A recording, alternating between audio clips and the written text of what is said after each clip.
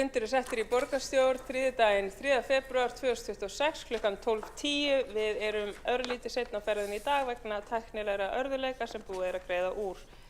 Forseti miðar við að umræðum dagskrárliði fram að afgreiðslu fundargerða verði lokið eigi síðar en klukkan 18:30 og mun þá bera upp frestunartillögu vegna þeirra dagskrárliða sem ekki hafa verið teknir fyrir. Einnig mun forseti nýta heimild að umræða sé ekki lengri en 2 tímar með vísan í 25. grein samþykktar stjórn Reykjavíkurborgar og fundarsköp borgarstjórnar. Forseti hefur jafnframt ákveðið að sameina umræðu mál númer 2 og mál númer 6 á útsendri dagskrá sem eru tillaga borgarfulltrúa Sjálfstæðisflokksins samstarf við atvinnulífið lausn leikskóla og daggæslu vandans og tillaga borgarfulltrúa Framsóknarflokksins auglýsingu á samstarfi við vinnustaði rekstur leikskóla og daggæslu á vinnustað. Forseti gerir þessar breytingar á dagskrá með vísan til heimilda sinna í 18. grein samþykktar stjórn Reykjavíkurborgar og fundarsköp borgarstjórnar. En þá gengið til fyrsta liðar á dagskrá sem tillaga borgarfulltrúa Samfylkingarinnar, Pírata, Sósíalistaflokks Íslands, Flokksfólksins og Vinstri grænna að gjaldfrjálst verði í strætó fyrir reykvísk ungmenni á grunnskólaaldri. Og fyrst til að taka til máls borgarfulltrúin Alexandra Brím.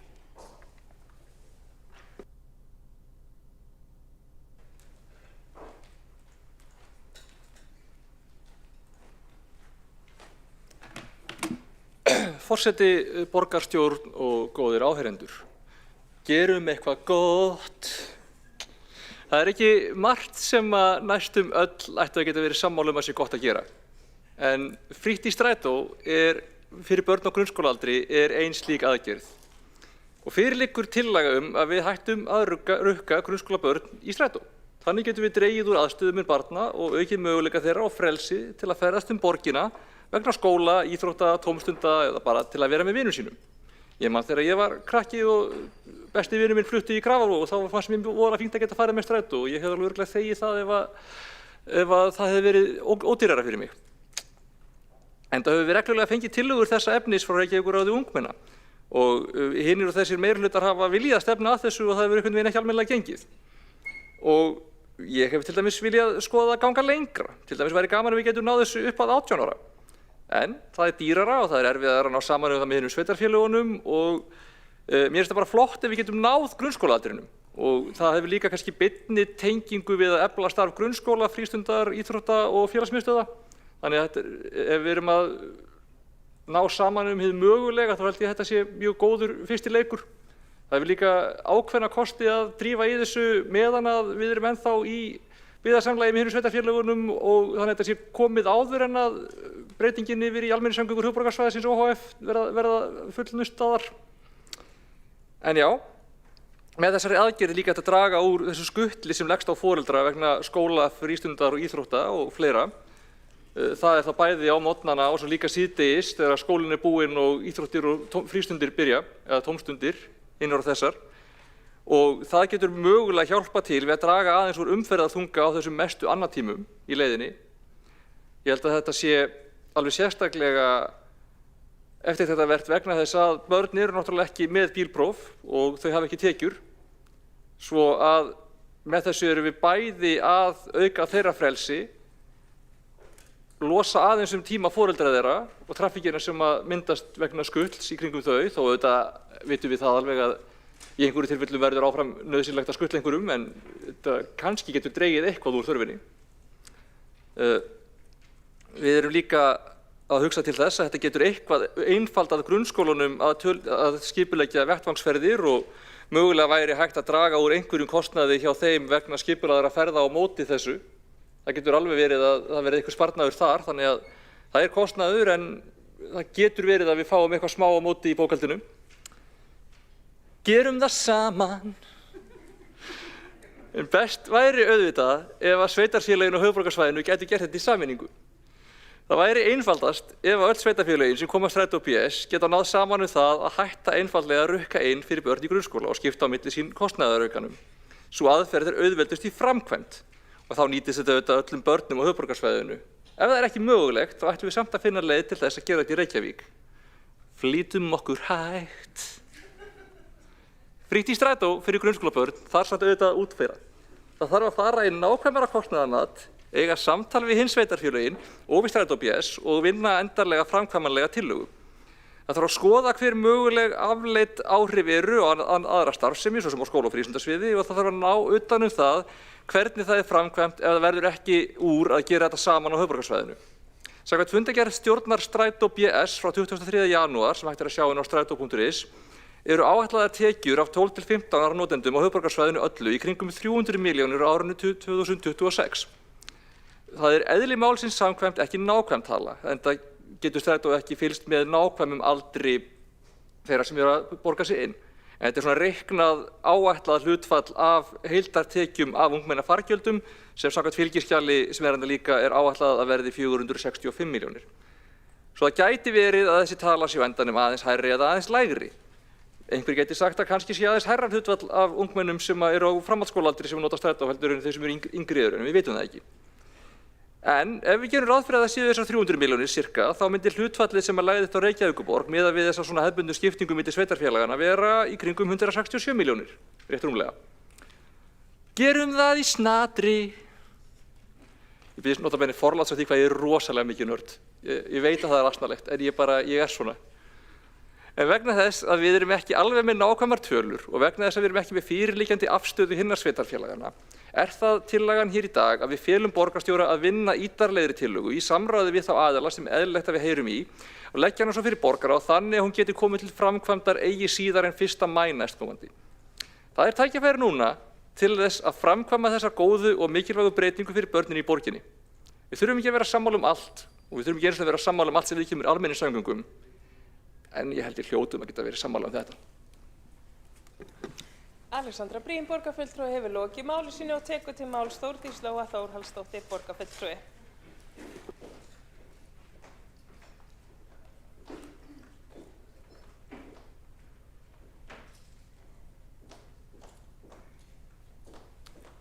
Forseti, ég var að segja, ég kann að meta gleðina og nördaskapinn og ekki síst tilvitnanir í íslenska dægulega menningu, skemmtilegt. Þetta náttúrulega eins og kemur fram í tillögunni hefur áður verið hér til umræðu og í rauninni bara heilmikið finnst mér svona prinsippmál hvað varðar að við erum að undirbúa okkur undir nýja tíma í samgöngum í borginni og fjölbreyttum samgöngum sem við þekkjum á grundvelli samgöngusáttmálans. Mér líst feiki vel á þessa tillögu og hefur alltaf líst vel á þessa svona umgjörð og sérstaklega þá að vísa í grunnskólaaldurinn. Ég held að það sé í rauninni bara mjög skynsamleg leið og það sem borgarfulltrúinn var að tala að við ættum að gera þetta hægt en ekki leið gera þetta í snatri og ýmislegt fleira. Þá held ég að sé líka gott að skoða þetta eins og lagt til í tillögunni. Mér finnst mikið tækifæri felast í rafræna kortin okkar og ég bara full óþreyju með að fara að sjá það verða veruleika. Auðvitað þetta flókið, við vitum það alveg, við höfum samþykkt hér næturstrætó og það hljóp nú á dágóðum summum líka, sú stefnubreyting sem við gerðum hér. Við í dag höfum haldið upp í næturstrætó alveg síðan 2023 ef ég man rétt. Við þurfum þá náttúrulega að finna út úr því hvernig við getum gert þetta fyrir reykvísk börn ef að önnur sveitarfélög vilja ekki taka þátt í þessu. En svo það náttúrulega líka gaman að vera hérna núna semi-umboðslaus borgarstjórn. Við erum ekkert mörg endilega að fara að vera hérna aftur eftir nokkra mánuði og það eru bara stöðugar útgjaldatillögur. Þannig að ég ætla nú ekki að eyðileggja þessa góðu tillögu með því að halda langa ræðu útgjöld borgarinnar því að þessi tillaga, við erum í rauninni að ala upp framtíðar notendur borgarlínu og fjölbreytta samgangna með því að setja svona fókus. Þannig að ég mun styðja þessa góðu tillögu. Þetta verði útfært vel, rætt í stjórn Strætó og ekki síst búið til eitthvað einfalt og gott kerfi utan þetta sem sanngjarnt fyrir öll. Takk fyrir. Þá hefur borgarfulltrúinn Þórdís Lóa Þórhallsdóttir lokið máli sínu og næsta mælendaskrá borgarfulltrúinn Magnea Gná Jóhannsdóttir.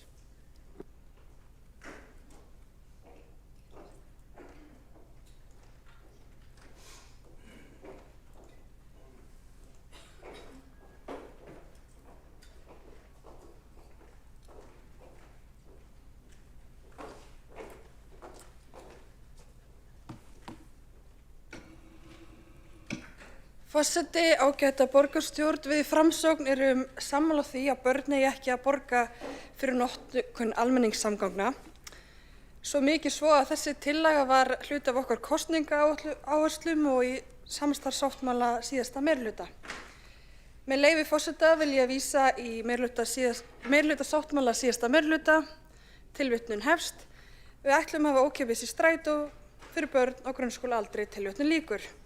En rekstrarniðurstaða Strætó og Reykjavíkurborgar fram að þessum, eins og við þekkjum, hefur ekki verið upp á marga fiska og ekki mikið svigrúm til þess að ráðast í þessar aðgerðir að börn njóti þess að vera með gjaldfrjálsan aðgang að almenningssamgöngum.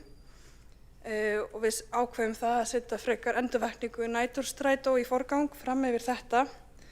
En núna er fyrst kannski eitthvað svigrúm hjá borginni til þess að ráðast í þetta og við munum þau auðvitað styðja þessa tillögu.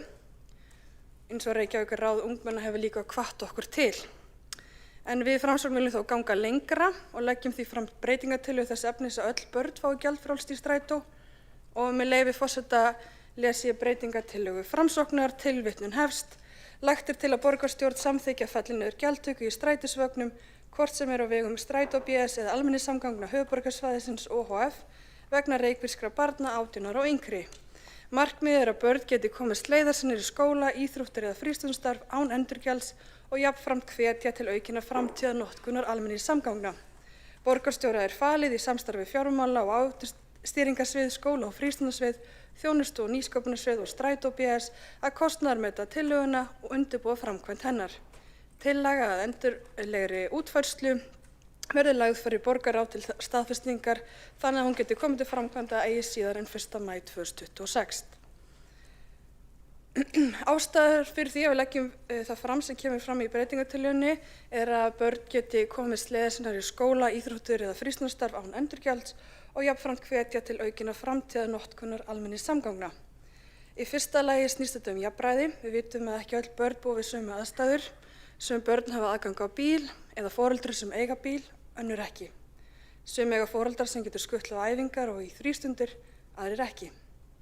Með því að tryggja öllum börnum gjaldfrjálsan aðgang að almenningssamgöngum erum við að jafna stöðu barna, óháð efnahag, búsetu eða aðstæðum foreldra. Í öðru lagi snýst þetta frelsi barna og ungmenna, frelsi til að komast leiðar sinnar, til að sækja skóla, íþróttir og frístundastarf án þess að vera háð öðrum.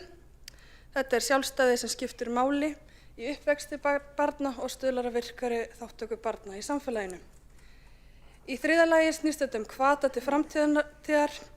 Ef við viljum að næstu kynslóðir noti almenningssamgöngur þá verðum við að skapa hvata til þess og kynna þeim fyrir valmöguleikunum almenningssamgöngur. Börn sem alast upp við að strætó sé aðgengilegur og hluti af daglegu lífi þeirra eru líklegar til að velja almenningssamgöngur síðar meir. Þannig að þetta er ekki einungis réttlætismál, heldur líka langtíma fjárfesting í framtíðarnotendum almenningssamgangna. Að lokum vil ég segja að þetta sendir líka skýra skilaboð forgangsröðun borgarinnar að börn og ungmenni skipta máli, að við viljum styðja við heilbrigðan lífsstíl, þátttöku í íþróttum og frístundum og tryggja að ekkert barn sitji eftir við kostnað á samgöngumátum. Við í Framsókn teljum að þetta sé skynsamlegt og sanngjarnt og takt við það sem markmið sem borgin hefur sett sér og stefnuna barnvænt sveitarfélag. Og nú þegar það er svigrúm til þess að ráðast í þetta þá munum við styðja við það og ég vona að breytingartillagan okkar verði samþykkt. Þá er borgarfulltrúinn Magnea Gná Jóhannsdóttir lokið máli sínu og næstur á mælendaskrá er borgarfulltrúinn Stefán Pálsson.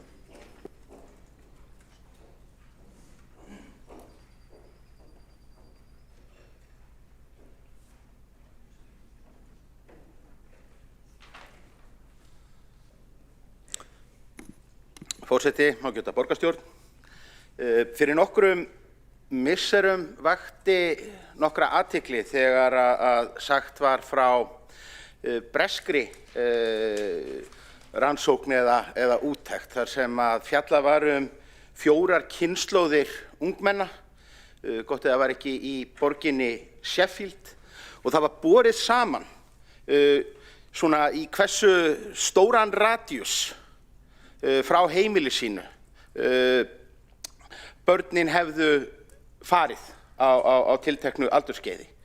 og niðurstaðan var vægast sagt sláandi frá því að elsta kynslóðin hafði bara lagt land undir fót og farið langan veg eftir leiksvæðum og til að veiða og stunda íþróttir niður í stöðugt meiri samþjöppun á í rauninni sjóndeildarhring þessara barna sem að þau ferðuðust á eigin vegum. Og þetta er alþjóðlegt fyrirbæri, þetta er alþjóðlegt fyrirbæri á Vesturlöndum sem að lýsir sér í því að við erum á sama tíma og við einhvern veginn teljum okkur hafa heiminn allan undir með nútíma tækni, alltaf að þrengja sjóndeildarhring barnanna, minnka það svæði sem að við hleypum þeim út í veröldina. Og það er ekki gott. Og það kom mér bara á óvart sem táningsforeldri í skóla hér í Reykjavík að það var boðið upp á valnámskeið sem að yngri sonur minn fór í og hafði bara gott af. Þar sem var verið að kenna svona grundvallaratriði eins og bara það að taka strætó, að hjóla Í ljós kemur að mikið af þessum krökkum hafa furðulega bara slaka ratvísi borgina. Vita bara ekki hvort að Grensásvegurinn sé við hliðina á útvarpshúsinu eða afstæðan varðandi Árbæjarlaug eða hvað það nú er. Vegna þess að það er hangið í símanum, í einkabílnum, í skutlinu og snattinu. Þannig að ég held að það væri hægt að líta mörguleyti á þessa ágætu tillögu meirihlutaflokkanna sem bara innleggi að snúa þessu við, bara stuðla að því að stækka heimsmynd barnanna okkar. Hér er sérstaklega í þessari tillögu, hér hafa verið reifuð sjónarmið þess efnis að rétt var að stíga skrefið enn lengra og bara miða við skilgreiningun á barnsaldri í íslenskum lögum 18 ár, en fókusin í þessari tillögu sérstaklega er á grunnskólan og er líka í takt við þær hugmyndir sem að hafa verið að verða ofan á hér á síðustu árum það að gera allt varðandi grunnskólanámið, skyldunámið í grunnskóla gjaldfrjálst. Við höfum tekið skrefandi það að gera skólamáltíðirnar gjaldfrjálsar sem ég held að hafi verið gríðarlegt framfara skref og leitt áfram af ríkisstjórn Katrínar Jakobsdóttur hér fyrir fáeinum misserum. Það var gagnrýnt þegar að farið var að gera skólagögn og ritföng og annað slíkt gjaldfrjálst, en ég held að það séu afar fáir sem að sakni þess tíma þegar að staðið var í örtröð í fáeinum ritfangaverslunum og yddarar og strókleður keypt á yfirsprengdu verði einn eða tvo eftirmiddaga. Þannig að ég held að það sé sjálfsagt að líta á þessa tillögu sem bara rökrétt framhald af þessari stefnu, að við séum að gera grunnskólastigið bara gjaldfrjálst fyrir börn og foreldra.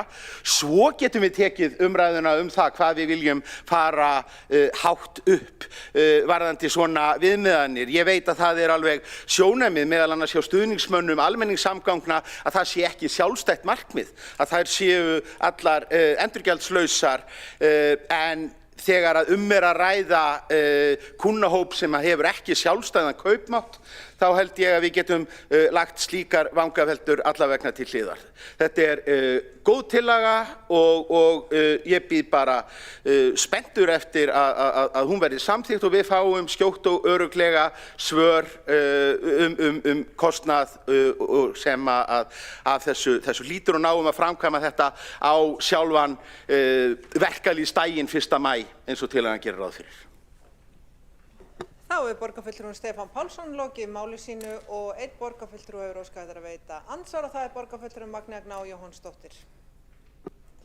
Forseti, ég þakka borgarfulltrúanum fyrir sína ræðu. Mig langar að spyrja borgarfulltrúan í ljósi þess að borgarfulltrúan kom inn á að þetta væri kúnnahópur sem væri án sjálfstæðs kaupmátts, hvort að borgarfulltrúan myndi styðja breytingartillögu okkar að miða við 18 ára sem er þá börn, af því að nú eru fæst börn sem eru kannski með sjálfstæðan kaupmátt og eru í framhaldsskólanámi, flest eru í framhaldsskólanámi.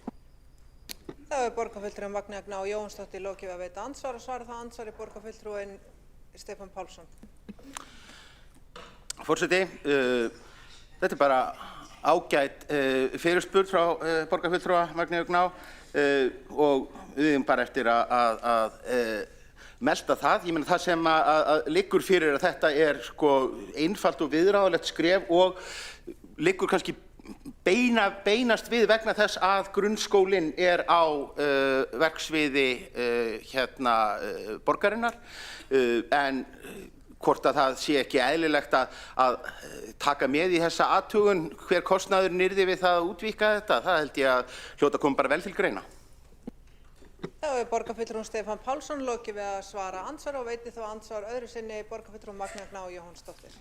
Forseti, ég þakka borgarfulltrúanum fyrir sitt svar og taka jákvætt í tillöguna og ég hvet mér hlutan til þess að skoða vel og mér langaði kannski að benda á að börn hafa ákveðin réttindi til náms, allavega til 18 ára aldurs. Þannig að það er kannski eitthvað sem mætti líka taka inn í þetta samtal og við erum með frístundastyrk sem nær til þessa aldurs líka. Þá er borgarfulltrúinn Magnea Gná Jóhannsdóttir lokið við að veita andsvar öðru sinni og svara þá andsvar öðru sinni borgarfulltrúinn Stefán Pálsson. Forseti, ég hef engu við þetta bæta. Þá er borgarfulltrúinn Stefán Pálsson svara andsvar öðru sinni og telst á andsvörum undir þessar ræðu lokið og næst á mælendaskrá er borgarfulltrúinn Helga Þórðardóttir.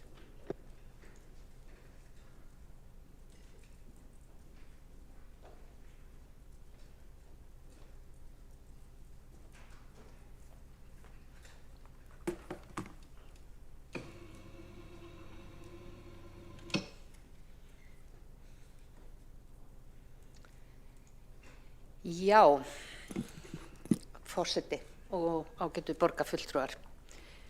Hér erum við að leggja til að reykvísk ungmenni á grunnskólaaldri fái frítt í strætó.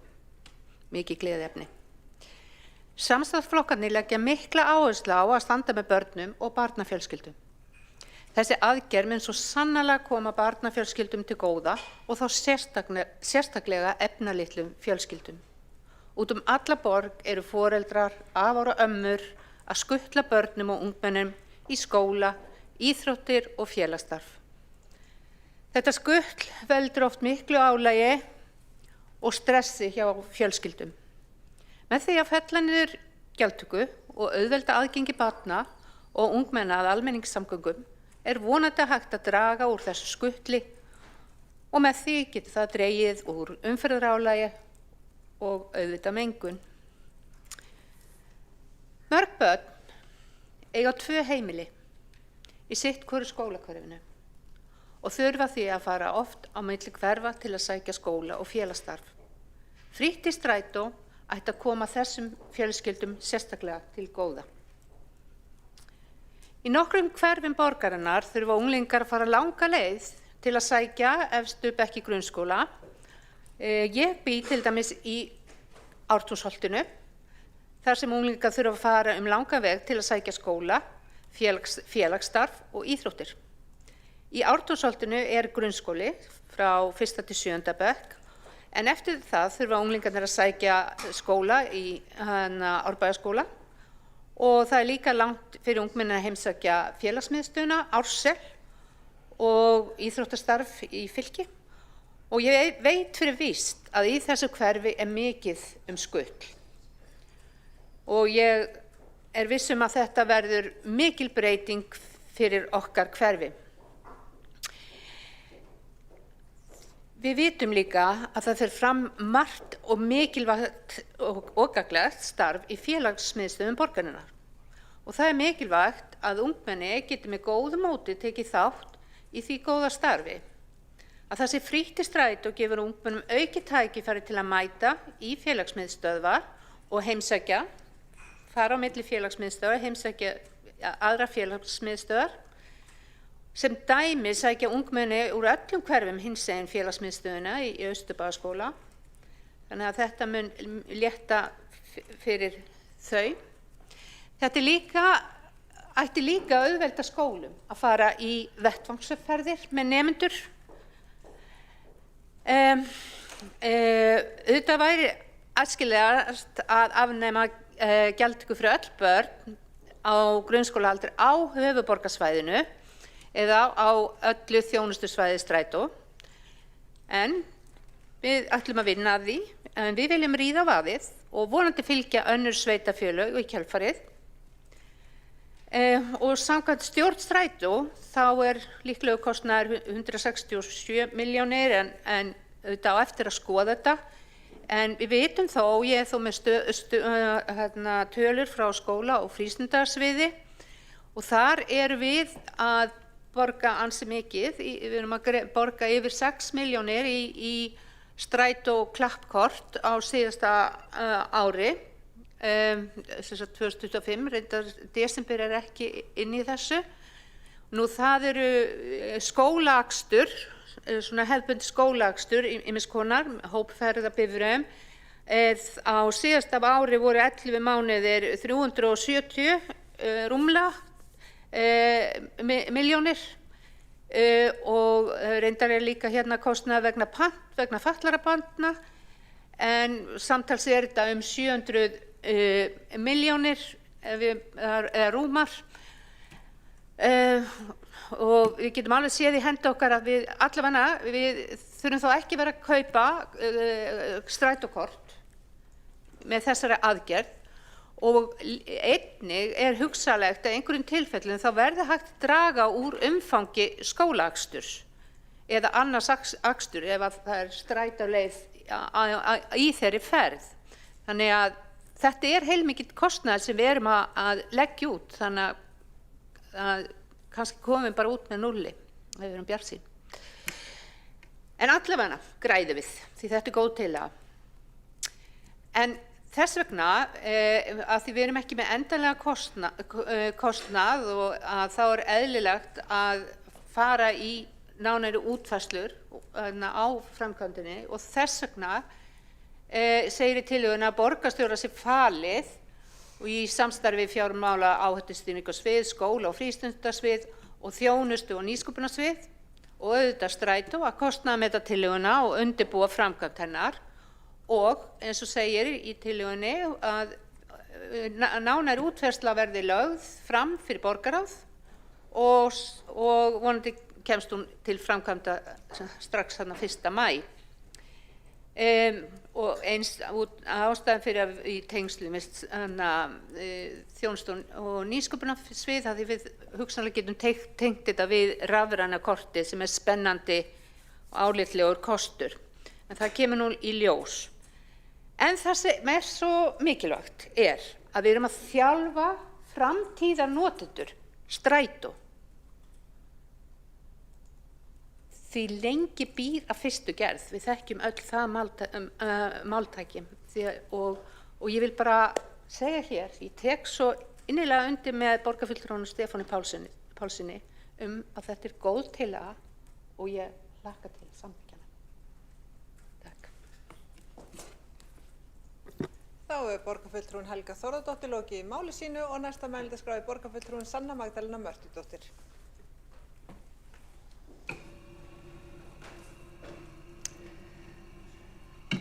Forseti og öll sem að fylgjast með. Börn almennt ekki með tekjur og því ættu þau ekki að vera að greiða gjöld fyrir þjónustu sem að þau treysta á. Í dag staðan þannig að börn sem sagt 11 ára og yngri þau fá frítt í strætó og að meðan á 12 til 17 ára þurfa að greiða fyrir fargjaldi 345 krónur. Einhver svona gæti hugsað, þetta ekki bara eitthvað klink? Ég meina, ekki flestir 350 krónur? Og svar við því nei. Það ekki öll börn og foreldrar alltaf 350 krónur í strætóferðir. Sum börn, þau eru jafnvel hjólandi með foreldrum sínum með flöskur á endurvinnslustöð til að fá smá matarpenning og vilja ekki eyða því í strætó, vilja auðvitað frekar kaupa mat. Þannig að það nú bara staðan og það sorglegt. Þessi börn, þau hefðu gjarnan vilja hafa frítt í strætó til þess að geta farið svöng og fátæk með flöskupenningi sinn heim án þess að þurfa að hjóla. En auðvitað erum við hér að ræða ákveðin svona kostnað og við erum að ræða hvernig við getum gert þetta. Ég er á því að engin börn ætti að greiða í strætó. Ég er á því að þetta eigi að ná upp í 18 ára aldur. En það er bara staðan að þegar maður er í þessu starfi sem er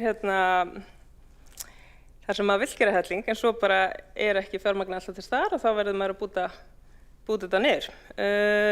Mér finnst líka sérstakt ef við hugsum svona stóra samhengið er að við erum að rukka börn fyrir þjónustu en við búum í samfélagi þar sem að það er ekki verið að rukka ríkasta fólkið fyrir þá þjónustu sem að þeir sannlega nota sem íbúar þessara borgar. Og mér finnst mikilvægt að ræða það í þessu samhengi hvaðan fáum við fjármagn inn í okkar sameiginlega sjóði til þess að veita góða þjónustu. Finnst okkur eðlilegra að börn sé að borga en að ríkustu fjármagnseigendurnir sleppi við það að greiða útsvara sínum fjármagnstekjum til sveitarfélagsins? Mér finnst það stórfurðulegt. Mér finnst það eitthvað sem að borgarstjórn mætti vera háværari með að tala um. En talandi tölur, að þá vekja athygli á síðustu fundargerð stjórnar Strætó BS þar sem það er fjallað kostnaðarskiptingu á milli sveitarfélaga og svona kostnaðaráætlun gróf sett fram í kringum þetta. Þannig ég vek athygli borgarstjórnar á því. En auðvitað bara eiga grunnskólabörn að geta komist á milli staða auðveldlega með almenningssamgöngum og meira var það ekki í bili. Þá hefur borgarfulltrúin Sanna Magdalena Mörtudóttir lokið máli sínu og næsta mælendaskrá er borgarfulltrúin Sabine Leskov.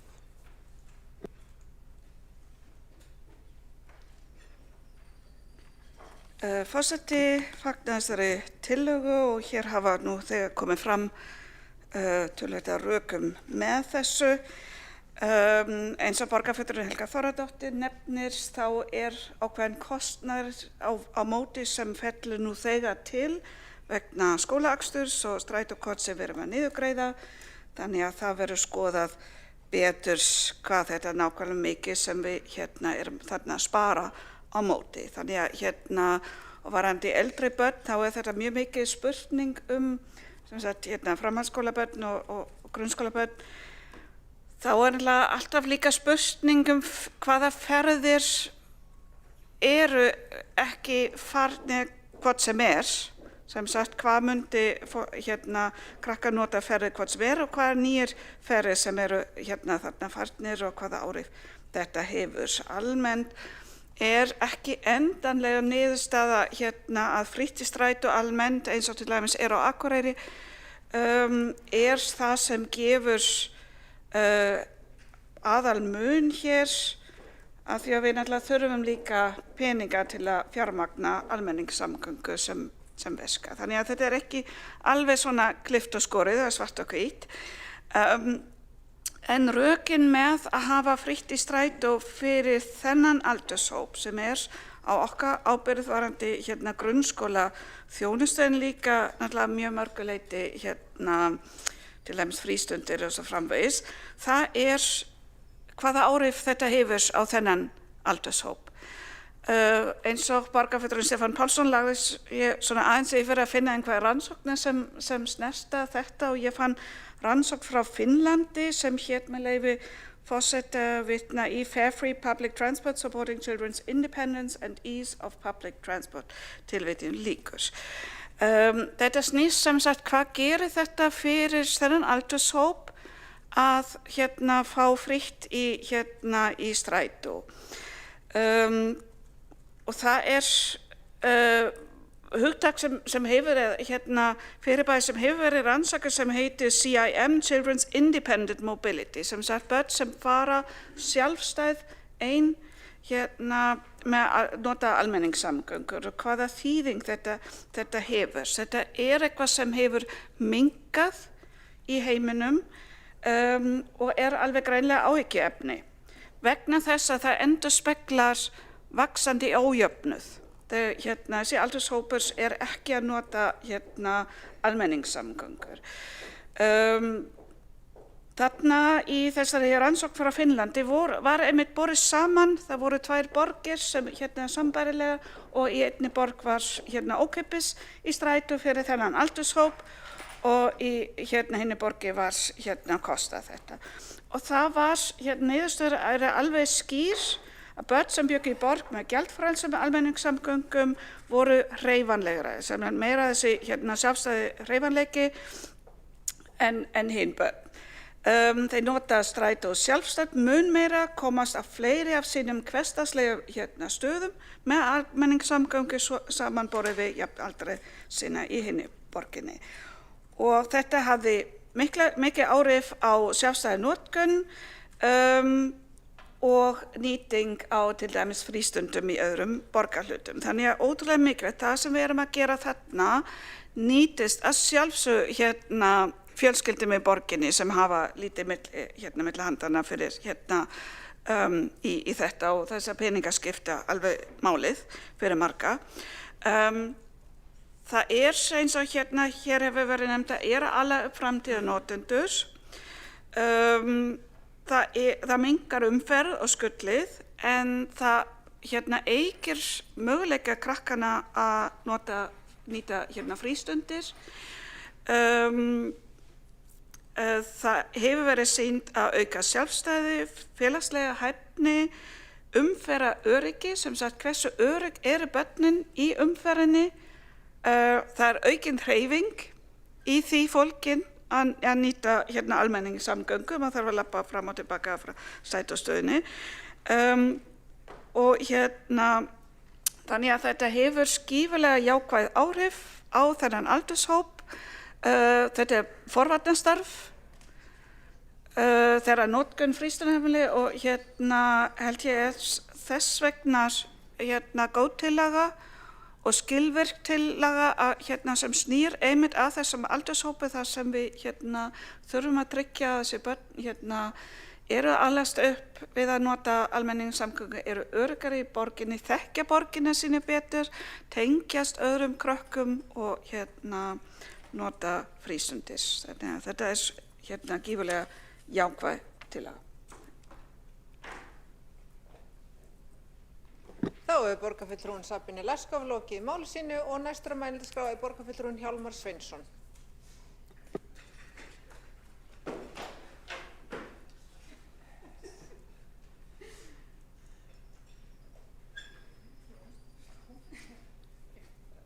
Já, ágæta borgarstjórn og forseti, ég hræddur að ég verði smá partíspillir.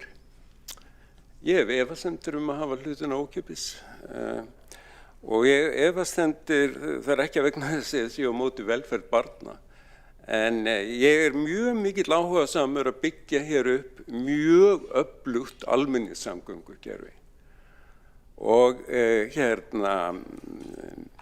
og ég hræddur að þessi stefna sem að núna heyri ég á orðræðunni hér að menn séu eða fólk sé farið að teygja sig upp í það að hafa þetta ókeypis upp í 18 ára aldur og þá held ég að sé allur grundvöllur fyrir rekstri öflugra almenningssamgangna brostin. Þannig að ég bara vil koma þessu framfæri, þetta ekki alveg sjálfsagt.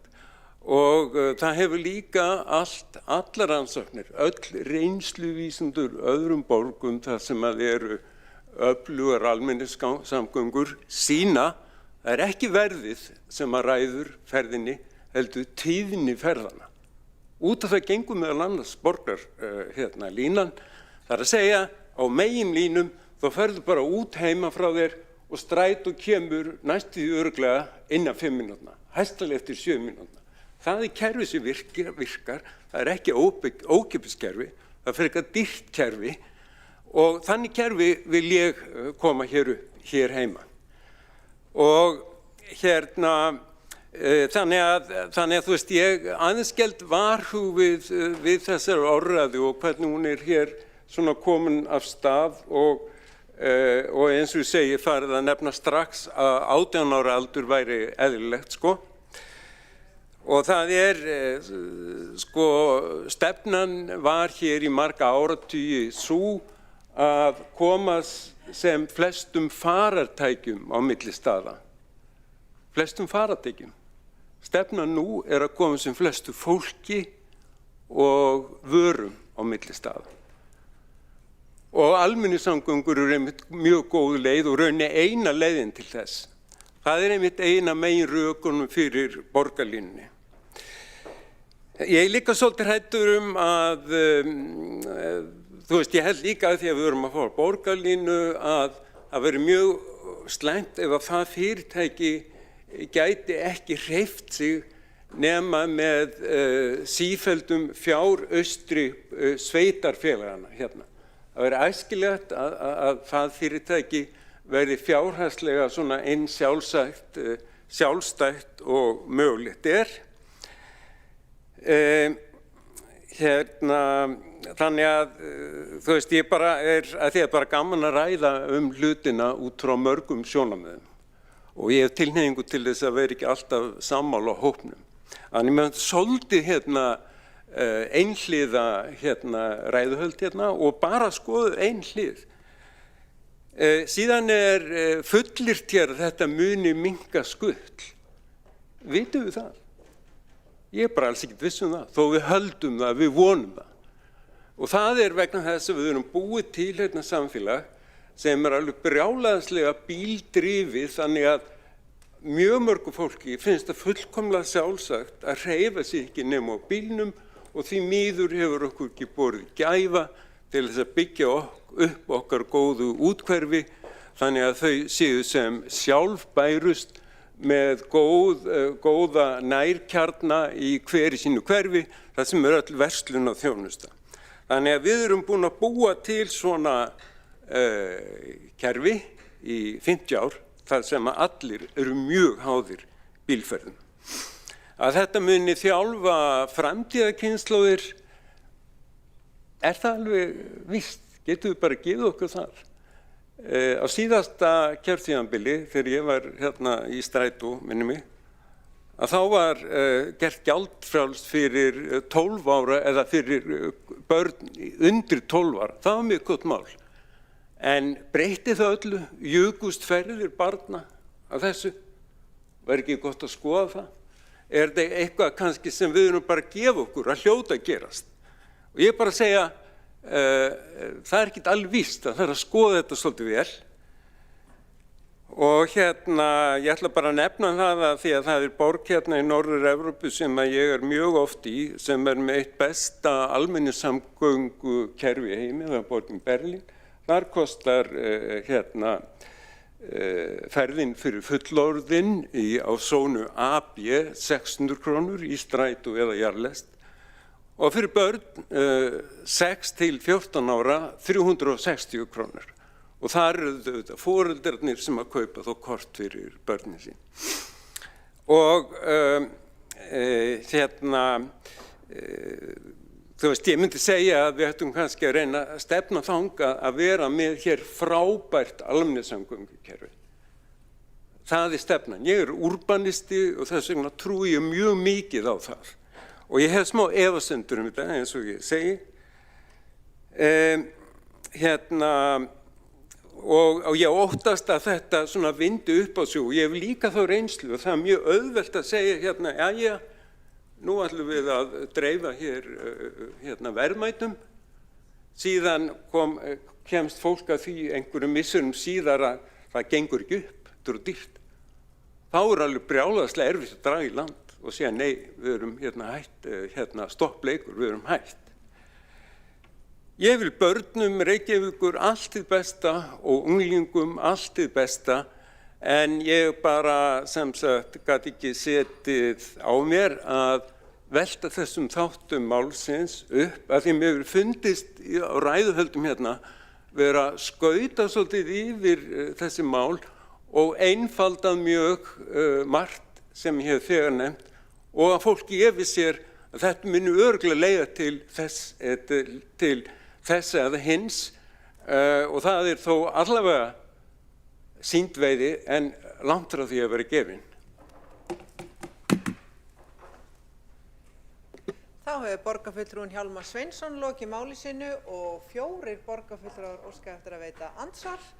Og fyrstu til að veita andsvar er borgarfulltrúinn Einar Þorsteinsson.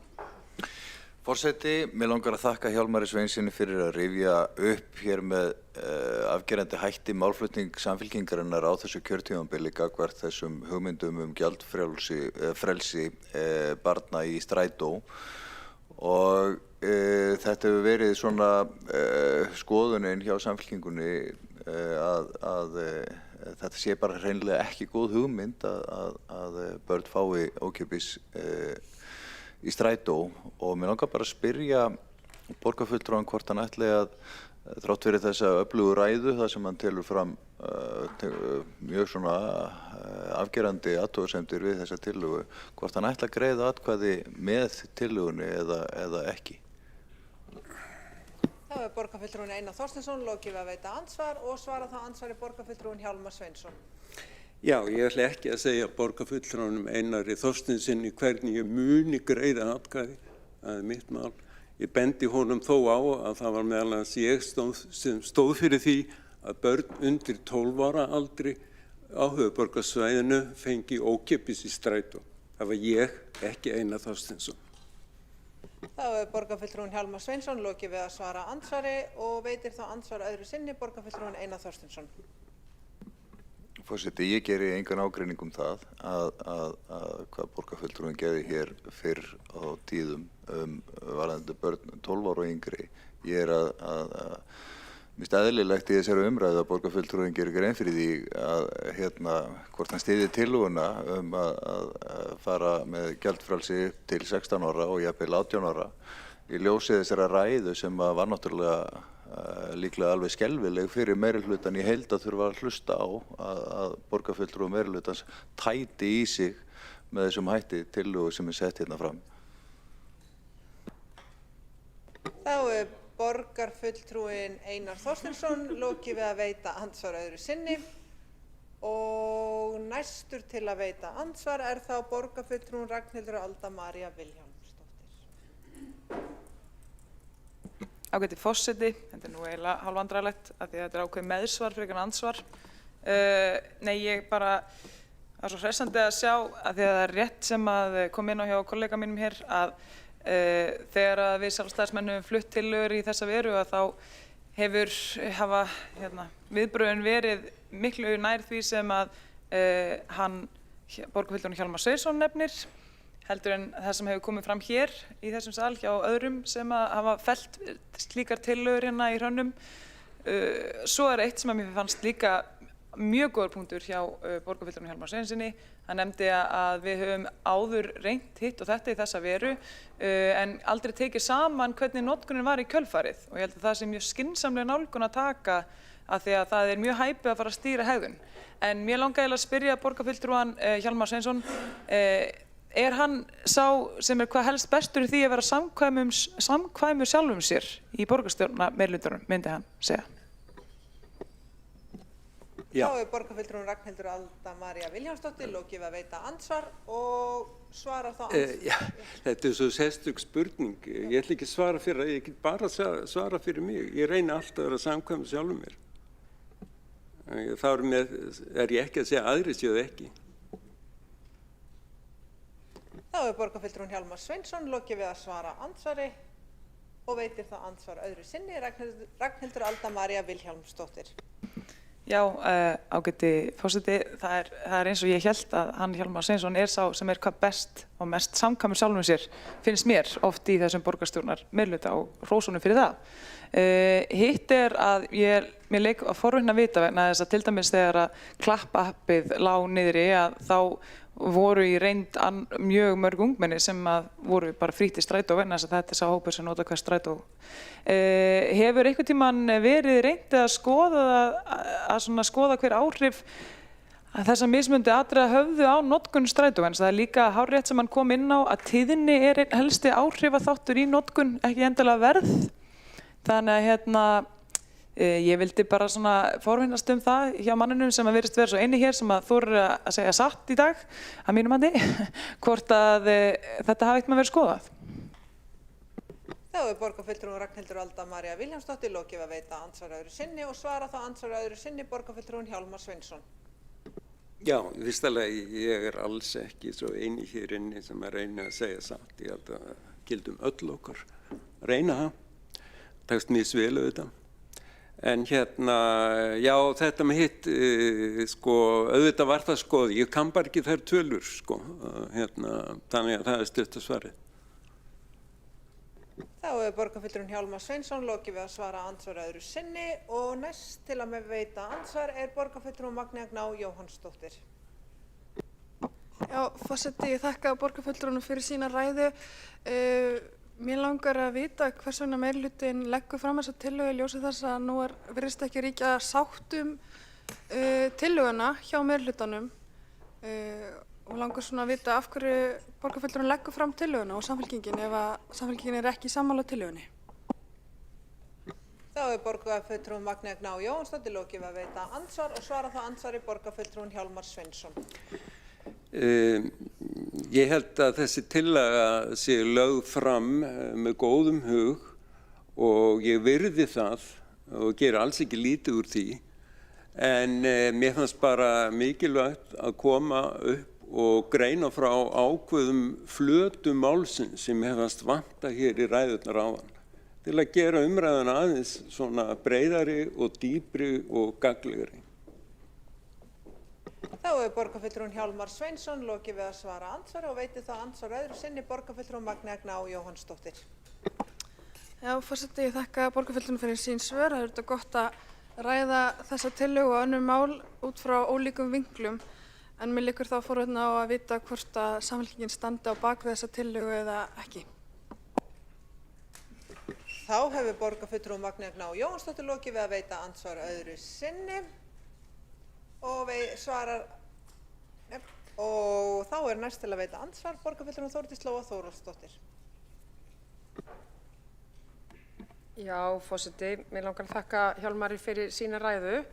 Það kannski kom frekar skýrt í ljós ágreiningur sem var í fyrir meirihluta varðandi þessa tillögu.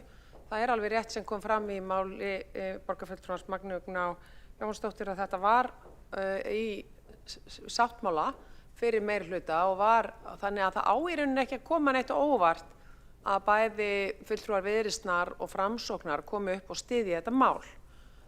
Það í rauninni, þetta mál sem við ræddum heilmikið.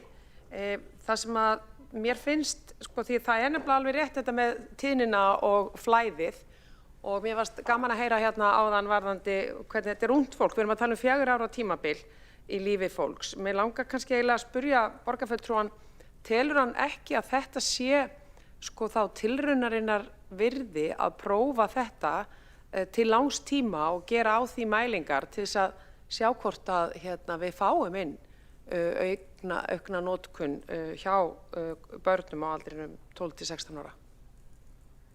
Þá borgarfulltrúin Þórdís Lóa Þórhallsdóttir lokið við að veita andsvar og svara þá andsvari borgarfulltrúin Hjálmar Sveinsson.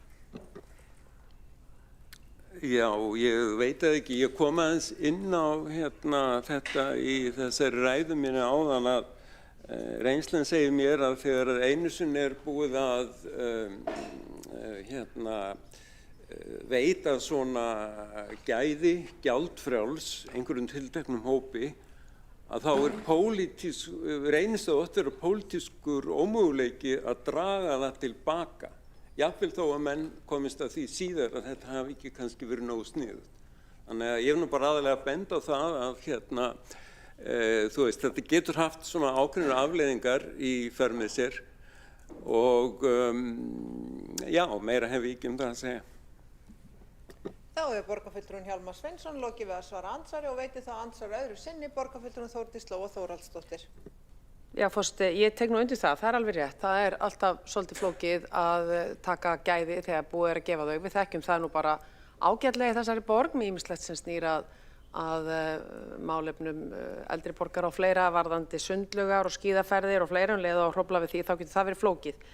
En ég vil kannski sérstaklega vísa til þess að þetta sé tilraunarinnar virði. Það bara í okkar hugallan hjá Viðreisn að það það mikið í húfi með að innleiða góða og öfluga notkun á almenningssamgöngum hjá komandi kynslóðum og ég spyr þá að lokum, eru einhverjar aðrar mælingar sem sýni eitthvað annað? Erum við með eitthvað haldbært í höndunum? Ég hef allavega ekki upplifað að það sé til. Þannig að þess vegna erum við til í þessa tilraun þó hún kosti 150 til 200 milljónir. Að lokum, þá vil ég taka það fram að við í Viðreisn munum ekki styðja breytingartillögu Framsóknar því að við erum á því að þetta sé til 16 ára og 16 ára til 18 ára er allt annar hópur og komin í ansi mikið fullorðinslíf. Þá borgarfulltrúi Þórdís Lóa Þórhallsdóttir lokið við að veita andsvar öðru sinni og telst þá andsvörum undir þessari ræðu lokið og næsta mælendaskrá borgarfulltrúin Hildur Björnsdóttir.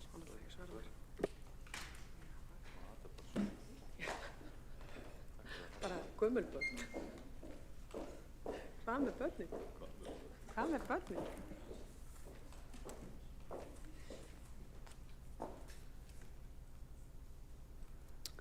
Forseti, ágæta borgarstjórn, ég vil byrja á að segja að ég er alveg jákvæð fyrir þessum hugmyndum sem við erum að ræða hér í dag. Tillagan hins vegar sem fyrir liggur ber þess svolítið keim að borgarfulltrúin Sanna Magdalena Mörtudóttir hafi fengið hugmyndina eftir samtal við börn í strætisvagni á dögunum sem hún birti á samfélagsmiðlum og hafi svo komið hlaupandi með þessa tillögu. Mér finnst vanta svona enn meiri vandvirkni og greiningar að baki þessari tillögu áður en það er skynsamlegt að taka ákvörðunina formlega, jafnvel þó við getum verið jákvæð fyrir hugmyndinni. Verkefni Frítt í strætó fyrir 11 ára og yngri hefur reynst mjög vel að mínu mati. Mér fannst það jákvætt skref. Í mínu persónulega lífi, þó maður nú kannski ekki alltaf að vera að fjalla það, þá hefur það dregið verulega úr skutli. En ég finna samt að jafnvel þó að mín börn taki mjög mikið strætó, þá gera það ekki endilega önnur börn í kringum mig. Og mér finnst eðlilegt þegar við förum á stað með verkefni eins og Frítt í strætó fyrir 11 ára og yngri eða er 16 ára og yngri eða 18 ára og yngri eða hvernig við ætlum að þróa þetta, að við mælum árangurinn, að við mælum og metum hvaða kostnaðaráhrif hafði þetta og það sem meira leiddi þetta til þess að börn notuðu strætó meira og þar með dróð þetta úr skutli. Mér finnst allt í lagi að börn læri að ákveðnir hlutir kosta peninga, að samfélagslegir innviðir okkar, þeir kosta peninga og lífið er ekki ókeypis. Það er líka þannig og það er rétt sem borgarfulltrúi Hjálmar Sveinsson segir að gjaldfrjálsar almenningssamgöngur hafa ekkert endilega skilað stórkostlegum árangri. Það er oft vísað til gjaldfrjálsra almenningssamgangna á Akureyri en það er hægt að vagnarnir að ganga frekar snemma, þeir hægt að ganga rétt fyrir 7-leytið, flestir vagnar, ég held að segja einn vagn sem gengur eitthvað fram að klukkan 8. Þannig að það er nú ekki kannski almenningssamgöngukerfi sem við viljum taka okkur til fyrirmyndar. Þannig að mér finnst ég skil að það er jákvæður hugur sem býr að baki þessari tillögu en veruleikinn er sá og þegar að framkvæmdar hafa verið mælingar á því hvað er það sem fólk vill helst sjá, hvaða breytingar á almenningssamgöngukerfinu gætu leitt til þess að fleiri myndu velja að ferðast með þeim hætti að þá er það ekki verðmiðinn sem er að stoppa fólk, það er þjónustan. Þannig að ég lít svo að við miklu frekar auðvitað að setja metnað okkar í það og leggja kapp á það að bjóða góðar og vandaðar almenningssamgöngur og svara þörfinni þar sem hún er, frekar en að verðmiðinn sé alltaf helsta áskorunin. Aftur ég ítreka að ég er mjög jákvæð fyrir því verkefni sem farið var á stað með Frítt í strætó fyrir börn 11 ára og yngri. Ég myndi hins vegar vilja fá fram mælingar á því nákvæmlega hvaða árangur það skilaði og nákvæmlega hvað það er að kosta okkur og sama myndi ég vilja sjá bæði með tillögu meirihlutans og tillögu Framsóknarflokksins að við fengjum að sjá hvað kostar þetta og að strætó jafnframt geti sagt okkur hvaða áhrif hafði verkefnið Frítt í strætó fyrir 11 ára og yngri og hvaða áhrif telja þau að verkefni af þessum toga myndi hafa. Og svo má þetta ræða líka, er þetta endilega aldurshópurinn sem við eigum að vera að skoða? Ég myndi líka alveg eins vilja sjá greiningu á því hvaða áhrif hefði enn meiri afslættir fyrir menntaskólanemendur í strætó. Því við sjáum að notkun strætó, hún fellur verulega við 17 ára aldurinn þegar krakkar fá bílpróf. Þannig að það eru alls konar breytur í þessum efnum sem mætti skoða. Ég bara kalla eftir því að það sé svona meiri vandvirkni á bakvið þessa tillögu. Við í minnihlutanum hefum oft lent í því að koma fram með tillögur sem eru ókostnaðarmetnar og þeim er gjarnan vísað frá að þeim sökum. Þannig að aftur, ég er alveg jákvæð, hér skil ég að fólk kemur frá góðum stað En áður en að mér finnst rétt að taka ákvörðun, þá myndi ég vilja fá kostnaðarmat og afstöðu Strætó og ég veit að tillagan gerir ráð fyrir einhverju kostnaðarmat en það er svolítið verið að biðja okkur að taka afstöðu áður en að kostnaðurinn liggur fyrir. Þannig við sjálfstæðismennum munum koma með málsmeðferð tillögu í þá veru. Takk. Þá hefur borgarfulltrúinn Hildur Björnsdóttir lokið máli sínu og 3 borgarfulltrúar óska eftir að veita andsvar og fyrst til að veita andsvar borgarfulltrúinn Sanna Magdalena Mörtudóttir. Forseti og borgarstjórn og þau sem að fylgjast með, það frábært að fleiri borgarfulltrúar séu að hlusta á raddir ungmenna sem birtast á samfélagsmiðlum þar sem það einmitt kallað eftir því að lækka verðið í strætó þar sem það sé of dýrt. Það leiðilegt að valda borgarfulltrúanum Hildi Björnsdóttir vonbrigðum með því að lýsa því yfir að það kom ekki úr minni átt að við myndum setja þetta á dagskrá akkurat hér núna. Þetta bara svo öflugt samstarf að við erum með skýrar áherslur hvað við erum að gera hérna. Varðandi kostnaðinn þá vek ég athygli á síðustu fundargerð Strætó frá 23. janúar 2026. Það annar liður frítt fyrir ungmenni. Þar sem sagt fjallað tillögu frá ungmennaráðsfulltrúum í Kópavogi og Grafarvogi og þar áætluð skipting kostnaðar eftir sveitarfélögum og þar kemur sem sagt fram að áætlaðar tekjur af 12 til 15 eru 300 milljónir og svo þetta nánar skipt eftir sveitarfélögum hvernig þessi áætlun og við sjáum það að Reykjavíkurborg þar áætlað að þetta myndi þá kosta 167.361.198 krónur og svo fjallað kostnaðarskiptingu hinna sveitarfélagana Kópavog, Hafnarfjörð og vek athygli á því. Þá hefur borgarfulltrúinn Sanna Magdalena Mörtudóttir lokið við að veita andsvar og svara það andsvari borgarfulltrúinn Hildur Björnsdóttir. Forseti, ágæta borgarstjórn, ég vil þakka borgarfulltrúanum Sönnu Magdalenu Mörtudóttur fyrir þessar góðu upplýsingar og mér finnst gott að fá þær fram. Getur borgarfulltrúinn sagt mér liggja fyrir einhver gögn hjá Strætó áhrifin af gjaldfrjálsum Strætó fyrir til dæmis 11 ára og yngri sem er mjög jákvætt verkefni svo ég ítreki það, hvernig það hefur leitt af sér minna skull. Því alltaf haldið fram, það hefur sannarlega leitt af sér minna skull í mínu lífi þannig að það er mín persónulega reynsla en það er ekkert endilega reynsla allra annara. Þá hefur borgarfulltrúinn Hildur Björnsdóttir lokið við að svara andsvari og veiti það andsvar öðru sinni. Borgarfulltrúinn Sanna Magdalena Mörtudóttir. Forseti og borgarstjórn, þetta eru auðvitað góða vangaveltur, ég get ekki gefið svör þetta, ég er ekki með upplýsingar þetta en varðandi skutlið og þá minnir mig nú að standa í greinargerð að það sé tekið fram að þetta geti aukið líkurnar á minna skutli en ef ég þekki mig og okkur rétt þá erum við nú ekki að fullyrða heldur draga fram hvaða áhrif gætu komið fram að þessari breytingu eru líklegt til að eiga sér stað. Það hefur borgarfulltrúinn Sanna Magdalena Mörtudóttir lokið við að veita andsvar öðru sinni og næst til að veita andsvar borgarfulltrúinn Alexandra Brím.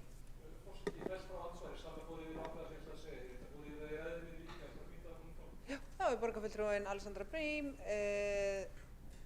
lokið við stutt á tölu og næstu til að veita andsvar borgarfulltrúinn Einar Þorsteinsson.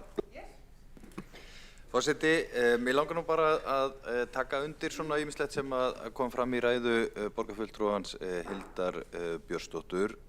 Tillaga okkar hins vegar gengur út á það að við erum ekki að leggja til að þetta verði samþykkt undanbragðalaust hér í borgarstjórn. Við erum að leggja það til að fjármála- og áhættustýringarsvið, skóla- og frístundasvið, þjónustu- og nýsköpunarsvið og Strætó, kostnaðarmeti og undirbúið framkvæmd tillaga að endanlegri útfærslu verði lögð fyrir borgarráð til staðfestingar en ef okkur líst ekki á útfærsluna þá náttúrulega staðfestum við hana ekki þar. Ég held að sé fullt tilefni til þess að fjármála- og áhættustýringarsvið fari til dæmis með áhættustýringar stjórntækin inn í höndum þessa tillögu og meti árangurinn af þeim aðgerðum sem við höfum áður farið í og spái fyrir það hvað áhrif svona tillaga geti haft á notkun og náttúrulega umfram allt líka kostnaðinn. Þannig að við erum að sýna pólitískan vilja með því að stefna í þessa átt að börn undir 18 ára fái ókeypis í Strætó en auðvitað þarf að vinna tillöguna út frá þeim gögnum sem að fyrir liggja og af þessum aðilum sem við erum að fela að fara höndum þessa tillögu. Þá hefur borgarfulltrúinn Einar Þorsteinsson lokið við að veita andsvar og svara það andsvari borgarfulltrúinn Hildur Björnsdóttir. Forseti, ágæta borgarstjórn, ég þakka fyrir skýringarnar. Mér finnst báðar tillögur hins vegar bera svolítið keim að því að það eigi samt sem áður í rauninni sama hver niðurstaðan verður að keyra málin á stað og ég í rauninni bara hugsi og ég velti því líka fyrir mér hvort við ættum frekar að vera að ræða stúdendakort í Strætó eða einhverja aðra vinkla þar sem við erum að hvetja til dæmis ungmennin okkar, krakkana, menntaskólakrakkana sem eru komin með bílpróf, þetta fólk til þess að nota almenningssamgöngur og hvort að verðmiðin þar, ég er ekki að tala um gjaldfrjálsan strætó þar, en hvort að einhver betri, heppilegri verðmiði gæti verið hvati í þeim efnum og þetta er samtal sem við mættum eiga við Háskóla Íslands, Háskólann í Reykjavík, stærstu menntaskólana og fleiri. Þannig ég bara velti fyrir mér hvort við séum að horfa sko á einhverju öfuga hvata hérna. Þá er borgarfulltrúinn Hildur Björnsdóttir lokið við að svara andsvari og veitir þá andsvar öðru sinni borgarfulltrúinn Einar Þorsteinsson. Forseti, ég held að sé eðlilegt að skoða þetta allt saman og stúdendakort en þessi tímapunktur 16 til 18 ára, þarna eru krakkarnir akkurat að fá bílpróf og þeim er meira ástæða til þess að hafa strax hvata fyrir þau til þess að nýta sér almenningssamgöngur. Þau eru að velja það hvort að þau kaupa sér bíl eða gera strætóana sínum aðal faramáta. Og þannig að ég held að það sé bara mjög skynsamlegt að ef við ætlum að veita börnum eldri en 12 ára frítt í strætó að staðinn fyrir að hafa bara til 16 og skilja þau svo eftir með reikningin akkurat þegar þau þurfa að fara að koma sér í menntaskóla jafnvel milli borgarhluta að þá sé einmitt ástæða til þess að koma þeim í strætó og hafa það gjaldfrjálst alveg eins og þegar þau voru 16 ára. Þannig að mér finnst engin sérstakur munur á því 16 eða 18, sannarlega einhver kostnaðarmunur en sannarlega mjög mikill hvati til þess að stuðla að breyttum ferðavenjum fyrir þennan hóp og mjög mikilvægt. Þá hefur borgarfulltrúinn Einar Þorsteinsson lokið við að veita andsvar öðru sinni og svara það andsvar öðru sinni borgarfulltrúinn Hildur Björnsdóttir. Forseti, ágæta borgarstjórn, eins og ég sagt, ég skil að það býr góður hugur að baki hjá öllum hér í salnum. Ég er bara aðeins hugsi yfir hvort við séum að horfa í rétt markmið og ég hefði viljað hafa betri gögn og greiningar fyrir augunum áður en að ákvörðun er tekin. Ég tek líka eftir bara hugsanavillu hjá sjálfri mér þegar ég segi hérna frítt í strætó hefur dregið úr skutli á mínu heimili. Í rauninni er það ekkert rétt. Ég hef alveg full ráð á því að kaupa strætókort fyrir krakkana mína. Þannig að þetta er líka þetta ákveðin hugsanavilla en mér þætti mér fróðlegt að láta greina þetta raunverulega. Hvaða ákvarðanir á þessum tók, hvað kosta þær okkur og eru það raunverulega að skila okkur árangri eða ekki. Mér finnst það skipta máli og 160 milljónir það er bara heilmikill peningur og við erum gjarnan að skera niður hér og þar fjármuni af þessum toga, þannig að við hefum ekkert að taka því eitthvað létt út. Ég er ekki að segja þessi neikvæð, ég vil bara betri gögn. Þá er borgarfulltrúinn Hildur Björnsdóttir lokið við að svara andsvöru öðru sinni og telst þá andsvörum undir þessari ræðu lokið og næstur á mælendaskrá er borgarfulltrúinn Skúli Helgason.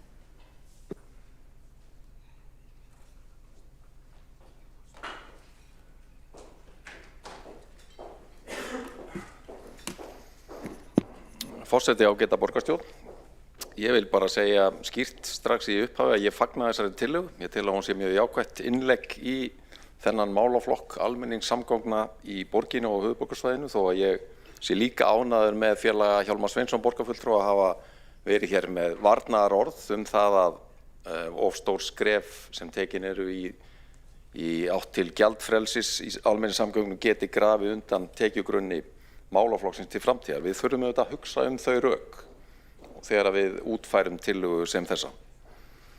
Ég held að þetta sé engu að síður jákvætt skref sem við erum að leggja hér til og þetta er svona áframhaldandi innlegg inn í jákvæð tíðindi sem hafa komið inn í hennar málaflokka á undanförnum misserum. Ég rifja það upp að í hitti fyrir að náðist mjög merkilegur áfangi með uppfærslu samgöngusáttmála sem fól í sér að ríki kæmi inn með verulegt framlag inn í rekstur almenningssamgangna á höfuðborgarsvæðinu. Það fól í sér að ríki tæki á sig þriðjung af rekstrarkostnaði málaflokksins frá og með ársbyrjun 2025 og alveg til 2040. Sannarlega skref sem munar og er mikilvægt og með því var einmitt skapaður grundvöllur fyrir því að bæta þjónustu strætó sem var síðan gert síðastliðið haust eins og við munum með aukinni tíðni strætisvagnanna minni biðtíma og það kom einmitt fljótlega í ljós að borgarbúar tóku þessari þjónustu aukningu vel því að farþegafjöldi strætó jókst í kjölfarið. Og það gerðist þrátt fyrir það að við værum að koma út úr metári í almenningssamgöngum en það kemur einmitt fram í greinargerð með uppfærslu samgöngusáttmálans að 2023 var metári í almenningssamgöngum með 12,6 milljónir innstiga í strætisvagnana. Tillagan frítt í strætó fyrir ungmenni er til þess fallin eins og hér hefur komið fram að minnka umferðarþunga, draga úr álagi á barnafjölskyldur, bæta loftgæði í borginni, minnka mengun og líka eins og Stefán Pálsson borgarfulltrúi benti á, víkka sjóndeildarhring ungmenna og gefa þeim kost á að kynnast borgin okkar betur. að minnstakosti ef maður er kaldhæðinn, ef að þau fást til þess að horfa upp úr símanum meðan á strætóferðalaginu stendur. Ég vil líka þakka Helgu Þóradóttur fyrir að draga það fram að þarna er tækifæri að ég til þess að rýna upp á nýtt fyrirkomulag skólaaksturs í borginni. Það kom fram í máli borgarfulltrúans að skóla- og frístundasvið er að setja gríðarlega fjármuni á hverju ári í skólaakstur, vel á 400 milljónir, 370 milljónir á hverju ári fara í skólaakstur í borginni ef ég teki rétt eftir. Og ég held að einmitt að við að nota tækifærið og rýna hvort að það sé í einhverjum tilvikum hægt að draga úr þeim skólaakstri við þessa aðgerð. Ég veit að það er útilokað að gera það að fullu, en það er örugglega tækifæri til þess að endurskoða fyrirkomulagið og skoða það með opnum huga hvort hægt sé að þjálfa grunnskólanemendur betur í að nýta strætó í stað þess að vera með sérstakar skólarútur hér og þar í borginni. Kostnaðurinn, hann er ekki kannski fullkomlega ljós, en þó kom fram í máli Alexandru Brím, frummælanda, að kostnaður borgarinnar af væntu tekjutapi í strætó út af þess að við værum að gefa frítt í strætó fyrir ungmenni gæti legið í kringum 170 milljónir. Og þó það séu þetta ekki smáirar, þá er það ekki hátt hlutfall af útgjöldum borgarinnar á ársgrundvelli innan við 0,1% ef það mér skjáttlast ekki. Það verður tæplega talist alvarlegur skellur, en ávinningurinn er hins vegar ótvíræður, en við skulum bíða eftir nákvæmara kostnaðarmati áður en við förum að fella einhverja stóra dóma. En ég held að það sé mikilvægt að við styðjum þessa tillögu sem hér er komið fram og felum borgarstjóra að láta vinna nákvæma útfærslu og kostnaðarmat, og því segi ég þetta er mjög gott mál sem ég styð heils hugar.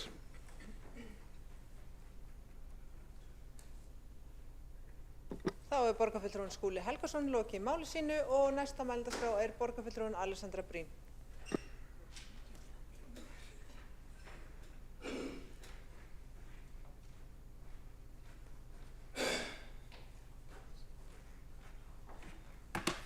Forseti, borgarstjórn og góðir áheyrendur, en hvað getum við gert ef aðrir bjóða betur? Nei, ok, nú er ég hætt í alvöru, en þið hljótið að sjá að ég hefði aldrei getað staðist þessa freistingu í ljósi þeirra breytingatillögu sem við lögðum var fram á fundinum. Það er bara, ég gat það ekki, þið hljótið að sjá það.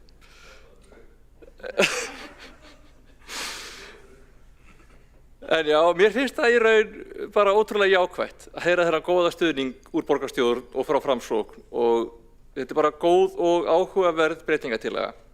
Kannski sérstaklega í ljósi þessa ákveðna viðsnúnings sem orðið hefur, en í ljósi þess að í kosningunum 2022 þá lögðum við Píratar áherslu á það að hafa gjaldfrjálst fyrir 18 ára og yngri, eða upp að 18 ára, ég man það ekki alveg. Og Framsókn var með áherslu á að gera frítt fyrir grunnskólabörn, en ekki upp í 18 ára.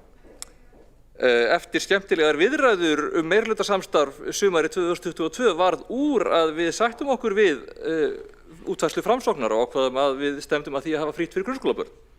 Í fyrstu aðgerðum meirihlutasamstarfsáttmálans 22 þá er það lína. Það er hægt að skoða það ef fólk hefur áhuga. Það varð hins vegar á endanum úr eftir að við fórum að sjá kostnaðartölur frá Strætó og í samhengi við bara annan bráðavanda sem var hjá Strætó BS og aðgerðir sem við þurftum að fara í vegna þeirra og bara almennt erfitt rekstrarumhverfi borgarinnar það ár og bara almennt meiri neikvæðni í tóninum frá öðrum sveitarfélögum og fleira, að við urðum á endanum að falla frá því að hafa gjaldfrjálst fyrir grunnskólabörn á þessum tíma sem var okkur öllum mjög erfitt og leiðilegt. Eins og ég segi, tölurnar litu verr út, tónninn var verri og bara margt annað sem okkur lá meira á að gera og við þurftum að fara í margar erfiðar hagræðingaraðgerðir á þessum vetri sem að fylgdi í kjölfarið. Þannig að þetta var svona leiðileg niðurstaða. Ég er samt fegin að þarna gátum við náð saman næturstrætó. Við vorum heldur ekki með svona tölur að gæti náðist einhver ákveðin sparnaður á skóla- og frístundarsviði á móti. Það hefur líka áhrif á þetta. En ég er glöð að við séum að finna út úr því að framkvæma þessa breytingu fyrir börn á grunnskólaaldri. Mér finnst alveg að það megi vera hluti af þessu samtali og skoðuninni sem að nú fer fram ef við samþykkjum tillöguna einhverja síður að kanna þetta, en þetta snýst að lokum hið mögulega. Akkurat núna þá tel ég að hið mögulega sé að fella niður gjaldtöku vegna barna á grunnskólaaldri. Það er það sem við getum gert. Mér finnst það alveg borðleggjandi líka að þegar að verkefnið komið yfir á almenningssamgöngur höfuðborgarsvæðisins OHF og það sem ríkið hluti af eigendahópnum, ef við erum þá komin með frítt fyrir grunnskólabörn og það er bara eitthvað sem við ákveðum sem sveitarfélögin, að samtalið næsta skref, þá hvort við ættum að fara upp undir 18 ára, það mætti taka það á þeim vettvangi, þá með ríkið við borðið, af því að þá erum við samt líka að tala börn á framhaldsskólaaldri og framhaldsskólinn er verkefni ríkisins. Þannig að mér finnst það alveg góð hugmynd. En ég held að í dag, þó ég vildi glöð geta samþykkt breytingartillögu Framsóknar, sem er ekki sami flokkur og hann var í gær, að ég held við ættum að halda okkur við þá tillögu sem fyrir liggur, af því að þetta er eitthvað sem við getum gert í dag. Það er samt alveg rétt sem kemur fram í máli Einars Þorsteinssonar borgarfulltrúa að tillagan er að borgarstjóra sé falið að kanna málið ásamt fjármála- og áturstingarsviði, skóla- og frístundasviði, þjónustu- og nýsköpunarsviði og Strætó BS að kostnaði með þetta tillöguna og undirbúa framkvæmd hennar og leggja svo fram í borgarráði. Ef okkur líst ekki á þá tillögu sem þá kemur, þá getum við sem best hafnað henni, hvort sem við erum með meirihluta eða minnihluta. Hvort sem að breytingartillaga Framsóknar er samþykkt eða ekki, þessi kafli er eins í báðum útgáfum. Svo ég hlýt á endanum bara að gleðjast yfir því ef við skulum yfir það heila svona vera sammála að gera þetta. Að það helsta andstæðan skuli snúast að við ættum kannski að reyna að gera betur og meira.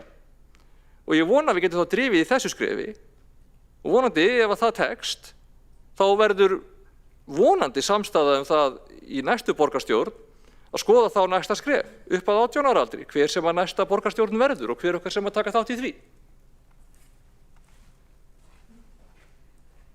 Þá hefur borgarfulltrúinn Alexandra Briem lokið máli sínu og 2 borgarfulltrúar óska eftir að veita andsvar og fyrstu til að veita andsvar er borgarfulltrúinn Einar Þorsteinsson.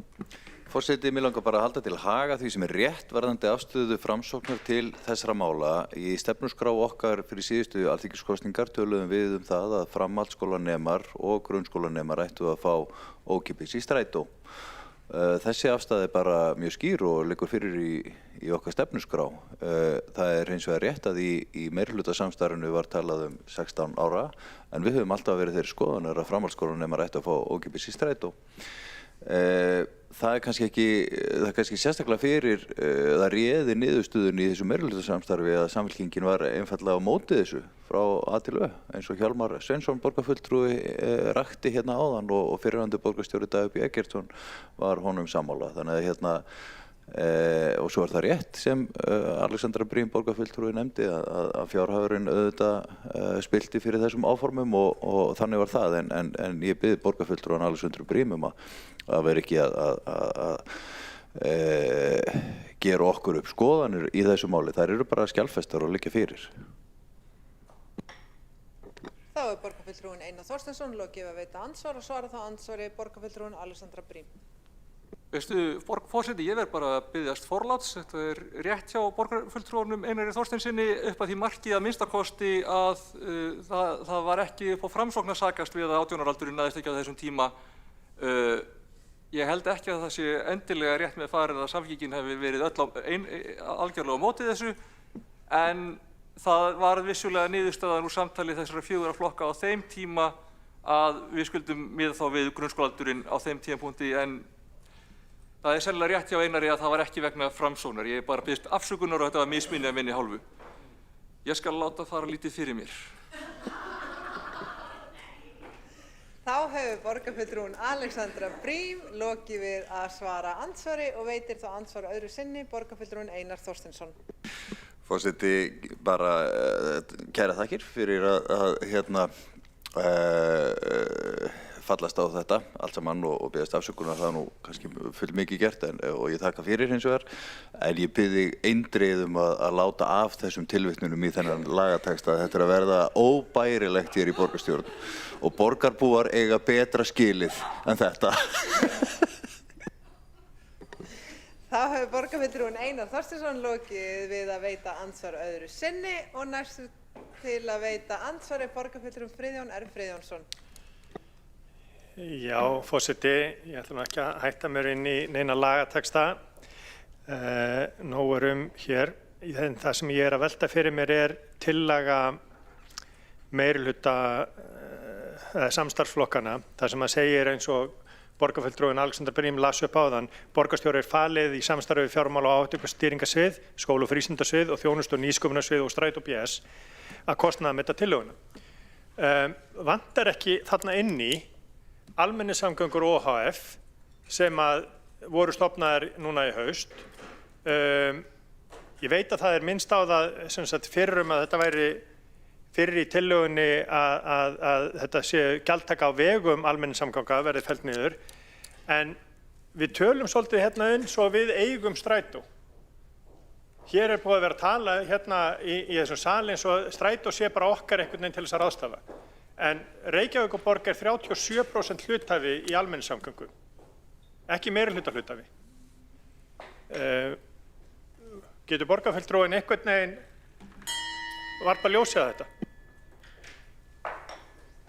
Þá borgarfulltrúinn Friðjón R. Friðjónsson lokið við að veita andsvar og svara þá andsvari borgarfulltrúinn Alexandra Brím.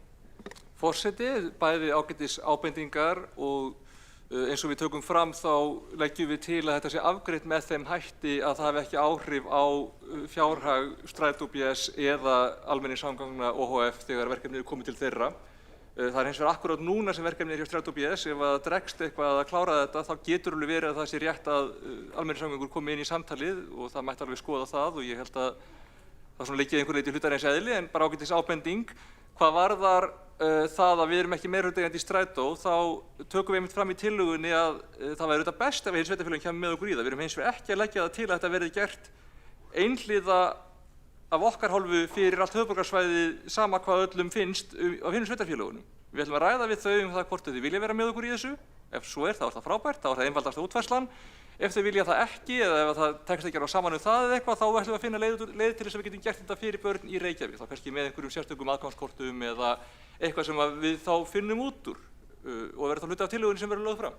En góð ábending, þetta klárlega eitthvað sem við vorum búin að pæla í og þurfum að taka til greina en við getum ekki svarað nánar fyrir við erum búin að taka samtalið og það það sem borgarstjóri falið að gera. Þá borgarfulltrúinn Alexandra Brím lokið við að svara andsvari og veiti þá andsvar öðru sinni borgarfulltrúinn Friðjón R. Friðjónsson. Eins vel, forseti, takk fyrir svarið borgarfulltrúi Alexandra Brím. Ég velti því samt fyrir mér vegna þessa nýja eigendastruktúrs að þá muni það óhjákvæmilega hafa það í för með sér að við greiðum fyrir meiri notkun. Þannig að ekki, ef að þessi tilraun vel heppnuð, þá verður kostnaðurinn umtalsvert meiri heldur en þessar 170 milljónir og þetta auðvitað hluti af þessari mati en í því að verkefni gangi upp hlýtur að felast meiri kostnaður vegna þess að við erum að fara að greiða öðrum eigendum fyrir notkun okkar barna. Það hlýtur að felast í því að við erum rétt rúmlega þriðjungs hluthafar í sameinuðu félagi. Þá borgarfulltrúinn Friðjón R. Friðjónsson lokið við að veita andsvar öðru sinni og svara þá andsvari öðru sinni borgarfulltrúinn Alexandra Brím. Áhugaverð ábending, forseti, og ég held að við þurfum bara að meta það hvernig það komi út. Það veltur svolítið á því hvernig þetta verður útfært og hver koma með okkur í þetta og með hvaða hætti hægt að gera þetta. En ég tel allavega að það sé hægt að gera þetta með þessum hætti og við finnum bara út úr því. Ef að það verður einhvern veginn endanleg niðurstaða að það ekki hægt að gera þetta nema með einhvern veginn miklu meiri tilkostnaði heldur við sjáum fyrir, þá auðvitað verðum við að skoða þetta öðrum augum mögulega en meðal annars þess vegna ábyrgt að byrja ekki á of stórum bita og svo við getum þá metið það þegar tillagan kemur til okkar. Þá borgarfulltrúinn Alexandra Brím lokið við að svara andsvar öðru sinni og telst þá andsvörum undir þessar ræðu lokið og næstur á mælendaskrá borgarfulltrúinn Kristinn Jón Ólafsson.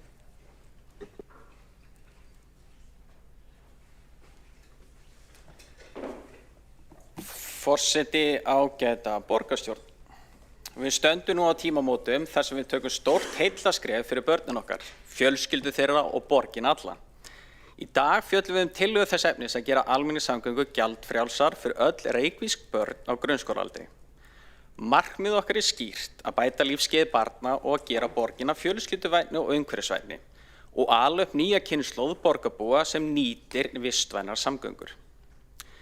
Líkt og komið hefur fram, þá hefur það lengi verið viljið nokkra flokka hér í borgarstjórn að fella niður fargjöld fyrir börn á grunnskóla aldri í strætó og nú ætlum við að láta þann vilja verða veruleika. Af hverju skiptir þetta máli? Jú, með þessu skrefi tryggjum við að engin fjárhagslegur þröskuldur hindri börn í að ferðast borgina, sækja skóla, tómstundir, íþróttaæfingar eða heimsækja vini. Þetta stuðlar að frelsi og auknum jöfnuði. Börn eiga jafnar rétt til að komast leiðar sinnar, óháð efnahag fjölskyldna. Þegar strætó er gjaldfrjáls fyrir börn geta foreldrar treyst því að börnin þeirra komist á íþróttaæfingu eða söngæfingu án þess að þurfa skull og án aukins kostnaðar fyrir heimilið. Þetta er fjölskylduvænt skref.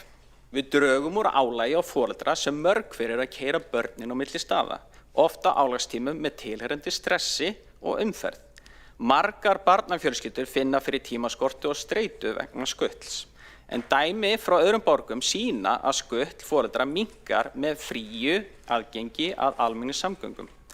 Með þessu móti gefum við foreldrum aftur dýrmætan tíma, minnkum umferðartafir og aukum öryggi við skóla, frístundamiðstöðvar og íþróttamannvirki á háanna tímum.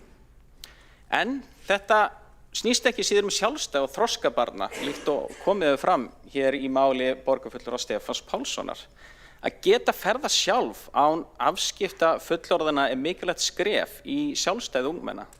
Frítt í strætó mun gera börnin okkar sjálfstæðri. Þau læra á strætókerfið, þau læra að rata, hvað snýr norður, suður, vestur, austur, fá frelsi til að kanna borgina sína og venjast því að nota almenningssamgöngur sem hluta af daglegu lífi sínu. Með því erum við leið að ala upp nýja kynslóð strætó og borgarlínu notenda sem munu vonandi halda áfram að nýta almenningssamgöngur til framtíðar. Kæru fulltrúar, áhrifin af þessu verða víðtæk og jákvæð. Færri bílferðir þýða minni umferð og minni mengun. Þegar fleiri börn og ungmenni ferðast með strætó þá minnkar umferðarþungi og losun gróðurhúsa lofttegunda með færri bílferðum. Það styður við loftslagsmarkmið borgarna og bætir loftgæði. Þetta er því umhverfisvænt skref á sama tíma. Síðast en ekki síst er þetta skref í takt við barnasáttmála Sameinuðu þjóðanna sem kveður á réttindi barna til þátttöku í samfélaginu án mismununar. Með því að tryggja öllum börnum jafnt aðgengi að samgöngum erum við að uppfylla það, að borgin sé fyrir öll. Þetta eykur tækifæri barna til að sækja sér nám, leik og menningu þvert á hverfi og hverfismörk. Reykjavík verður barnvæni borg þar sem öll börn óháð bakgrunni geta notið þess sem borgin hefur upp á að bjóða. En auðvitað fylgir svona ákvörðun kostnaður og við nálgumst málið af ábyrgð. Lagt er til að borgarstjóri í samvinnu við fjármál- og áhættustýringarsvið og önnur hlutaðeigandi svið framkvæmi nákvæmt kostnaðarmat og undirbúi verkefnið. Samkvæmt fyrstu áætlunum strætó er tekjutap vegna þess að fella niður gjaldtöku fyrir börn 12 til 15 ára á öllu höfuðborgarsvæðinu talið geta verið 300 milljónir króna á ári. Hlutur Reykjavíkur af þeim kostnaði er áætlaður 167 milljónir króna, líkt og fram hefur komið, miðað við núverandi hlutdeild farþega. En líkt og borgarfulltrúinn Helga Þórðardóttir kom inn á þá er kostnaður skóla og frístundasviðs nú þegar 6 milljónir króna fyrir strætókort ungmenna sem búa langt frá skóla sínum. Munum við tryggja að strætó fái bætt sitt tekjutap að fullu þannig að rekstur almenningssamgangna veikist ekki. Þetta er fjárfesting en hún er hverra krónu virði þegar horft er til samfélagslegs ábata. Sjálfur er ég persónulega hlynntur að láta rýna kostnaði fyrir 16 og 17 ára og mögulega áhrif þess til framtíðar að hafa mjög lágt gjald fyrir aðgengiskort sem getur bæði verið í formi plastkorts og snjallsímislausna til þess að tryggja bæði aðgengi og að safna betri gögnum til þess að taka upplýstari ákvarðanir. Og vona ég að borgarstjóri taki það inn í samtalið á sjálfsögðu. Þessar mundir er einmitt í prófun fyrsta útgáfa stafrænu Reykjavíkurkorti fyrir Sundlaugarnar, Ylströndina, fjölskyldu- og hússtæðargarðinn og söfn borgarinnar. Þá er í febrúar áætlar fyrstu fundur á milli Reykjavíkurborgar strætó og markaðsstofu höfuðborgarsvæðisins þar sem hugar að því að tengja komandi Reykjavíkurkort við tæknistakk strætó. Ef vel gengur þá gæti svo lausn jafnvel nýst fyrir önnur sveitarfélög og Reykjavík City Card sem að markaðsstofu höfuðborgarsvæðisins rekur. Eitt sameinað Reykjavíkurkort fyrir ungmenni sem veitir aðgang að sundlaugum söfnum strætó Hugsið ykkur hversu öflugt verkfæri það í höndum unga fólksins. Eitt kort, ein lausn, öll borgin opin. Tillagan kveður á að endurskoðuð útfærsla verði lögð fyrir borgarráð til staðfestingar eigi síðar en 1. maí 2026 þannig að gjaldfrjálst í strætó fyrir grunnskólabörn taki gildi í síðasta lagi þá. Sú tímalína gefur okkur svigrúm til að undirbúa innleiðinguna bæði tæknilega og fjárhagslega. Þá munum við eðli málsins samkvæmt leita samstarfs við önnur sveitarfélög á svæðinu enda farsælast að þetta gildi á öllu þjónustusvæði strætó. Reykjavík hefur forgöngu hér og hvetjum við nágranna sveitarfélögin til að koma í þessa vegferð með okkur þannig að börn á öllu höfuðborgarsvæðinu njóti jafnræðis. Meðal annars hefur ungmennaráð Kópavogs og fleiri lagt fram álíka ósk og líkt og ungmennaráð Reykjavíkur. Og þessi tillaga í takt við þær raddir unga fólksins sem kalla eftir bættu aðgengi að almenningssamgöngum. Það gleður mig sérstaklega að ungu kynslóðarnar sjálfar knýja á þessar breytingar og eru með því að hafa þessi áhrif hér í dag. Takk fyrir. Þá borgarfulltrúinn Kristinn Jón Ólafsson lokið máli sínu og næstur á mælendaskrá borgarfulltrúinn Kjartan Magnússon.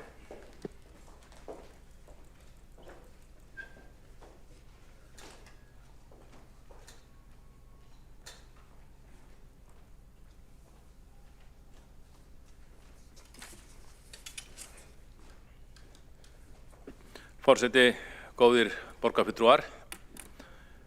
Þessi tillaga skólabókardæmi illa undirbúna tillögu, vanreifað mál vegna þess að upplýsingarnar liggja ekki fyrir og sennilega má kenna einhvers konar örvæntingu í aðdraganda borgarstjórnarkosninga.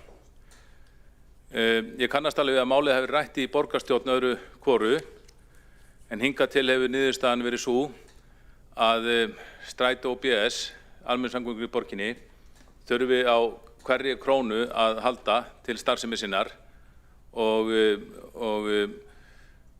þegar sá rekstur eins og við vitum hefur átt í ýmsum erfiðleikum. Þegar að slíkar ákvarðanir eru teknar þarf að sjálfsögðu að undirbúa málið vel og þetta eru eitt af þessum málum sem ætti þá að vera í fjárhagsáætlun.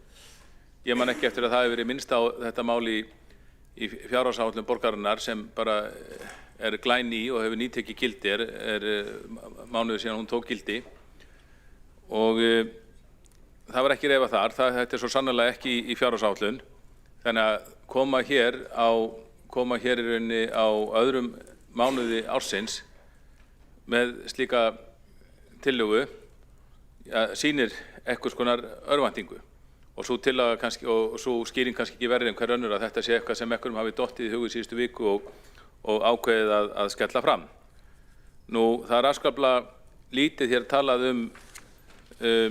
fjárhagslegar forsendur tillögunar og það hafa oft komið fram tillögur, það sem sagt, til dæmis borgarfulltrúar Sjálfstæðisflokks hafa oft komið með tillögur sem hafa jafnvel ekki falið í sér bein fjárútlát á því ári sem tillagan þegar tillagan fjallar en þá er mjög oft gripið til þess ráðs að segja að það sem tillagan hafi ekki verið algjörlega kostnaðarútreiknuð þá sé ekki hægt að samþykkja með neinum hætti. Hér hins vegar vill meirihlutinn samþykkja tillögu án þess að þetta hafi verið reiknað út og þá er svo bara hluti af vinnunni að reikna þetta út þegar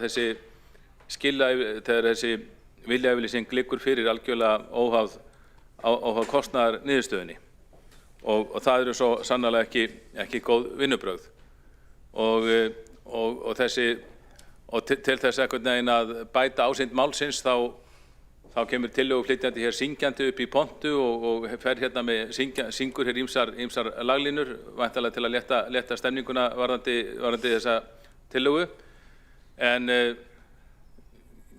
ég held að við ættum ekki að vera með slíka léttúð þegar við fjöllum fjármál borgarinnar, allra síst í því ástandi sem þau eru núna og það eiga allir borgarfulltrúar að geta séð í þessari fjárhagsáætlun sem liggur fyrir að vandamálið sko ekki það að borgarfulltrúar þurfi að finna ný mál til að eyða skattfé í.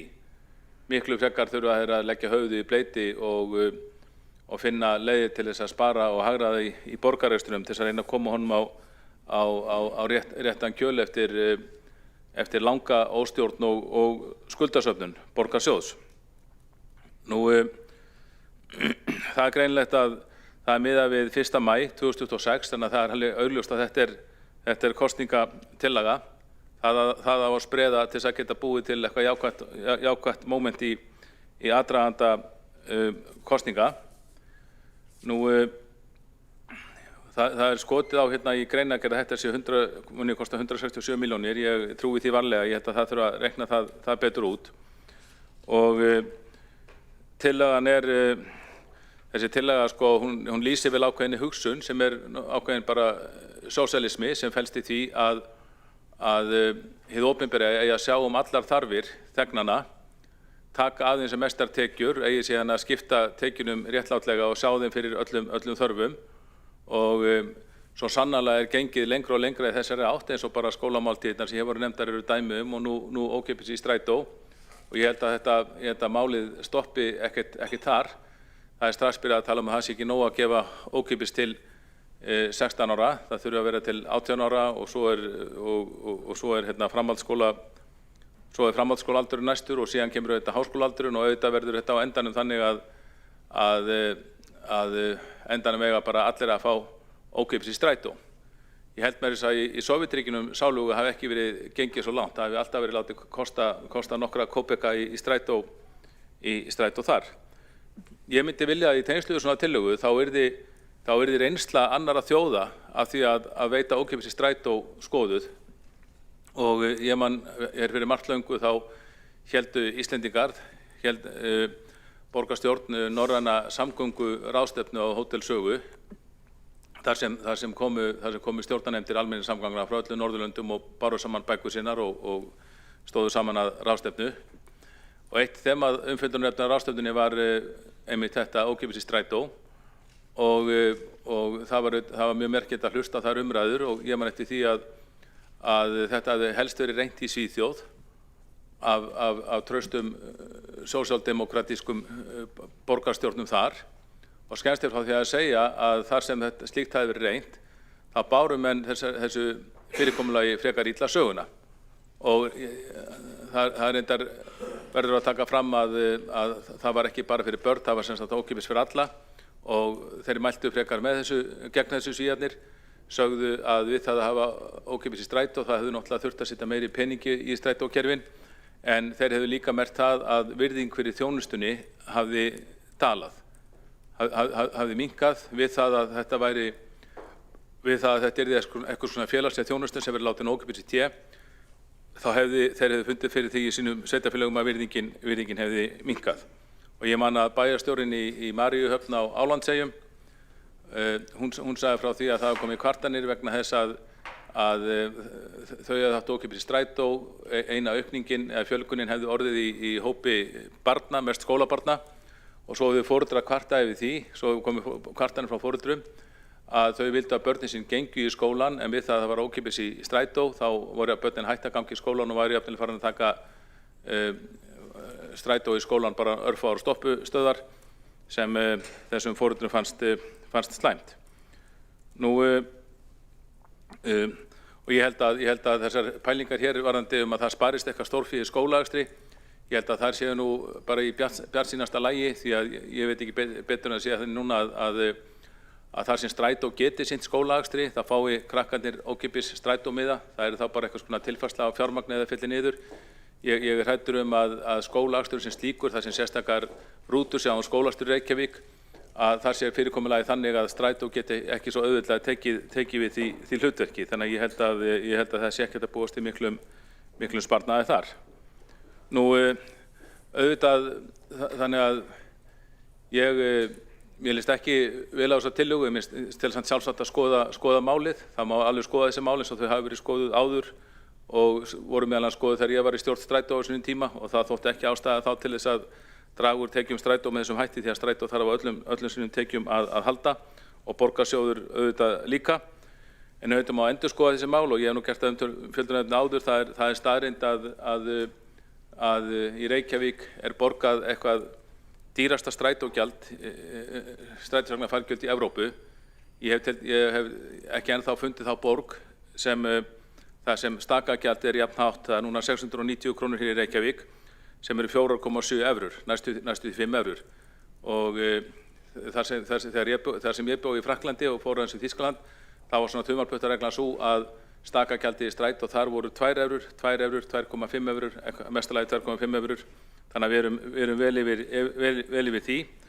Og það sem mest furðulegt með strætókerfi hér að það engin magnafsláttur veittur. Að í Evrópu mjög algengt að veita magnafslátt strax að 10 miða korti, verulega magnafslátt kannski 20%.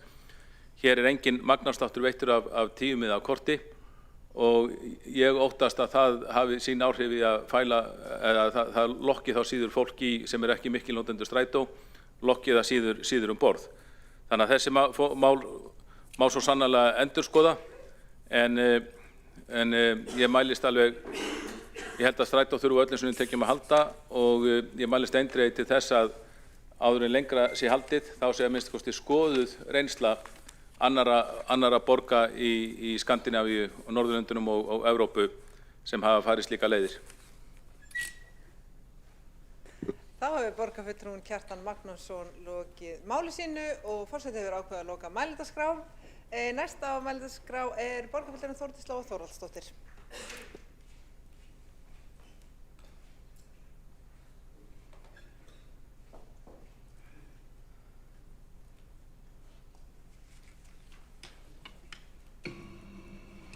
Forseti, ég þarf fyrir að koma hingað upp aftur aðeins að ræða þessi mál því að sko það mikilvægt, við erum búin að fara ítrekað aftur til 2022 og það verið að stúdera það hvað átt að setja í meirihlutasáttmála og hvað ekki og ég get náttúrulega bara sagt það að Viðreisn þarna syndug eins og vanalega. Við höfum bara mjög skýrar skoðanir og stoppum og höfðum bara miklar efasemdir það að 16 til 18 ára börn ættu að fá frítt í strætó. Því að sú sem hér stendur og hefur tekið þátt í nokkrum meirihlutaviðræðum hefur þá skýru trú ásamt mínu flokki að börn á aldrinum 16 til 18 eru farin að haga sér í fullorðins leik, skulum við segja. Þau eru komin með bílpróf, þau eru komin á menntaskólaaldur og þá finnst mér eðlilegt og við erum sammála umræðu sem kom hér frá Sjálfstæðisflokknum áðan, frá borgarfulltrúa Hildi Björnsdóttur, það þá miklu eðlilegra að skoða afsláttarkjör fyrir þau sem eru í námi. En sá hópur sem 16 til 18 ára, það að ræða fólk sem annarkvort komið í vinnu eða komið í menntaskóla. Hins vegar þetta gjörólíkt hjá börnum sem eru 12 til 16 ára, sem ennþá í grunnskóla og lifa þannig lífi sem við þekkjum á grunnskóla aldri. Förum aðeins aftur til 2022. Við settum þetta í meirihlutasáttmála, auðvitað kostar þetta pening, það vitum við. Það vissum við líka þá. En það sem við áttuðum okkur ekki á var það að á sama tíma vorum við að koma út úr heimsfaraldri með 8 milljarða í mínus. Og það á þeirri stundu sem sá raunveruleiki blasir við okkur að við förum að búta niður fílinn og hvað gerum við? Jú, við samþykjum næturstrætó á grundvelli öryggis, við lögðum fram nokkurn pening í það og það ekkert óeðlilegt að búta svona fílinn niður og það sérstaklega á þeim grundvelli sem að við í Viðreisn erum bara mjög sammála því að samþykkja þessa tillögu hér í dag. Hún í rauninni bara eðlilegt framhald af því sem við hófum þetta kjörtímabil á sem var að börn ættu að fá gjaldfrjálst í strætó. Ég mjög til í að við gerum bara ítarlega rannsóknir og greiningar á því hvaða áhrif það hefur. Mjög til í það. Ég líka bara mjög til í það að við skoðum aldurinn 16 til 18 ára. Hvernig getum við komið til móts við fólk sem að mennta sig? Hvernig getum við búið til einhvers konar afsláttarkjör og haldið í við þann hóp? Gerum það endilega, en okkur finnst mikilvægt að aðskilja þarna. Þrátt fyrir það eðlilega gerum við okkur grein fyrir því að börn þá börn til 18 ára aldurs, en hegðunin og lífið og það sem að börn á aldrinum 16 til 18 ára gera bara í grundvallaratriðum gjör ólík því sem börn frá 12 til 16 ára að gera. Mér fannst mikilvægt að koma hérna upp og gera grein fyrir afstöðu Viðreisnar í þessu. Við höfum alltaf talað þessu máli, aðgreinum grunnskólaaldurinn frá síðan menntaskólaaldrinum, búum til framtíðar notendur fyrir almenningssamgöngur eins mikið og við tæknilega og mögulega getum, endilega vinnum á gögnum og greiningum, en þetta alveg sama pólitíska afstaða og við vorum með árið 2022 og erum alveg til í fjárútlát að þessu marki. Þetta er auðvitað mikill peningur, en þetta er peningur sem við lítum á sem forvarnir fyrir borgina, gott flæði, og ég bara tek undir það hvaða skiptir miklu máli að börn á aldrinum 12 til 16 ára flæði hér borgina frjáls og frí með almenningssamgöngum, algjörlega óháð því hvað það kostar. Það mikið frelsi í því, þó svo að margir foreldrar hafi efni á því að borga 350 krónur í strætó, þá gríðalt frelsi fyrir ungt fólk að geta nýtt sér það að stökkva upp í strætó hvenær sem og haga sér eins og þau vilja í góðu samfélagi eins og ég gerir ráð fyrir, en tekið íþróttirnar, tómstundirnar, listirnar, allt sem þau vilja, bara félagsmiðstöðurnar og nýtt strætó til þess. Þannig að það skýr afstaða. Skoðum síðan hins vegar 16 ára til 18 ára hópin, alveg sérstaklega með tilliti til afsláttarkjara, og við tökum undir með Sjálfstæðisflokknum hvað það varðar. Þá borgarfulltrúinn Þórdís Lóa Þórhallsdóttir lokið máli sínu og næsta mælendaskrá borgarstjóri Heiða Björg Hilmisdóttir.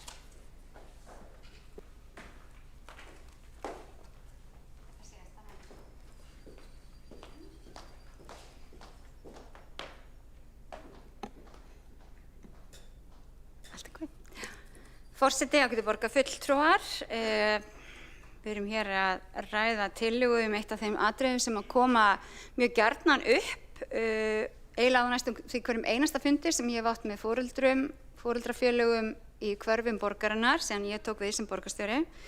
Það mikið kallað eftir þessu, það mikið verið að velta fyrir sér hvenær við ætlum að taka þetta skref. Og vissulega, við höfum talað þetta áður, við vorum með þetta í meirihlutasáttmála áður að við ætluðum að gera þetta, og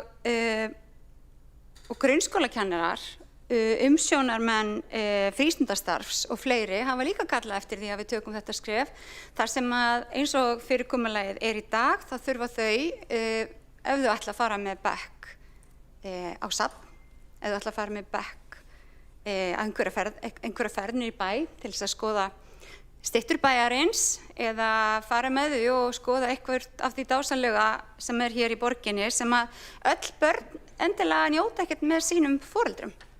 Það nefnilega þannig að skólarnir eru í meira og meira mæli farnir að sjá það sem sitt hlutverk að kynna borgina fyrir börnunum okkar. Þegar þau ætla að gera það, þá þurfa þau að vera með strætókort og þetta svona ákveðið utanumhald. Skóla- og frístundarsvið hefur líka talað það að það mikið utanumhald utanum það hverjir eiga að fá strætó með og hverjir ekki. Á það einungis að vera út frá lengd í skóla. Það voru gerðar breytingar á þeim reglum 2019. Þá var líka tekið tillit til þess hversu greiðfær leiðin í skólanum ef þú ert gangandi. Það svona, já, það ákveðið mat á hverju sinni og sérstaklega eins og í Árbænum og fleiri hverfum þá hefur þetta ekki verið einhugur þær leiðir sem borgin hefur ákveðið að fara. Börnin hafa líka að tala skýrt og þau vilja fá að ferðast frjálst, þau vilja geta hitt vini sína, sótt íþróttir og tónlist og fara á bókasafni og sund og annað og þau vilja geta gert það með öllum vinum sínum, ekki bara þeim vinum sem eiga foreldra sem að kaupa strætókort eða eru við síman þegar það þarf að senda þeim strætókort. Við tókum þetta skref á síðasta kjörtímabili, það hefur verið mikil ánægja með það, því miður ekki rafræn talning á notkuninni en það hefur verið mikil ánægja með það skref og það hefur verið svona, já, fyrst mér þessi eftirspurn eftir því að við göngum lengra og við erum í rauninni ekki bara að gera þetta fyrir grunnskólan eða fyrir börnin, við erum líka að gera þetta fyrir fjölskyldunar þannig að þau geti áfram tekið svona, já, þessar bæjarferðir án þess að borga fyrir alla í strætó og sumir hafa talað að þetta hafi létt á því og ég vona að fólk nýtir sér strætó sérstaklega ef það að fara niður í bæ í staðinn fyrir að fara á bílnum sínum því það á allan hátt mun einfaldara. Þetta kostar verkefni núna eftir að þetta verður samþykkt sem ég vona þá í rauninni að skoða á móti hvað sparast. Ég úrbanisti og ég tek bara undir því með Hjálmari Sveinsinni við viljum styrkja rekstur strætó og við viljum styrkja rekstur almenningssamgangna Í dag er það þannig að við erum að mörgu leyti oft að reka aðrar samlengöngur fyrir unga fólki okkar. Við erum með frístundastrætó og skólastrætó og svo erum við með annan strætó. Ég held að við fjárfestum meira í grunnkerfinu og gerum það aðgengilegra og betra og tíðara og tryggjum að hópum barna sé alltaf hleyptar inn, að þá séum við líka að styrkja grunnkerfi sem almenningssamgöngur sem eru fyrir alla. Og allar rannsóknir sýna það að með því erum við að þjálfa framtíða notendur. Við erum að kenna þeim að nota strætó, við erum að kenna þeim einfaldari leiðir til að komast á milli staða og við erum að jafna tækifæri barna þar. Og ég sé það að hér er mikið kallað eftir rannsóknum og greiningum sem gleður mig auðvitað mikið að því ég lærði eins og flestir hér vita í háskóla í Svíþjóð og hér er mjög góð tiltölulega nýleg sænsk skýrsla þar sem að farið var í gegnum árangur og í rauninni niðurstöður þess þar sem þetta skref hefur verið stigið í mörgum borgum, í San Francisco, í London, í Östersund, í Gautaborg, víða með mismunandi skrefum, í mismunandi mæli og þetta er allt saman borið saman. Og þetta er auðvitað eitthvað sem við lásum og höfum verið að svona miða við og velta fyrir okkur. Og það er alveg þannig að fram að 16 ára, eftir 16 ára, það er annað skref og þar tek ég bara undir með borgarfulltrúanum Þórdísi Lóu Þórisdóttur að það er bara annað skref og annar hópur. Grunnskólabörnin eru börn sem eru okkar vegum, eru í skóla og almennt er það hér einróma niðurstaða að það að þau geti ferðast gjaldfrjálst á milli staða, auki þeirra frelsistilfinningu, auki jöfnuð, auki tilfinningu fyrir svona samkennd. Börnin upplifðu meiri, ég sé nú ekki að segja neitt, þeim leið betur, þeim fannstu öruggari, þau gátu tekið strætó og styttri ferðir í staðinn fyrir að labba eitthvað stutt í staðinn fyrir að borga það. Þetta hafði langvarandi áhrif á svona þeirra venjur, þannig að fólk hélt áfram að nota strætó í staðinn fyrir bíl og svo framvegis. Ég bara hveti ykkur til þess að ef þið lesið ekki sænsku, að læra sænsku og lesa þessa fínu skýrslu. Nei, hún er kannski til á ensku, en ég las hana allavega hér og þetta er frá Research Institutes of Sweden, þannig ég gerir það fyrir því að þetta sé allt saman til á sænsku. Ég skal senda ykkur þetta vegna þess að það skiptir máli og ég tek undir það að læra af öðrum. Í Berlín fengu börn skólapassa í strætó, svolítið svona svipað eins og við erum að tala um. Við erum að tala um að við sem að gera þetta fyrir okkar börn. Þar var reynslan mjög jákvæð, þar var akkurat sama aðgengið, þetta var svona notkunin jókst rúmlega 100% þar. Í Gautaborg jókst notkun barna á almenningssamgöngum ca. 50%. Þannig að svona almennt þá hefur þetta verið svona fjárfesting í jafnrétti. Og það er líka þetta að allir séu jafnir og allir séu einhvern veginn óháð efnahag eða póstnúmeri eða hversu langt þú býrð frá skólanum þínum eða jafnvel áttu foreldrar sem búa í sitt hvort hverfinu eða þú vilt halda áfram í einhverjum skóla en hefur skipt skóla að einhverjum ástæðum. Við þekkjum að þar geta verið margar að þá sé þetta ekki svona flókið og við séum að einfalda á móti. Og við erum auðvitað líka að horfa fram á það, ég meina bílunum fjölgar og fjölgar hér og því minna sem að bílar þurfa að skutla börnum því betra fyrir ekki bara umferðina heldur ekki síður lífsgæðin okkar allra og loftgæðin og okkar loftslagsmarkmið. Þannig að við séum í rauninni að kenna næstu kynslóðum því það að það eru til margar leiðir til þess að fara milli staða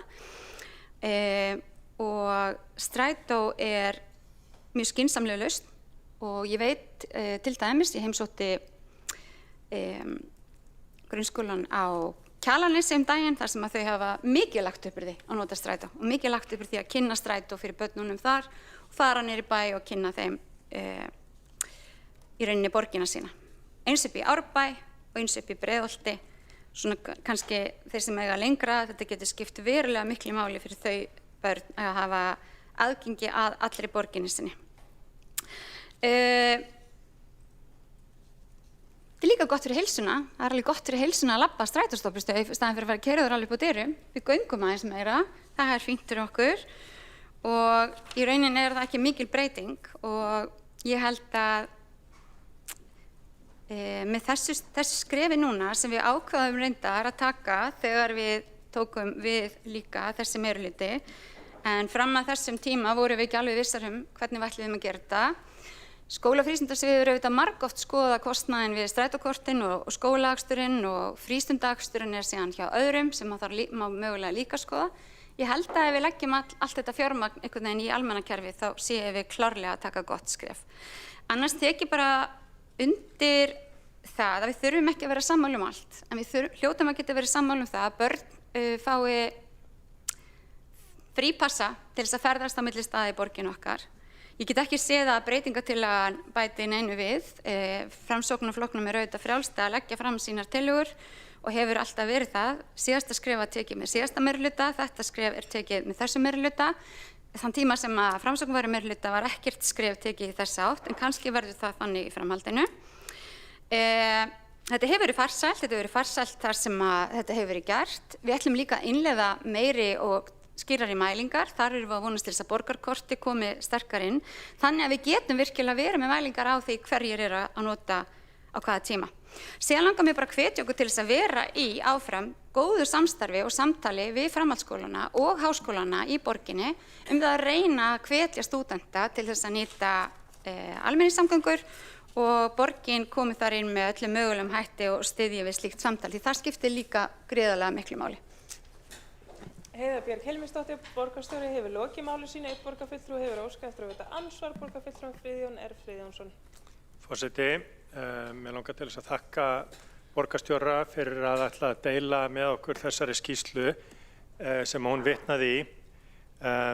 Nú verð ég að viðurkenna það, ég les ekki sænsku, en það vill svo til að einmitt á heimasíðu Gautaborgar, strætó og lesta kerfisins eru upplýsingar á ensku, og þar kemur fram að ungmenni fá 25% afslátt en ekki frítt.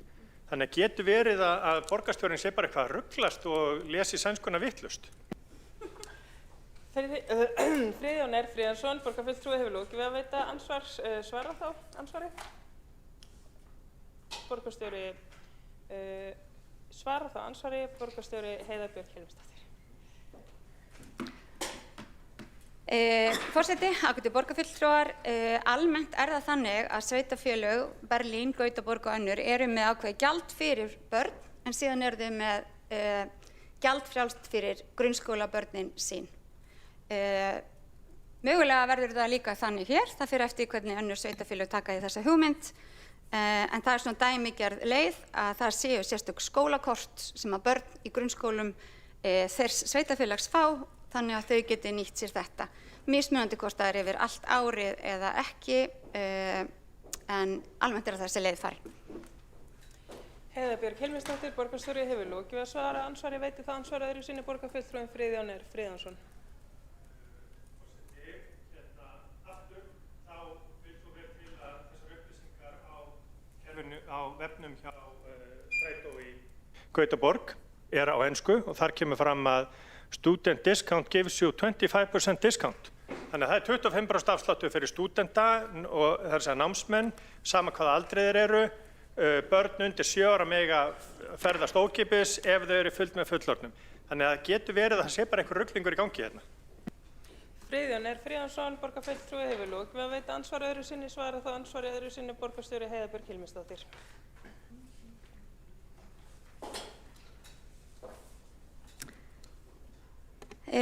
Forseti, ágætu borgarfulltrúar, ég nokkuð viss það að ég fáránlega góð í sænsku.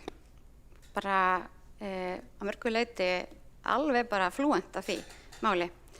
Hvort að einhver breyting hafi orðið síðan að ég kíkti síðast á sænskuna eða þessi skýrsla var gefin út í lok síðasta árs, eða byrjun síðasta árs, kann ég ekki að svara fyrir, en mér þykir það ansi ólíklegt. En þar sem ég bjó nú í Gautaborg og var þar í skóla lengi, þá fékk ég afslátt.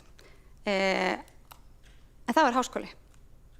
Og ég held að grunnskólakortið sé áfram það sama, og ég bara skal hringja í mína sænsku kollega og spyrja hvort að það ekki örugglega þannig. En almennt eru borgirnar sem áhugavert af því okkur alltaf sagt það að samkvæmt Evrópureglu megum við ekki mismuna og við eigum ekki að gera öðruvísi við okkar fólk en almennt virðast borgir í Evrópu vera að umbuna sínum íbúum umfram aðra. Og það eitthvað sem við þurfum bara þá líka að skoða hér, af hverju við förum öðruvísi eftir þeim Evrópureglugerðum sem eru gefnur út en þeir sem eru í Evrópu. Heiða Björg Hilmarsdóttir, borgarstjóri, hefur lokið við að svara andsvari öðru sinni, telst að andsvörum lokið undir þessari ræðu og umræðinni þar sem fleiri hafa ekki kvatt sér hljóðs undir þessum lið. Tekið verður nokkra mínútna fundarhlé til þess að ganga frá undirbúningi vegna atkvæðagreiðslu. Klukkan 14:10.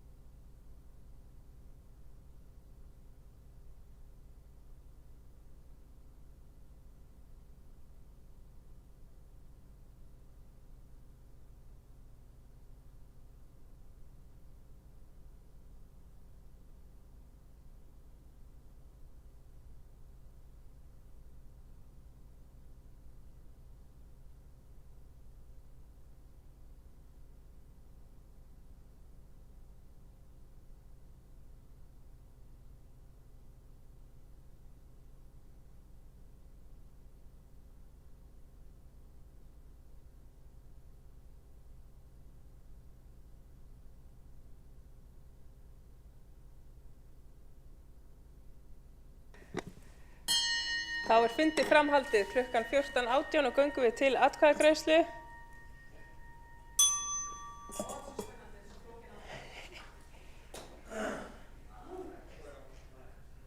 Ykkur hafa borist í tölvupósti málsmeðferðartillaga og breytingartillögu við tillögunni á útsendri dagskrá.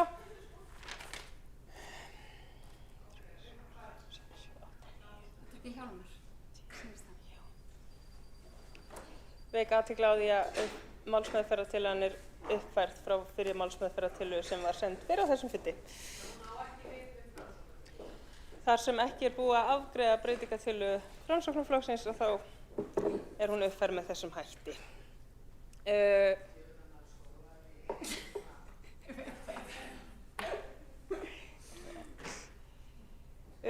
Borist hefur málsmeðferðartillaga borgarfulltrúa Sjálfstæðisflokksins sem leggja til að tillögu Samfylkingar, Pírata, Sósíalistaflokks Íslands, Vinstri grænna og Flokks fólksins og gjaldfrjálsan strætó fyrir grunnskólabörn verði vísað til umsagnar FAS og Strætó BS. Þetta hafði fengið sent í tölvupósti. Þau sem samþykkja þessa málsmeðferðartillögu vinsamlegast gefið þess merki.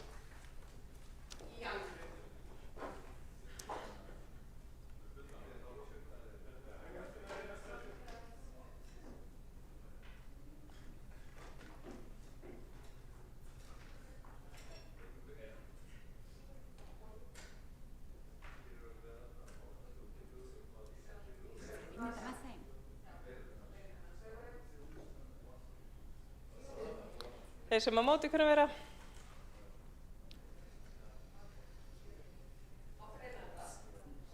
Það var málsmeðferðartillagan felld með 13 atkvæðum borgarfulltrúa samstarfsflokkanna gegn 12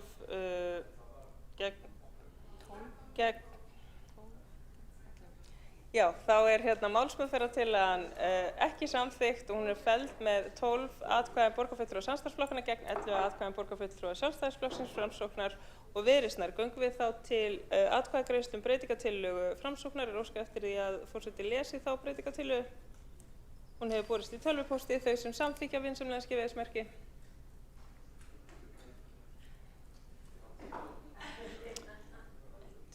Þeir sem á móti kunna vera. Breytingartillagan er felld með 12 atkvæðum borgarfulltrúa samstarfsflokkanna gegn 4 atkvæðum borgarfulltrúa Framsóknarflokksins. Aðrir borgarfulltrúar sitja hjá við afgreiðslu málsins. Þá göngum við til atkvæðagreiðslu um tillöguna sem er á útsendri dagskrá. Þau sem samþykkja hana vinsamlegast gefið þess merki.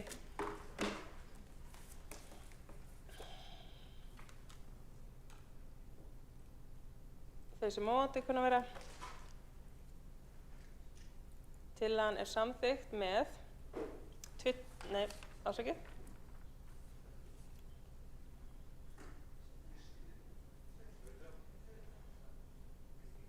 með 17 atkvæðum borgarfulltrúa samstarfsflokkanna, borgarfulltrúa Framsóknar og borgarfulltrúa Viðreisnar.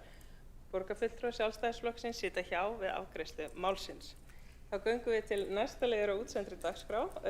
Eins og kom fram að þá verður sameinuð umræða dagskrárlið nr. 2 sem er tillaga borgarfulltrúa Sjálfstæðisflokksins samstarf við atvinnulífið lausn leikskóla og daggæsluvandans og tillögu nr. 6 á útsendri dagskrá sem er tillaga borgarfulltrúa Framsóknarflokksins auglýsingu og samstarfi við vinnustað rekstur leikskóla daggæslu á vinnustað og tekur til máls borgarfulltrúi Sjálfstæðisflokksins, borgarfulltrúan Hildur Björnsdóttir.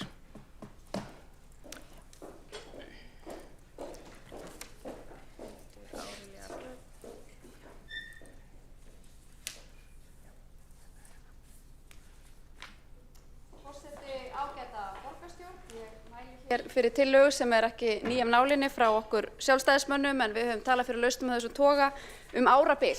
En við leggjum nú til að borgarstjóri leiti samstarfs og samtals við forsvarsfólk atvinnulífsins lausnir í leikskóla og daggæslumálum. Samhliða verði skóla- og frístundasviði falið að útfæra með hvaða hætti mótframlög renna frá borginni inn í lausnir af þessum toga og með hvaða hætti borgin getur stutt við stærri vinnustæði til þess að opna slík úrræði. Leikskólavandann í Reykjavík þekkjum við og hann hefur verið viðvarandi langt árabil og við höfum séð það bara á síðustu árum á hverju einasta hausti að þá eru mörg hundruð börn og stundum allt upp í 1000 börn sem hafa verið á biðlista eftir leikskólaplássi í Reykjavík. Og það er staða sem ég held við viljum öll leysa. Það er vont að sjá að á síðastliðin áratug og jafnvel ennþá lengra aftur í tíman og þá sjáum við að leikskólaplássum í Reykjavík hefur ekki heilt yfir verið að fjölga eða leikskóla og daggæslu úrræðum ef við tökum þetta allt saman. Sannarlega hefur verið unnið að því á síðustu árum að fjölga plássum en það voru ákveðnar breytingar gerðar á barngildum og öðru á leikskólum sem leiddu til þess að leikskólaplássum fækkaði mjög í Reykjavík og svo höfum við jafnframt séð hvernig fækkar mjög hratt í dagforeldrastéttinni.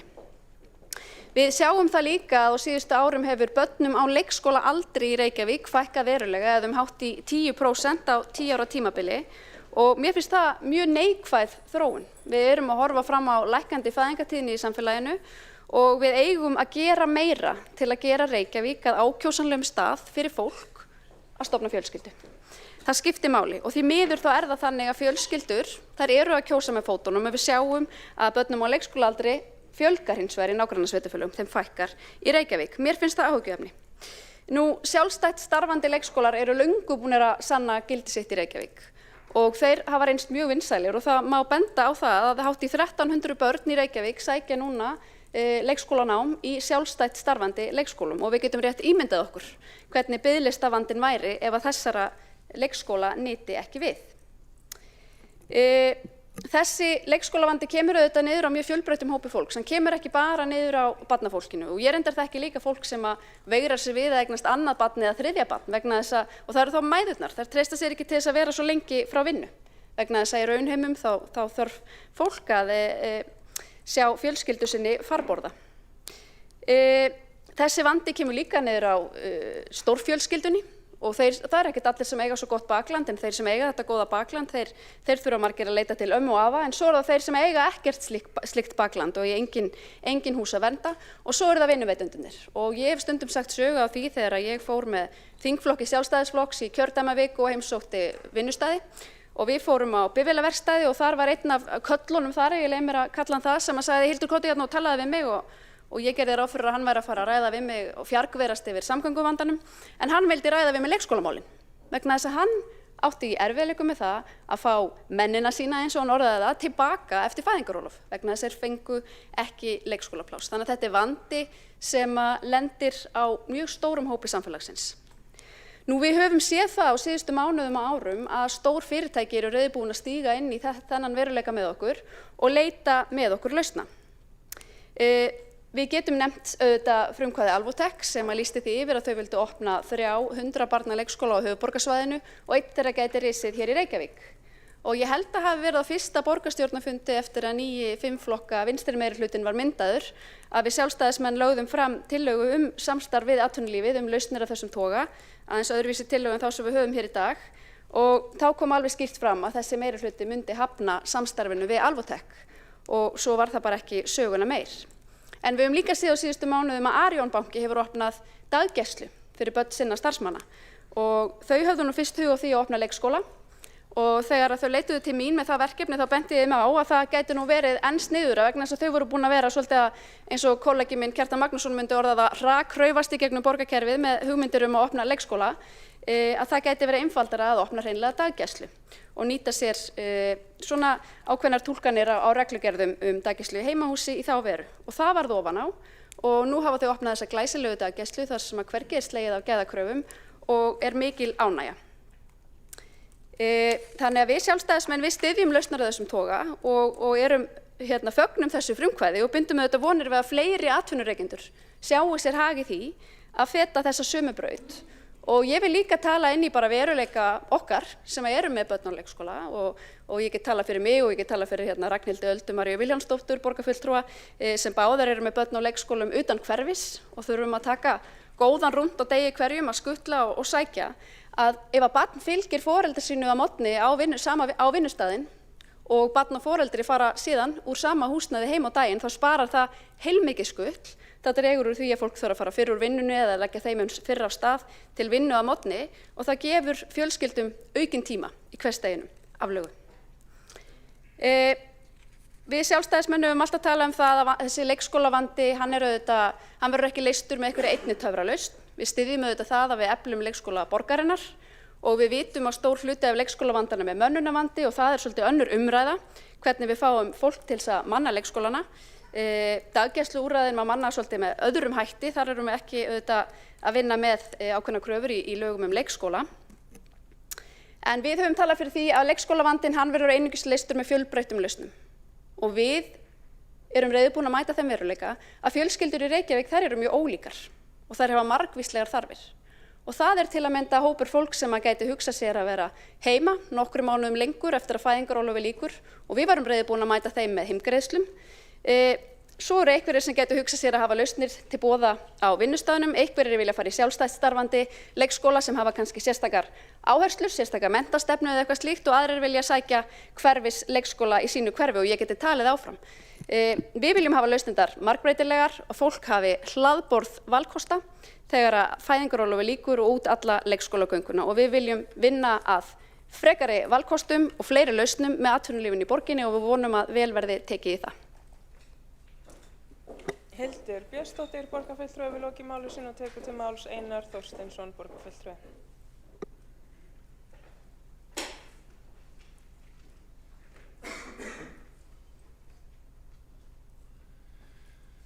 Forseti, ágæta borgarstjórn. Það rétt að Sjálfstæðisflokkurinn hefur flutt tillögur samstarfið atvinnulífið en ekki verið í stöðu til þess að hefja slíkt samtal eða koma slíkum hugmyndum á koppinn. En það höfum við í Framsókn hins vegar gert og á þessu kjörtímabili þá fór ég á sínum tíma á viðskiptaþing og þar var verið að ræða umfang hins opinbera í þjóðlífinu og var nú svona tónninn þar meira á þá leið að hið opinbera væri alltaf umfangsmikið og á sama tíma var verið að kvarta yfir því að það vantaði leikskólapláss og við værum alveg að bregðast borgarbúum og fyrirtækjunum, vinnustöðunum í landinu og borginni með því að eyða ekki biðlistum. Og ég spurði þá viðskiptaþing hvort þau vildi ekki einfaldlega koma í samstarf við borgina að opna leikskóla eða önnur úrræði, daggæsluúrræði, en fókusinn var á leikskólana. Og að því að við í Framsókn við teljum að það sé hægt að ná árangri með samvinnu við einkaaðila, það þurfi ekki alltaf að vera endilega borgarrekið þegar þessum málaflokki kemur. Og við fengum mjög góð viðbrögð, hófum samtal við fyrirtækið Alvotech og Arion banki fór reyndar aðra leið, opnaði daggæsluúrræði sem að ég heimsótti í Borgartúnið fyrir nokkrum mánuðum síðar og þar voru einnig fulltrúar frá skóla- og frístundasviði og þetta gríðarlega vel útfært daggæsluúrræði hjá Arion banka og öðrum til fyrirmyndar. Við áttum líka í góðum viðræðum við fulltrúa frá fyrirtækinu Alvotech sem vildu, eins og hér var nefnt áðan, opna 3 leikskóla í borginni og sáu það sem var gott framlag til borgarinnar en líka fyrir sinn eigin vinnustað. Og nú veit ég að þessi meirihluti sem stýri borginni ekkert sérstaklega áhugasamur þetta. Enda fjallu þessar viðræður við Alvotech bara niður og hafa ekki verið teknar upp síðan svo ég best veiti. En mér finnst fullt tilefni til þess að setja þetta hér aftur á dagskrá og leggja það fyrir borgarstjórn að samþykkja að auglýsa eftir áhugasömum aðilum til að halda áfram þessu samtali og koma á koppinn verkefnum vegna þess að leikskólavandinn ekkert að leysast og það gengur illa að eyða biðlistum. Og við höfum alltaf talað fyrir því í Framsókn að við höfum að mæta barnafjölskyldunum með fjölbreyttum leiðum til þess að þau eigi hér gott líf og við sáum það bara á viðbröðunum að þau voru góð. Vinnustaðirnir í borginni eru tilbúnir að leggja ýmislegt á sig og þá hér á eftir munu fulltrúar minnihlutans koma og segja hvernig má það vera að leikskólavist barn sé bundin við ráðningarsamband foreldris við vinnuveitanda sinn allir hér í borgarstjórn sem hafa fylgst með þessari máli vita að uppleggið sem að við vorum með komin á blað við Alvotech gerði ráð fyrir því að Alvotech fengi að innrita hluta barnana en hinn hluti barnana væri börn úr hverfinu og þannig myndaðist svigrúm fyrir þau börn sem að hugsanlega myndu lendi því stöðu að foreldrið myndi hætta hjá vinnustaðnum, hjá Alvotech að þá færi það barn einfallega yfir í Reykjavíkur hlutan í bókhaldinu og þannig þyrfti barnið ekki að missa leikskólaplássið þótt að foreldrið myndi hætta að vinna hjá vinnuveitendanum. Þetta vegna þess að við teljum að leikskólinn og vitum, og erum sammála það, fyrsta skólastigið og barnið á sinn rétt á að hafa samfellda skólagöngu og þannig að þetta ég vil bara taka það skýrt fram ef einhver ætlar að fara að halda þá ræðu hér og eftir að þetta sé eitthvað vafi þetta. Annað að sjálfsögðu myndu gilda sömu reglur eftirlit og menntastefnu og öllum lögum og reglum leikskólastarf verði fylgt í svona samningi. Þannig að ég held að við eigum bara að opna faðminn gagnvart vinnustöðunum í borginni, gagnvart fjölskyldunum í borginni og segja við erum tilbúin í samstarf. Vegna þess að reglulega koma hingað í ráðhúsið foreldrar og upp á pallana að mótmæla því að það gangi illa að eyða biðlistunum. Börnin verða af þroska sem að þau annars fengju í leikskólunum. Foreldrar komast ekki út á vinnumarkaðinn, tapa gríðarlegum fjármunum á því að bíða eftir að borgin nái að brúa bilið og þannig að þetta allra tap og það ótrúlega sorglegt að vegna einhverja pólitískar skoðana hér í meirihlutanum skuli vera slegið út á útréttar hendur.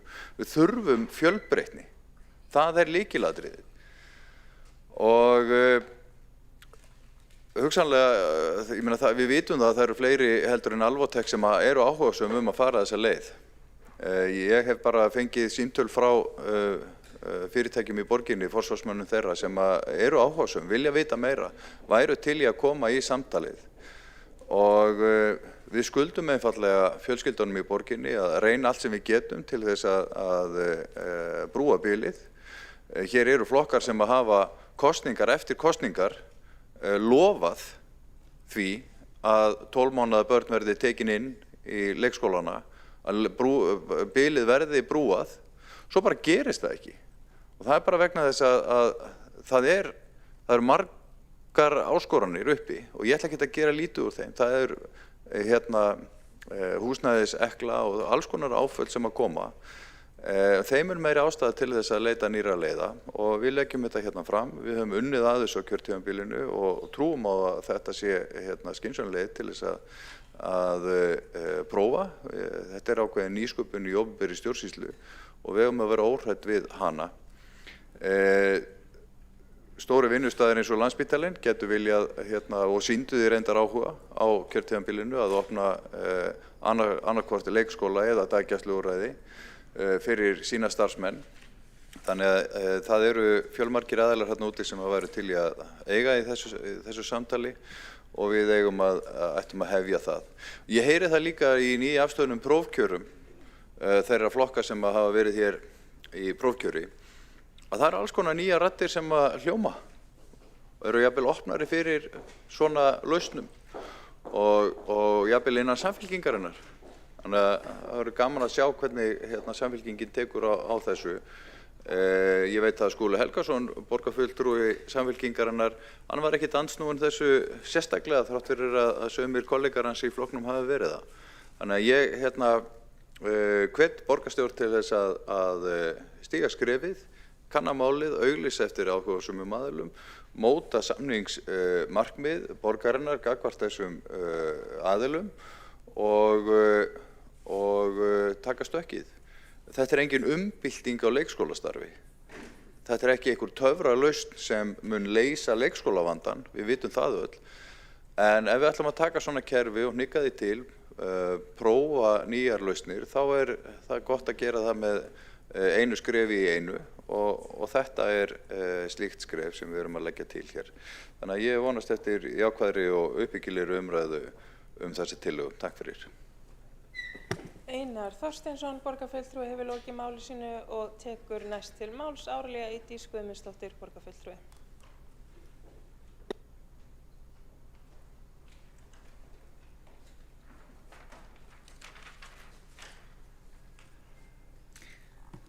Virðulegi fundarstjóri, virðulegi forseti og ágætu borgarfulltrúar. Það hefur svolítið komið mér á óvart í samstarfi við, eða bara almennt séð í okkar samstarfi hér undanfarin ár, hvort sem í meirihluta eða minnihluta, hversu ríkt það virðist vera að sjónarhorn þeirra sem að horfa á og ógnað af leikskólum sem eru unnir í samstarfi, sem stofnað til og unnir í samstarfi við atvinnurekendur.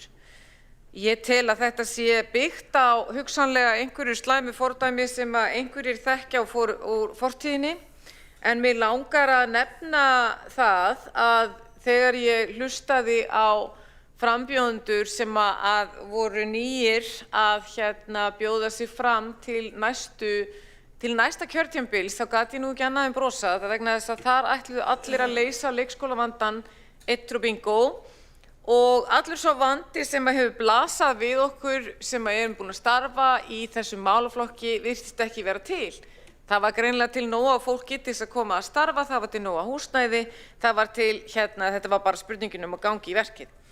Sem að ágætt, það gott að þeir sem að koma inn hafi bjartsýni og von. Mér langar hins vegar að nefna þá staðreynd sem að ég veit að það þegar maður hefur ekki áhuga á einhverju, þegar maður hefur ákveðið sig og gert upp hug sinn varðandi einhvert mál, þá hlustar maður yfirleitt ekki á gaggrugg. Maður bara flokkar, heilinn flokkar, ég sammála þessu, ég ósammála þessu, svo ég loka eyrunum þegar að einhver önnur rök koma fram. Mér langar samt sem áður að nefna það að það hefur mjög skýrt komið fram þegar að fólk að tala í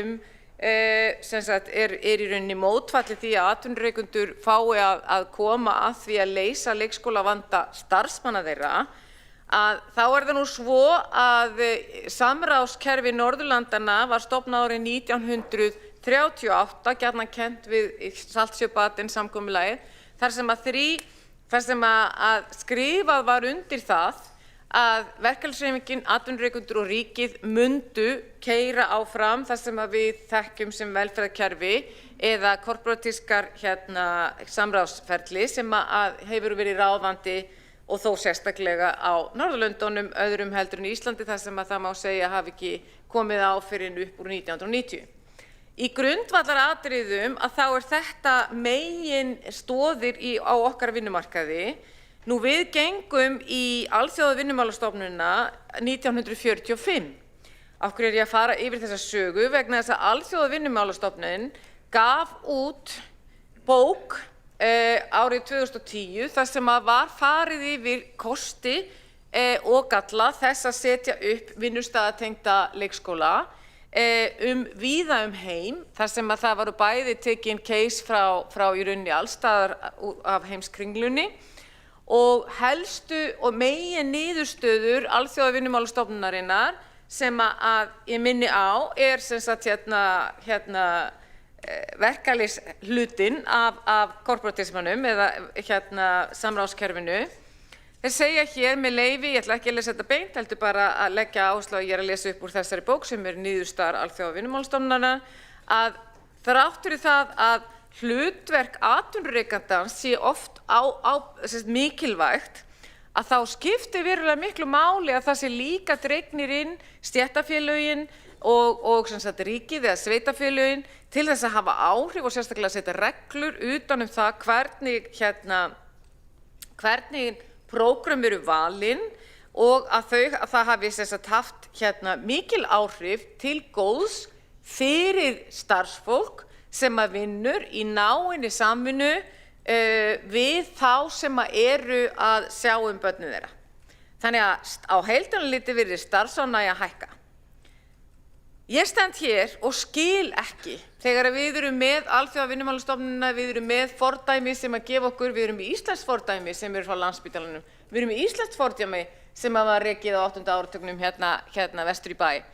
Ég skil ekki þegar við erum með svo víðtækan vanda eins og hann birtist okkur þar sem að við öll erum látin sæta ábyrgð fyrir því þegar við tölum við foreldra, að það skuli ekki vera hluti af matseðli fólks sem að bjóða sig fram að segja við viljum fjölbreytnar lausnir. En þá skil ég það ekki, það kemst líklega seint til að skilja það. Þá vil ég benda á eitt af mínum sem að kemur vel við mitt framsóknarhjarta, sem að víða hefur reynst gríðarlega vel, og þá vil ég benda á landsvæði eins og Spán og fleiri landsvæði sem að eru samvinnureknir leikskólar. Það er að segja leikskóla sem eru rekin út frá samvinnuhugsjóninni, sem er það að foreldrar bindast böndum, búa til, ef við myndum nota orðið kaupfélag, það hvernig þeir ætla að reka og sameinast það með hvaða hætti. Auðvitað eru þetta alltaf, auðvitað blasa við öllum þessu leikskólum nákvæmlega sem vandi, þeir þurfa manna, þeir þurfa húsnæði, en ef að þú ert komin með þá lagalegu umgjörð sem að þú ætlar að setja, þá skil ég ekki, og ég bið þá sem eru fulltrúar í meirihlutanum núna til þess að reyna að rökstyðja það fyrir mér.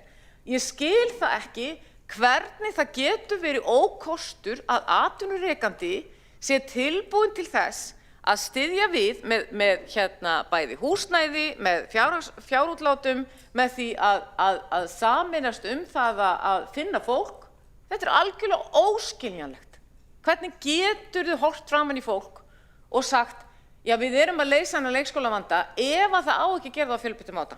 Þannig og þið vitið það að ég styð og vinn að því í stýrihópi að búa til nýtt leikskólalíkan og er þar algjörlega á sömu braut og allir aðrir sem eru þar með mér. En þarna er ég bara algjörlega ekki að skilja hvernig hægt er að komast að annarri niðurstöðu. Út frá bara réttundum launafólks og starfsánægju fólks. Takk fyrir. Árelía Eydís Guðmundsdóttir, borgarfulltrúi, hefur lokið máli sínu og tekur næstur til máls Björn Gíslason, borgarfulltrúi.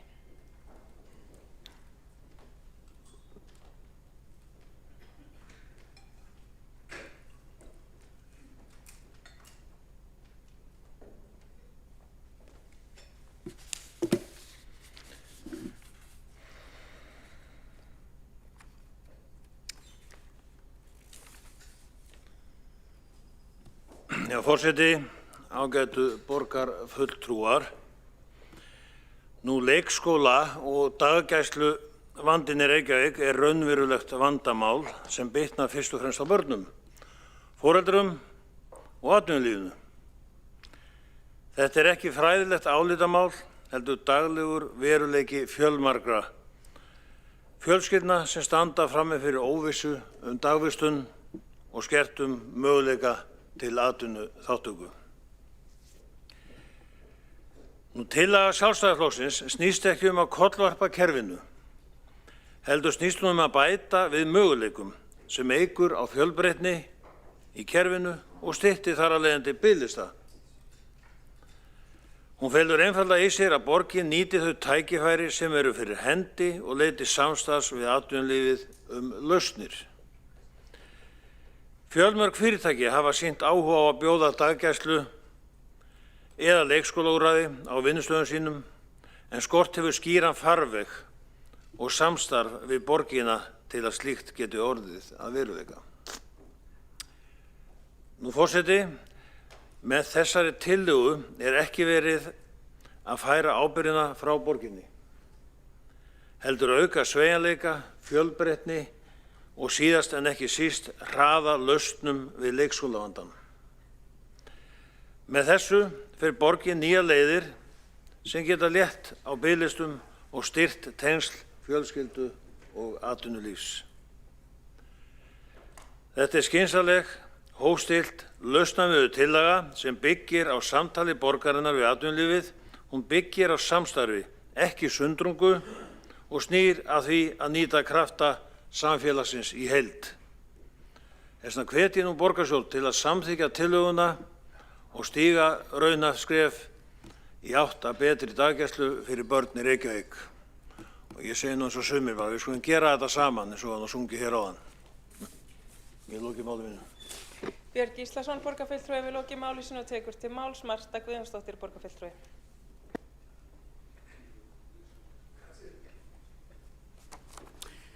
Forseti, ágætu borgarfulltrúar, þeir vinstri meirihlutar sem að hér hafa verið við völd frá 2010 hafa lofað að brúa bilið milli fæðingarorlofs og leikskóla í rúm 3 kjörtímabil eða frá árinu 2010. Allan þennan tíma hafa þessi loforð skreytt meirihlutarsáttmála þeirra flokka sem að setið hafa við völd í Reykjavík og loforðin hafa verið síendurtekin, nú síðast fyrir borgarstjórnarkosningarnar 2022. Þá lofaði þáverandi meirihluta öll börn frá 12 mánaða aldri fengi leikskólapláss frá og með 1. september. En allan þennan tíma og enn þann daginn í dag hafa þessi loforð verið svikin. Loforðin korter fyrir síðustu kosningar voru augljóslega gefin gegn betri vitund. Öllum sem til þekktu var vel ljóst að þó tilkæmi þrotlaus vinna allt sumarið eftir kosningar. Við þessi neyðarúrræði í þessum efnum hefði verið hæpið að standa við þau. Raunin varð reyndar sú og ekkert var aðhafst. Meirihlutinn fór í sumarfrí, þreyttur eftir kosningabaráttu og í byrjun nýs kjörtímabils var haldið áfram að svíkja kjósendur og ljóst að stefndi í vanda í þessu málaflokki og enn hefur ekki tekist að leysa hann nú í lok kjörtímabilsins. Meirihlutinn hefur því ekki bitið úr nálinni með leikskólavandann á meðan fjöldi barnafjölskyldna greiðir fyrir klúðrið með miklum tekjumissi. Á kjörtímabilinu hefur ekki verið hægt að nýta fleiri hundruð pláss í leikskólunum vegna viðhaldsleysis og manneklu. Nú í lok kjörtímabilsins er staðan sú að ekki er hægt að nýta 580 leikskólapláss í borginni vegna viðhaldsverkefna. Þessi 580 leikskólapláss samsvara því að 8 72 barna leikskólar væru lokaðir. Sumir leikskólar í Reykjavík hafa verið lokaðir í heilt kjörtímabil og jafnvel lengur vegna viðhaldsframkvæmda. Í því sambandi má nefna leikskólana Árborg, Grandaborg, Hlíð, Sólhlíð og Hagaborg. Nýlega bættist í hópinn leikskólinn sem verið var að loka er leikskóli Vinagarður sem var lokað í lok október vegna slæms ástands og starfsemin flutt í Safamýri, þannig að 130 börn þurfa að sækja leikskóla utan hverfis með tilheyrandi álagi og mikilli óvissu framhaldið. Foreldrar hafa ekki enn fengið upplýsingar áætlanir borgarinnar framkvæmdir við leikskólan og hvenær þeim muni ljúka. Samkvæmt svörum til foreldra frá borginni í desember kemur fram að málefni Vinagerðis sé í skoðun og ekki búið að taka ákvörðun framhaldið. Þá kemur jafnframt fram í svarinu að foreldrar verði upplýstir eins fljótt og hægt er. Nú er langt liðið á janúarmánuð, eða reyndar er komin febrúar, við erum komin í byrjun febrúar og enn hafa foreldrar ekki fengið nein svör áætlanir borgarinnar varðandi leikskólan. Þá hefur þurft að skerða leikskólaþjónustuna verulega í mörgum leikskólum vegna manneklu, þannig að foreldrar þurfa nú að vera með börnin sín heima allt frá hálfum degi upp í 1,5 dag í viku eins og gerðist í leikskólanum Fjónaborg. Leikskólavandinn snertir allar fjölskyldur og atvinnulífið.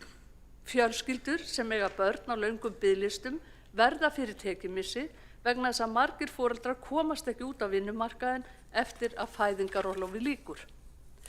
Þannig snertir þetta bæði barnafjölskyldur og atvinnulífið. Fyrsta skrefið til að leysa vandann er að viðurkenna, læra af mistökunum og hafa skýr markmið sem unnið er eftir. Ekki fela upplýsingar og sópa undir teppi. Leikskólavandinn verður ekki leystur með einni lausn. Þar þurfa að koma til fjölbreytt úrræði, svo sem að efla dagforeldrakerfið og fjölga sjálfstætt starfandi skólum með mismunandi rekstrarformi, svo sem með foreldrareknu leikskólum og síðast en ekki síst með samstarfi við atvinnulífið lausn leikskóla og daggæslu vandans. Rekstrarformið á ekki að skipta máli ef fé fylgir barni á leikskólaaldri. Þannig hefðu foreldrar raunverulegt val dagvistunarúrræði fyrir börn sín. Á sama tíma og minni sveitarfélög á höfuðborgarsvæðinu sinna þessari mikilvægu grunnþjónustu með miklum ágætum, lætur Reykjavík, stærsta sveitarfélagið, allt reka á reiðanum og ræður augljóslega ekki við að leysa vandann. Vilji er allt sem þarf í þessu leikskólaklúðri og það komi tími til að borgarstjórn sameinist það eins og kollega mínir hafa bent hér á í upphafi umræðunnar að við þurfum að sameinast að leysa þennan vanda og við þurfum að hugsa út fyrir bóksið og vera jákvæð fyrir þeim tillögum sem eru bornar hér á borð í borgarstjórnarsalnum. Sú lausn sem við erum að leggja til í dag er ein af þeim lausnum sem gæti komið til móts við að leysa leikskólavandann. Þetta snýst börnin og barnafjölskyldunar í Reykjavík, ekki einhverja kreddur pólitísk kjörinna fulltrúa hér í borgarstjórnarsalnum. Marta Guðjónsdóttir, borgarfulltrúi, hefur lokið máli sínu og tekur til máls Helga Þórðardóttir, borgarfulltrúi.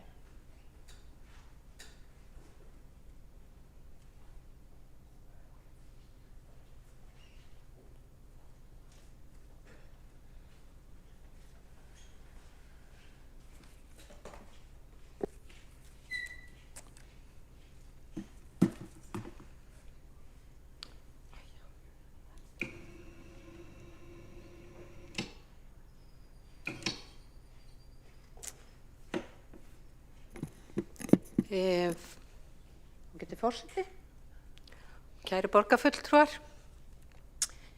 hér ræðum við mjög keimlíkar tillögur. Í tillögu Sjálfstæðisflokksins lagt til að borgarstjóri verði falið að leita samstarfs við forsvarsfólk atvinnulífsins lausn leikskóla á daggæsluvandans.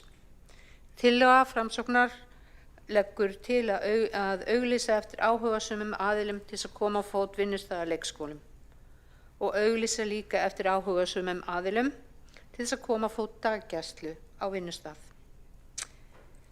Ég verð að segja að mér finnst nokkuð furðulegt að þessar tillögur séu að koma hér endurtekið fram.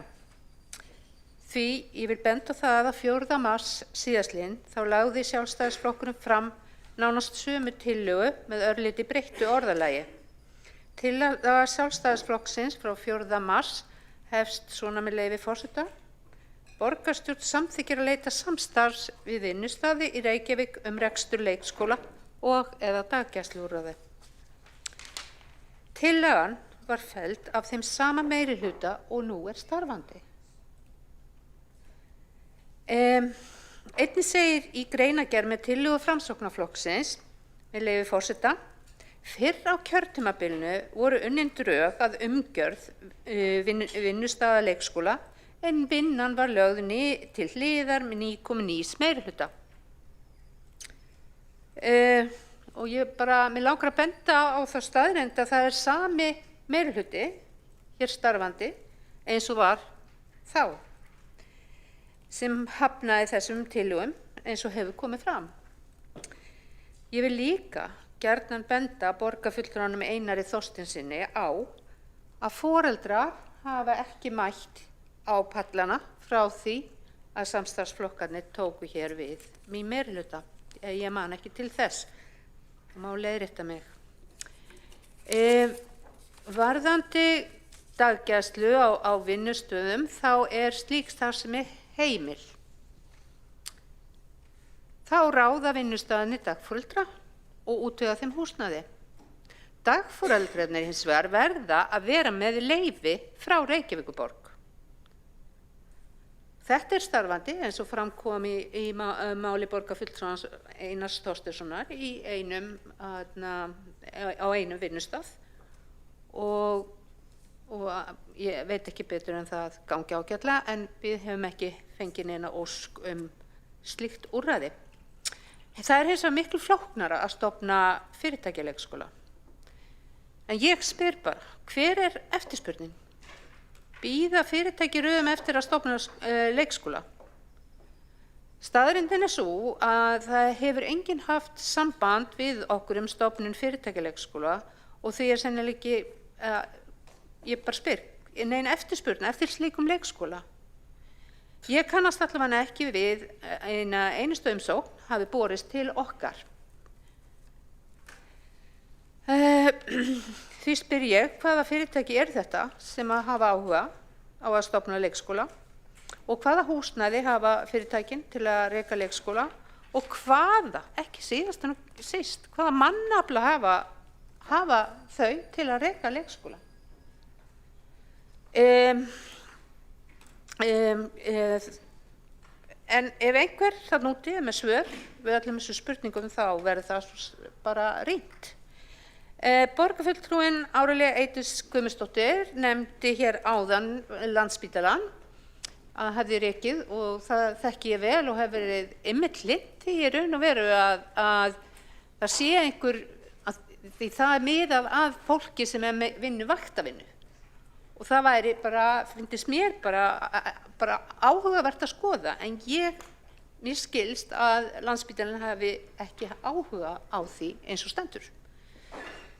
En ég bara lýsi minni persónulegu skoðun, allavega hefur enginn haft samband og ég frétti það að það væri ekki áhugi þar, en ég væri til í að skoða það ef að það væri komið að máli við mig varðandi að mæta þörfum vaktavinnu fólks.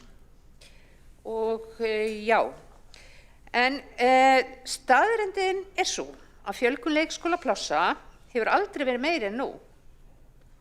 Það eiga að koma 540 ný leikskólapláss á þessu og næsta ári.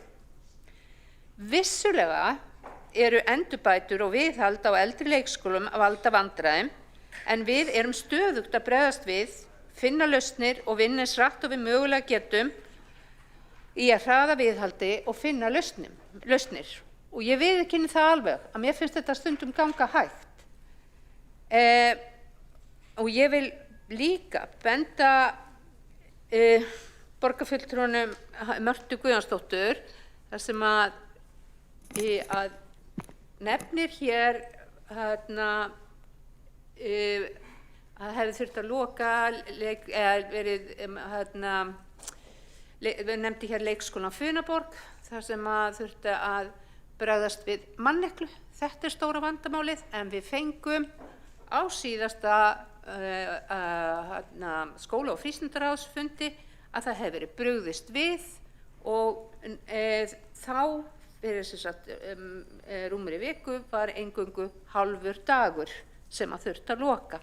Þannig við vorum búin að fá svar við viðbrögðum varðandi þennan tiltekna leikskóla Funaborg. En ég verð að segja að þetta er okkar stærsti vandi. Það er mönnunarvandi. Við erum að fást við þetta stóra vandamál, en við erum enn sömu skoðunar varðandi fyrirtækjaleikskóla. Við teljum ekki ástæðu til að verja tíma og vinnu í að leita samstarfs við vinnustæði til að reka leikskóla eða koma á fót daggæslu á vinnustöðum. Við höfum bara svo mikið að gera í öðru eins og varðandi að bregðast við mönnunarvandanum. Og ég get bara ekki séð að fyrirtækjaleikskóla leysi þann vanda á nokkurn hátt. Við þurfum að gera leikskólan að góðu vinnustöðum með því að bæta aðstæður í leikskólum borgarinnar og þannig að þeir verði eftirsótt að vinna í leikskólanum. Og það er starfandi stýrihópur sem að vinna að þeim málum og svo vinna á lokametrunum.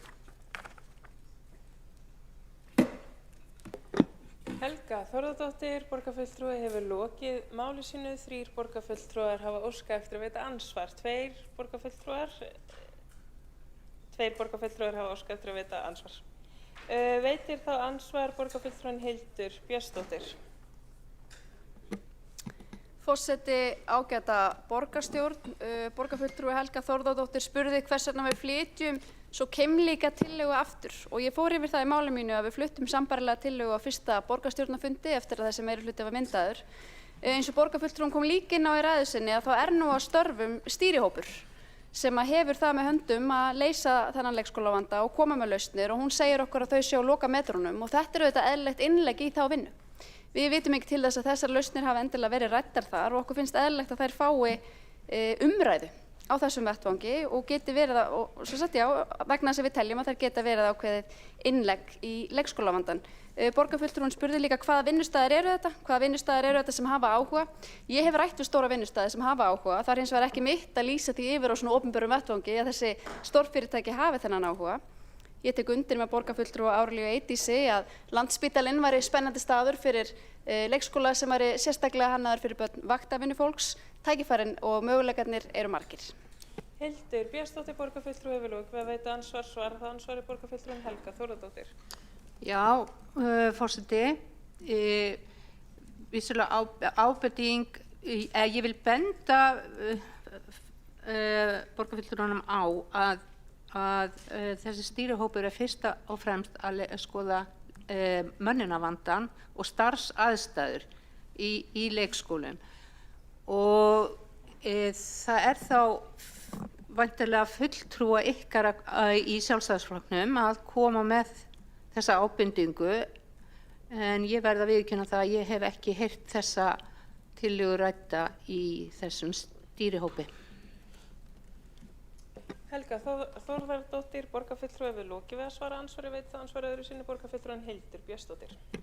Forseti, ágæta borgarstjórn, borgarfulltrúin tilgreinir að í hópnum sé aðalega verið að ræða mönnunarvandann og starfsaðstæður en ef ég skil máli rétt þá hefur líka komið til umræðu þarna úrræði á borð við Hreistileikskóla. Og ég ætla að fá að segja það hér, ég mjög hrifin af þeirri hugmynd og finnst hún frábær og vil hrósa þeim sem átti hana, ég veit ekki hvort það var borgarfulltrúi Skúli Helgason eða einhver annar, en mér finnst hún frábær og ég styð hana. Og ég vil yfir síðan að hugsa í svona lausnum. Og þarna erum að virka íþróttafélögin með okkur og ég held við getum líka virkað fyrirtækin með okkur og ég má vera opinn fyrir því að þau vilja stíga inn í þessa stöðu og leysa úr þessum málum með fjölskyldum í Reykjavík. Hildur Björnsdóttir, borgarfulltrúi hefur lokið við að veita ansvari öðru sinni, svara það ansvari öðru sinni borgarfulltrúin Helga Þórðardóttir. Já, forseti, ég vil þakka borgarfulltrúnum Hildur Björnsdóttur að benda á þessa tillögu. Ég get aðeins leiðrétt það að þessi tillaga kom fram í fyrri stýrihóp sem að skilaði af sér í apríl að fjölga leikskólaplássum. Þetta með hristileikskóla hefur ekki verið rætt í þessum stýrihópi sem nú að störfum en komin hins vegar í vinnslu, svo það sé skýrt. Takk. Helga Þórðardóttir, borgarfulltrúi hefur lokið við að svara ansvari öðru sinni. Það leiðréttist hér með að 4 borgarfulltrúar óskuðu eftir að veita ansvar og veiti þá ansvar borgarfulltrúin Einar Þorsteinsson. Forseti, já, takk fyrir. Helga Þórðardóttir, borgarfulltrúi, beindi til mín spurningu það hvaða fyrirtæki þetta væru sem að gætu vilja koma í samstarf og hvaða húsnæði þau hefðu til umráða til að opna svona leikskóla.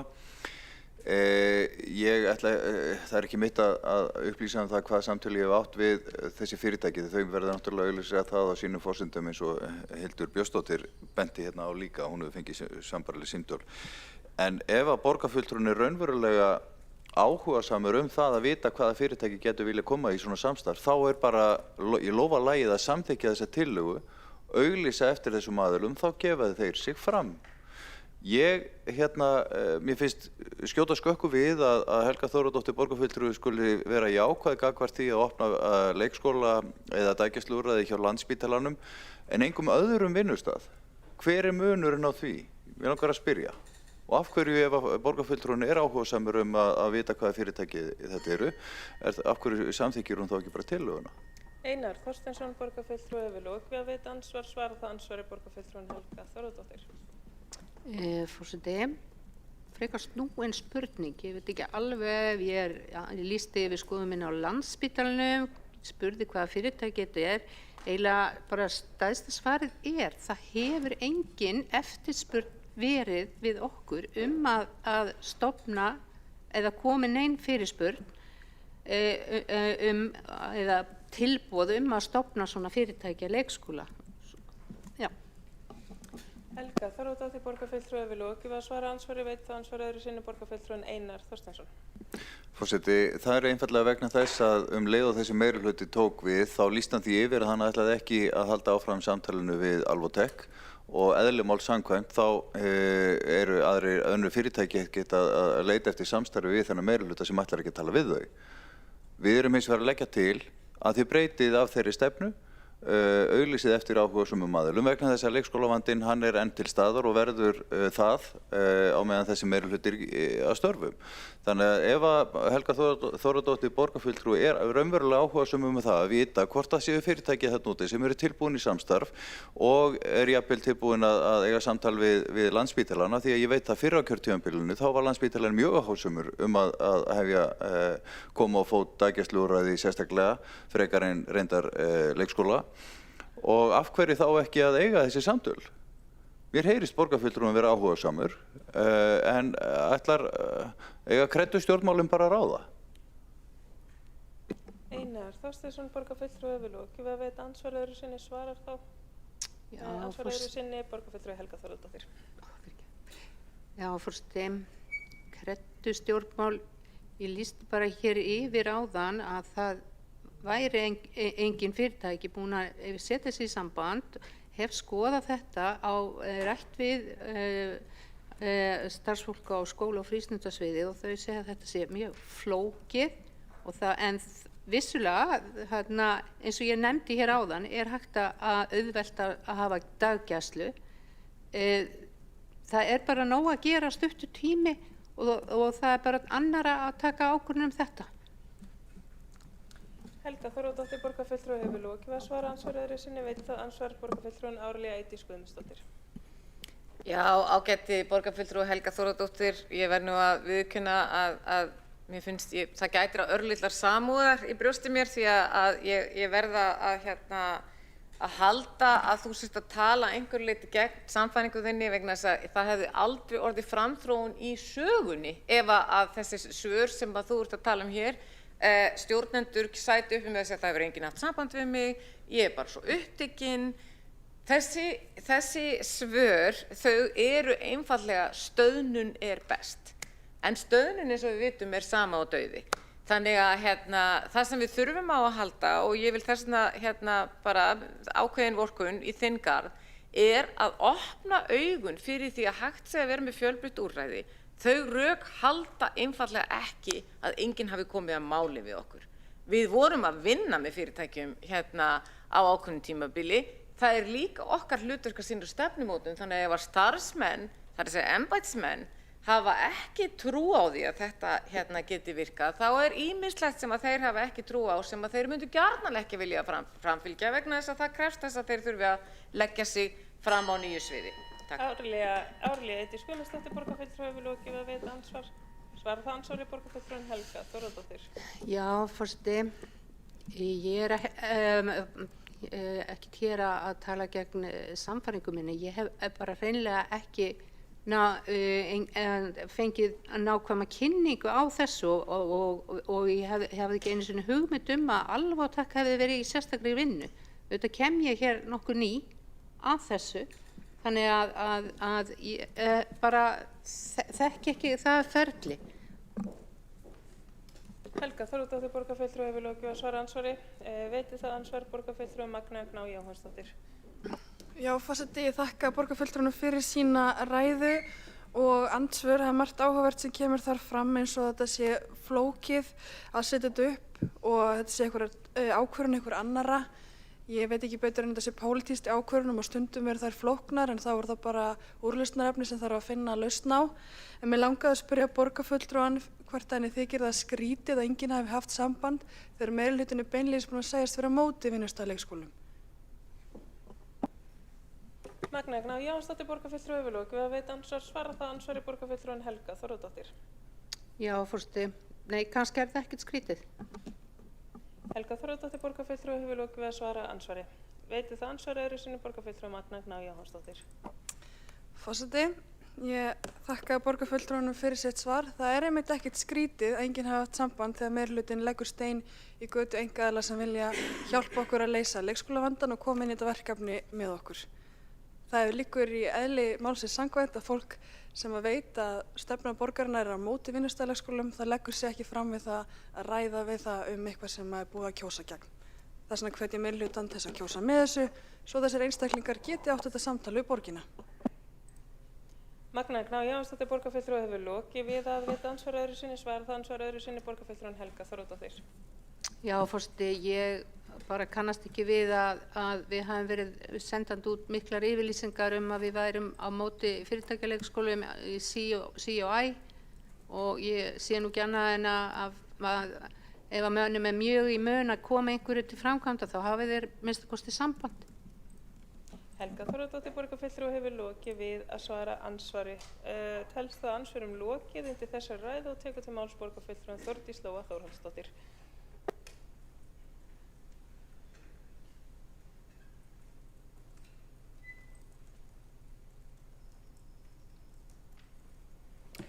Forseti, á grundvelli þess sem var bara akkúrat var að við vorum að enda hérna á það sem var verið í andsvörum við borgarfulltrúa Helgu B. Þórodóttir, þá langar mér bara að segja, byrjum á því þá núna að opna faðminn ef þessi tillaga, þessi tillaga Sjálfstæðisflokksins var ekki samþykkt hér í upphafi nýs meirihluta, þá er sannarlega tækifæri til þess að gera það núna og hvers vegna, jú, að því að með því að samþykkja svona tillögur, bæði frá Sjálfstæðisflokki og Framsókn hér í dag, að þá erum við að opna á umræðu og samtal sem mun ekki gefa neitt ávöxt á morgun, heldur sannarlega mun það taka fram yfir kjörtímabils, hvað maður að segja, tímabilið sem núna er að lokum. Þannig að bara með því að segja já núna, þá erum við að opna faðminn til þess að byrja þetta samtal og opna þá leikskóla kannski seinna á þessu ári eða í byrjun næsta árs. Þannig að opnum faðminn langar mig að segja. Ég ætla að fá að byrja á því að frábiðja mér það að hlusta hérna á borgarfulltrúa Mörtu Guðjónsdóttir draga Viðreisn inn í einhverju kosningaloforð frá því 2022 það að við höfum lofað hérna leikskólaplási fyrir 12 mánaða börn. Það gerum við bara aldrei nokkur tíman. Þannig að ég frábið mér það að sitja einn undir því, við sögðum alltaf 18 mánaða aldur, stefnum að því að brúa bilið, stefnum að 12 mánaða markinu en lofum við því aldrei. Og ég frábið það þegar maður er í samstarfi hérna að manni sé gefin loforð annarra flokka, það er alveg galið. Þannig að ég mótmæli svo harðlega. Hins vegar er ég mjög sammála Sjálfstæðisflokknum þegar kemur að fjölbreyttum rekstri og fjölbreytileika í öllu leikskólastarfi. Og það höfum við alltaf sagt, enda er það bara vörumerki Viðreisnar hérna í borgarstjórn alveg frá því að við komum hingað inn. Við viljum fjölbreytta leiðir, við viljum fjölbreytt rekstrarform. Og hvað gerðum við í síðustu kosningum? Jú, við lögðum til Landspítala leiðina. Við lögðum til tillögu það að Landspítalinn myndi opna leikskóla. Og hvað fengum við í andlitið? Við fengum allt fagumhverfið á móti okkur. Við bara vorum alveg skýr með það hvað við viljum. Við treystum bara Landspítalanum mjög vel, en það fór ekki fet. Því að það sem er hindrunin, stóra hindrunin í þessu, er ekkert endilega pólitíkin í Reykjavík. Hún er bara það að fagstéttirnar hérna eru ósammála þessu. Og mér langar að, þetta er ekki rök með það að þetta sé flókið eða erfitt og hver á að manna. Byrjum bara að horfa á þetta, Hjallastefnan, Ísaksskóli, Landakot, Félagsstofnun stúdenta. Við höfum áratuga reynslu af rekstri, af leikskólum með þessum fagaðilum. Við erum með fullt af fólki að núti, bæði fyrirtækjum og metnaðarfullum kennurum og hugmyndafræðingum menntun sem vilja koma að því að stofna mögulega leikskóla. En við erum alltaf, þau kom alltaf á lokuðum dyrum. Við ræddum hérna Alvotek mörgu sinnum, bara fyrir nokkrum mánuðum síðan. Bara, þetta var í fjölmiðlum út allt, googlið þetta bara. Það var ekki stemming fyrir því og gríðarleg andstaða sem það mætti. Viðreisn hefur alltaf verið sammála þessu. Við eigum að finna fjölbreytta leiðir. Við eigum að gera rosalega margt. Ég get haldið langa ræðu hérna það þegar við höfum verið að ræða við atvinnulífið. Við héldum fjölda funda með samtökum atvinnulífsins í Höfða. Við undirbyggum atvinnustefnuna gríðarlega vel. Og hvað var það sem atvinnulífið sagði? Leikskólamál, fjölbreyttur rekstur, sveigjanlegri opnunartíma. Við verðum að gera betur. kæru félagar, núna er nákvæmlega tíminn, þetta er frábær tímasetning á tillögu Sjálfstæðisflokksins og Framsókn. Á hverju? Og kem ég bara að því sem ég byrjaði á, að því að við stöndum núna hér í febrúar, byrjun febrúar. Ef við samþykjum tillöguna, þá erum við ekki einu svona að lofa upp í hendurnar á núverandi meirhluta. Við erum bara að opna faðminn. Við erum að opna faðminn og segja við erum til í samtalið. Það er nýtt kjörtímabil að hefjast núna, handa við hornið. Nú er tíminn til að segja já. Nú er ekki tími til að segja nei. Nú er tími til að segja já, tökum samtalið, finnum fjölbreyttari lausnir. Hér er stýrihópur af vinnslu til að mæta mönnun á þörf. Flott, fáum þær tillögur að borði líka. Við eigum að vera að horfa á mismunandi leiðir. Og ef að þið hafi ekki tíma núna, þá þurfum við ekki einu svona að hafa tíma. Því að bara með því að segja já, þá opnum við faðminn, þá munu þeir eða þau sem hafa áhuga að koma. Af því ég get alveg lofað ykkur að við sem erum hérna í minnihluta, við höfum öll fengið þetta til okkar, við höfum áhuga, en það er ekki okkar að segja það. Þannig að opnum faðminn, segjum já við þessum tillögum, þið munið ekki tapa neitt á því. Þið munið bara græða. Þórdís Lóa Þórhallsdóttir, borgarfulltrúi, hefur lokið máli sinni. 1 borgarfulltrúi hefur óskað eftir að vita andsvar. Magna Gná Jóhannsdóttir. Já, forseti, ég þakka borgarfulltrúunum fyrir sína ræðu, en í ræðinu kom fram að Viðreisn hefði ekki lofað því að börn 12 mánaða og eldri kæmist inn á leikskóla, en ef við skoðum fréttatilkynningu frá Reykjavíkurborg 3. mars 2022, þá er tekið fram með leyfi forseta að tilhlutan hefst, byrjar verður að taka á móti 12 mánaða börnum í leikskóla borgarinnar í haust. Tilhlutan lýkur. Þetta var sent út frá Reykjavíkurborg þegar umræddur flokkur var í meirhluta og væntingar foreldra voru til þess að öll börn 12 mánaða og eldri kæmist inn á leikskóla haustið 2022 sem hefur ekki gengið eftir svo við þekkjum. Þannig að þó að það hefði ekki verið beint lofað í kosningastefnuskrá, þá var þetta sent út á þáverandi meirhluta. Magna Gná Jóhannsdóttir, borgarfulltrúi, hefur lokið við að veita andsvar og svara það ansvari borgarfulltrúin Þórdís Lóa Þórhallsdóttir. Forseti, ég er fullt meðvituð um það að það fréttatilkynning send út fyrir kosningar, svolítið mörgum vikum fyrir kosningar, en Viðreisn ræddi þetta aldrei í kosningabaráttunni og það er það sem ég er að vísa í. Viðreisn lofaði þessu aldrei. Og við ræddum þetta heil mikið í kosningabunum og við fórum alltaf inn á það. Við vorum að tala 18 mánaða, við vildum sannarlega brúa bilið, við myndum vilja stefna að 12 mánaða með fjölbreyttum leiðum, en aldrei lofum við því að þetta yrði 1. september. Og svo vil ég líka minna á það að það er nú ekki alltaf í höndum allra í meirhluta hvaða fréttatilkynningar eru sendar út. Þórdís Lóa Þórhallsdóttir, borgarfulltrúi, hefur lokið við að svara andsvari, veit það ansvar öðru sinni. Magna Gná Jóhannsdóttir, borgarfulltrúi. Forseti, þá verð ég að spyrja hvort að borgarfulltrúin hafa ekki verið upplýstur um þessa fréttatilkynningu og hvort að borgarfulltrúin telur þessa fréttatilkynninguna hafa verið ranga. Magna Gná Jóhannsdóttir, borgarfulltrúi, hefur lokið við að veita ansvar öðru sinni, svara það ansvar öðru sinni. Þórdís Lóa Þórhallsdóttir, borgarfulltrúi. Forseti, þessum borgarfulltrúa er ljúft og skylt að svara því að þessi borgarfulltrúa hefði enga hugmynd um það að þessi fréttatilkynning var send út. Þórdís Lóa Þórhallsdóttir, borgarfulltrúi, hefur lokið við að svara ansvar öðru sinni, telst á ansvörum lokið undir þessari ræðu og tekur næsti máls. Magna Gná Jóhannsdóttir, borgarfulltrúi.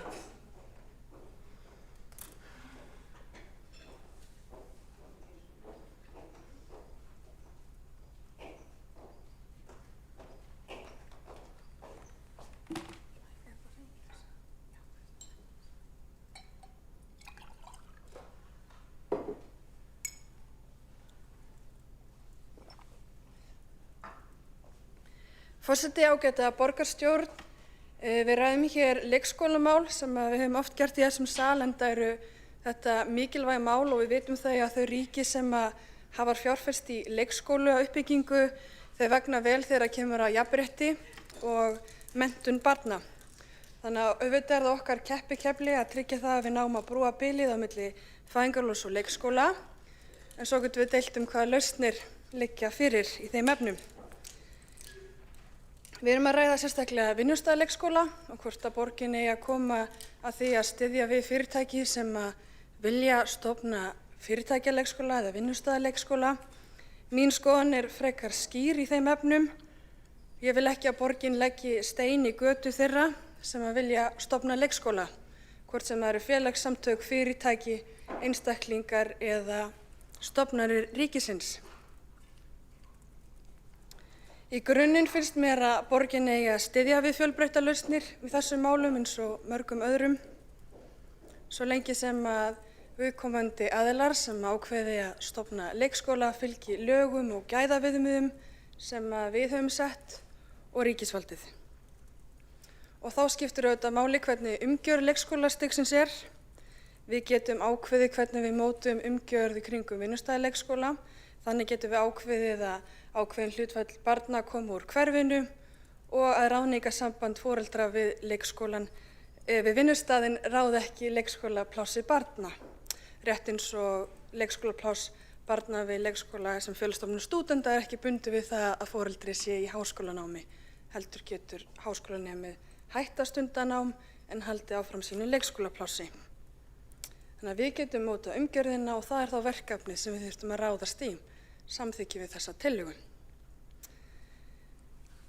En ég er líka raunsæ með það að ég veit að þessi leið ein og sér mun sennilega ekki leysa leikskólavandann. Hann er stór og leysist ekki með einni lausn, heldur þurfum við fjölbreyttar lausnir. En hún mun koma til með að auka fjölbreytileika. Hún mun stuðla að því að fólk hefur val hvers konar leikskóla það sendir börnin sín og er ákveðin lausn fyrir fjölskyldur í borginni. Þetta hefur reynst vel erlendis. Þetta er ekki óþekkt að til dæmis stofnanir erlendis, alþjóðlegar stofnanir reki leikskóla eða fyrirtæki taki sig saman og reki leikskóla. Og þetta hefur Landspítalinn líka gert áður og tækifæri til þess að koma á fót hér. Þetta kann líka einfalda fjölskyldulíf fyrir margar fjölskyldur sem að sjá það fyrir sér að þurfi ekki að fara á marga staði með börnin fyrst í leikskóla og svo í vinnu, heldur geta farið á eitt stað og börnin verða þá í sama húsi undir sama þaki og foreldrarnir á daginn. Og það kann líka auka það að foreldrar geti varið tíma með börnum sínum, mögulega borða með þeim hádegismat eða brugðist hratt við ef eitthvað kemur upp á. Þannig að það er líka ákveðin svona jákvæð afleiðing af þessu. En í grunninn, eins og ég sagði áðan, þá vil ég ekki leggja stein í götu þeirra sem vilja hjálpa okkur að brúa bilið á milli fæðingarorlofs og leikskóla. Við höfum frekar að hvetja til þess og styðja við það einstaklinga sem vilja koma inn í það verkefni með okkur. Og við höfum auðvitað að fagna því að það séu félagasamtök, ríkisstofnanir, samvinnufélög jafnvel, eins og Árelía Eydís kom inn á áðan, einkaaðilar, einkareknir skólar, vinnustaðir sem eru tilbúnir að koma inn í þetta verkefni með okkur. Það er það sem við eigum að gera. Borgin er í grunninn þjónustuveitandi fyrir fólkið og við eigum að hlusta á fólkið og taka tillit til þeirra skoðana og vinna með því. Við getum auðvitað að skapa umgjörðina í kringum þjónustusamningana og í kringum verkefni sjálft, en það er ekki okkar að leggja stein í götur fólks eða róa árunum í öfuga átt við samfélagið. Og þegar við förum þetta viðmið eins og hefur verið komið fram áður í umræðinu, þá getum við sett mark það hversu mörg börn eiga að koma að hverfinu. Þannig getum við líka tryggt það að þessi félagsleg blöndun innan leikskólana, það sé ekki bara þeir sem eiga foreldra sem eiga ráðningarsamband við viðkomandi vinnustaði sem að komast inn á leikskólan, heldur sé þá bara fólk í hverfinu sem geti sótt í leikskólanum. Og þannig getum við tryggt félagslega blöndun en líka tryggt að leikskólapláss sé ekki bundið við ráðningarsamband foreldra. Og svo verð ég að segja eins og Árelía Eydís Guðmundsdóttir, borgarfulltrúi, að ég skil ekki hvernig hægt að vera á móti fjölbreyttum lausnum og á móti aðilum sem vilja sýna samfélagslega ábyrgð og taka út í þessu verkefni með okkur. Ég einmitt taldi að við ættum að styðja við það framtak. Við vitum nefnilega ekki alltaf best. Við vitum heldur ekki hvað er best fyrir fjölskyldunar í borginni alltaf. Okkar verkefni er frekar að styðja við það að fólk geti komist inn á leikskóla með börnin sín. Og í grunninn snýst þetta kannski það, hvernig samfélagi við viljum búa í. Viljum við búa í samfélagi þar sem er ein lausn sem á að virka fyrir alla eða fjölbreyttar lausnir sem að henta fólki. Og þá kannski vert að spyrja í lokin og fá borgarfulltrúa til að ígrunda hvernig hefur þessi leið sem Reykjavíkurborg hefur verið að fara virkað og hvað árangri hefur hún skilað hingað til þegar kemur að brúum bilsins. Magnea Gná Jóhannsdóttir borgarfulltrúi við lokið máli sínu og tekur til máls Alexandra Brím borgarfulltrúi.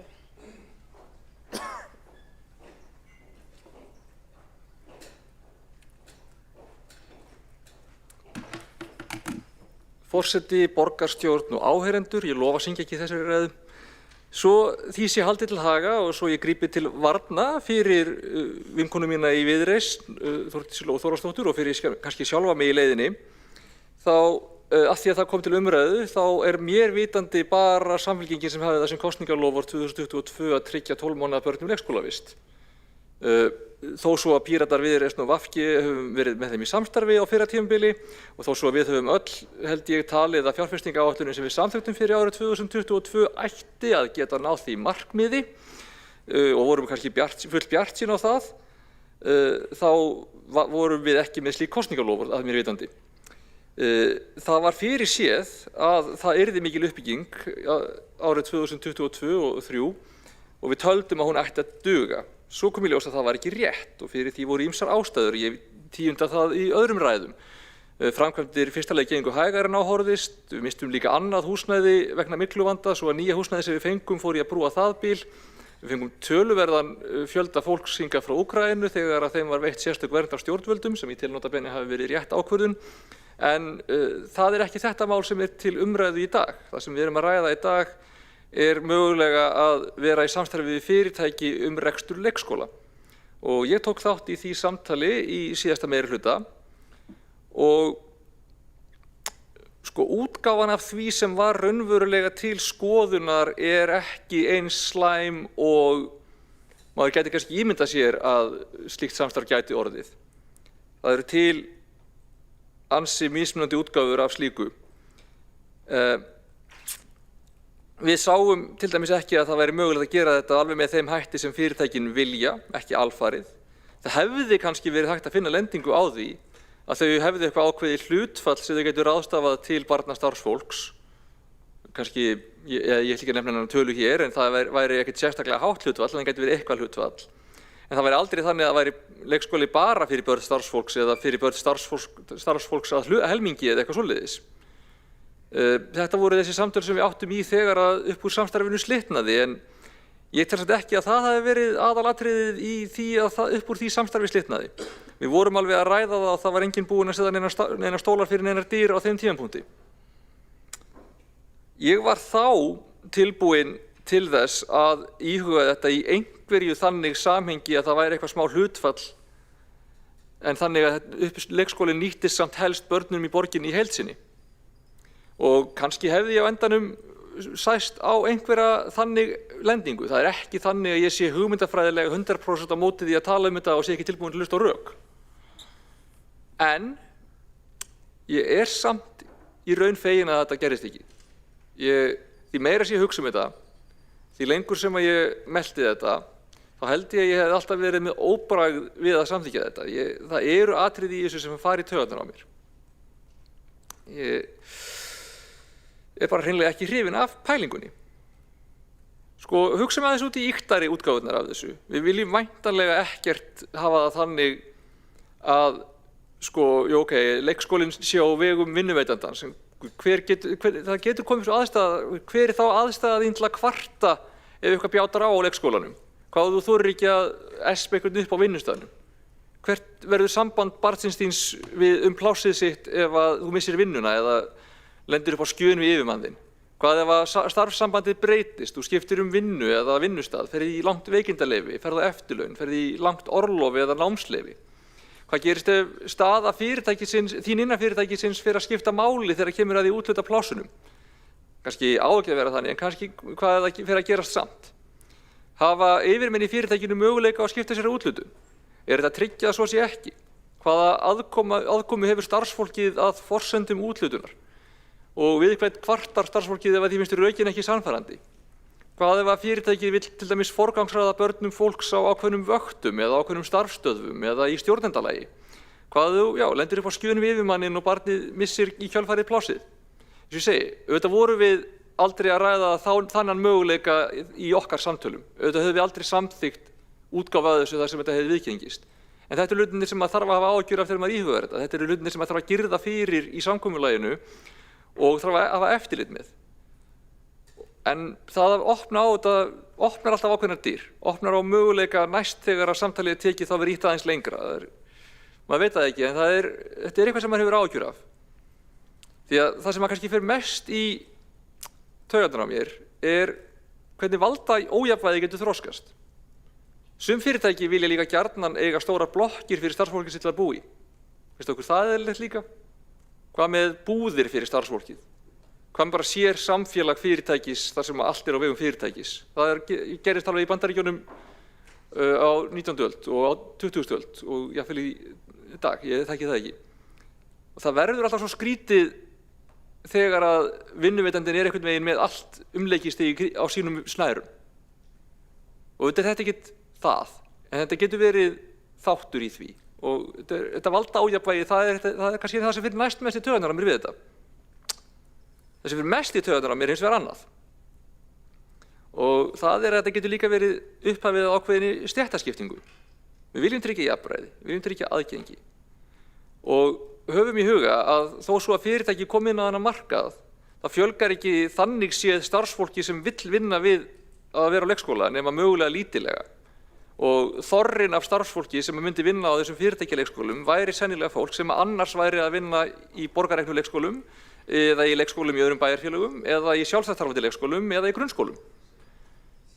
Það er líka mögulegt að þau myndu byggja húsnæði sem annars færi ekki undir leikskóla, en það er líka mögulegt að þau myndu þá sækjast eftir lóðum sem annars færu hvort þið undir borgarrekna leikskóla. Það hefur heyrt eitthvað af slíkum pælingum. Og þetta kemur nefnilega allt svolítið úr sömu hítinni. Við höfum ákveðin fjölda sem vill vinna á leikskólum, við höfum ákveðin magn bygginga sem hentar, við höfum ákveðin fjölda lóða þar sem hægt að byggja meira af slíkum byggingum, við höfum ákveðina rýmd í byggingariðina hverju sinni til að byggja. Og ef við viljum meina að það breytir samt einhverju að fyrirtækin kom inn með aukið fé, geti sett meiri peninga í aðbúnað, geti greitt hærri laun, þá eru þess að líka að segja í rauninni bara að þau geti sogað til sín starfsfólk og húsnæði sem annars gæti verið í borgarkerfinu eða hjá sjálfstætt leikskólum. Þau skapa ekki nýja rýmd nema að litlu leyti mögulega.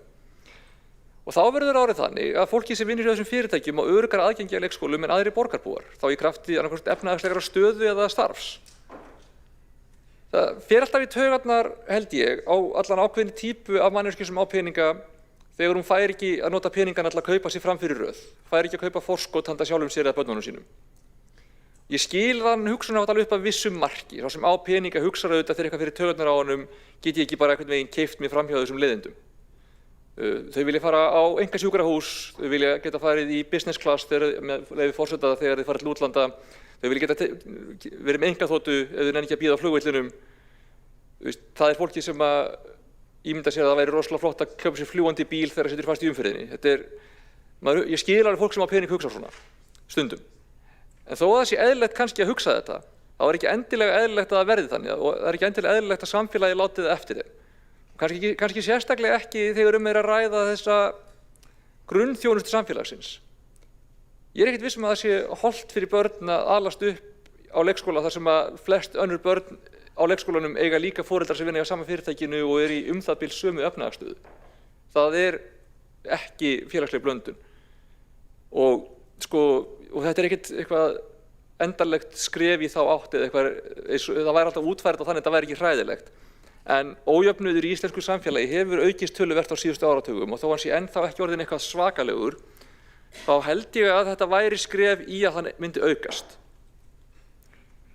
Ef fyrirtækin vilja af einlægni og hjartalagi eða bara út frá upplýstri sjálfsbjargarviðleitni komi með peninga inn í kerfi til að fjölga plássum án þess að gera kröfu að stjórna starfseminni eða án þess að fá kröfu forgang fyrir börn starfsfólks, það má alveg ræða einhverja leiðir. Hvað með til dæmis að fyrirtæki sem vissulega treysta á leikskóla borgarinnar fyrir sitt starfsfólk legðu meira til sveitarfélaga, til dæmis með útsvari á fyrirtæki. Í dag er eitt fyrirtæki að mér vitandi sem heldur daggæslu. Það má. En það er líka aðeins öðruvísi að halda út í daggæslu en að halda út í leikskóla. Það eru önnur sveitarfélög sem er stjórnað af flokkum sem að leggja þetta til. Ef þetta er svona spennandi, af hverju er þetta ekki skoðað þar? Ég nefnilega er ekkert heldur vissum að fyrirtækjunum finnst þetta eins spennandi og hér er lagt upp með. Nema kannski ef þau halda að við myndum samt borga megnið á kostnaðinum eða ef þau halda að þau væri að fá lóðir frá okkur á einhverjum afslætti eða og ef við ættum að borga á endanum hvort sem er eða við ættum að útvega lóðirnar á endanum hvort sem er, þá er ég ekki alveg að sjá okkur þessi betra að gera þetta með fyrirtækjum en að gera þetta sjálf. Við viljum öll leysa vandann Við hljótum ekki að geta gert það án þess að búa til þetta flókna valdasamband vinnuveitandans við starfsfólkið og án þess að búa til aðstæður sem ýta undir stéttaskiptingu í landinu. Alexandra Briem, borgarfulltrúi, hefur lokið máli sínu. Einn borgarfulltrúi hefur óskað eftir að veita andsvar. Einar Þorsteinsson. Forseti, já, þetta áhugavert. Ég verð nú að gera athugasemdir við það að borgarfulltrúinn finni málinu allt til foráttu og vilji þess vegna ekki eiga samtalið. En eitt vakti athygli mína og það eru áhyggjur Alexandru Briem borgarfulltrúa af þessu óeðlilega sambandi vinnuveitanda og foreldris. Það væri augljós vandkvæði á því ef að foreldri vildi kvarta yfir einhverju og eitthvað svona. Þetta væri óeðlilegt samband. Þá vil ég spyrja. Nú eru 100 barna á leikskólum borgarinnar börn starfsfólks leikskólana. Þannig að hefur borgarfulltrúinn engar áhyggjur af því að það sé óþægilegt fyrir starfsfólk leikskólana sem eru að vinna hjá borginni, sem eru með börnin sín á leikskólunum, sömu leikskólum er að segja, að það sé óeðlilegt samband á milli vinnuveitanda og foreldris og hvort að hún telji þá ástæðu til þess að reyna að breyta því einhvern veginn og leiðrétta þetta valdaójafnvægi eða á þetta bara við það ef að vinnustaðurinn er Landspítalinn eða eitthvað annað fyrirtæki. Einar Þorsteinsson, borgarfulltrúi, hefur lokið að veita andsvar. Það ansvar er borgarfulltrúin Alexandra Briem. Forseti, já, þetta er eitthvað sem ég hugsaði alveg líka og þá held ég að það sé þannig að ef að foreldrinu finnst þetta óþægilegt þá eru aðrir möguleikar eins og að vera hjá sjálfstætt starfandi leikskóla en það sem að skiptir kannski mestu máli í þessu samhengi er að ólíkt fyrirtæki á markaði þá er borgin sem sagt opinbert stjórnvald og við berum lýðræðislega ábyrgð og svörum til kjósenda í kosningum á hátt sem að yfirmenn í fyrirtæki gera á endanum ekki. Ég held að það sé kannski lykilmunurinn á þessu og þó að hitt sé alveg einhverjir punktar þá má alveg segja það líka um fyrirtækjaleikskóla að þau getur farið á sjálfstætt starfandi þeim finnst þetta óþægilegt. En þess að ég segi, lykilmunurinn er að borgin er ekki bara eitthvað fyrirtæki sem svarar ekki til neins nema hluthafans við svörum til kjósenda og berum ákveðna lýðræðislega ábyrgð sem að ég held að sem er ríkari heldur en ábyrgð eigenda fyrirtækja á markaði. Alexandra Briem, borgarfulltrúi, hefur lokið við að svara andsvari. Veiti það ansvar öðru sinni, borgarfulltrúin Einar Þorsteinsson. Forseti, ég held að þetta sé grundvallarmisskilningur. Ég held að fyrirtæki á markaði séu miklu varnarlausari heldur en borgin fyrir illu umtali eða gagnrýni á sín störf. Þau eru svarað til viðskiptavina sem að geta sniðgengið fyrirtæki ef þau koma illa fram við fjölskyldur í borginni, börn eða foreldra. Frekar en borgin sem að gagnrýnin dynur á árum saman og það breytist ekki neitt, jafnvel þótt að það sé kosið. Ég grundvallast bara hér gríðarlegir fordómar gagnvart einkaframtaki, samvinnu og það kemur ekkert á óvart en það er bara sorglegt. Það er hægt að búa til umgjörð utan svona samstarf sem að tryggir rétt foreldra og barna, til dæmis til þess að kvarta yfir starfseminni ef þörf er á.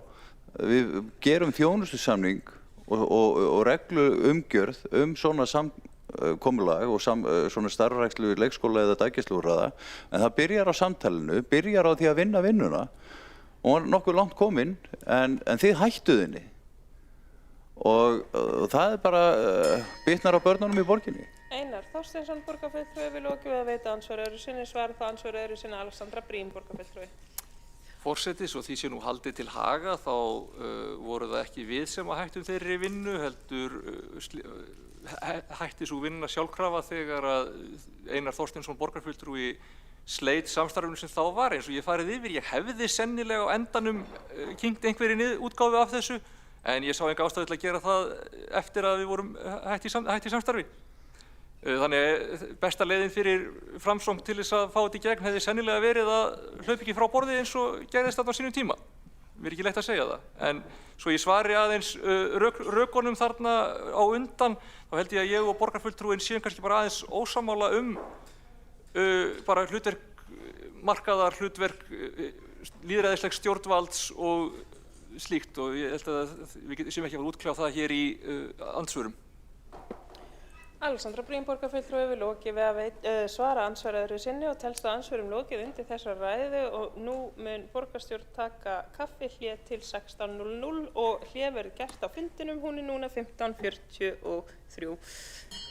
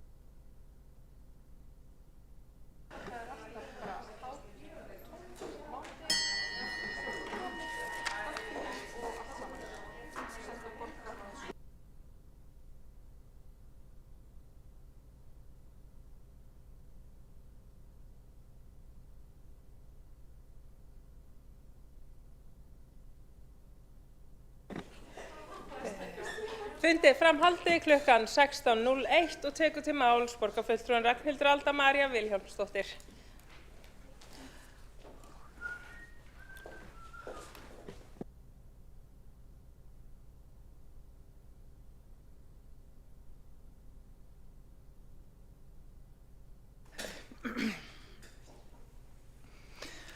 Ágæti forseti og borgarstjórn,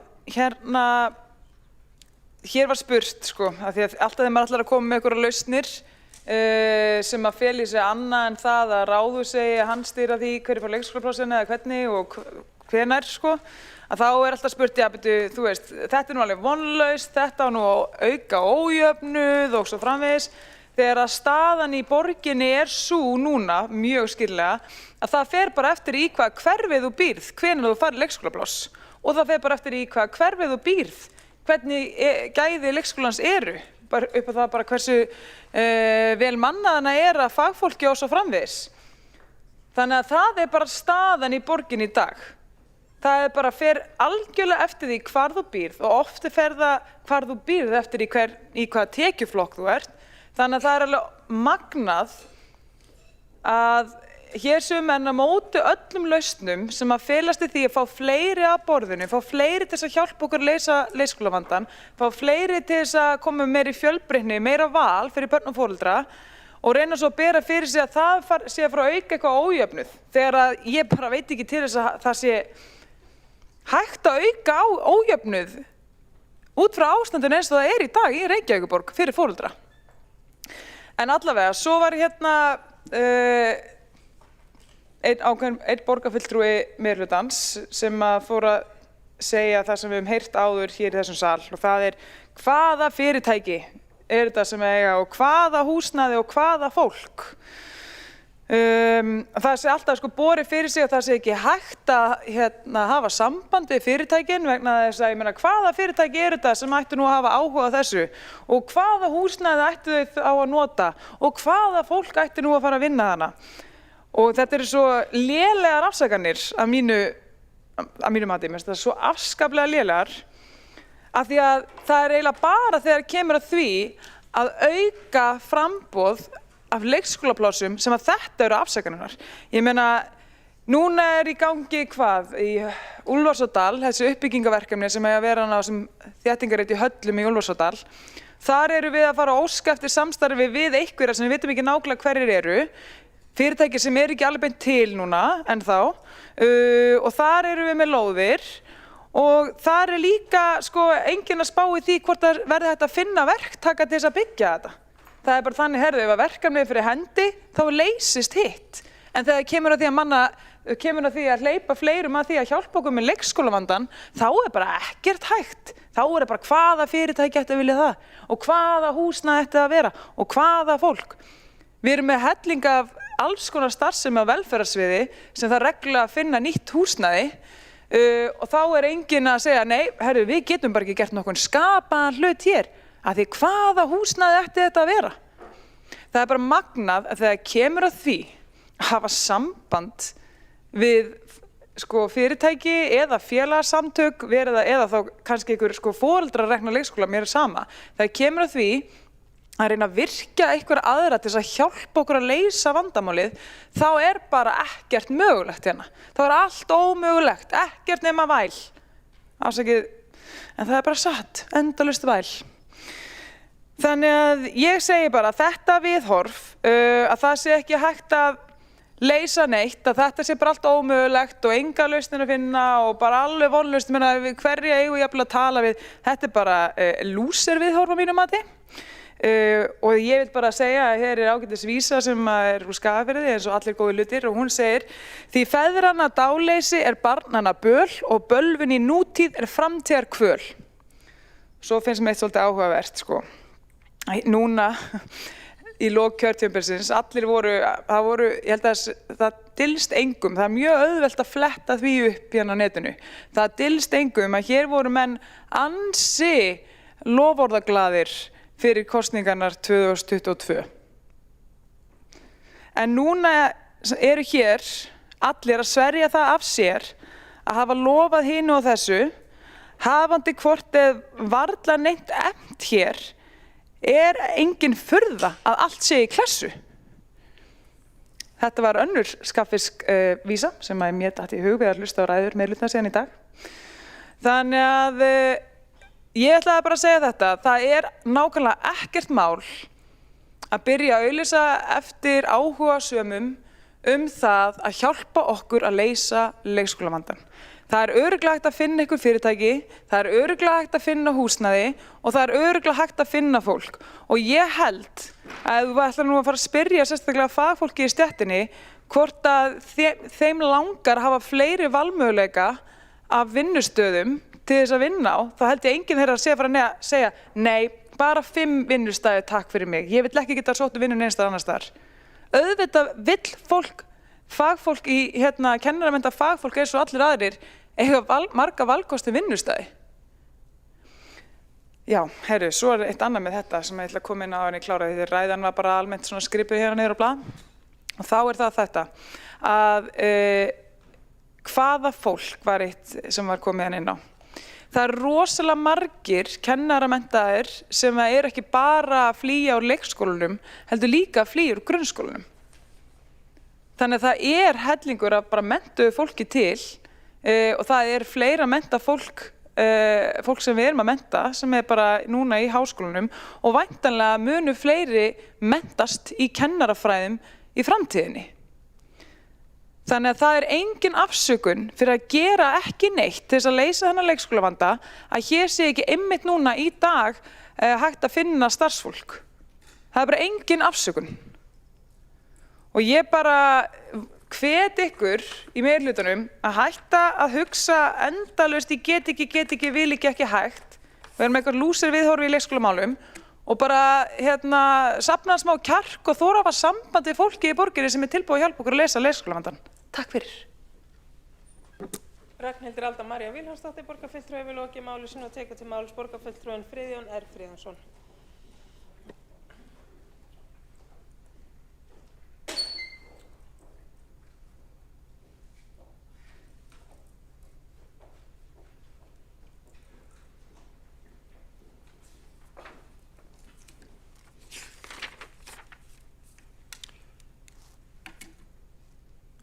Forseti,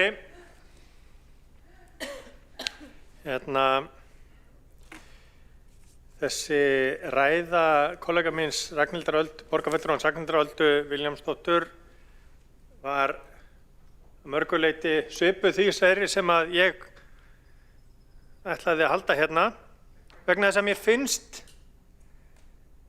svo merkilegt hvernig meirihlutinn sér ekkert nema vandamál. Það eru vandamál hvert sem litið er. Það er of mikið vesen, við erum of upptekin. Hver ætla vildi koma til okkar? Það hefur enginn gert það. Vegna þess að við höfum ekki opnað dyrnar, við höfum ekki sagt búðin er opin, við erum til viðtals. Nei. Það sem við gerðum hins vegar, hérna fyrir tæpu ári síðan, var að hér stóð borgarfulltrúinn Skúli Helgason og sagði borgarfulltrúanum Helgu Þórðardóttur til upplýsingar vegna þess að hún virðist vera búin að gleyma þeirri setningu sem að reynda kom líka í fjölmiðla. Eins og allir vita í þessum sal eru fyrirtækjaleikskólar ekki á dagskrá þessa meirihlutasamstarfs. Þetta var blásið af borðinu leið og þessi meirihluti, þessi armi meirihluti var myndaður. Vegna þess að þessi meirihluti er ekki lausnir. Hann er ekki að bæta líf borgaranna,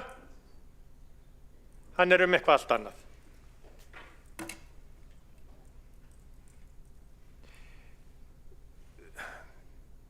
Ef að þessi viðhorf hefðu alltaf verið ráðið í skólamálum hérna í borginni, ef að þessi viðhorf hefðu alltaf ráðið í leikskólamálum, þá værum við ekki með Ísaskóla, við værum ekki með Hjallastefnuna, við værum ekki með Waldorf leikskólan, við værum ekki með foreldrarekna leikskóla. Vegna þess að þetta er allt of mikið vesen. Þetta er allt of mikið vesen. Við hvað eru þið hrædd? Við hvað eru þið hrædd að það komi einhver, eru þið bara hrædd við það að einhver komi og segi, ég er tilbúinn, ég get hjálpað ykkur. Algjör furða. Mér fannst það nefnilega ágætt setning sem að borgarfulltrúinn Framsóknar, Árelía Eydís, og sem ég er búin að gleyma föðurnafninu á, Guðmundsdóttir, þegar hún sagði stöðnun er sama og dauði. Og það er nefnilega alveg rétt. Sá sem hér stendur hefur trú á því að fjölbreytni sé alltaf betri. Einsleitni sé alltaf verri. Og ég veit að í þessum meirihluta eru flokkar sem að hafa þessa grunnskoðun að fjölbreytni sé betri. Og fjölbreytni er betri þegar kemur að þjónustu við borgarana. Hún er betri þegar við erum að veita lausnir fyrir foreldra. Og hún er betri í öllum megin atriðum. Af hverju eru þið svona hrædd? Við hvað eru þið svona hrædd?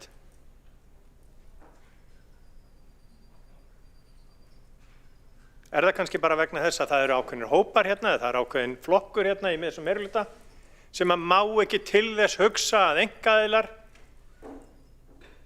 komi að lausnum vandamálana?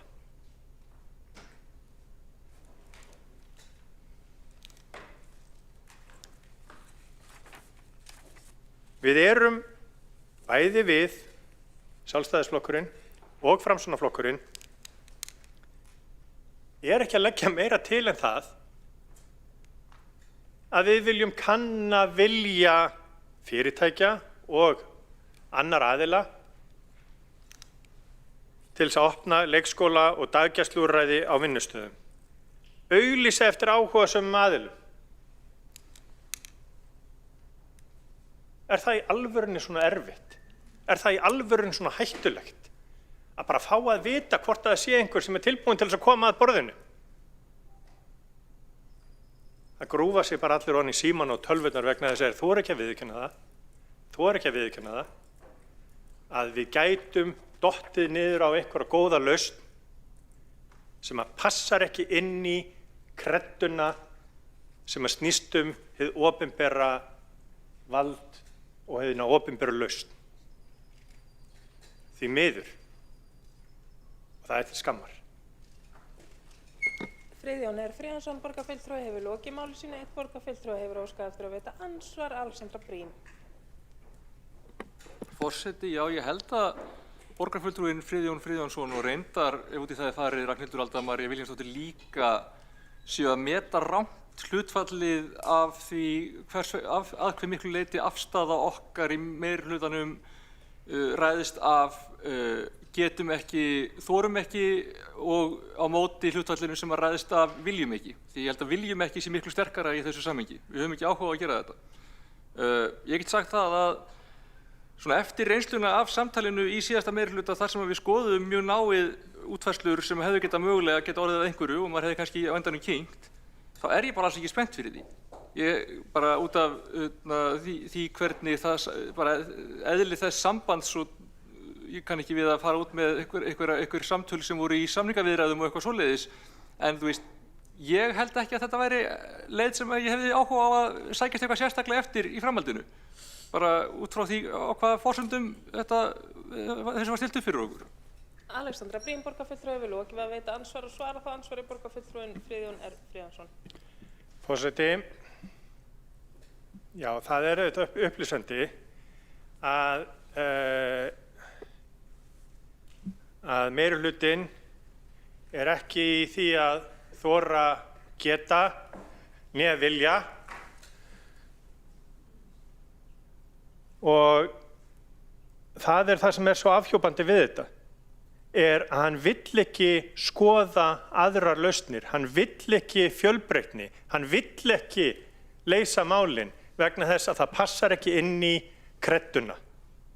Og það er bara sorglegt að flokkur eins og Pírataflokkurinn, sem kalla sig ekki flokk, sem segist vilja fjölbreytni, sem segist vilja fjölbreyttar lausnir almennt og að fjölbreytnin sé, að þessi styrkur í fjölbreytni, að það sé þarna það sem að fjölbreytnin á ekki við.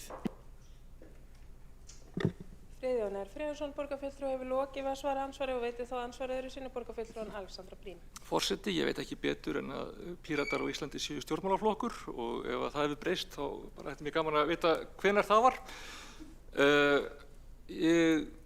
Yfirleitt á ég von á málefnalegri gagnrýni frá borgarfulltrúinu Friðjóni Friðjónsssyni heldur en þetta.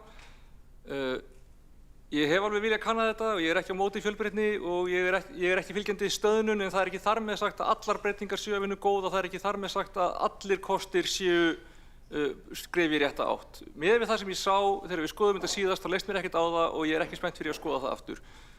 Ég hins vegar skoða það af opnum hug og kannski hefði ég á endanum kyngt því, en þetta er ekki eitthvað sem ég held að ég sé spennt fyrir. Ég fór ágætlega yfir það í ræðinu minni áðan, ég ætla ekki að endurtaka það hér á 30 sekúndur þó ég eflaust gæti að þá verður það meira fyndið heldur en uppbyggilegt. Alexandra Brím, borgarfulltrúi, hefur lokið við að veita andsvari öðru sinni og svarar þá andsvari öðru sinni borgarfulltrúin Friðjón R. Friðjónsson. Forseti, ég get alveg upplýst borgarfulltrúan það að mér var ekkert endilega hlátur í hug þegar ég var að hlusta á ræðuna hennar. Vegna þess að mér finnst þetta svo sorglegt. Mér finnst svo sorglegt að fólk sé ekki tilbúið til þess að skoða lausnir. Þegar fólk ekki tilbúið til þess að skoða eitthvað sem passar ekki inn í fyrirfram gefnar skoðanir. Og því miður þá verður þetta bara svona að meirihlutinn þorir ekki, getur ekki og vill ekki. Friðjón R. Friðjónsson, borgarfulltrúi, hefur lokið við að svara andsvari öðru sinni, telst það andsvörum lokið undir þessa ræðu og tekur til máls borgarfulltrúin Andrea Helgadóttir.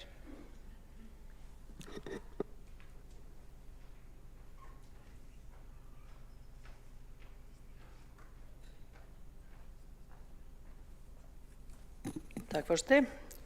Þið verður að afsaka ef ég fer eitthvað út víðan völl. Ég er með svona mjög skrautlegan tossableðil hérna. Mér finnst pínu, ég þarf kannski að svara þessu með fjölbreytnina og það þor ekki og vilja ekki, kommentin hans Friðjóns kannski fyrst. Og það er það að mér heyrist fjölbreytni eiga bara við og það þora eigi bara við ef að það snýst að einkaaðilum, því að við erum nýbúin að fjalla það að við getum farið og hið opinbera ætti að koma að húsnæðisuppbyggingu og það þora og vilja sumir aldeilis ekki neina fjölbreytni í þeim málum, heldur á markaðurinn bara ráða. Þannig að þetta er bara spurning hvernig maður er og hvað maður er að horfa á. Mér finnst svona pínlítið spes því að ég er nýbúin að vera að horfa á aldurssamsetningu borgarbú út frá aðalskipulagi 2000 til 2040 og ég sé ekki alveg þessa mynd sem að vera að ræða það sem á að vera einhvert gríðarlegt fall í hlutfalli barna á leikskólaaldri eða 0 til 5 ára. Það er bara helst 100% í hendur nánast við þróunina bara í nágrannssveitarfélögunum. Það er einhver agnarsmár munur og landið allt, það fellur okkur lítið niður vegna þess að fæðingatíðni hefur lækkað í Reykjavík, en árunum 2009 til 2016 þá gerði það öfugt í 7 ár í hinum nágrannssveitarfélögunum. Þannig að þetta er bara einhver svona sveifla sem að sveiflast til og frá eftir einhverjum aðstæðum sem er kannski smá spursmál hvernig maður á að vera að lesa í á þennan hátt, en fólk gerir það sem það vill við statistík. Þórdís Lóa Þórhallsdóttir nefndi það áðan að fagsamfélagið hefði lagst gegn vinnustaðareknum leikskólum. Og þá finnst mér kannski spurning hvort að þetta falli þá ekki sjálft sig, hitt sömuleiðis með það að ef atvinnulífið er svona þurfi vinnufólki eða starfsfólki sitt, hvers vegna þau hafa ekki þá ráðist í það að koma upp daggæslu eins og hefur verið leyfi fyrir, og það hefur aðeins einn aðili sóst eftir þeirri lausn sem að væri allavega þó einhvers konar skref. Þar er komið þá spursmál það hvort að fyrirtækin eru þá að sækjast eftir einhvers konar gróða í þessu, en ekki bara því að sækja einhverja hagsmuni og sækja starfsfólki sitt og svo framvegis. Og Alexandra fór ágætlega yfir punkt sem mér langaði til þess að fara inn á, með þetta með að borgin ætti þá, þetta er þá alltaf spurning það að borgin sé einhvern veginn að greiða með og af hverju ættu við að vera að greiða með til þess að einhverjir einkaaðilar gætu, og þetta er náttúrulega bara allt saman einhver útfærsla og svo framvegis, en ég meina Alexander nefnir það líka, ég meina þetta er bara spurning hvað mann langar til þess að fara út í. Mundi náttúrulega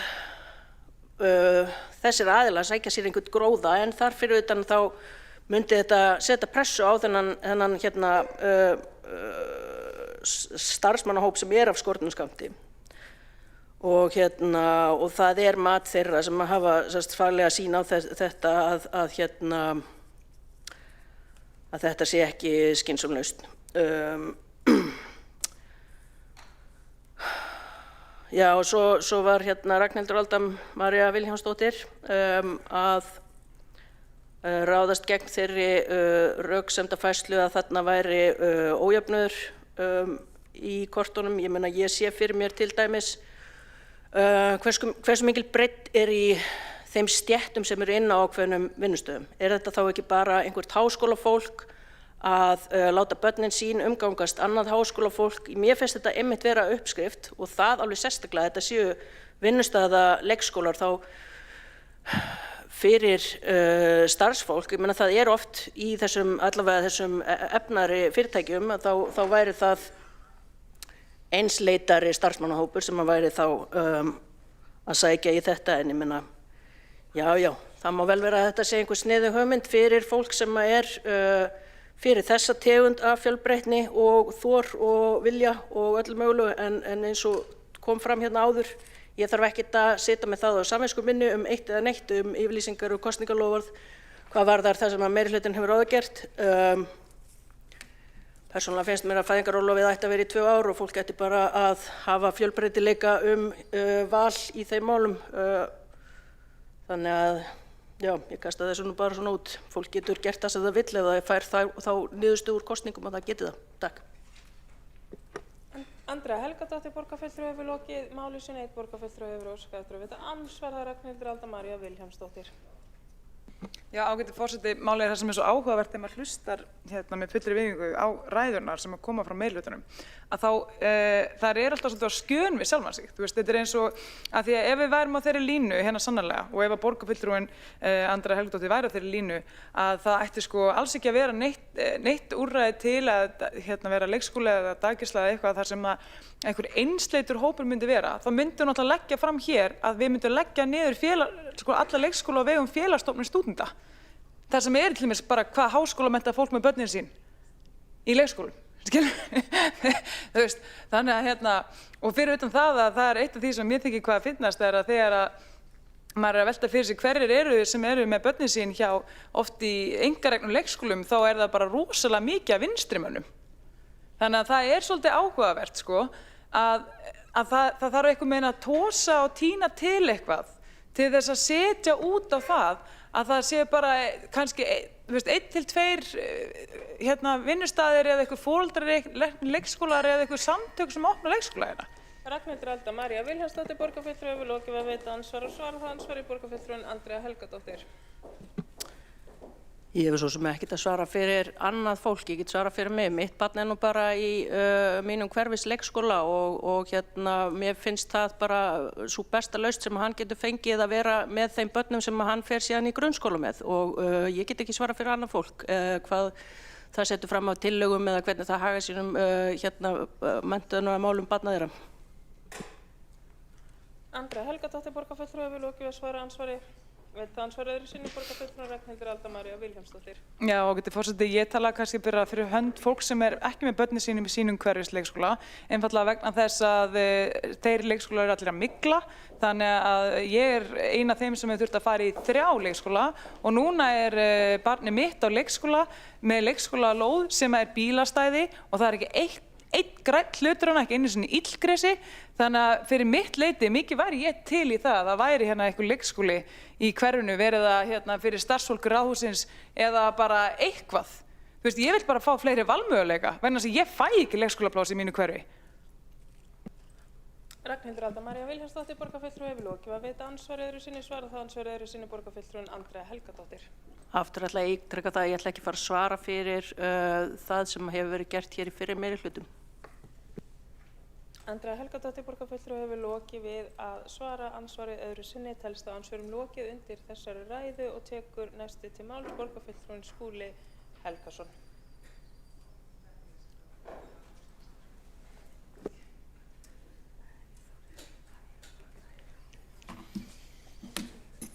Forseti, ágæta borgarstjórn.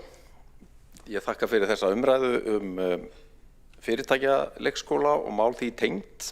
Vill aðeins byrja áður en ég fer inn í þau mál að bara rífi upp nokkrar staðreyndir þannig að samhengi hlutana sé skýrt hér í umræðunni.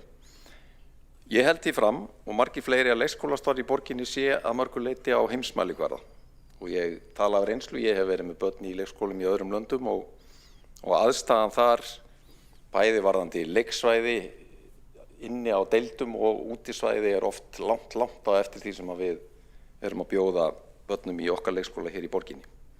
Ánægja foreldra með starfi á leikskólum barna þeirra hefur ítrekað mælst yfir 90%.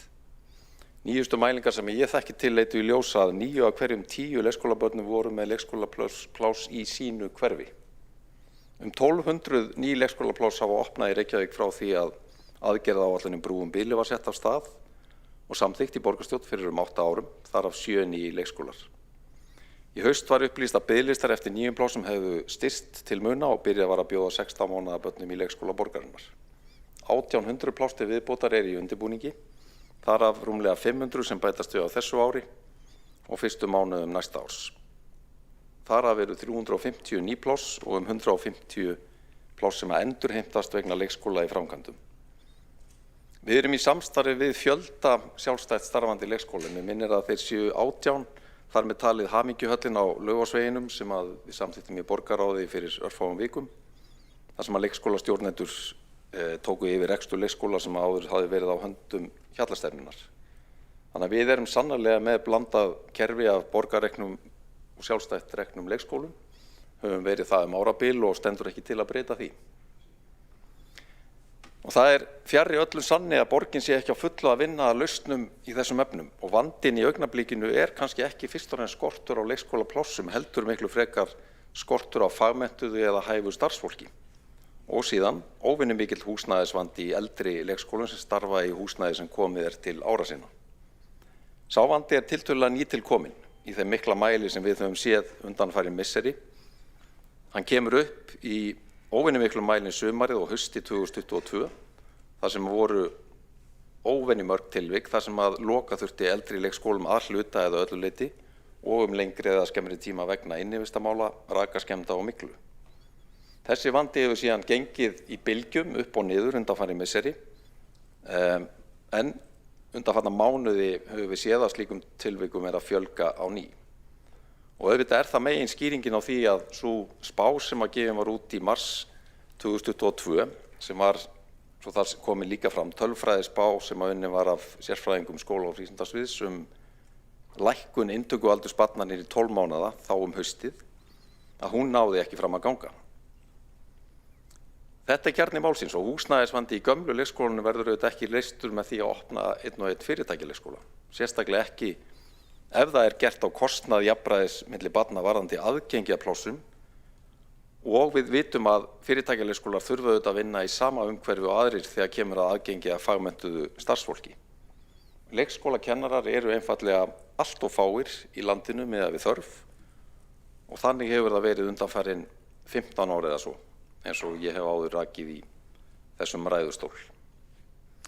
Ég vel líka að rifja það upp að því við erum að tala fyrirtækjaleikskóla og þá reynslu sem að við fengum af slíkri hugmynd hér fyrir nokkrum misserum síðan að það eina fyrirtæki sem hafði samband við borgina á sínum tíma með hugmyndum að opna fyrirtækjaleikskóla náði einfallega ekki að leysa það praktíska verkefni að finna hentugt húsnæði fyrir slíkan rekstur. Þó að við fulltrúar borgarinnar bæði pólitískir og embættismenn hefðu verið mjög með opinn huga aðstoða þar við leit lausna. Það er hins vegar rétt að við vorum ekki tilbúin til þess að einkavæða borgarrekna leikskóla og færa stórfyrirtækjum leikskólahúsnæði í eigu og rekstri borgarinnar. Við erum heldur ekki og enn síður tilbúin til þess í núverandi meirihluta, enda fjölgar það auðvitað ekki leikskólaplássum að flytja borgarauki leikskólastarfi í hendur einkaaðila. Svo get ég alveg sagt fyrir minn hatt að vinnustaðaleikskóli til dæmis á vegum öflugar almannaþjónustustofnunar eins og Landspítala, því að það var hér nefnt í umræðunni, sem að einmitt hefur ákveðna sögu af því að reka leikskóla á sínum tíma og var með húsnæði til þess sem að enn er til staðar, ef ég þekki það rétt, í Fossvoginum, væri áhugaverð viðbót í leikskólaflóruna í borginni að mínu mati. Og það var vilji til þess innan spítalans á sínum tíma að rýna vel slíka hugmynd, en sá áhugi reyndist hins vegar ekki vera fyrir hendi í sama mæli þegar eftir því var leitað fyrir rúmu ári síðan, hvað sem síðar verður. En við erum sannarlega opin fyrir fjölbreyttum lausnum. Við vinnum í kerfi þar sem við erum með fjölbreyttar lausnir, og af því Hildur Björnsdóttir borgarfulltrúi nefndi Hreystileikskóla, þá er það hárrétt að tillaga hann var lögð fram af spretthópi leikskólauppbygginguna síðastliðið sumar af samstarfsflokkunum og samþykkt í borgarráði, og starfshópur borgarstjóra það mál hefur tekið til starfa og stefnir á viðræður og vonandi samstarf við íþróttafélög í borginni slíkan valkost sem að vonandi verður til í borginni í þágu barnafjölskyldna á allra næstu misserum. Skúli Helgason, borgarfulltrúi, hefur lokið máli sínu þar sem umræðan hefur staðið yfir í næstum því 2 klukkutíma, að þá hyggst forseti loka mælendaskrá þegar næsti tekur til máls og er í ræðustól. En næstur á mælendaskrá er borgarfulltrúinn Kjartan Magnússon.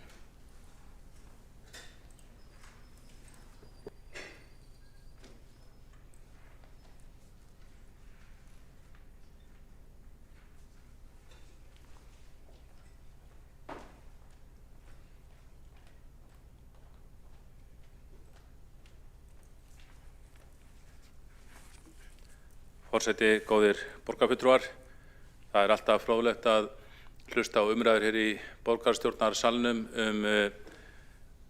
leikskólamálin sem er auðvitað eilíðar viðfangsefni okkar borgarfulltrúa og sýnir sitt hverjum, en það er að minnsta kosti ljóst að þær aðferðir sem hafa verið notað mörg undanfarin ár, þær duga ekki til þess að leysa leikskólavandann. Nú fyrir hverja kosningar þá eru gefin loforð að leysa leikskólavandann eða að minnsta kosti stóran hluta hans, en þegar á reynir þá hafa þessi loforð verið svikin að mjög miklu leyti og þær aðferðir sem hafa verið nýttar hafa bara ekki dugað. Og þess vegna hljóta menn sem horfa fram á við og vilja þróa þetta með réttum hætti, horfa til nýra lausna sem hafa gefist vel erlendis, lausna sem hafa gefist vel í fortíðinni.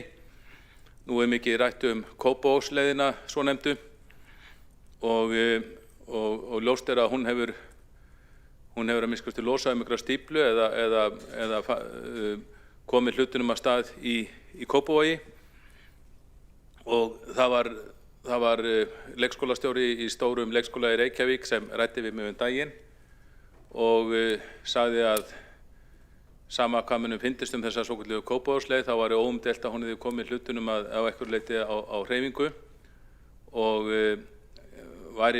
hjálpaði leikskólastjórum að takast á við erfiðasta verkefnið sem væri að manna leikskólan, þrátt fyrir að atvinnuleysi samkvæmt opinberum tölum sé að aukast.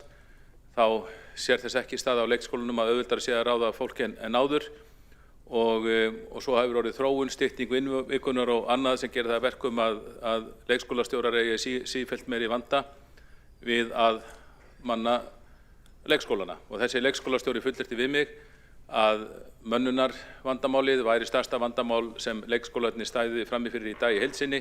Hún sagði auðvitað eru vandræði í einstökum leikskólum út af þessum miklumálum sem kannski hamla starfi í þeim leikskólum, og það er þá auðvitað stærra vandamál í þeim leikskóla.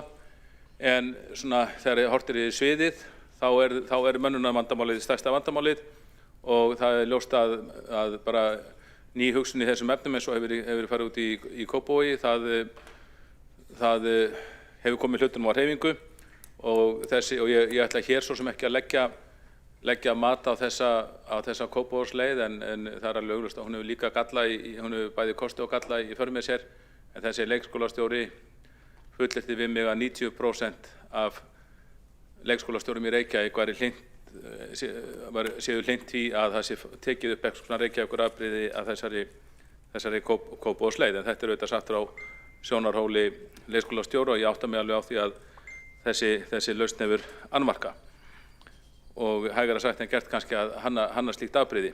En eitt af því sem væri hægt að gera er að gera það sem og væri hægt að gera nánast án fyrirvara, sem er það sem við erum að leggja til, borgarfulltrúar Sjálfstæðisflokksins og Framsóknarflokksins í leiðinni, að nýta krafta atvinnulífsins til þess að leysa þetta vandamál með okkur.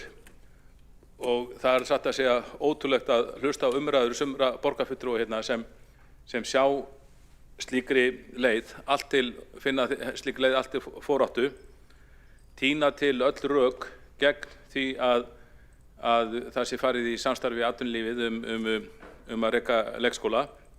Og þetta myndi mér satt að segja á umræðuna mjólkurbúðirnar hérna í gamla daga þegar það voru reknar mjólkurbúðir og svo var ákveðið að leggja það niður og færa mjólkursöluna bara til kaupmannsins á horninu, að það voru skipulögð skrif í dagblöð til þess að mótmæla því að það er látið af mjólkursölu og sagt að það myndi allt vera til andskotans ef að opinbera mjólkurbúðir eru lagðar niður og þessum kapitalistum á horninu eru treyst fyrir þess, og það var með þess að fara inn kröfuganga á sínum tíma gegn lokun mjólkurbúðana.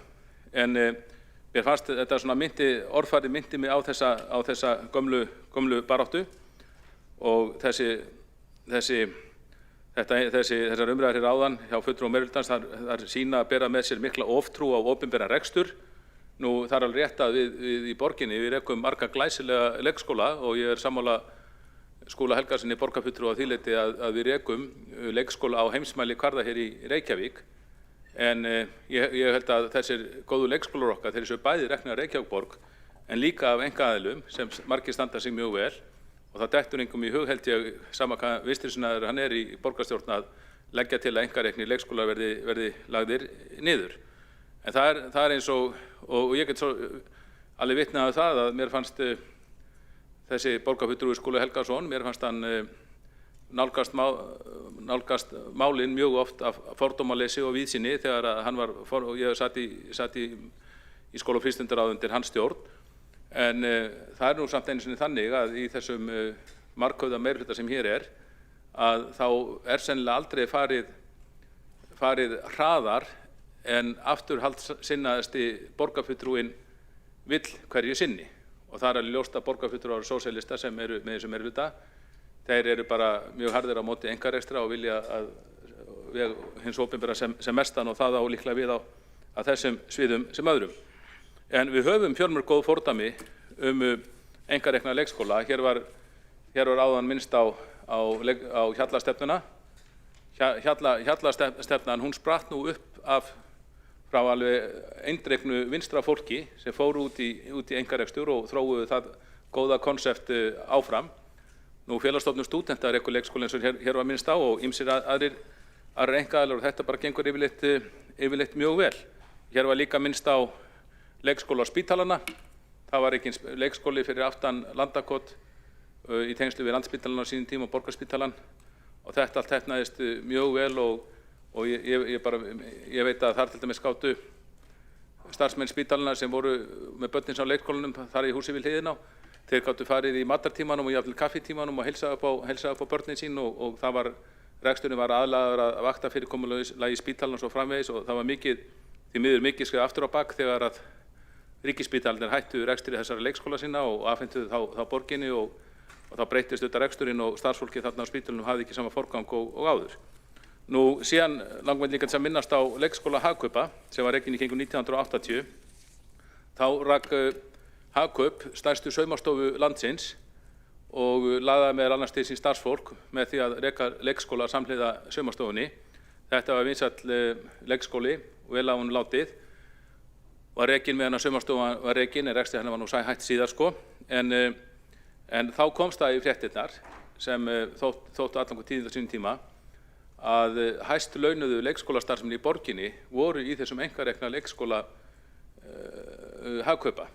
Hagkaup var þá svona ekkur leiti tákngerfingur smákapitalismans á Íslandi og mikið framfæra fyrirtæki, og það var upplýst og fyrirtæki þurfti að manna hennar leikskóla og þá voru þeim boðin aðeins hærri laun. Og þetta er einmitt lykilatriði að það sé samkeppni vinnuafli, þar sem hækkar laun hjá vinnuafli gegnum tíðina í raun og veru er ekki í rauninni endilega kjarasamningar eða einhver kjarabarátta. Það sem hækkar launin til lengri tíma er samkeppni atvinnulífsins vinnuaflið, bjóða betur heldur en vinnuveitandi hliðina til þess að laða til sín starfsfólk. Og það gerðu þessir ágætu menn sem stóðu að leikskóla Hagkaupa á sínum tíma og það fór í fréttarnar og þótti sumum slæmt að þarna var borgað eitthvað hærri laun heldur en var gert hjá leikskólum Reykjavíkurborgar. Þannig að við erum nefnt nokkuð dæmi og við eigum ekki vera hrædd við að nýta krafta atvinnulífsins í þessum efnum frekar en öðrum. Ég er viss að þetta, ég er ekki að segja að þetta leysi allan vanda, en þetta myndi svo sannarlega leggja mikilvæg lóð á vogarskálarnar þegar að kemur að því að leysa leikskólavandann í Reykjavík. Ég tek undir það sem sumir hafa sagt. Vandinn verður ekki leystur með því að gera meira af því sama, meira af gömlu aðferðunum. Það er miklu líklegra við leysum vandann með fjölbreytilegum aðferðum og með sem flestum aðferðum og að fordæma ekki reksturinn út frá því hvort að hann er í höndum hins opinbera eða einkaaðila hverju sinni. Kjartan Magnússon, borgarfulltrúi, hefur lokið máli sínu. Einn borgarfulltrúi hefur óskað eftir að veita andsvar. Andrea Helgadóttir. Já, ég bara gleðst yfir þessum síðustu ummælum að maður eigi ekki vera að dæma opinberan og einkarekstur á þeim forsendum bara að hann sé opinber eða enga. Svo ætla ég líka að stíga inn í það að sósíalistar, eða ef ég sé sósíalisti að minnstu kosti, er ekki á móti einkarekstri, ég er á móti gróðarekstri. Og það er munur á opinberum stórum stofnunum eða félagasamtökum og fyrirtækjum sem hafa ennþá ekki séð hag sinn af því að opna daggæslu sem gæti leyst þetta vandamál sem verið er að draga upp hérna. Andrea Helgadóttir, borgarfulltrúi, hefur lokið að veita andsvar og svara. Það ansvari borgarfulltrúin Kjartan Magnússon. Forseti, góðu borgarfulltrúar, ég þakka bara Andreu Helgadóttur fyrir þessi ummæli. Ég bara geti í aðalatriðum verið sammála henni. Ég hef heimsótt alla leikskóla í Reykjavík og ég veit að mjög margir opinberir á leikskólum Reykjavíkurborgar eru reknir af miklu metnaði og sömu sögum að segja af einkareknu leikskólunum og félagsreknu leikskólunum eins og hjá félagsstofnun stúdenta. Þannig að við höfum dæmi fyrir framan okkur, hvort sem eru borgarreknir, félagsreknir eða einkareknir, og eigum að hvetja fyrirtækin sem myndu örugglega bara gera það vel, og ég efast að fyrirtæki myndu fara út í að stofna leikskóla til þess að græða á því per se. Ég held að myndu miklu frekar hugsa þetta sem þjónustu við starfsmenn og laða til sín starfsmenn og halda góðum starfsmönnum.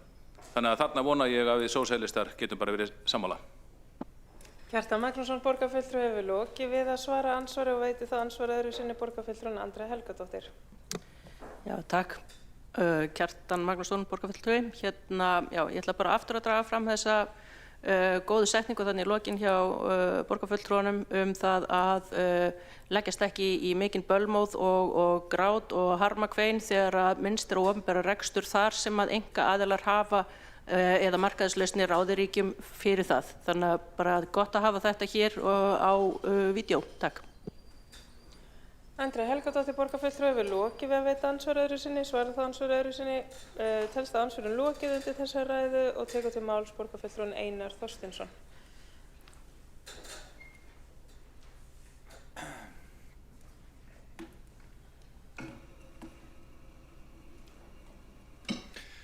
Forseti, ágæta borgarstjórn, ég vil bara þakka fyrir sjálfur sér ágætar umræður hér þetta mál.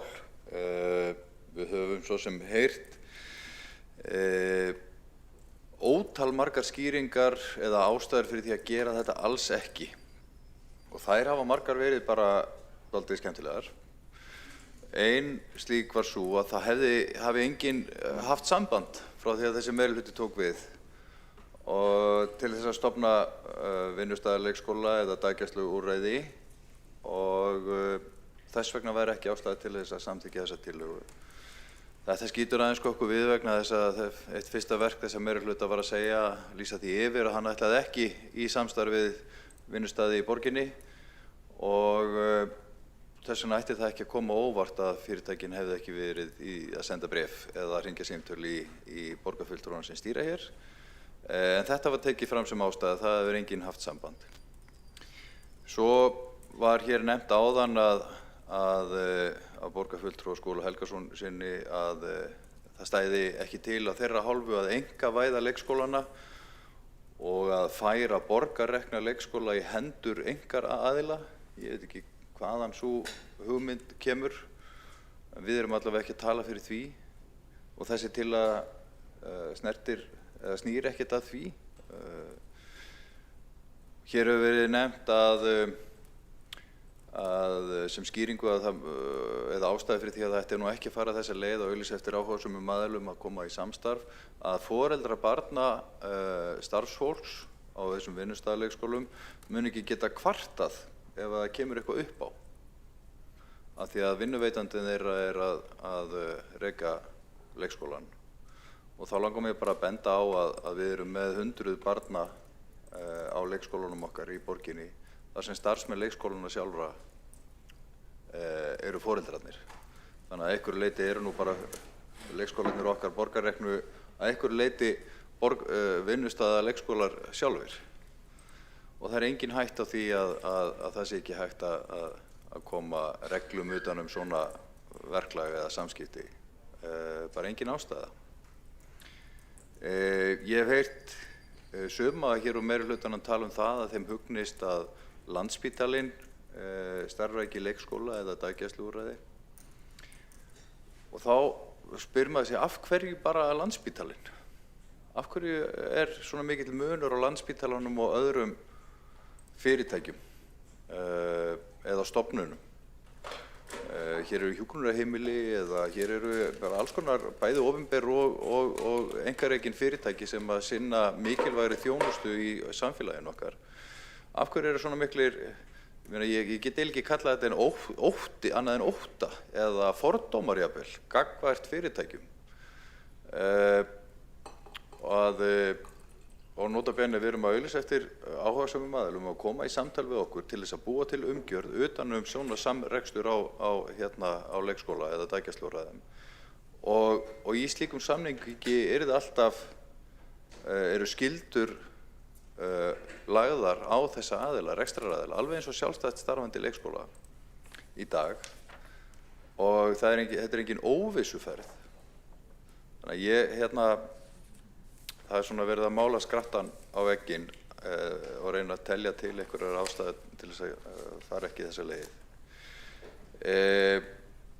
Og vinnustæðirnir í borginni, fyrirtæki á markaði sem að þjóna viðskiptavinum sínum fyrst og fremst, eru í samkeppni við samkeppnisaðila.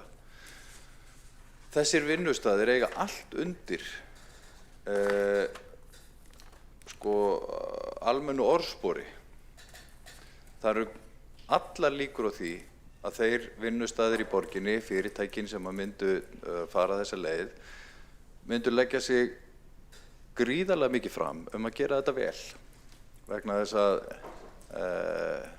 við elskum börn og það er ekkert verra í okkar samfélagi en að koma illa fram við börn. Og ef að fyrirtæki á markaði hér myndi standa sig illa, þá er allt þeirra orðspor undir.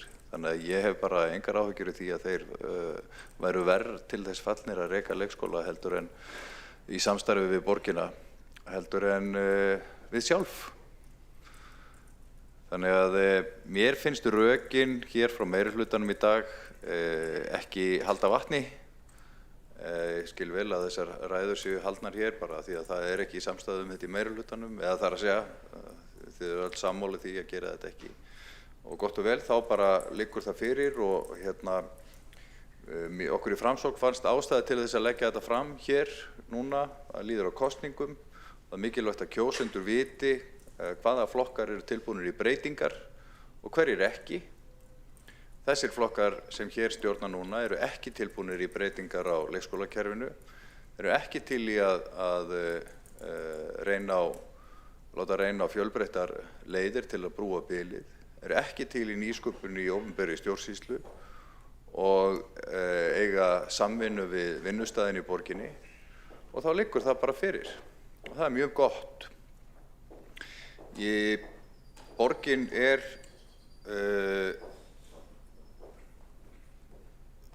hún byggir á samstarfi við fyrirtækin. Við erum hér þjónustustofnun sem okkur falið að búa þannig borgarbúa og fyrirtækin sem hér eru með sína starfsemi, þannig að öllum farnist vel. Og það er ekki þannig að það sé bara opinbert kerfi hér sem við erum að reka og svo sé bara einkageirinn og einhvern veginn íbúar hinum megin. Við erum í samvinnu, sama hvort að þið viljið það eða ekki. Okkur ber skylda til þess að taka tillit til hagsmunafyrirtækjanna, við höfum að reyna að laða þau að, við höfum að hlúa að þeim og efla samkeppnishæfni fyrirtækja í Reykjavík. Við stýrum Reykjavík hér, þannig að þetta er leið til þess og þannig að ég það er svo sem var fyrirsjáanlegt hvernig tillagan yrði afgreidd. Hún kemur vonandi hér aftur inn einhvern tímann síðar og verður þá vonandi samþykkt. En umræðan er góð, nú eru bara skýrar pólitískar línur og íbúar sjá hvernig það dragast upp. Takk fyrir. Einar Þorsteinsson, borgarfulltrúi, hefur lokið máli sinni. Borgarfulltrúi hefur óskað eftir að veita andsvar. Borgarfulltrúi Skúli Helgason.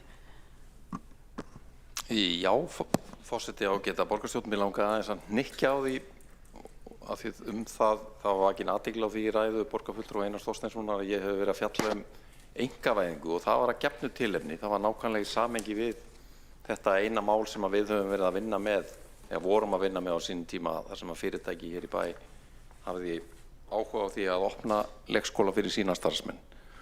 Og það sem að sat eftir í mínum kolli eftir þessa miklu vinnu sem að fór fram við að reyna að finna leiðir til þess að láta þetta ganga upp, var að aftur og aftur komu forsvarsmenn þessa fyrirtækis með hugmyndir það að þeir myndu stiga inn í verkefni sem við vorum þegar með í vinnslu og snýrist að því að stækka borgarrekna leikskóla. Og þá vildu þeir í raun og veru að við myndum færa þeim í hendur starfsemi sem við vorum að reka og þar með einkavæða borgarrekin leikskóla. Og það í raun og veru bara það eina dæmi sem við höfum til þess að vísa í varðandi mögulegar útfærslur og það verkefni sem að því miður strandaði á því að það tókst ekki að finna úr þessum praktísku málum eins og ég nefndi í minni ræðu. Skúli Helgason, borgarfulltrúi, hefur lokið við að veita andsvar. Svarar það ansvari borgarfulltrúin Einar Þorsteinsson. Já, forseti, ég veit ekki hvort að það er viðeigandi að fara á dýptina ofan í þau samtöl sem og þá umræðu sem átti sér stað gagnvart Alvotech og við þá. Það náttúrulega voru fjölmargar leiðir skoðaðar þar og það sýnir kannski bara viljan hjá þeim að reyna að láta af þessu verða, að þeir voru tilbúnir til þess að stíga inn í verkefni sem að borginni var með á takteinunum eða á dagskrá. Borginni hefur hins vegar ekkert gengið reitt rosalega vel að klára sín mál að varða stækkanir og viðhaldsmál leikskóla, þannig að ég er ekkert viss það að það hefði verið óskeiðsalegt að hleypa einkaaðilum í það að fara í verklega framkvæmdir, en það kom ekki til þess. En þeir voru sannarlega með fjölmargar aðrar hugmyndir það hvernig þeir getur komið leikskólum á fót, en umræða slík samtöl voru náttúrulega á lokuðum fundum og kannski óeðlilegt að taka hana hér fyrir opnum tjöldum, þannig að þeir eru ekki hér til þess að taka þátt í því og skýra sín sjónarmið. Einar Þorsteinsson, borgarfulltrúi, hefur lokið við að svara ansvari. Veit það ansvarið eru sinni borgarfulltrúin Skúli Helgason. Já, forseti ágæta borgarstjórn. Ég held að það sé engin ástæða til þess að vera þagga eitthvað niður þær pælingar sem voru í gangi á þessum tíma. Ég held að það sé ekkit viðkvæmt í þessari stöðu. og það var líka þannig að það voru ýmsar hugmyndir sem að við lögðum fram á borðið sem var hafnað af þeim og það er sjálfsögur ekkit óeðlilegt við það að mönnum lítist misjafnlega vel á þær tillögur sem að koma fram í samtölum á þessu tagi. En mér finnst mikilvægt líka út frá umræðu sem að kom fram eða ummælum sem komum fram í máli Einars Þorsteinsson borgarfulltrúa að við erum sannarlega að vinna með fjölbreyttar lausnir og höfum alla tíma gert það varðandi leikskólauppbyggingunni í borginni. Við höfum verið að byggja nýja leikskóla frá grunni, við höfum verið að breyta húsnæði sem var undir atvinnustarfsemi og jafnvel íbúðarhúsnæði í leikskóla. Við höfum verið að stækka með færanlegu húsnæði, við höfum verið að stækka með viðbyggingum og síðast en ekki síst höfum við verið að fjölga plássum hjá sjálfstætt starfandi í leikskólum og síðan eru ýmsar hugmyndir nýja valkosti eins og Hreysti leikskóla sem að hér hafa verið nefndir í umræðinni og við erum mjög spennt fyrir. Skúli Helgason, borgarfulltrúi, hefur lokið við að veita andsvar öðru sinni og svara það andsvar öðru sinni borgarfulltrúin Einar Þorsteinsson. Já, forseti, það er alveg rétt, það er margt verið reynt. Við sjáum líka hvernig viðhaldsáætlun borgarinnar hefur gengið. Hún hefur gengið allt og hægt. Framkvæmdatími hjá borginni þegar við erum að gera upp leikskóla, hann er skelfilega langur og það er hvert áfalli sem rekur annað. Brákarborg er náttúrulega langversta dæmið en þau eru mörg önnur og ég þú veist, það er hægt að halda ræður það hvað allt sé frábært hjá okkur og við séum með svo ánægði foreldra og í grunnkönnunum og gott og vel. Við vitum það bara að framkvæmdir ganga allt og hægt, þær eru allt og dýrar og biðlistar eru ennþá of langir og við verðum að beita nýjum aðferðum til þess að brúa bilið og taka til í þessum leikskólamálum. Og það er sorglegt að meirihlutinn skuli ekki hafa hugrekki til þess að stíga skref sem að eru í aðra átt heldur en þau hafa stigið á undanförnum árum og kjörtímabilum. Almenningur búinn að missa trú á þessu og við í Framsókn líka. Einar Þorsteinsson, borgarfulltrúi, hefur lokið við að svara andsvari öðru sinni, telst á andsvörum lokið undir þessa ræðu og tekur til máls og lokar umræðinni borgarfulltrúin Hildur Björnsdóttir.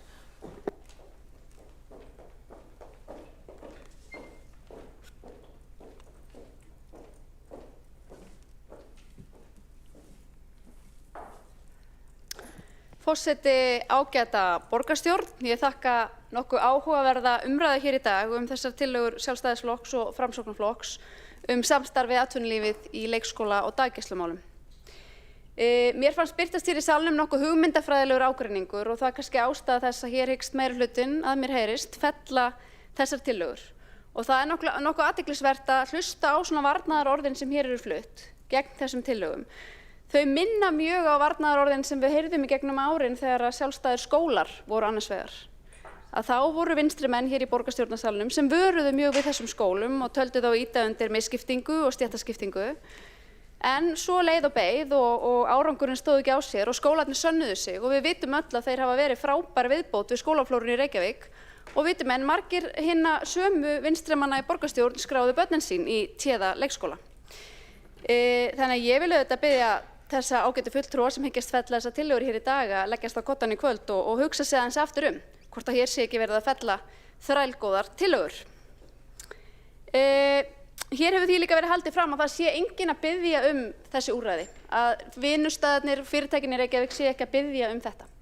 En hér hafa komið fram 3 oddvitar úr minnihlutanum og öll höfum við greint frá því að við höfum átt samtöl við stóra vinnustaði sem hafi einmitt áhuga á þessu. En þegar þau skynja það mjög skýrt og það hefur komið fram hér í borgarstjórnarsalnum fyrir tæpu ári, komið fram aftur hér í dag, að meirihlutinn sem stýrir þessari borg, honum hugnast ekki svona lausnir. Hann hefur ekki í huga að styðja við vinnustaði sem vilja opna lausnir af þessum toga fyrir fjölskyldur í Reykjavík. Það er kannski ástæðan fyrir að enginn tekur upp tólið og hringir í ykkur. En hins vegar, ef við myndum kynna lausnir, ef við myndum kynna tillögur og einhverja pakka fyrir þau fyrirtæki sem vilja opna leikskóla eða daggæslu, þá er aldrei að vita hverjir hringja. Nú, við sjálfstæðismenn, við höfum alltaf talað fyrir því að við styðjum fjölbreyttar lausnir við þessum leikskólavanda, bæði vegna þess að það er engin töfralausn, en líka vegna þess að fjölskyldur eru ólíkar og þeim þarf að mæta með ólíkum lausnum. Hér er líka gjarnan talað það að ástæðan fyrir að ákveðnir vinstriflokkar hér eru á móti hugmyndum af þessum toga er að þeir hafa áhyggjur af því að fyrirtækin ætla að opna leikskóla eða daggæslu í gróðaskinni. Ég veit ekki hvað veruleika fyrirtæki eins og Alvotech ætti að opna leikskóla í einhverju gróðaskinni. Og ég get leyft mér að fullyrða hér að Arion banki sennilega niðurgreiða þjónustuna sem þau veita börnum starfsmanna í daggæslu sinni. Þetta ekki gert í gróða eða hagnaðarskinni og það fólk sem hefur opnað hér skóla, hvort sem það grunnskólar eða leikskólar í Reykjavík, þetta hugsjónafólk, þetta skólafólk sem hefur opnað þessa skóla til þess að gera gott fyrir samfélagið sitt, til að opna skóla byggða á einhverju tiltekinni hugmyndafræði til að ná árangri fyrir börn og fyrir menntasamfélagið, ekki til að græða. Það hefur almennt ekki verið hvati þessa fólks. Við sjálfstæðismenn segjum treystum fólki, við verum ekki svona hrædd við að fela atvinnulífinu þetta verkefni. Það engin vinnustaður sem ég trúi því ekki að það neinn vinnustaður hér sem myndi vilja opna daggæslu fyrir dýrmætustu eign sinna starfsmanna, börnin þeirra, og ætluðu sér að gera það illa. Auðvitað myndu allir þeir vinnustaðir sem vilja opna svona lausnir vilja gera það vel. Treystum fólki, bjóðum fjölbreyttar lausnir og úrval valkosta. Hildur Björnsdóttir, borgarfulltrúi, hefur lokið máli sínu og ekki hafa fleiri óskað eftir að taka til máls undir þessum dagskrárliðum og þá göngum við til atkvæðagreiðslu.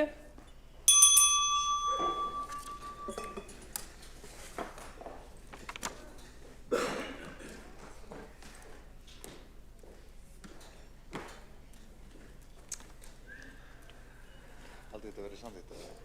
Hvernig spáið þið? Haldið okkur að tekið sér samfara? Engin spil.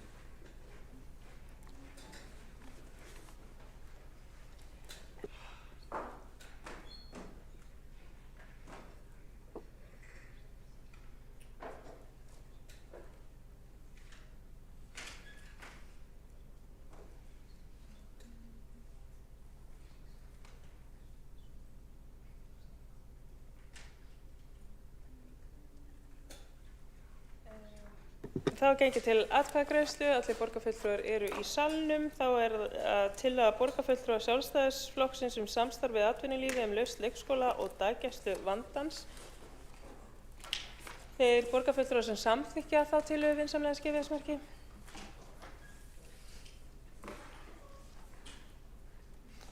Þeir sem á móti kunna vera. Þá tillagan felld með 12 atkvæðum borgarfulltrúa samstarfsflokkana gegn 11 atkvæðum borgarfulltrúa Sjálfstæðisflokksins, Framsóknar og Viðreisnar. Þá gengið til atkvæðagreiðslu tillögu borgarfulltrúa Framsóknarflokksins auglýsingu og samstarf við vinnustaði rekstur leikskóla og daggæslu á vinnustað. Þeir borgarfulltrúar sem samþykkja tillöguna vinsamlega skipið smörki. Þeir sem á móti kunna vera. Þá tillagan felld með 12 atkvæðum borgarfulltrúa samstarfsflokkana gegn 11 atkvæðum borgarfulltrúa Sjálfstæðisflokksins, Framsóknarflokksins og Viðreisnar. Þá tekið fyrir næsta mál á dagskrá sem tillaga borgarfulltrúa Framsóknarflokksins skoðanakönnun meðal íbúa bíla- og hjólastæðastefnu Reykjavíkurborgar og tekur til máls borgarfulltrúan Aðalsteinn Haukur Sverrisson.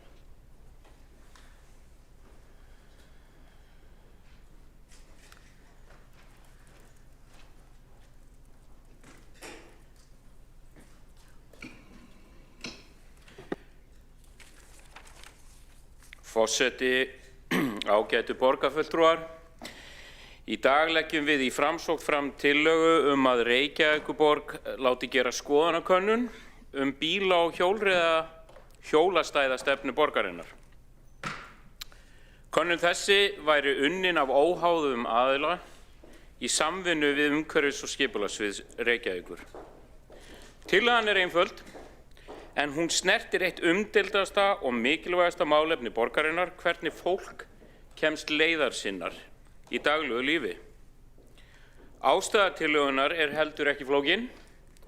Staðreyndin sú að 70% íbúa á höfuðborgarsvæðinu nota bíl til að komast í og úr vinnu eða skóla og til að sinna öðrum daglegum erindum. Þetta ekki huglægt mat. Þetta raunveruleikinn ferðavenjur fólks í dag. Samt sem áður hefur stefnumótun borgarinnar á undanfarnum árum ítrekað gengið út frá því að þessi veruleiki skipti sífellt minna máli. Bílastæðum hefur fækkað, skipulag nýrra íbúða gerir ekki alltaf ráð fyrir 1 bílastæði per íbúð og svæði gjaldskylda bílastæða hefur stækkað og gjaldið hefur hækkað umtalsvert. Allt þetta hefur haft áhrif á daglegt líf fjölskyldna, eldri borgara, fatlað fólks og þeirra sem einfaldlega hafa ekki raunhæfan valkost annan en einkabílinn. Og þar liggur kjarni málsins. Áður en við höldum áfram að taka stórar, íþyngjandi og oft áafturkræfar ákvarðanir samgöngur í borginni, verðum við að spyrja hvað finnst íbúunum sjálfum, hvernig upplifa þeir núverandi ástand, hvar liggja raunveruleg vandamál og hvar liggja raunveruleg tækifæri. Skoðanakönnun ekki merki stefnuleysi, þvert á móti, hún merki ábyrgð. Hún merki virðingu fyrir íbúum Reykjavíkur. En það líka mikilvægt að undirstrika, þessi tillaga ekki árás á hjólreiðar, heldur ekki árás á vistvænar samgöngur. Framsókn styður fjölbreyttar samgöngur, en við styðjum líka raunsæi. Raunveruleikinn í Reykjavík í dag sá að borgin dreifð og veðurfar krefjandi stóra hluta ársins. Stefna sem horfir fram hjá þessu skapar spennu, óánægju og upplifun hjá fólki að verið sé að taka ákvarðanir yfir höfuð þeirra, en ekki með þeim. Með skoðanakönnun fáum við tækifæri til að meta viðhorf borgarbúa til núverandi bíla- og hjólastæðastefnu borgarinnar, skilja betur hvernig mismunandi hópar upplifa aðgengi og samgöngur, síðast en ekki síst byggja framtíðarstefnu ekki einungis út frá hugmyndafræði, heldur vilja borgarbúa. Og svo datt mér eitt annað í hug, í ljósi nýrri mynd af Suðurlandsbrautinni sem lét dagsins ljós nýverið á ráðsfundi umhverfis- og skipulagsráðs, að það væri gaman að vita afstöðu borgarbúa til þessara framkvæmda sem í besta lagi draumsýn framtíðarútlit á Suðurlandsbrautinni, þar sem að fleiri hundruð stæði verða kippt úr sambandi og akreinum akandi umferðar verður fækkað helming. Virðulegi forseti, góð borgarstjórn hlustar áður en hún breytir, hún mælir áður en hún skerðir og hún spyr áður en hún ákveður. Þess vegna teljum við í Framsókn að þessi tillaga sé ekki aðeins æskileg, hún nauðsynleg. Ég hvet borgarfulltrúa til að styðja tillöguna og gefa íbúum tækifæri til að tjá sína skoðun. Takk fyrir. Þá hefur borgarfulltrúinn Aðalsteinn Haukur Sverrisson lokið máli sínu og næstur á mælendaskrá borgarfulltrúinn Dóra Björk Guðjónsdóttir.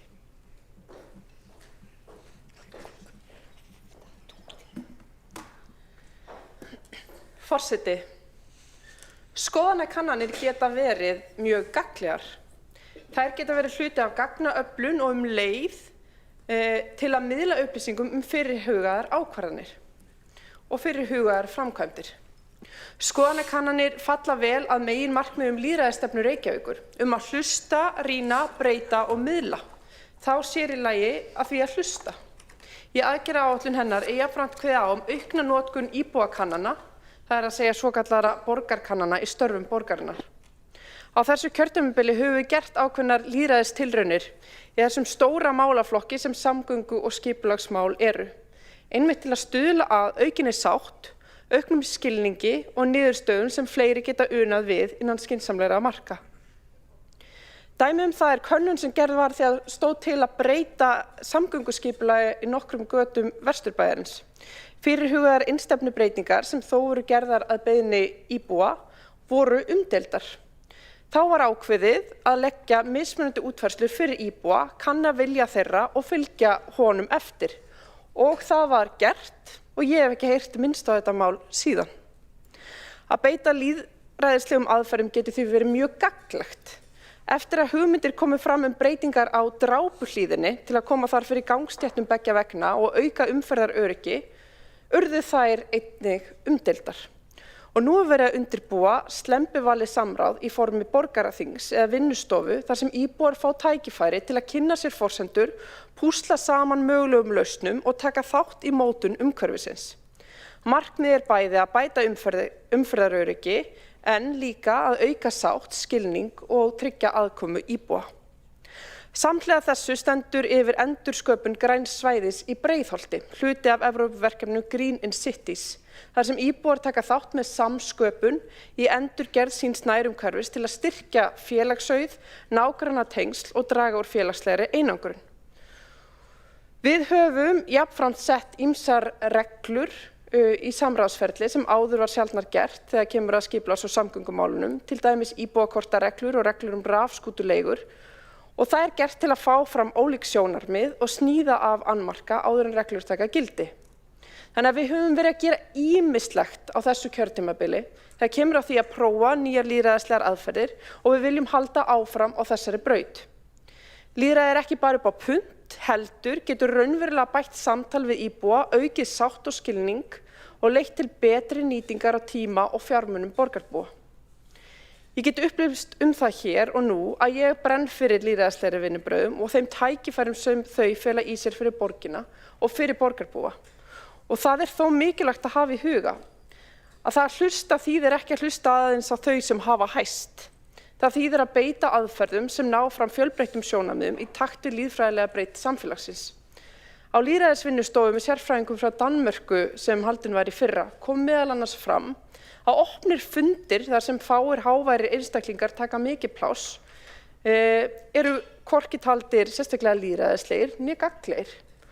Og það var áhugavert. Fólk sem ósammála þeim háværu tekur þar oft minna pláss eða mætir jafnvel ekki. Þess vegna þarf að beita fjölbreyttari aðferðum til að fá betri yfirsýn yfir viðhorf íbúa. En hér er að ræða tillögu skoðanakönnun meðal íbúa bíla- og hjólastæðastefnu Reykjavíkurborgar. Og mér finnst mjög jákvætt að borgarfulltrúar séu að huga að þessum lýðræðislegu aðferðum og hvernig við getum nýtt þær. Reglurnar hafa verið töluvert umdeildar og umræðum þær tengst markmiðum borgarinn að breyta ferðavenju. Helsti annmarki reglana er kannski sá að þær tóku gildi miðað við að borgarlína væri komin til starfa á svæðum þar sem lagt var upp með færri bílastæði. Sú staða hefur ekki skapast eins og við vitum og því hefur fólk ekki upplifað þann ávinning sem reglurnar miðuðu við. Hugmyndin færri bílastæði á veltengdum svæðum er í sjálfu sér mjög skynsamleg. Hún getur lækkað byggingarkostnað og er mikilvægt sanngirnissjónarmið gagnvart þeim sem eiga ekki bíl og vilja ekki eiga bíl. En svo staðreynd að reglurnar hafi í dágóða tíð miðað við aðstæður sem liggja ekki fyrir en eftir nokkur ár. Það hefur líklega aukið þann núning sem hefur orðið í kringum bílastæðamál í borginni. Aðalmarkmið borgarna er að draga úr bílanotkun, sérstaklega á háannatíma. Og ástæðurnar eru margar: plássleysi, hagkvæmni, lýðheilsa, loftgæði og loftslagsmál. Og það er hvorki hagkvæmt né skynsamlegt að byggja fyrst og fremst innviði fyrir einkabílinn. Áherslan er á notkun bíla, ekki endilega bílaeign. Margir eiga bíl án þess að nota hann daglega, meðal annars vegna þess að almenningssamgöngur utan höfuðborgarsvæðisins eru takmarkaðar og aðgengi að ferðalögum án bíls landið lítið, því miður. Við höfum stigið mikilvæg skref á þessu kjörtímabili þegar kemur að bættu aðgengi að almenningssamgöngum, ekki síst með verulegri aukningu á tíðni strætó á háannatíma síðastliðið haust. Borgarlínan er í uppbyggingu og mun skipta miklu máli, en við erum ekki komin með hana enn og það er staðan. Nú stendur yfir vinna við uppfærslu bílastæðareglnanna sem kveðið er á í hjóla- og bílastæðastefnunni í samræmi við samstarfssáttmála samstarfsflokkana og með það að markmiði að rýmka reglurnar og skapa meiri sátt. Að verja miklum tíma í skoðanakönnun reglur sem munu brátt renna sitt skeið er kannski ekki besta nýting auðlinda borgarinnar. Hins vegar er mikilvægt að eiga vandað samráð drög að nýjum reglum. Í því ljósi legg ég til að tillögunni verði vísað til umhverfis- og skipulagsráðs. Það er mikilvægt að vera auðmjúk gagnvart því sem betur má fara og við erum það og við höfum sannarlega verið það. Við höfum verið að laga og bæta, hlusta og sníða af annmarka. Það hefur verið að uppfæra þessar bílastæðareglur til að reyna að skapa aukna sátt og við hafa ákveðna raunhæfni nálgun á málið leið og við vinnum markvisst að því að byggja upp innviði fyrir vistvæna ferðamáta til að gera þá kosti fýsilegri. En að láta eins og það sé einhver ofsalega vöntun á bílastæðum í Reykjavík stenst enga skoðun. Við erum með gríðarlegan fjölda bílastæða og bílanotkunin er mikil með því mesta sem gerist. En hver er staðan þegar kemur á bílastæðum í Reykjavík í dag? Íbúar eru tæplega 146.000 manns. En hvað eru bílastæðin mörg? Heildarfjöldin slagar vel upp í 185.000 stæði. Það þýðir að bílastæðin eru 40.000 fleiri en íbúar. 40.000 stykki stæði fyrir bíla umfram íbúa.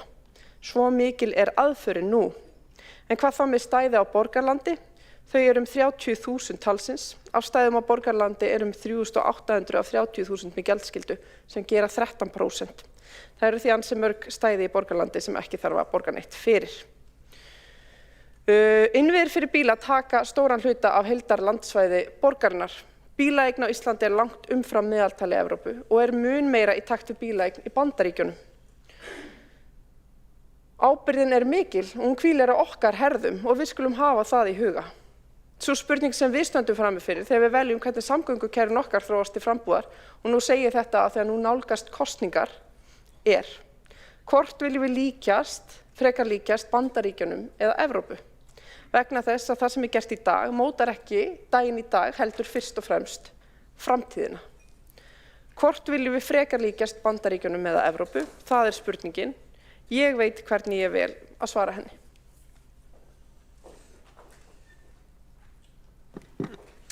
Þá hefur borgarfulltrúinn Dóra Björt Guðjónsdóttir lokið máli sínu og hefur Einar Þorsteinsson borgarfulltrúi óskað eftir að veita andsvar.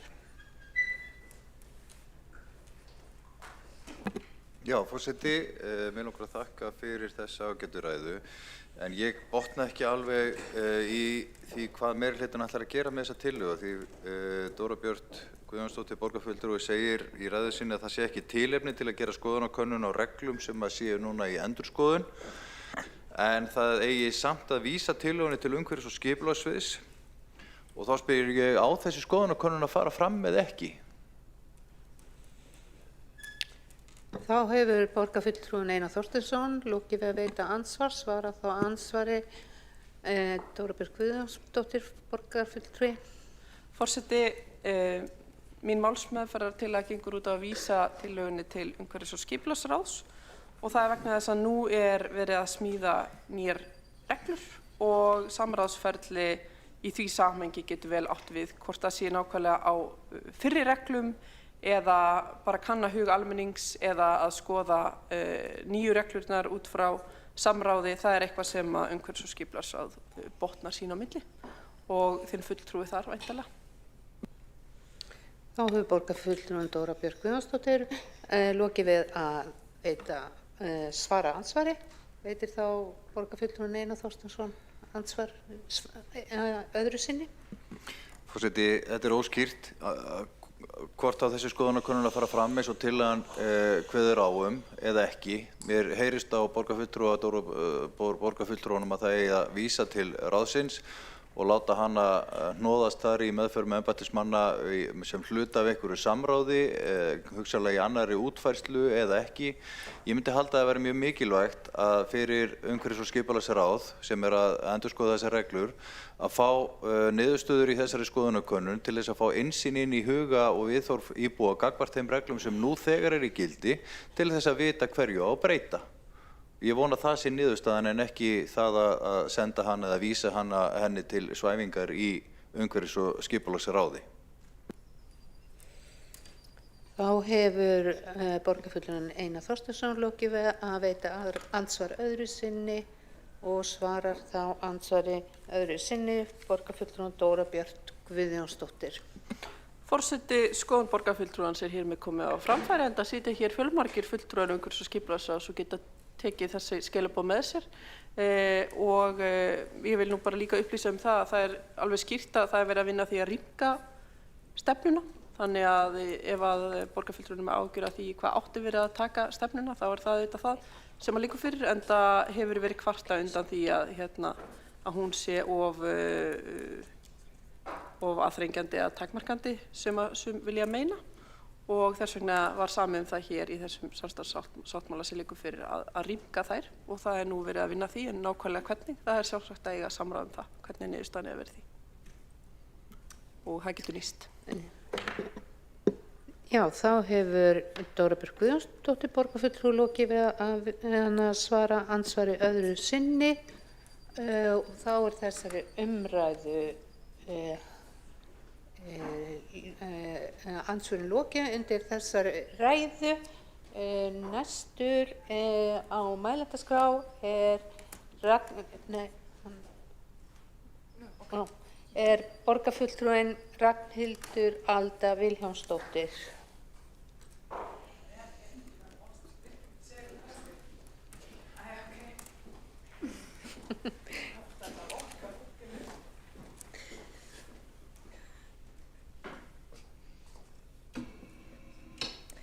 Ágæti forseti og borgarstjórn, mér langar fyrst, mér finnst það frábær tillaga hjá Framsókn og mér langar fyrst og fremst að þakka sjálfur mér fyrir þessa tillögu. Af því eins og þið kannski mörg munið þá gerði ég svona könnun fyrir hvað 1,5 ári. Það reyndi að koma inn á dagskrá hér hjá borgarstjórn í heilt ár en hún einhvern veginn komst aldrei að, alltaf var henni frestað. Og það var bara rosalega skemmtilegt, það var rosalega fróðlegt að gera þessa könnun, fékk hellinga frábærum ábendingum frá fólki og þetta bara opnaði rosalega mikið augu mín fyrir mörgum vinklum málsins. Þú veist, að því að hér er einhvern veginn oft, þú veist, eins og kom ég hann fram í fyrirræði, það kom ég hann upp og það tala við erum með 30.000 bílastæði og er það ekki ógeðslega mikið? Afsakið, ég ætla nú ekki að gera, kannski mikið grína þessu, en ég meina, þú veist, það er ekki undir okkur að komið að ákveða hvað er of mikið. Við erum bara með x mikið fjölda fólki sem býr hérna, einhver hluti af þeim er að ferðast borgina, þeim vantar bílastæði. Skilju, þetta er bara svona. Þú veist, það getur verið 30 bílastæði, getur verið 50 bílastæði, getur verið 10 bílastæði. Það er bara eina sem skiptir máli í þessu er bara, þú veist, er þetta nóg fyrir fólk? Þú veist, er það fólk er þetta annað þörfum fólks? Erum við að þjónusta fólk nægilega vel? Og það er það sem að máli snýst sko. Já, allavega, það er svo sem ekkert að kannski að brýna það fyrir borgarfulltrúum meirhlutans eða minnihlutans að ég elska bílastæði, elska þau. Bílastæði geggjuð, frábært, elska að leggja bílnum mínum í bílastæði. Það er svo geggjað að fá bílastæði. Það er ekkert eins næs að fá bílastæði beint fyrir utan staðinn sem ég er að reyna að fara. Bara æðislegt. Og hér eru margir sem hafa komið upp á talað sem með bílastæði í sínum innkeyslum sko, og heimta það að aðrir, þú veist, eigi ekki að fá bílastæði eða sé of mikið bílastæðum í almanna landi, sko, í borgarlandinu. Ég er ein af þeim sem er ekki með bílastæði fyrir utan heimja á mér. Og ef ég kem heim til mín eftir klukkan 7, þá er ég ein af þeim sem þarf að labba nokkur 100 metra að heimilinu mínu með pókana af mat, með pókana hinu og pókana þessu og með börnin og með, þú veist, þetta er bara ákveðið survival mode að reyna að koma barninu heim til sín. Þú veist, þú ert að ganga með það upp 2 götur, sko. Þú veist, þannig að ef það er einhver hér sem ætti að þekkja það ansi vel, hvernig það er að lifa við þann raunveruleika, við erum ekki með bílastæði beint fyrir utan heimilið sitt, þá er það ég. Og ég get sagt ykkur það að mér finnst það frábær hugmynd að gera þessa könnun aftur. Hún ætti að vera regluleg. Við ættum að gera fleiri svona kannanir ýmis atriði sem að borgarbúar vekja athygli á að skipti það máli. Verða blessu bílastæðin sem ég elska eða leikskólapláss eða bara þrif á götunum eða bara, þú veist, umferðarteppur eða hversu greiðlega fólk kemst borgina, sko. Þú veist, ég meina, við erum bara að vera henni í hlutverki við að þjónusta fólk og hjálpa fólk við að komast þangað sem það þarf að komast og við erum að vera í hlutverki líka að hlusta á fólk og fara eftir því sem það biður En ég veit að hér skiptast armar í tvennt, sko, að við erum annars verið með okkur sjálfstæðismenn sem erum almennt lítum á okkur sem verandi í þjónandi forystu við íbúa og meðan að svo erum við með meirihlutann sem almennt að því að ráða ekki við sem að reyna að hafa vit fyrir íbúum, aðeins með því að setja einhvern mælikvarða á 30 bílastæði, sko, þú veist, Svo það í raun og veru segir manni nokkuð sko, annað en bara, þú veist, þegar þú spáir í, hvað segir það manni? Ekki neitt. Loksins, Birkir, ég var að bíða eftir þér. Af því að Birkir komin upp þá ætla ég örugglega að koma aftur. Mér vantar alltaf að eiga eitthvað til þess að þræta við og Hjálmar að hætta og þetta erfitt. Þannig að takk fyrir í bili.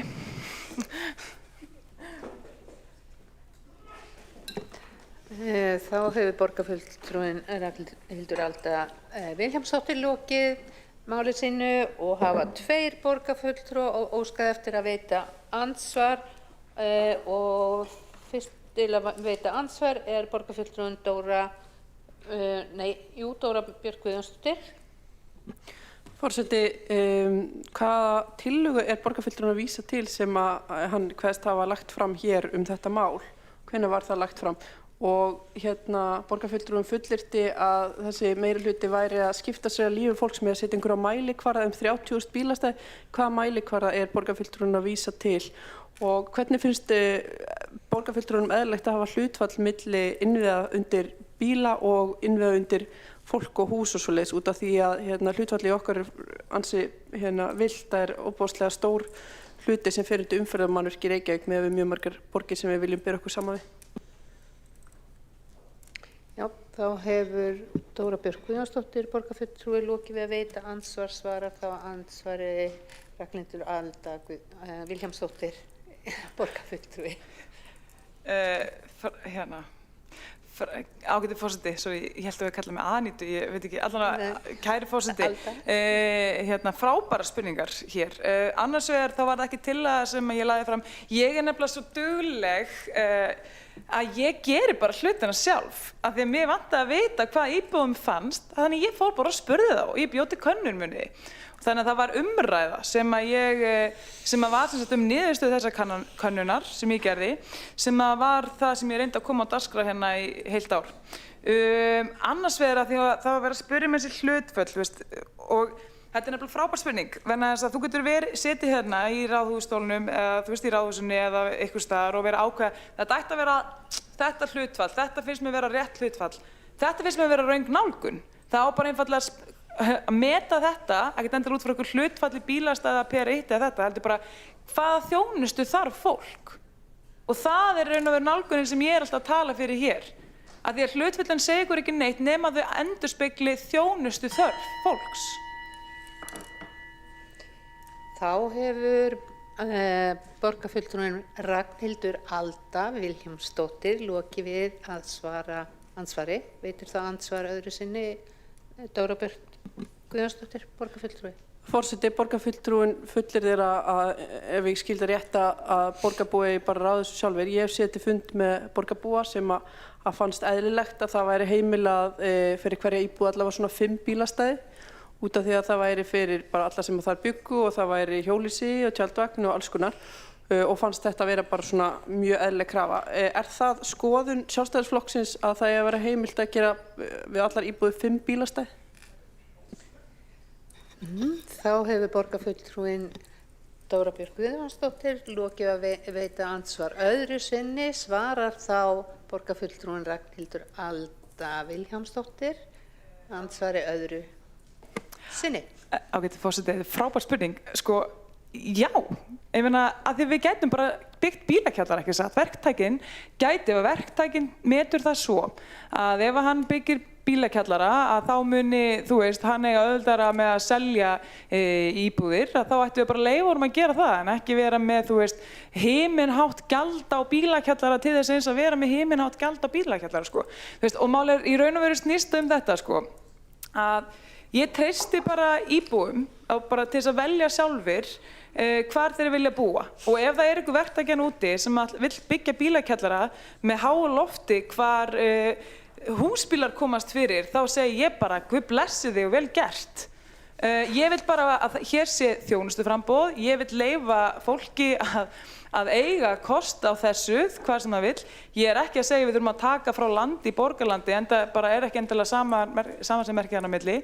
Heldur einfaldlega þetta að borgin á ekki að vera að heimta það að fækka bílastæðum til þess eins að vera að fækka bílastæðum. Við höfum bara að meta hver þjónustuþörfin og reyna að anna henni.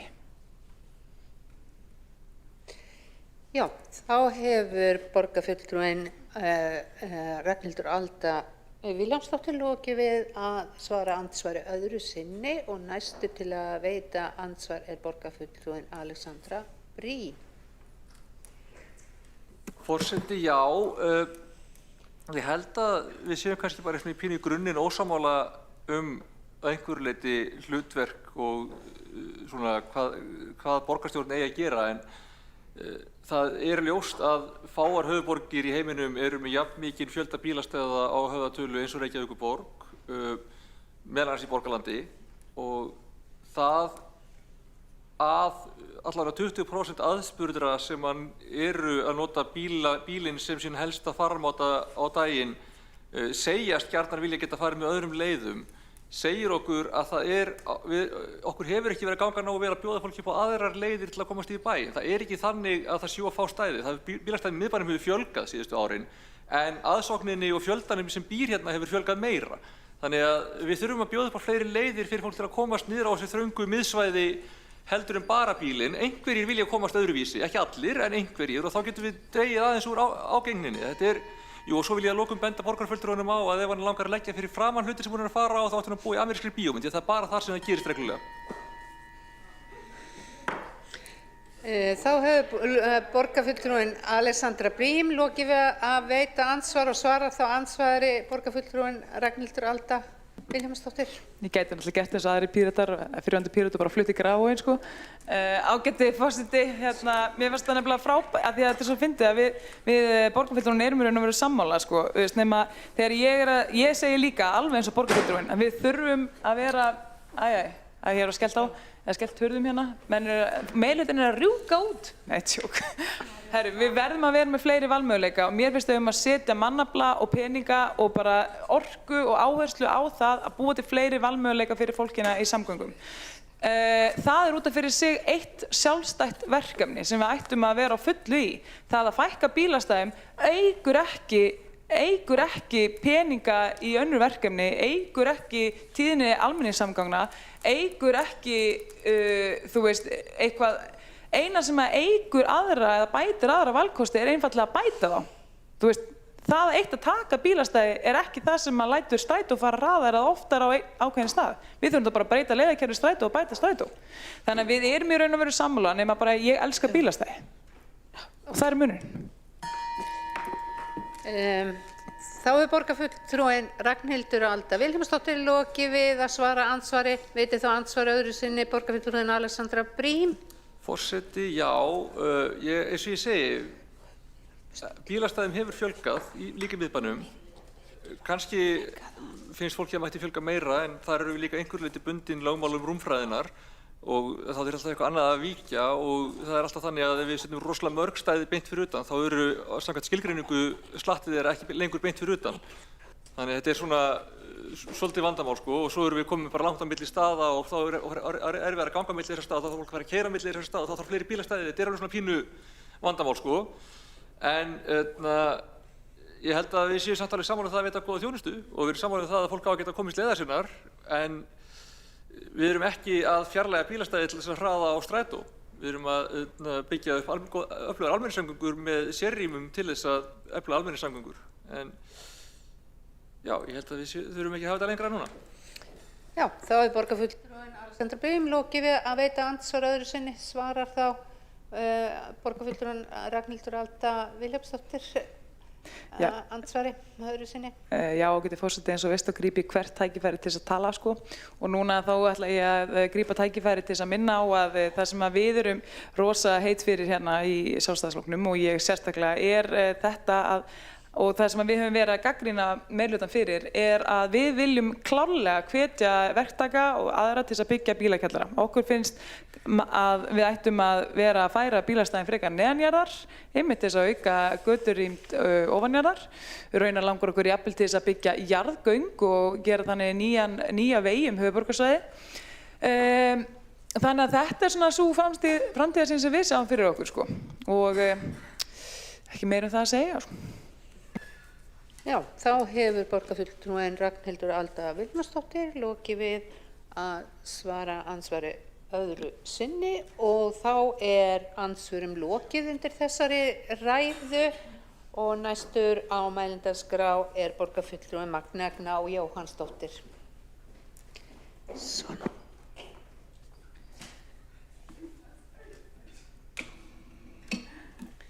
Forseti, ágæta borgarstjórn, samkvæmt ferðavenjukönnunum nota 70% fullorðna Reykvíkinga bíl sem sinn aðal ferðamáta til vinnu eða skóla.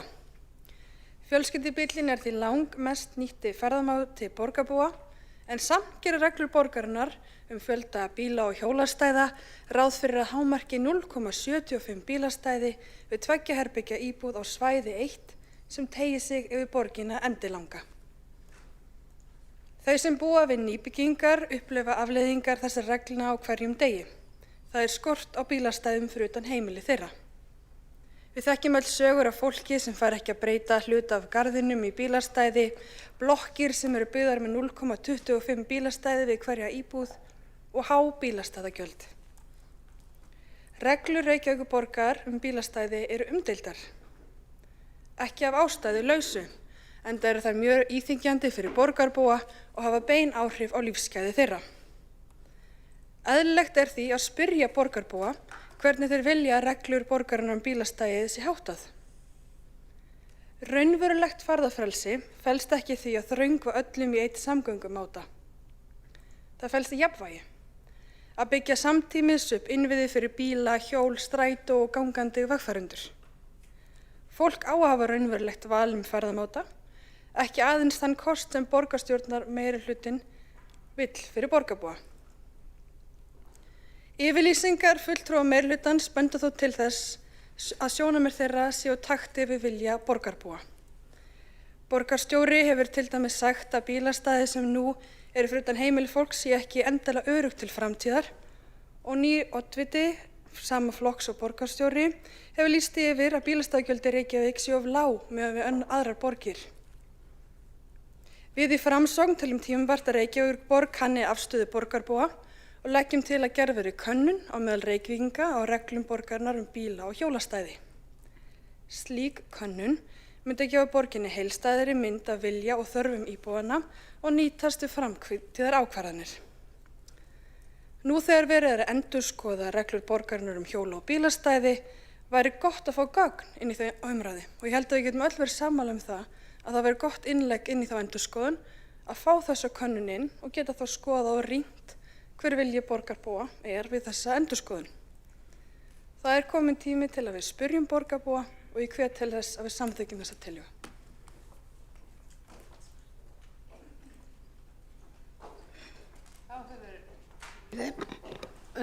Borgarfulltrúin Magnea Gná Jóhannsdóttir lokið við sínu máli og hefur borgarfulltrúin Dóra Björk Guðjónsdóttir óskað eftir að veita andsvar.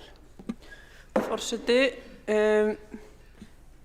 ég skil vel að það sé pínulítið pirrandi að nú sé verið að rýmka bílastæðareglurnar og mikill vilji hjá sumum flokkum sem að hafa haft þessar reglur á hornum sér til þess að eiga það mál og hér er verið að gefa það í skyn að hér sé ekki neitt vilji til þess að gera neina breytingar en hér er verið að rýmka reglur, það er einfaldlega skráð í samstarfssáttmála. Hér er gefið í skyn að einhver hafi haldið því fram að gjaldskyldan sé ekki nógu há, kosta meira og að borgarstjóri sé að gefa það í skyn að taka bílastæða fólki. Þetta er náttúrulega frekar ómaklegt og ég vil bara biðja borgarfulltrúann að gæta orða sinna og kannski að reyna þá frekar að rökstyðja það ef að svo er en nú stendur eiginlega bara fyrir það. Það er verið að rýmka þessar reglur, það er verið að vinna í því, það var samið þetta og það er bara frekar ómaklegt að gefa í skyn að ekki sem vilji til þess að mæta þeirri gagnrýni sem hefur verið rædd í samfélaginu. Af því að það er sannarlega verið að mæta þessari gagnrýni og ekki maklegt að gefa hana í skyn eða kynda undir einhverjum hugmyndum sem eiga sér ekki stoð. Já, þá hefur borgarfulltrúin Dóra Björk Guðjónsdóttir lokið við að veita ansvar, svara þá ansvari borgarfulltrúin Magnea Gná Jóhannsdóttir. Forseti, ég er ekkert pirruð yfir því að það sé verið að rýmka reglur borgarinnar hjóla og bílastæði. Ég bara fagna því og ég tel að þessi könnun væri gott innlegg inn í þá umræðu og ég hvet meirihlutann til að samþykkja það að ráðast í þessu könnun til að einmitt draga fram afstöðu vilja borgarstjórnar. Hvað varðar yfirlýsingar mínar afstöðu borgarstjóra, ekki bara einhverja, heldur borgarstjóra sem leiðir þennan meirihluta og næsta oddvita samflokks, þá vísaði í Ísland í dag þar sem þessir aðilar voru í atvinnuviðtali og sögðu þetta. Þannig ef að borgarfulltrúinn hefur áhuga að kynna sér það, þá kemur þetta fram þar skýrt. Þá hefur borgarfulltrúinn Magnea Gná lokið við að svara andsvari, veitir það andsvar öðru sinni, borgarfulltrúinn Dóra Björt Guðjónsdóttir. Forseti, ég hef ekki séð þetta og ég skal kynna mér þetta en ég get fullvissað þig að það sé ekki verið að fara að taka bílastæði af fólki. Við erum ekki mikið í því að stunda eignarnám á bílastæðum og ég veit nokkuð vel að það er enginn í þessum meirihluta sem stendur fyrir því. Dóra Björt Guðjónsdóttir lokið við að veita andsvar öðru sinni, svarar þá andsvar öðru sinni borgarfulltrúinn Magnea Gná Jóhannsdóttir. Forseti, það er ágætt að heyra að borgarstjórnar meirihlutin ætla ekki að gera það, en þessi umræða snýst nú ekki það, heldur var ég að varpa ljósa á það að skoðanir fulltrúa meirihluta sér ekkert alltaf í takt við vilja almennings og það væri mjög gagnlegt inn í vinnu við endurskoðun á bílastæðareglum að fá fram vilja fólks með þessari könnun sem hún gengur nákvæmlega út á að við séum að kalla eftir afstöðu almennings til þessar reglna sem við höfum sett okkur. Reyndar tók ég ekki þátt í því, svo það sé sagt, og ekki framsókn, en það væri gagnlegt inn í endurskoðunar umræðuna að fá upplýsingar frá almenningi hvað þeim finnst þessar reglur. Þær eru umdeildar, þær eru íþyngjandi og það er eðlilegt að við köllum fram þá afstöðu þegar við erum að endurskoða reglurnar. Þannig ég vona að þetta verði samþykkt hér í dag. Það er algjör óþarfi að vísa inn í eitthvað ráð til að svæfa það. Þá hefur borgarfulltrúinn lokið við að svara andsvari öðru sinni og hefur borgarstjóri óskað eftir því að bera af sér sakir.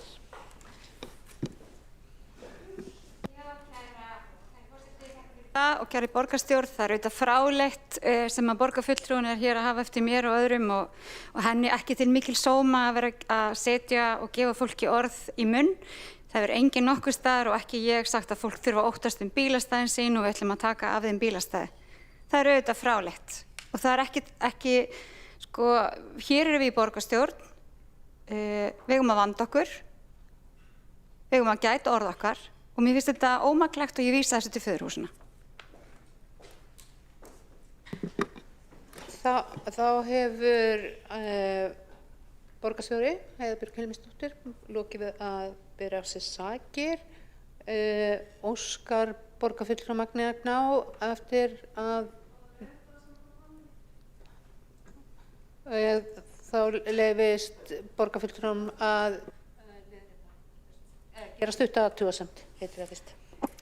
Forseti, ég þakka borgarstjórnum fyrir sínt ummæli. Það sem ég vísaði til er Ísland í dag sem kom út 13. janúar síðastliðinn, þar sem bílastæðastefna borgarinnar var sérstaklega til umræðu.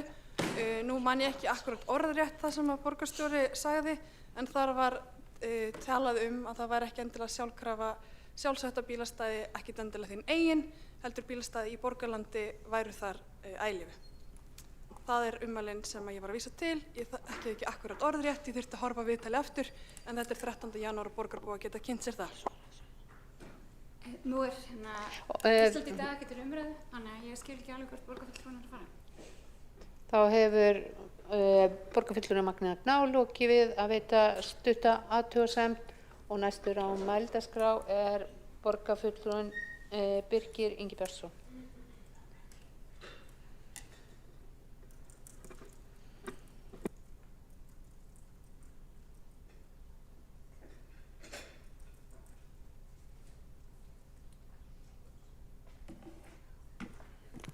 Ágæta borgarstjórn. Já, við erum að tala bílastæði. Það er eins og þessi ágæti vettvangur hér snúist fátt annað en bílastæði. Og annað en borgarfulltrúi Ragnhildur Alda sem segist elska bílastæði, þá ég ekki alveg þar. Mér leiðist í rauninni mjög að tala bílastæði. En fyrst þegar ég sá þessa tillögu, þá fannst mér hún ekki góð og í rauninni hefði ég kannski helst bara vilja fella hana. Því ég get ekki beint séð hvað könnun bíla- og hjólastæðastefnu borgarinnar sem mjög tæknilega flókið mál og bara í rauninni verkfæri inn í allir skipulagsvinnu, hvers konar könnun sé hægt að gera bíla- og hjólastæðastefnuna. Gott og vel að búið að vera ágætis umræða í dag og ég held að sé bara gott að vísa tillögunni inn í þá vinnu sem í gangi og sem þá hluta af þeirri samráðsferli sem kannski framundan. Það sem ég vildi kannski líka koma fram og segja núna, nýta tækifæri til, að í grunninn ég líka algjörlega ósammála kannski greinargerðinni sem fylgir tillögunni, sem segir að það sé markmið núgildandi bíla- og hjólastæðastefnu að fækka bílastæðum. Ég bara í grundvallaratriðum ósammála þeirri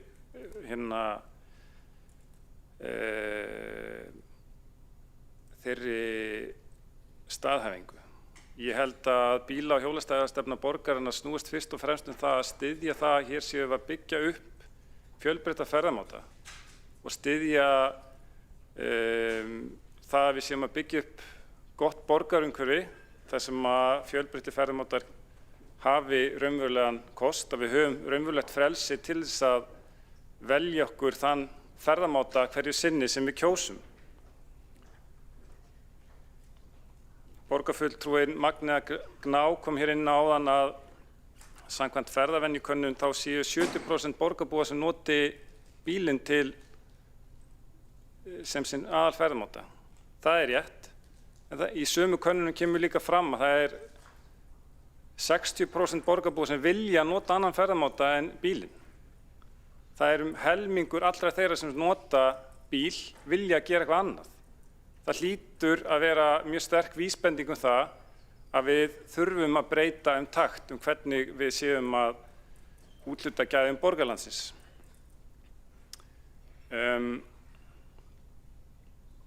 Svo hjó ég líka eftir því að borgarfulltrúinn Magnea Gná talaði að borgin væri að banna fólki að breyta görðunum sínum í bílastæði. Og ég segi nú bara Guði sé lof að við séum ekki leyfa borgarbúum að teppalegja garðana sína með malbiki. Við verðum að tryggja það, ég meina, erum við ekki að tala hér oft talað líffræðilegan fjölbreytileika, sjálfbærni, við þurfum að standa vörð það að séu garðanir okkar séu vænir og grænir. Ég hefði haldið að það væri eitthvað sem að Framsóknarflokkurinn gæti stutt. Og í tillögunni talaði að reglurnar séu íþyngjandi. Það sem auðvitað hinn raunverulegu þyngsl, sem auðvitað allt lykjandi í allir þessari umræðu, bílastæðamál, bílaumferðina, það auðvitað bara svo massífa bílaumferð sem hangir yfir okkur öllum og yfirtekur allt borgarlandið. Það eru heilu dagarnir þar sem bara svifryk sem hangir yfir öllu, krakkar með ekki fara út að leika á leikskólanum, hljóðmengun. Hvenær ætlum við raunverulega að taka í beislinn á þessu máli og leiða fram einhverjar breytingar?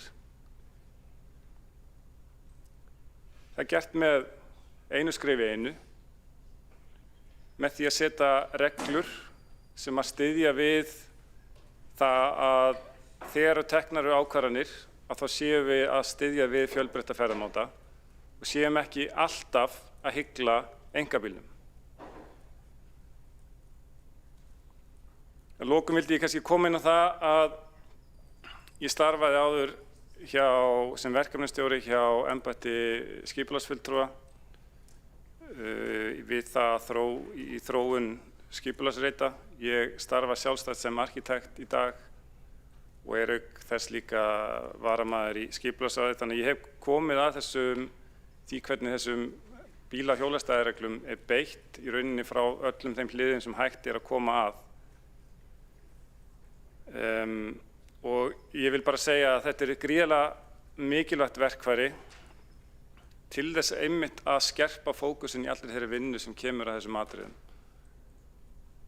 Það sé samræmt vinnulag af því hvernig bílastæðamálum sé háttað innan borgarinnar. Það er ekki þar með sagt að það sé ekki eðlilegt að þessar reglur séu endurskoðaðar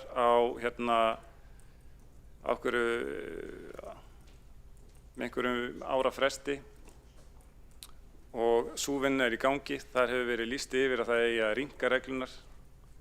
Það er bara gott og vel. Það er eitthvað sem kemur inn í þeirri vinnu og sú vinna verður unnin í samráði við borgarbúa, vænti ég. Þannig að ég þakka fyrir mig í bili.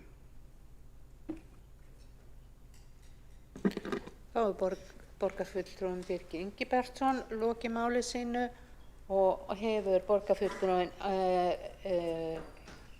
Magnea Gná óskað eftir að veita andsvar. Já, forseti, ég þakka borgarfulltrúnum fyrir sína ræðu. Það er rétt að 70% nota fjölskyldubílinn til þess að komast sínar ferðir til vinnu og skóla og það er líka rétt að margir vildu nota annan samgöngumáta en það ætti þá að endurspeglast í þessari könnun, verði hún lögð fram, að fleiri vilja nota aðra samgöngumáta og þá ættu þau kannski að vilja betri hjólastæði eða öðruvísi bílastæðareglur þannig að meirihlutinn hefur ekki til að óttast og það ættu þau raun og veru bara íbundur það að þeir ráðist í þessa könnun. En svo langaði mig líka aðeins varðandi þetta komment með garðana. Eru sumir sem að eiga stóra garða sem væri til að setja bílastæði í ákveðin hluta, hafa jafnvel verið að nota hluta garðanna lengi í marga áratugi sem bílastæði en nú kemur borgin og bannar það. Ég meina, er það sem við viljum raunverulega? Það er ekki verið að tala að breyta öllum görðum við hús í bílastæði, heldur aðeins að vera með liðleika við fólk sem að vill leggja bílnum sínu við húsið sitt og það kannski var ekkert þinglýst á þeim tíma sem húsið er byggt af því húsið er gamalt og aðra reglur gildu og enginn var að spá í þessu en nú kemur borgin og segir, heyrðu, sorry, þú mátt ekki lengur leggja bílnum þínum þarna. Það er ekki borgin sem ég vil búa í. Þá hefur Magnea Gná borgarfulltrúi lokið við að veita andsvar. Svarar þá andsvari Birgir Ingibertsson, borgarfulltrúi. Já, ég taka ansvarið. Kannski erum við bara að komast til þeirri sameiginlegu niðurstöðu að þessi ferðavenjukönnun sé kannski bara sú könnun sem að þið eruð að leggja til og í rauninni sé óþarfi að gera nokkuð meira. Öðru leyti segi ég bara, mér finnst mjög sorglegt að við ætlum ekki að standa vörð garðan okkar og það eru bara fleiri, bara mörg svæði þar sem maður sér það sem eru komnir bara stór bílaplön fyrir framan hús, engir tré, bara malbygg. Mér finnst það ekki fallegt borgarlandslag og ég held að við þurfum að gæta vörðum það að hér séu byggð að við séum ekki að teppalækja allt borgarlandi með bílastæðum. Þá hefur borgarfulltrúinn Birgir Ingibertsson lokið við að svara andsvari. Veitir þá andsvar öðru sinni Magnea Gná Jóhannsdóttir, borgarfulltrúi.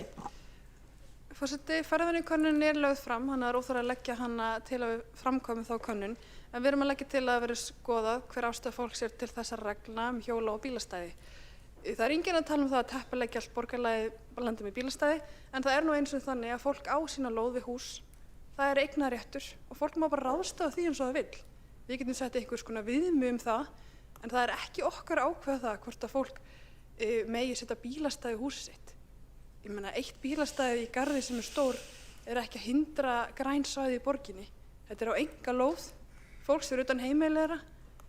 Ég meina, er það ekki bara eðlilegt að fólk fá að ráðstafa sínum reit án þess að borgin sé inn í öllum málum? Þá hefur borgarfulltrúi Magnea Gná Jóhannsdóttir lokið við að veita andsvar öðru sinni. Svarar þá borgarfulltrúinn Birgir Ingibertsson andsvari öðru sinni. Einmitt, þau viðmið sem að borgin setur heita deiliskipulag og aðalskipulag borgarinnar. Þar í aðalskipulagi borgarinnar til dæmis fyrir miðborgina og gamla Vesturbæinn hverfisvernd. Þar talað einmitt það í þeim viðmiðum sem að borgarfulltrúinn kallar eftir, talað að við eigum að standa vörð garðana á þessu svæði og þessu stóru fallegu tré sem þar eru. Það eru þau viðmið sem hafa verið sett af hálfu borgarinnar. Víða eru líka deiliskipulag sett sem eru víða brotin með af lóðarhöfum með miklu stærri bílastæðum en samkvæmt deiliskipulagi. Það eru þau viðmið sem hafa verið sett. Ég veit ekki hvað við erum að tala annað en það. Það eru viðmiðin sem eru sett og við eigum ekki verið að breyta því nema þá erum við að tala það að leyfa öllum að setja risastór bílastæðaplön fyrir framan húsi sín. Því ég ósammála við eigum að gera. Þá hefur borgarfulltrúinn Birkir Ingibjartsson lokið við að svara andsvari öðru sinni. Þá andsvörum lokið undir þessari ræðu og næstur á mælendaskrá borgarfulltrúinn Einar Þorsteinsson.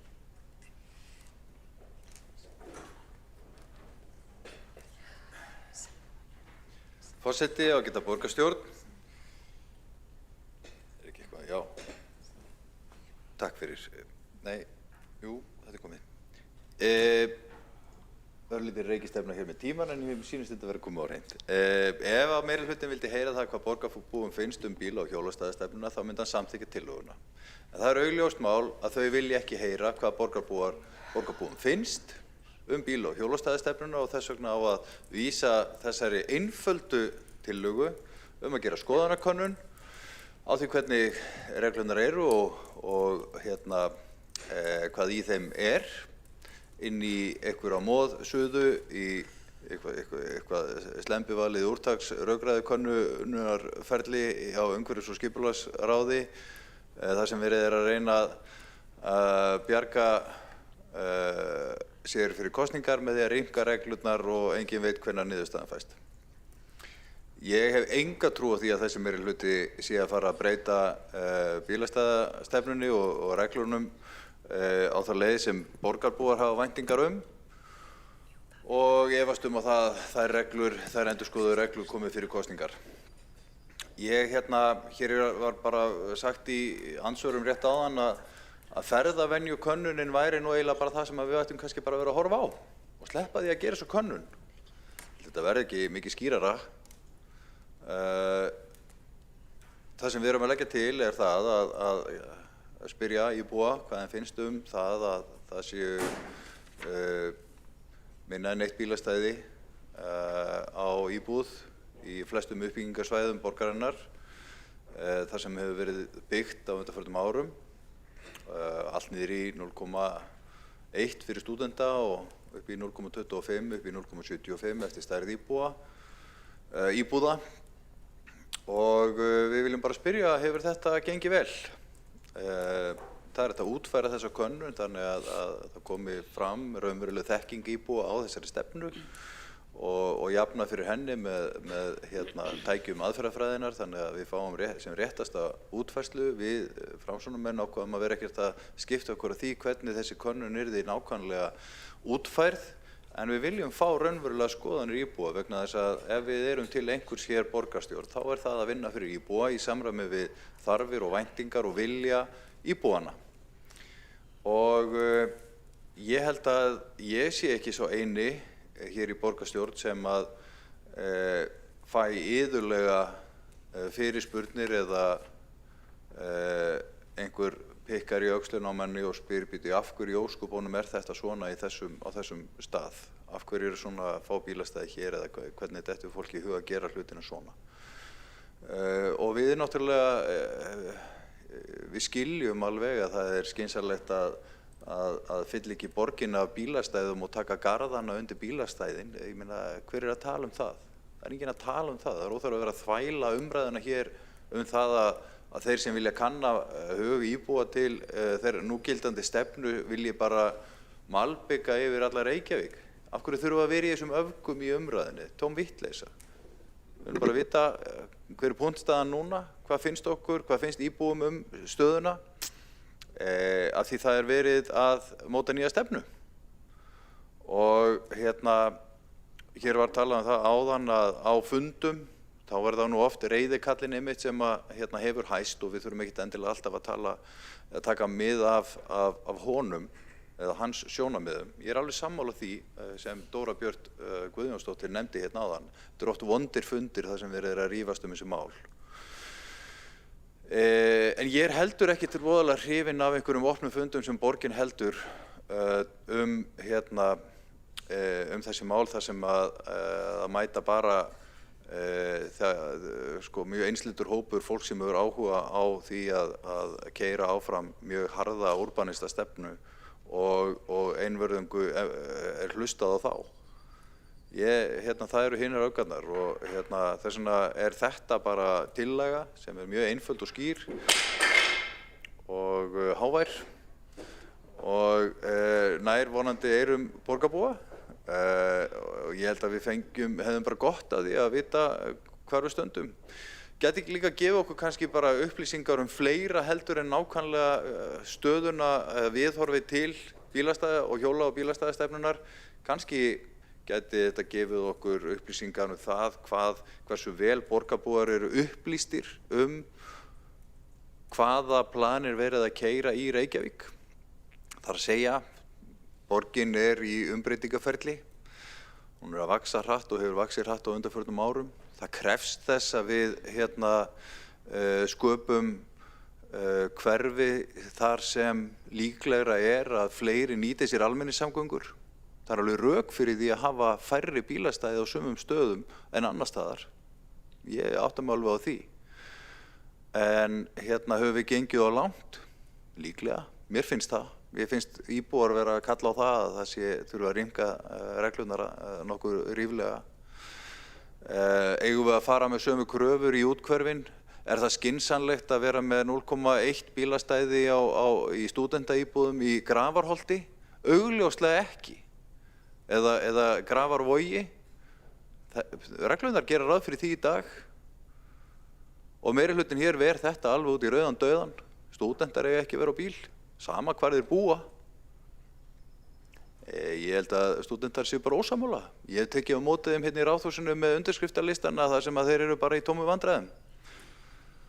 Og þannig að það þarf að breyta reglunum og besta leiðin til þess að gera það á grundvelli gagna og ég held að þau sem eru að endurskoða þessar reglur og mér heyrist nú að Dóra Björt Guðjónsdóttir sé bara einlæg í því að vilja mæta væntingum íbúa þótt að hún hafi kannski barist gegn breytingum á þessum reglum hingað til en í þessu samstarfi virðist þetta hafa verið gert af ákveðnu skilyrði og það bara gott, ég fagna því en farið þá alla leið og hlustið á íbúa. Þessi könnun bara til þess að leiða fram upplýsingar fyrir ykkur sem ráðið þessu og ég hvet ykkur til þess að samþykkja tillöguna. Þá hefur Einar Þorsteinsson borgarfulltrúi lokið máli sínu og næstur á mælendaskrá Haukur Aðalsteinn Sverrisson. Afsakið, borgarfulltrúi næstur á mælendaskrá. Ég bara tek þessari afsökunarbeiðni góðri og gildi. Forseti, ég ætla nú að byrja að þakka fyrir líflegri umræðu þetta heldur en ég átti von á því að við vorum einfaldlega að leggja til að það yrði gerð skoðanakönnun til þess að svona fá hug íbúa Reykjavíkur á núverandi stefnu í bílastæðamálum og hjólreiðastefnunni. Kemur svo sem ekki óvart að fyrrverandi borgarfulltrúi Pírata og núverandi borgarfulltrúi Pírata skuli hafa svona sýnt kannski mesta lit í því að vilja svona, ég segi ekki greiða leið fyrir mögulegri skoðanakönnun en allavega setja henni í þann farveg að vísa henni til umhverfis- og skipulagsráðs þá til frekari umræðu þótt ég hefði nú kosið að við hefum bara afgreitt þetta hér og nú. Ég vildi bara koma einu því að Einar, nú bara hjartanlega sammála til því sem að Einar Þorsteinsson kom hérna inn á áðan og svo sem ekkert við því mikið að bæta annað en að ég hjó aðeins eftir í umræðu hjá borgarfulltrúanum Dóru Björt sem ákveðin mikill sannleikur í og það það að áætlanir varðandi með okkar umbreytingu í almenningssamgöngum hefur náttúrulega ekki gengið eftir tímaáætlun og það svo sem ekkert eitthvað sem á að koma einhverjum sérstaklega óvart því að yfirleitt eru stórar framkvæmdir og fyrir áætlunir mjög háðar miklum töfum og hvað þá kostnaðarbreytingum. En á sama tíma og það hefur gengið yfir að þá hefur, og nú ætla ég bara að lýsa minni skoðun verið svo, að það hefur verið haldið áfram að vinna með þessari bílastæðastefnu og það nú ekki bara lengra en svo að það var yfirleitt stefna að það voru fjöldi 100 stæða sem voru í gamla meirihlutanum áður en að þessi borgarstjórn tók við 2022 sem að lýsti því yfir að það væri stefna þeirra að fækka stæðum í borginni. Ég meina það bara staðreyndir, ég ekkert að ljúga. Þannig að ég segi það alltaf hægt að leika sér með stærðfræði í þessu. Jú, stæðum hefur fjölgað en þið talið að hér fjölgi bílum 70 bíla í viku eða ég man ekki mánuði eða hvað sem það var. Ég meina það ekki 70 stæðum að fjölga sambærilegt þeim bílum. Þannig að þú veist augljóslega hefur ekki fylgt eftir þróun í samgöngumálum til þess að anna því meðan að við erum að fara í þessar breytingar. Hefði það ekki verið skynsamlegt? Hefði ekki verið skynsamlegt að hafa einhverja áætlun hvernig við ætlum að taka og umbreyta þessu á meðan við erum í vegferðinni en ekki bara halda áfram að í rauninni skera niður í annan endan en samt halda áfram þeirri vegferð sem við erum að gera. Ég veit það ekki. Heyrðu, ég þakka aftur fyrir umræðinu og bara takk fyrir. Þá hefur borgarfulltrúinn Aðalsteinn Haukur Sverrisson lokið máli sínu og þá ræðum lokið undir þessum lið og þá þarf að ganga til kosninga og já, það vantar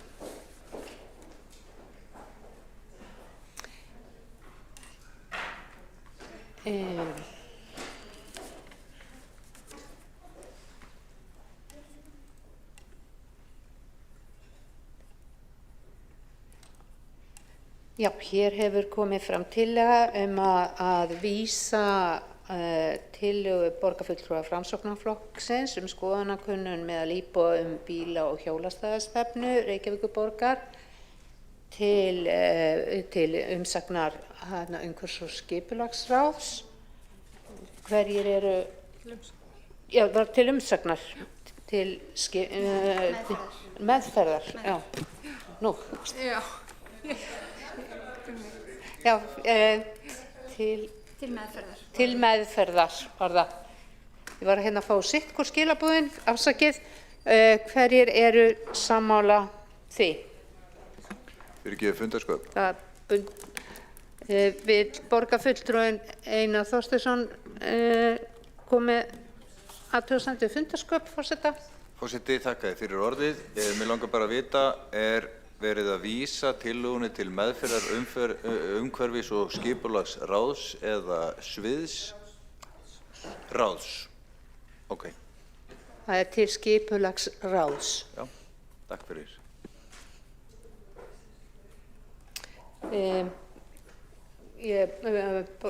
Forseti biður fólk að sýna hvernig þeir greiða atkvæði. Þá er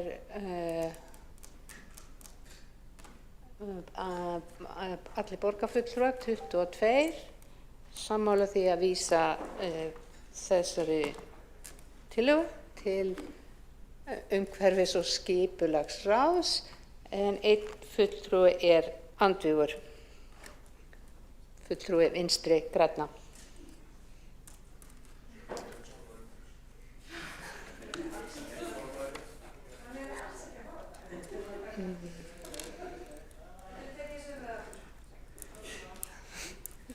Hvað ég var að gera, ég var ekki að taka niður. Sanna. Óska eftir stuttu fundarhlé.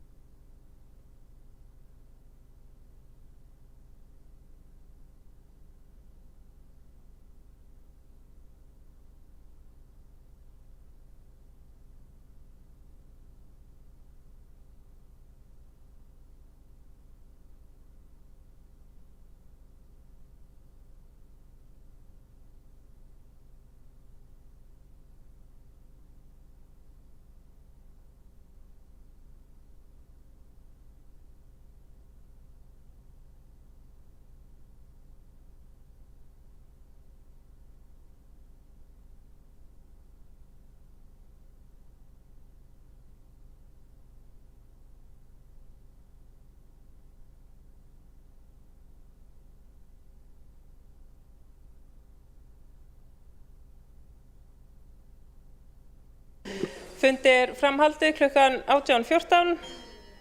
Fundi framhaldið. Klukkan er 18:14 og því er lagt til að málum fram að fundagerðum verði frestað og í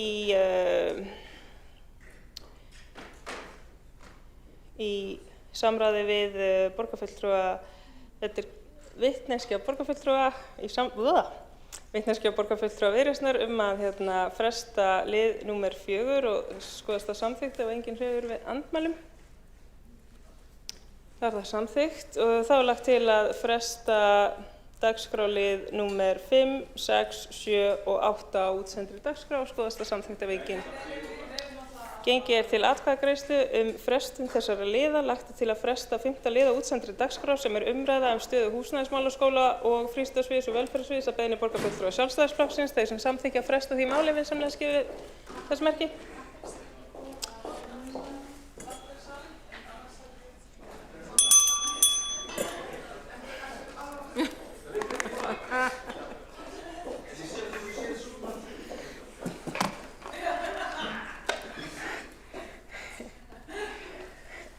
Því 4, 5, 6, 7, 8, 9, 10, 11, 12, 13, 14, 15, 16, 17, 18, 19, 20, 1, 2, 3. Forseti mun endurtaka það sem fór fram hér, þar sem ekki allir borgarfulltrúar voru í salnum. Það lagt til að fresta dagskrárlið nr. 4 tillaga borgarfulltrúa Viðreisnar stofnun Innviðasjóðs Reykjavíkur og þetta gert með vitneskju borgarfulltrúa Viðreisnar og skoðast það samþykkt ef að enginn hreyfir við andmælum.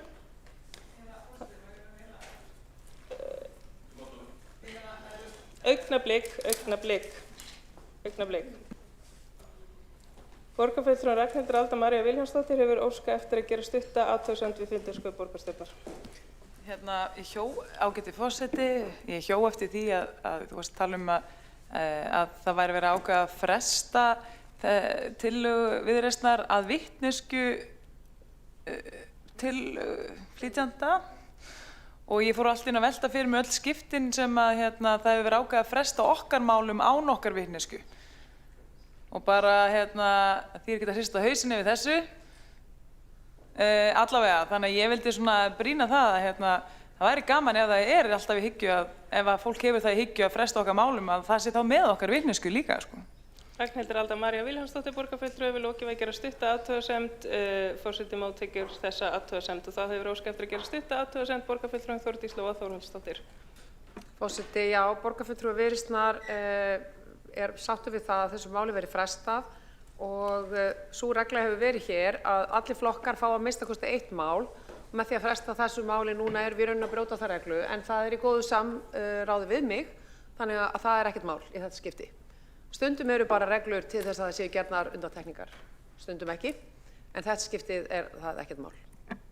Þórdís Lóa Þórhallsdóttir borgarfulltrúi hefur lokið við að gera stutta athugasemd og telst þá samþykkt að fresta dagskrárlið nr. 4 og útsendri dagskrá ef enginn hreyfir við mótmælum. Þá lagt til að fresta dagskrárlið nr. 5 sem umræða stöðu húsnæðismálaskóla, frístundasviðs og velferðarsviðs á beiðni borgarfulltrúa Sjálfstæðisflokksins og þeir sem að samþykkja borgarfulltrúar sem samþykkja þá vinsamlega gefið merki.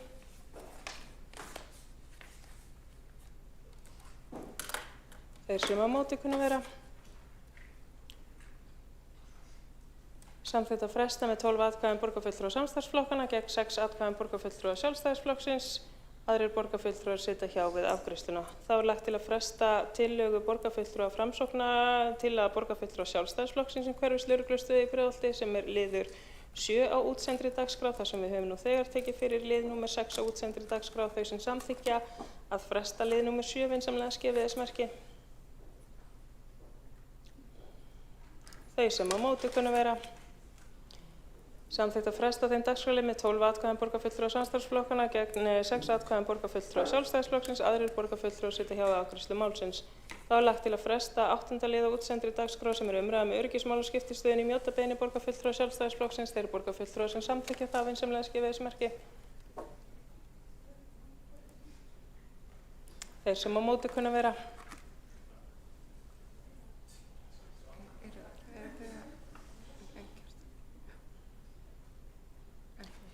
Þá er samþykkt að fresta með 12 greiddum atkvæðum samstarfsflokkana gegn 5 atkvæðum borgarfulltrúa Sjálfstæðisflokksins, aðrir borgarfulltrúar gegn 6 atkvæðum borgarfulltrúa Sjálfstæðisflokksins, aðrir borgarfulltrúar sitja hjá við afgreiðslu. Þá er gengið til 9. liðar á útsendri dagskrá sem fundargerð borgarráðs frá 22. janúar. Þar undir eru liðir sem þarf að samþykkja sérstaklega. Það er 18. liður samstarfs- og styrktarsamningur við Ung RÚV 2026-2028.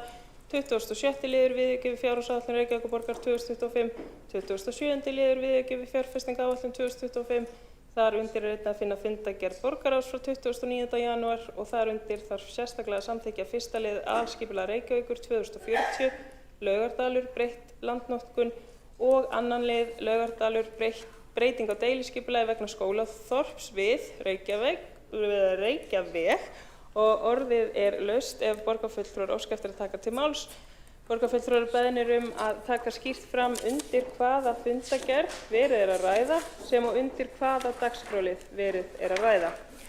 Þá skils forseta að Þórdís Lóa Þórhallsdóttir, borgarfulltrúi, sé fyrst á mælendaskrá.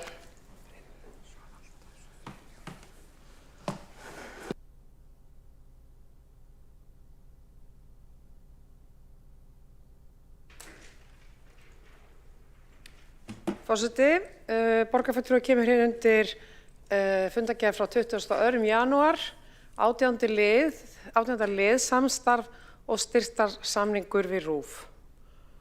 Og mig langar að byrja á því að segja að eitt af svona stoltum borgarinnar þegar kemur að grunnskólum borgarinnar, sérstaklega þá gagnfræðadeildum eins og mín kynslóð myndi segja, ég veit ekki alveg hvað er sagt í dag, allavega gagganum, að þá er þar skrekkur. Og það er frábært.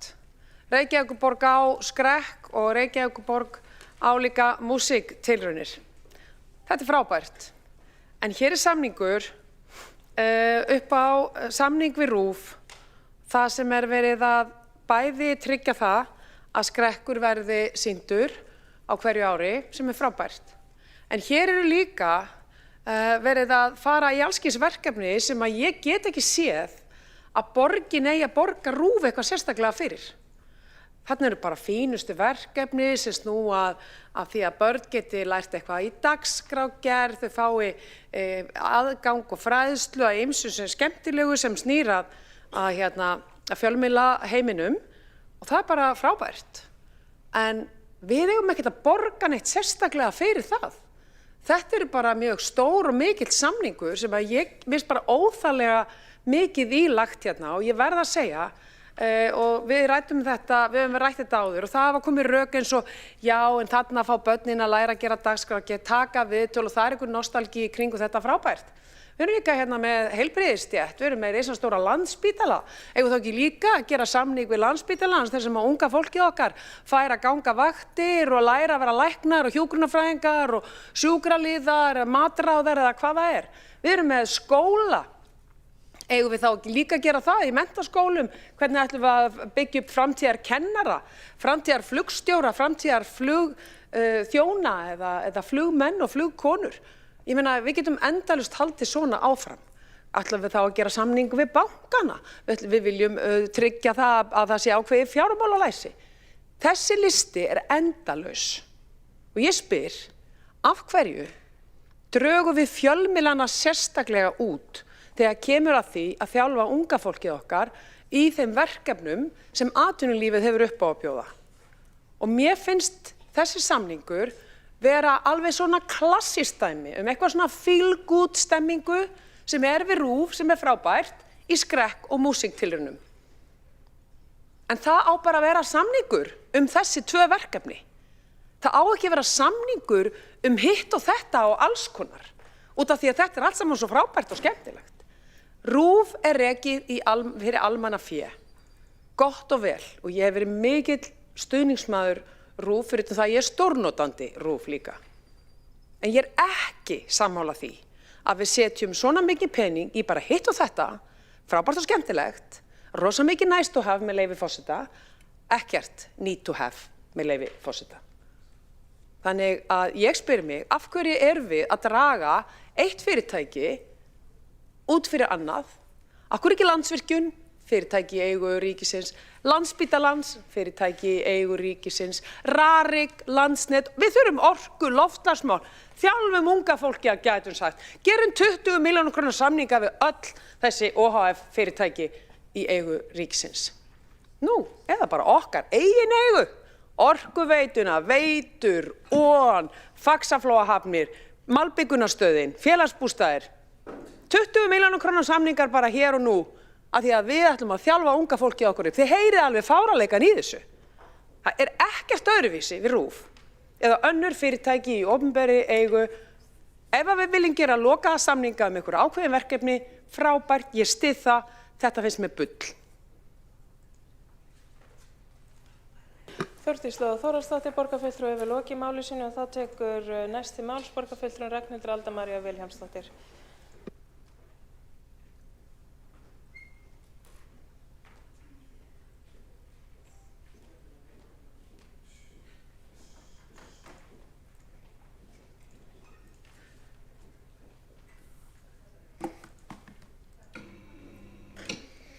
Já, ágæti forseti, ég ætla að reyna að fylgja hérna eftir þessari frábæru ræðu borgarfulltrúa Viðreisnar fundagerð borgarráðs frá 22. janúar, 18. lið, þessi samstarfs- og styrktarsamningur við UngRÚV, hvaða steypa er það, sorry, en án gríns. Við erum ekki með, við getum ekki styrt Memplay almennilega, eins og borgarfulltrúi Framsóknar hefur ítrekað nefnt, við erum að skera niður framlög til Memplay sem actually að reyna að fylla í gatið þar sem að verið að klúðra málunum í borginni, hvað var að leikskólaþjónustu og svoleiðis, en við erum með 18 milljónir fyrir RÚV sem er ríkisrekin stofnun. Það er fólk að koma til mín sem er að vinna í úrræðum á velferðarsviði, verið að virknismiðjunar og þetta, það fær ekki eins og peninga til þess að innrétta vinnustæðin sinn almennilega, en við erum með 18 milljónir í RÚV. Fyrir utan það hversu fáránlegt það er að borgin sé allt í einu að rífa upp ykkur 18 milljónir sem er ekki til í mun nauðsynlegri verkefni sem er hluti af grunnþjónustu borgarinnar til þess að styrkja ríkisstofnun.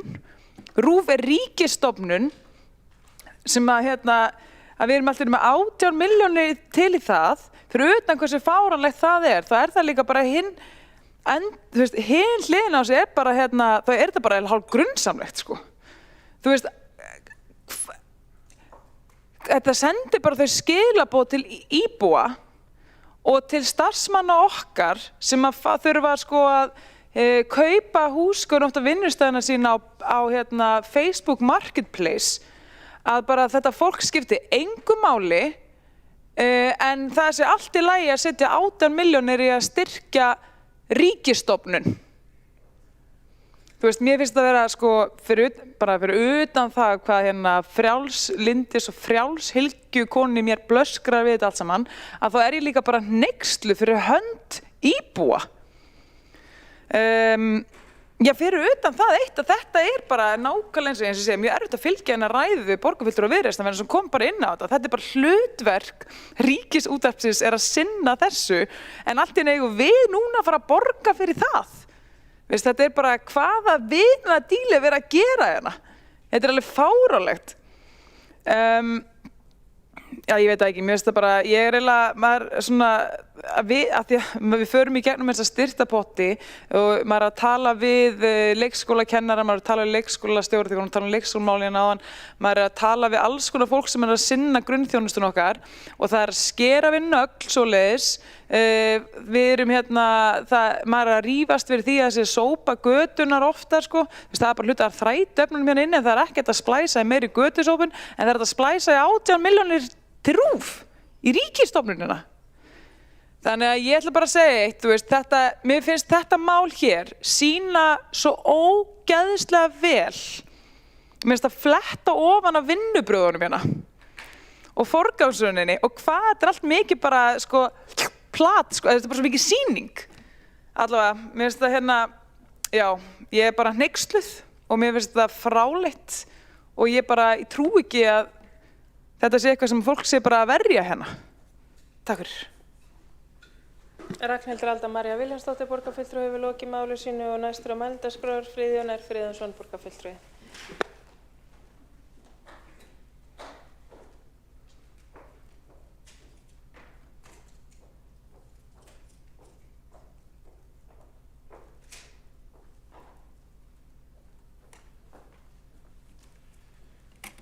Forseti, ég er hérna til þess að ræða fundagerð borgarráðs frá 29. janúar, annar liður, sem er breyting á deiliskipulagi vegna skólaþorps. Það vakti athygli mína þegar ég sá þessa deiliskipulagstillögu og að hún er í andstöðu við byggingarreglugerð hvað varðar bílastæði fyrir hreyfihamlaða. Ég vakti athygli aðgengisfulltrúa á þessum skafanga en það var morguninn sem að borgarráð tók þessa tillögu fyrir og samþykkti. Það er gert ráð fyrir einu sleppistæði fyrir fatlaða eða fyrir hreyfihamlaða. En það er ekki gert ráð fyrir neinum stæðum fyrir þá sem að búa við skerta hreyfigetu við skólaþorpið. Ekki fyrir foreldra, ekki fyrir starfsmenn og það er í blatant andstöðu og skýrt brot á reglugerð sem að snýra þessum hlutum. Og það er eiginlega algjör furða að við skulum láta svona frá okkur. Það er algjör furða að þetta fari í gegn umhverfis- og skipulagsráð, í gegnum borgarráð og núna í gegnum borgarstjórn. Það er skýrt að miða við starfsmannafjölda, miða við gestafjölda, miða við þær þarfir sem að mögulega eru á svæðinu, þá eigi að vera stæði fyrir hreyfihamlaða. Og það er ekki hægt að koma þeim fyrir í þeim mikla halla sem að er þarna við skólaþorpið.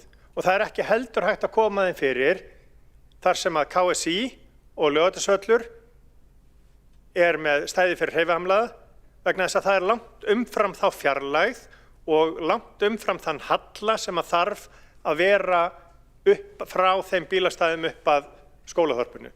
Það er 5 metra hæðarmismunur á bílastæðunum og það sem að gengið er inn í skólan.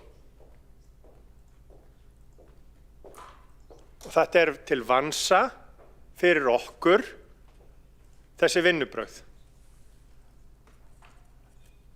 Þess vegna ætla ég allavega að kjósa gegn þessu og ég vona að fleiri geri það vegna þess að við eigum að vinna hlutina betur heldur en þarna er gert.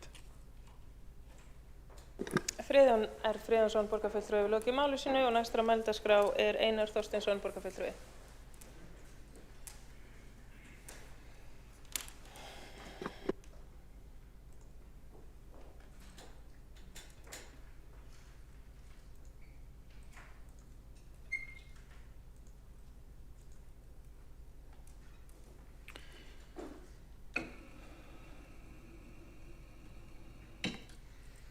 Forseti og geta borgarstjórn, ég kem hérna undir fundargerð borgarráðs frá 20. og öðrum janúar. Það er 27. liður og 27. liður. Það snýr að annars vegar viðauka fjárhagsáætlun Reykjavíkurborgar 2025 þar sem ég vil vekja athygli á því að hér í borgarstjórn og síðasta fundi var samþykkt mikil áætlun að verja tæpum 2,5 milljarði í félagsbústaði. Tillaga sem var sett fram án kynningar í borgarráði og birtist hér bara fyrir borgarstjórn sem er afar gagnrýnivert. Þessari tillögu fylgdi ekki umsögn frá fjármála- og áhættustýringarsviði, engin greining sem að liggur fyrir þessari ákvörðun og borgarstjórn neitt til þess að samþykkja hana eða taka afstöðu til hennar og án allra gagna. Og þetta er sérstaklega alvarlegt vegna þess að áður á fundi borgarráðs hafði verið kynnt skýrsla fjárhagslega sjálfbærni félagsbústaða. Þeirri skýrslu hefur verið stungið undir stól, bundin trúnaði og er í einhverju furðulegu umsagnaferli hjá þeim sjálfum sem skrifuðu skýrsluna í félagsbústöðum og fjármála- og áhættustýringarsviði. Þetta er einhvers konar fullkomið hringavitleysa og þessu fylgdi ákvörðun að taka 300 milljónir í viðauka sem er þá í lið hér 27 þar sem fjármunir eru sóttir úr leikskólamálum og viðhaldi gagna í Gatnasegi í Vogahverfinu, 100 milljónir þar og svo Jörfi og Vörðuskóli, grunnskóli þar. Staðinn fyrir að færa þá frekar innan málaflokksins í önnur verkefni. Og í mér finnst þetta eiginlega alveg óboðleg stjórnsýsla. Það að koma hingað inn í borgarstjórn með tillögur milljarða útgjöld í rekstur félagsbústaða sem að við öll vitum að stendur ekki nægilega vel, sinnir gríðarlega mikilvægu verkefni og það er engar kynningar á þessu máli, ekkert áhættumat, engin umsögn fyrir fjármála- og áhættustýringarsviði og ákvörðunin tekin bara einfaldlega í einhverju óðagoti í miðju prófkjöri til þess að höfða til kjósenda væntanlega Samfylkingarinnar. Þetta er eins ábyrgðarlaust og það getur orðið.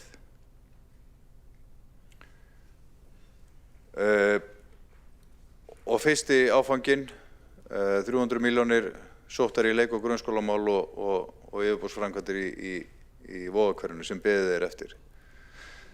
Ég vildi bara vekja athygli á þessu. Ég vona að við fáum í borgarráði umsögn, einhverja greiningu, eitthvað mat á því hvort að þessi ákvörðun sem að þessi meirihluti samþykkti á síðasta borgarstjórnarfundi sé ekki bara algjörlega til skammar og að því ég tel að svo sé. Þetta ógnar fjárhagslegri sjálfbærni félagsbústaða og við þurfum að sýna borgarbúum meiri virðingu með það hvernig við förum með skattfé þeirra heldur en að gera þetta með þessum hætti.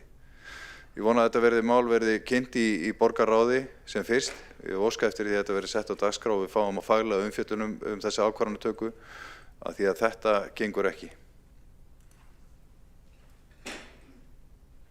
Borgarfulltrúi Einar Þorsteinsson hefur lokið máli sinni. 2 borgarfulltrúar hafa óskað eftir að fá að koma upp í andsværi. Fyrst er það borgarfulltrúin Alexandra Briem.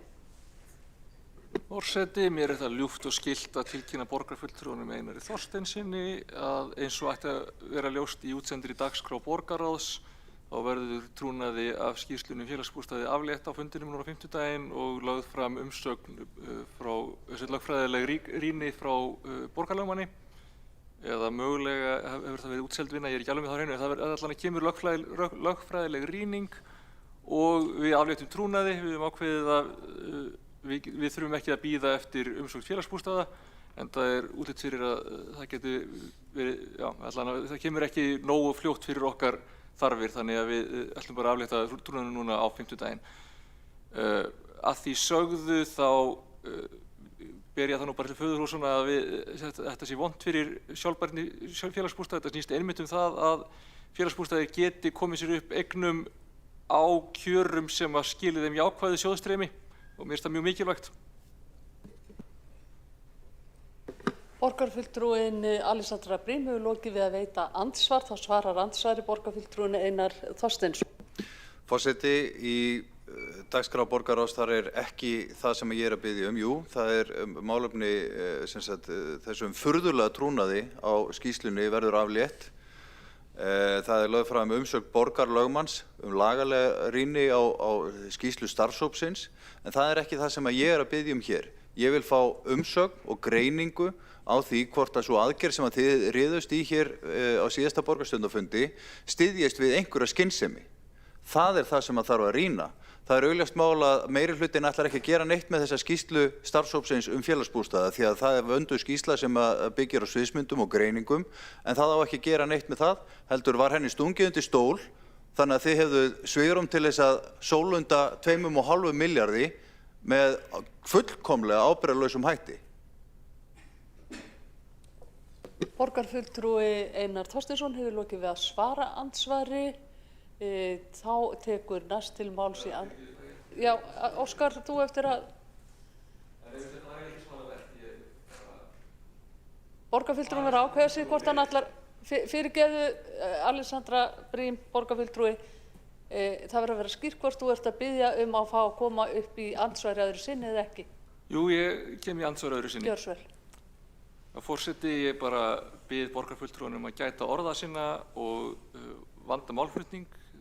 Það er alveg ljóst hvernig á að fjárfesta þessu fé. Það er til þess að bæta rekstrargrundvöll og sjálfbærni félagsbústaða til framtíðar. Við fórum vel yfir það hérna þegar þetta var rætt. Ég kann ekki að meta svona málflutning eða í rauninni að svona sé vegið að bara minni persónu og fleira hérna. Þetta mér finnst það fyrir neðan allar hellur og bara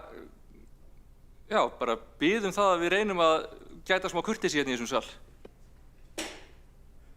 Borgarfulltrúi Alexandra Briem hefur lokið við að veita andsvar öðru sinni. Þá svarar andsvari borgarfulltrúi Einar Þorsteinsson. Forseti, borgarfulltrúin ætti ekki að taka þetta nærri sér. Þessi gagnrýni á við allan meirihlutann sem ber ábyrgð á þessum farsa sem eiga sér stað hérna í borgarstjórn. Ég man ekki til þess að einasta ákvörðun hafi verið tekin á þessum skala upp á 2,5 milljarð tæpan án þess að það liggi fyrir umsögn eða áhættugreining á þeirri ráðstöfun. Ég hef bara aldrei séð það áður hér í borgarstjórn að svona ákvörðun sé tekin. Hvar greiningin á því hvort að þetta sé skynsamlegt eða ekki? Þið hafið ekkert í höndunum það hvort að þetta sé góð ráðstöfun eða hvort að hún sé slæm. En hún tekin hér í óðagoti í miðju prófkjöri og það fullkomlega til skammar fyrir meirihlutann. Og þessi greining sem ég hef óskað eftir, hún ekki á dagskrá borgarráðs, en ég óska eftir henni. Borgarfulltrúi Einar Þorsteinsson hefur lokið við að svara andsvari. Þá veitir andsvar borgarfulltrúin Sanna Magdalena Mörtudóttir. Já, forseti og borgarstjórn, ég að leiðrétta þann misskilning sem kom fram hjá borgarfulltrúanum Einari Þorsteinsinni vegna tilfærslu á fjármagni í fjárfestingaráætlun sem fjallað í 27. og 27. lið í fundargerð borgarráðs sem til umfjöllunar og hér að ræða tilfærslu á fjármagni í fjárfestingaráætlun vegna ársins 2025. Vegna þess hvernig framvinda framkvæmda var á árinu. Það að ræða fjármagn sem ekki var nýtt á tímabilinu í þau verkefni sem það átti að nýtast í, en þessi tilfærsla hún kemur ekki til með að hægja á mikilvægum verkefnum á sviði skólamála á árinu 2026. Fjárframlagið til félagsbústaða vegna ársins 2025 ekki að bitna á öðrum verkefnum. Eins og borgarfulltrúar vita þá stundum fara verkefni hægar af stað en gert var ráð fyrir að standast ekki tímalínu og þá ekki hægt að fara í ákveðnar fjárfestingar og borgarfulltrúar þekkja það vel að verkefni frestast eða ná ekki fram að ganga innan fyrri tímamarka sem voru gefnir upp þegar farið var af stað með fjárfestingu og þá gerð breyting á fjárfestingaáætlun líkt og borgarfulltrúanum Einari Þorsteinsinni ætti að vera fullkunnugt um. Borgarfulltrúi Sanna Magdalena Mörtudóttir hefur lokið við að veita andsvar. Þá svarar andsvari borgarfulltrúi Einar Þorsteinsson. Forseti, það hentugt fyrir Sönnu Magdalenu Mörtudóttur að nefna bara verkefni sem hafa farið hægar af stað. Það eru fjölmörg verkefni sem hafa kostað meira og þessa fjármuni hefði verið hægt að færa innan málaflokksins, til dæmis í Brákarborg sem að fara ævintýralega fram úr áætlun. Og hvaðan eiga þeir peningar að koma? Af hverju verið að taka þessa fjármuni úr þeim lið sem eyrnamerktur leik- og grunnskólamálum? Þessir peningar ekki bara ónýttir, þeir eiga að nýtast í þennan málaflokk, en þeir eru að ákveða það að taka þá úr þessum málaflokki og setja þá með þessum óábyrga hætti og óútfærða án allra greininga í hendurnar á borgarstjóra sem á að fara að kaupa eignir umfram og fram hjá öðrum borgarbúum, yfirbjóða markaðinn, fullkomlega ábyrgðarlaust. Borgarfulltrúi Einar Þorsteinsson hefur lokið við að svara andsvari. Þá veitir andsvar öðru sinni borgarfulltrúin Sanna Magdalena Mörtudóttir. Forseti, eins og ég kom inn á áðan þá bitnar þetta ekki á öðrum verkefnum og það ekki verið að færa fjármagn í hendur borgarstjóra líkt og borgarfulltrúinn Einar Þorsteinsson sagði hérna áðan. Það ábyrgt að byggja fyrir fólk sem í neyð, það ábyrgt að stytta biðlistum, það ábyrgt að mæta fólki sem hefur verið að biðlista næstu 3 ár eftir húsnæði, það ábyrgt að við séum að sinna hérna starf okkar með því að byggja fyrir fólk sem í húsnæðisþörf og gjörsamlega bugast. Ef það ekki ábyrgt þá veit ég ekki hvað. Borgarfulltrúi Sanna Magdalena Mörtudóttir hefur lokið við að veita andsvar. Þá svarar andsvari borgarfulltrúin Einar Þorsteinsson. Forseti, það sem ég að benda á, og ég tek alveg undir með borgarfulltrúin Sönnu Magdalenu Mörtudóttur, það ábyrgt að kaupa íbúðir og byggja undir þá sem ekki geta komið yfir sig þaki sjálfur. Það hlutverk okkar. En það ekki sama hvernig hlutirnir eru gerðir. og hvernig meirihlutinn hefur staðið að málefnum félagsbústaða núna á síðasta borgarstjórnarfundi er gjörsamlega til skammar. Það er óábyrgt hvernig staðið var að þessu máli. Það liggja engar greiningar eða mat eða umsögn fjármála- og áhættustýringarsviðs liggur ekki fyrir. Ég hef óskað eftir því, en það er ekki hér á dagskrá borgarráðs á næsta fundi og ég veit ekki til þess að borgarstjórn hafi tekið ákvörðun á þessum skala nokkru sinni án þess að það liggi fyrir mat áhættustýringarinnar eða fjármálasviðsins á því hvort það sé rétt að setja 2,5 milljarð inn í fyrirtæki borgarinnar. Munið þið eftir slíku tilviki? Ég held ekki. Borgarfulltrúi Einar Þorsteinsson hefur lokið við að svara andsvari, þá telst andsvörum lokið. Næst tekur til máls borgarfulltrúi Magnea Gná Jóhannsdóttir.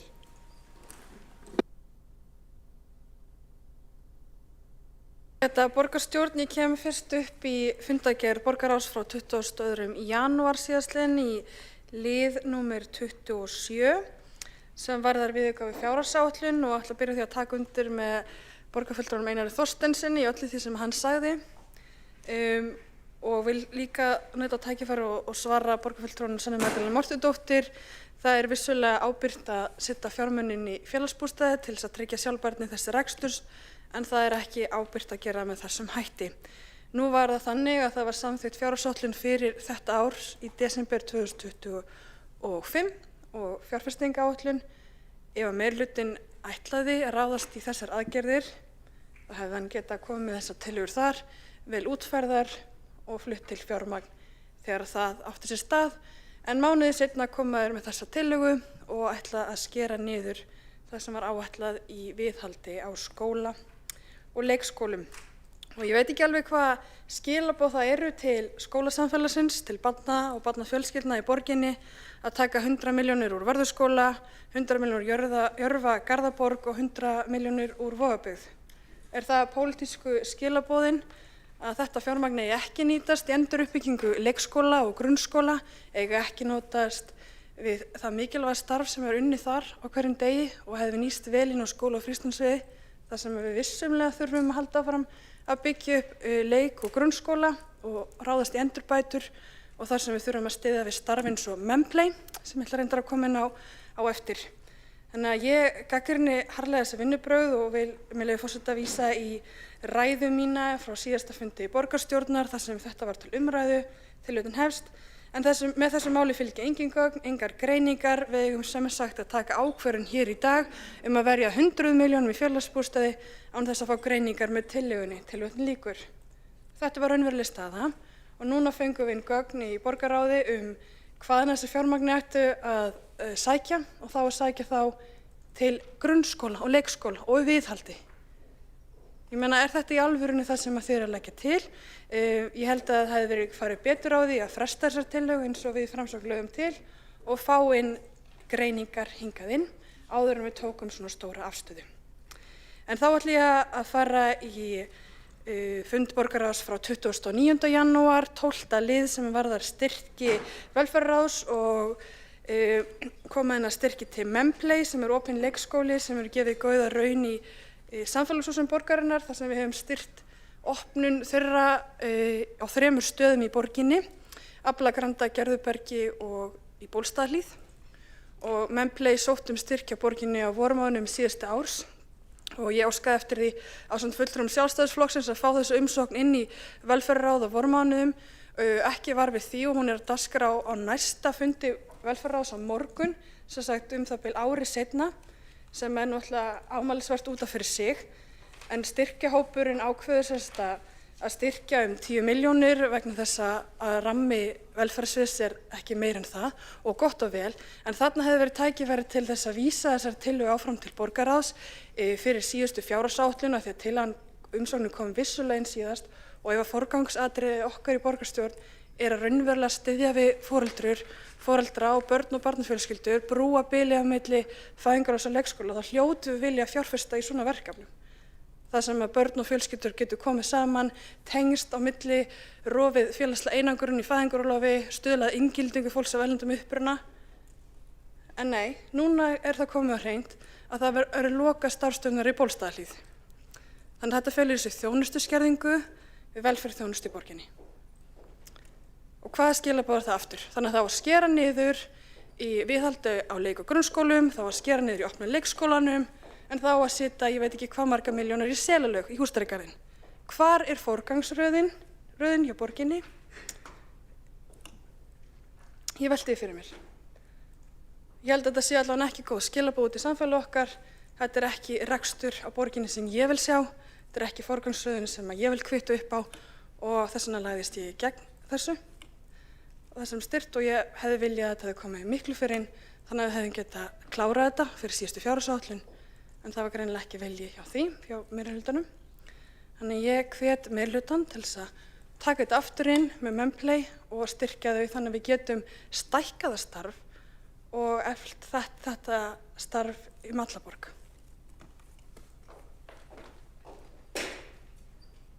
Borgarfulltrúi Magnea Gná Jóhannsdóttir hefur lokið máli sínu. Einn borgarfulltrúi hefur óskað eftir að fá að koma upp í andsvari. Helga Þórðardóttir. Forseti, mig langar að benda borgarfulltrúi Magneu Gná Jóhannsdóttur á það að það var ekki neitt tekið af neinu viðhaldsverkefnum á skóla- og frístundasviði. Ástæðan er að það var ekki búið að taka ákvörðun hvað átti að gera til dæmis við Vörðuskóla. Það var tekin svo ákvörðun að það þyrfti að nýta Vörðuskóla til annar hluta en áður hafi verið ákveðið og þess vegna voru framkvæmdir ekki byrjaðar og ég vil bara ítreka orð borgarfulltrúar Sönnu Magdalenu Mörtudóttur hennar skýringar eru sannar og þetta eru þær skýringar sem við fengum og það var ekkert við vorum svo sannarlega ekkert að gera eitthvað óvenjulegt hér í borgarstjórn með því að veita peningum til félagsbústaða. Borgarfulltrúin Helga Þórðardóttir hefur lokið við að veita andsvar. Þá svarar andsvari borgarfulltrúi Magnea Gná Jóhannsdóttir.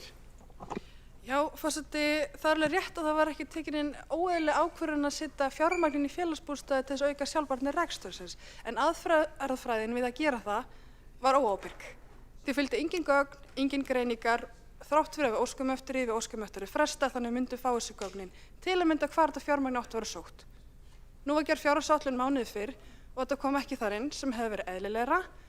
Nú hafa fulltrúar allra flokka í dynni kallað eftir því að við myndum vanda vinnubrögðin, við séum með gagnadrifina ákvörðunartöku, en þetta var það ekki. Og það að færa fjármagn úr þessu er samt að taka fjármagn úr viðhaldi leik- og grunnskólum yfir í annan málaflokk. Nýtist þetta fjármagn ekki við viðhald á leik- og grunnskólum? Nú erum við með skóla sem eru miklaður um alla borg, við erum með Brákarborg sem er bara þvílíkt klúður eins og borgarfulltrúinn Einar Þorsteinsson kom inn á áðan. Men hefði þetta fjármagn ekki nýst þar inni? Nú spyr ég formann skóla- og frístundaráðs. Borgarfulltrúi Magnea Gná Jóhannsdóttir hefur lokið við að svara andsvari. Þá veitir andsvar öðru sinni borgarfulltrúin Helga Þórðardóttir. Forseti, já, gott að þetta komi fram hjá borgarfulltrúi Magneu Gná Jóhannsdóttur. Það er alveg nægt fjármagn í viðhald, eins mikið viðhald og við náum að anna. Við neytum engu fjármagni í viðhald til leik- og grunnskóla. Bara það svo það sé alveg á hreinu. Borgarfulltrúi Helga Þórðardóttir hefur lokið við að veita andsvar. Þá svarar andsvari borgarfulltrúi Magnea Gná Jóhannsdóttir.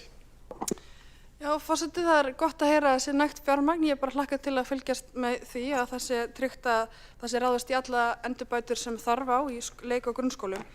Nú langar mig að spyrja borgarfulltrúann sem ég jafnframt formaður skóla- og frístundaráðs hvort að henni þykir það ekki vera tilbúin til þess að taka aftur inn styrktarumsókn Memplay til reksturs opin leikskóla inn í borgarráð eða inn í skóla- og frístundaráð til þess að reyna að tryggja fjármögnun þessara starfsemi sem hefur gefið góða raun í borginni og þarna mæta 70 börn í hverju opnun og mikil þörf á því að vera með opin leikskóla. Ég veit að borgarfulltrúinn þekkir þessa starfsemi mjög vel. Þannig að mér langar að spyrja borgarfulltrúan hvort henni þykist ekki tilefni til að taka þetta upp í borgarráði og veita fjármögnun til þessa starfsemi. Borgarfulltrúi Magnea Gná Jónsdóttir hefur lokið við að svara andsvari en þar sem þetta er annað svar hennar þá er ekki heppilegt að vera að koma með spurningar til borgarfulltrúa vegna þess að borgarfulltrúin Helga Þórðardóttir hefur ekki tök á því samkvæmt fundareglum borgarstjórnar að bregðast við og svara öðru sem að setja sig á mælendaskrá. En þá telst þessum andsvörum lokið og næstur tekur til máls, hann fellur frá orðinu, Kjartan Magnússon, þá tekur næst til máls borgarfulltrúi Magneu Dóttir.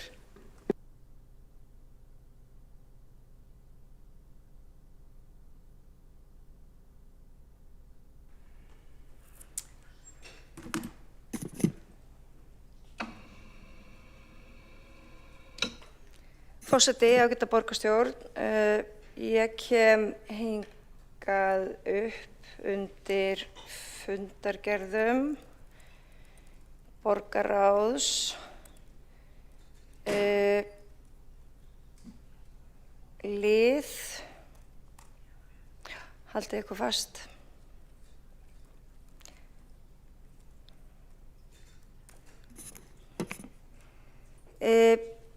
lið 1 og 2 undir fundargerðum borgarráðs frá 22. janúar. Og þar langar mig að halda því til haga að því að það var nú ekki alveg korrétt það sem að kom fram í máli Friðjónssonar borgarfulltrúa að þarna væri ekki hugað að bílastæðum fyrir hreyfihamlaða eða sleppistæðum í nægilegu magni. Og þá langar mig að benda borgarfulltrúnum á að við erum auðvitað að samþykkja deiliskipulagsbreytingu sem að einmitt breytir upprunalega deiliskipulaginu í takt við samgöngumat sem var framkvæmt. Og það sem meira er að það á eftir að ljúka útfærslum við hvernig þessu er háttað þarna í og við skólaþorpið. Og í þeirri útfærslu, og þá langar mig líka að nefna það að nú erum við ekki að fara að tala um Reykjaveg vegna þess að það er síðan í undirbúningi núna, hvernig við ætlum að tryggja öryggismál gangandi og hjólandi og auðvitað þeirra sem að keyra Reykjaveginn og öryggi barna til og frá skóla Reykjaveginn og það er bara önnur deiliskipulagsgerð. Það er í undirbúningi núna. Og það helst auðvitað í hendur þá við skólaþorpið og kemur til okkar í ráðinu á síðari stigum og þegar það er tilbúið. Hérna er hins vegar það sem að liggur til grundvallar er auðvitað líka kröfur sem eru gerðar til meðal annars bílastæðir hreyfihamlaða og auðvitað ber borgin að uppfylla þær. Og það er bara, ég segir í byggingareglugerð hvernig haga skuli málum í tengslu við það.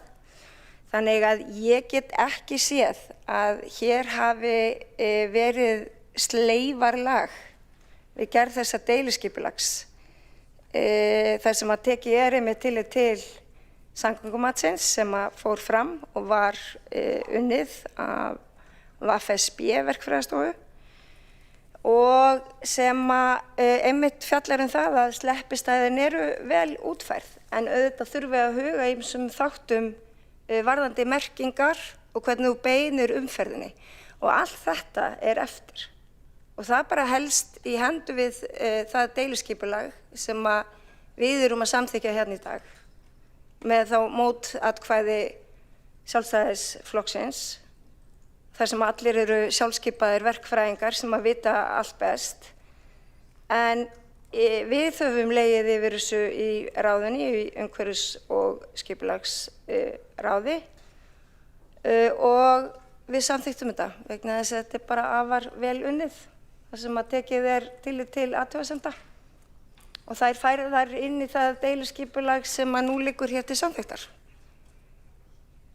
Þannig að ég get ekki séð að að skoðanir Friðjóns Friðjónssonar borgarfulltrúa standist skoðun og ég mæli með því að lúslesa samgöngumatið.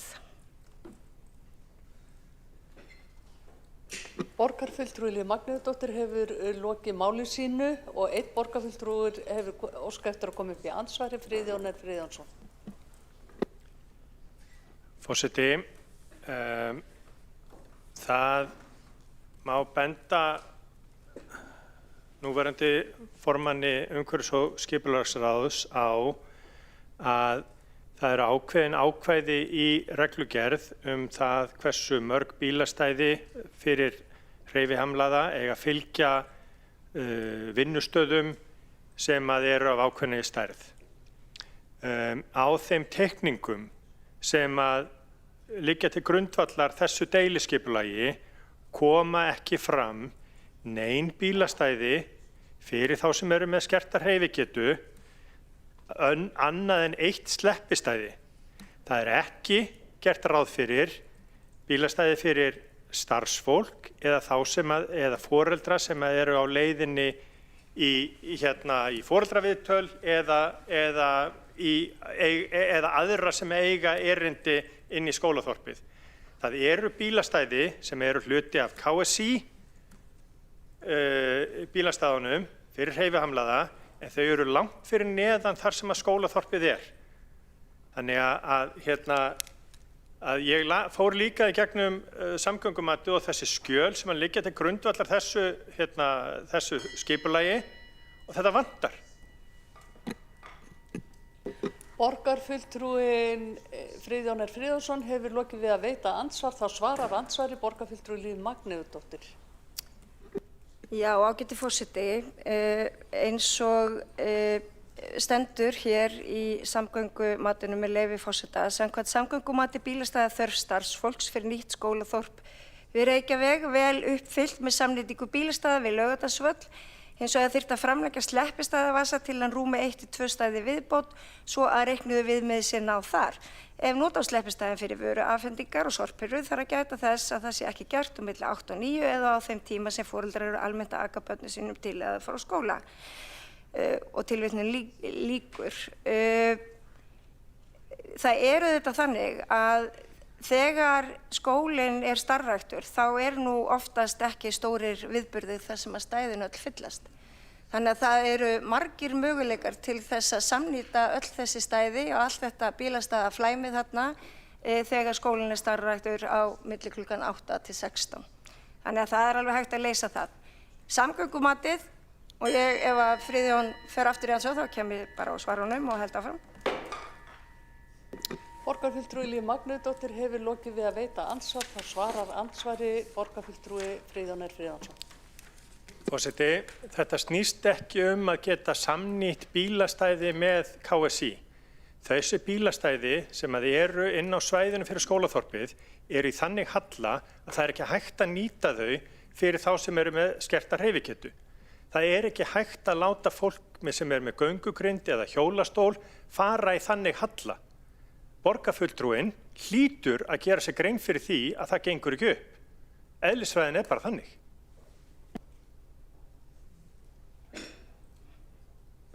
Borgarfulltrúi Friðjón Friðjónsson hefur lokið við að veita andsvar. Óskar borgarfulltrúin Líf Magnúsdóttir eftir að svara. Gjörðu svo vel. Forseti, við þurfum líka að átta okkur á því að það eru auðvitað ekkert allir sem svo við höldum áfram með bílastæði starfsfólks. Við skulum átta okkur á því að sumir koma gangandi, sumir koma hjólandi, aðrir koma með almenningsvögnum, strætó eða því líkt. Þannig að ég tel ekki að þetta verði mikið vandamál fyrir þá sem sannarlega koma á bílafinnastæði.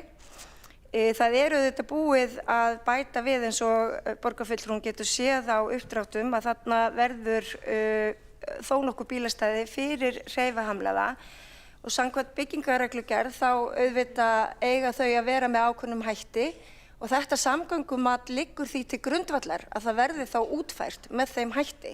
Upphitaðir stígar og greiðar göngulegir og fram eftir götum. Ég ætla nú ekki að lesa upp alla byggingarreglugerðina. En þetta verður tryggt og samgöngumatið liggur því til grundvallar. Borgarfulltrúi Líf Magnúsdóttir hefur lokið við að svara andsvari og þá telst andsvörum lokið. Næst tekur til máls borgarfulltrúin Guðný Maja Rýpa.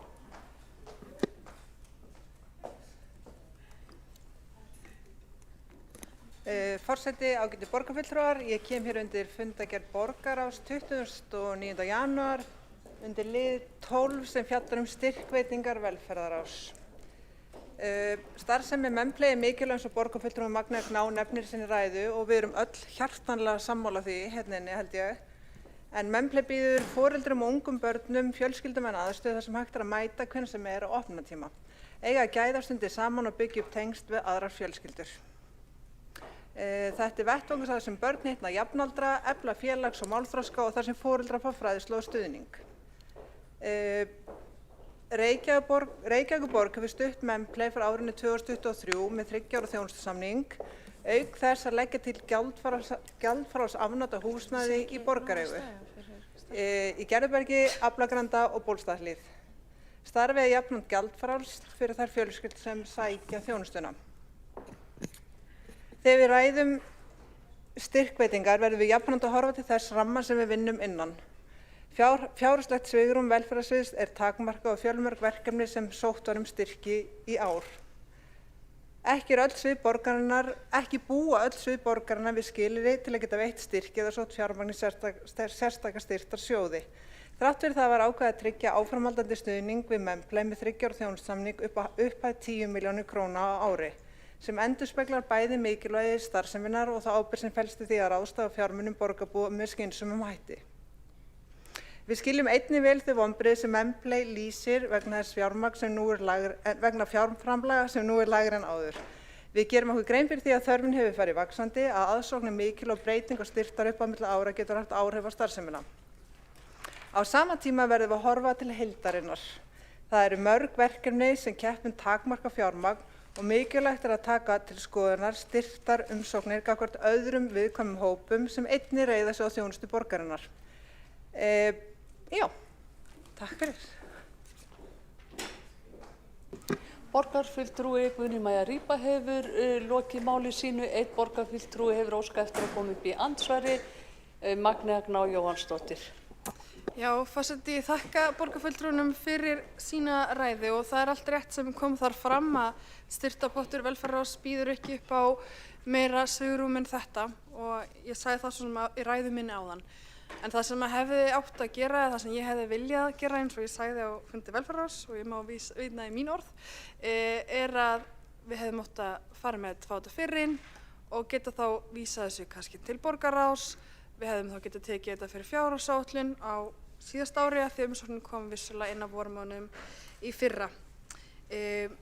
Þannig hefðum við getað tryggt það að Memplay hefði allavega í það minnsta fengið sama styrk og þau hafa fengið síðustu ár til þess að halda úti þeirri starfsemi sem nú er þegar til staðar, en auðvitað hefði verið ákjósanlegast að við hefðum getað styrkta með auknum hætti til þess að tryggja aukna starfsemi á fleiri stöðum í borginni, af því að það hlýtur að vera markmiðið okkar að auka þjónustu við barnafjölskyldur sem að bíða lengi eftir leikskólaplássi og fjölskyldur sem að þurfa að upplifa fáliðunardaga vegna lokunar í leikskóla. Borgarfulltrúin Magnea Gná Jóhannsdóttir hefur lokið við að veita andsvar, þá svarar andsvari borgarfulltrúin Guðný Maja Rýpa. Ég tek heilshugar undir orð Magneu Gná Jóhannsdóttir borgarfulltrúa að það hefur verið vissulega gott að geta fullstyrkt Memplay algjörlega, en ég spyr þá ef hún tekið þetta inn á vormánuðum, hvaðan áttum að fá fjármagn til að fullstyrkja það, hverju eigum við að hætta? Þú veist, þetta er allt ótrúlega mikilvægt sem kemur inn á velferðarsvið og við verðum einhvern veginn að hafa góða yfirsýn í hvernig við forgangsröðum fjármunum sem við fáum inn á sviði. Þetta er ótrúlega mikilvægt, en við sögðum líka nei við mörg önnur mjög mikilvæg verkefni. Það er bara staðan og við erum að styrkja meira heldur en önnur sveitarfélög sem Memplay fer líka með þjónustunni í og það er líka önnur sveitarfélög sem Memplay er í sem væri gaman að vita hvort væri að styrkja Memplay líka. Að ég held við ættum öll að styrkja, öll sveitarfélögin ættu að gera það en ekki bara Reykjavíkurborg hæðst. Borgarfulltrúi Guðný Maja Rýpa hefur lokið við að svara andsvari, þá veitir andsvar öðru sinni borgarfulltrúin Magnea Gná Jóhannsdóttir. Já, forseti, það er kannski eðlilegt að Reykjavíkurborg styrki hæst af því að við erum langstærsta sveitarfélagið og við erum með miklu fleiri börn þar að leiðandi. En að því það var spurt að hvernig við hefum getað fjármagnað þetta, ef við hefum fengið þetta fyrr inn, þá hefðum við náttúrulega getað tekið þetta inn í vinnu við fjárhagsáætlun. Þá hefðum við getað aukið fjárramma velferðarsviðs. Það væri til dæmis hægt að taka út fjárfestingu í uppbyggingu á Selalaug. Það hefði verið hægt að hætta við ákveðnar framkvæmdir sem eru ekki þarfar nauðsynlega núna. Ég myndi frekar setja þetta ofar í forgang heldur en mjög margt annað sem við erum að ráðast í og kannski, ef ég má sletta, nice to have, ekki need to have. Borgarfulltrúi Magna Gná Jóhannsdóttir hefur lokið við að veita andsvar, þá svarar andsvari borgarfulltrúi Guðný Maja Ripa. Ég þakka Magneu Gná Jóhannsdóttir fyrir andsvarið og mig langar til að spyrja, því að ég veit ekki hvort við höfum þessar tölur. Höfum við eitthvað tölur það þessu fleiri reykvísk börn að sækja þjónustuna heldur en önnur börn í öðrum sveitarfélögum? Og það er alveg ýmisleg verkefni sem að þú borgarfulltrúi Magneu Gná Jóhannsdóttir myndi vilja sleppa og forgangsraða, en svo eru líka önnur mál, já, eins og ég segi, það verður bara gaman að fá tölur það að þau börn sem sækja þjónustunni í hvað sveitarfélögum væru og við erum öll með okkar hjartansmál sem myndi frekar vilja styrkja heldur en önnur mál. Borgarfulltrúi Guðný Maja Ripa hefur lokið máli sínu og þá tekur næst til máls Friðjón R. Friðjónsson, borgarfulltrúi.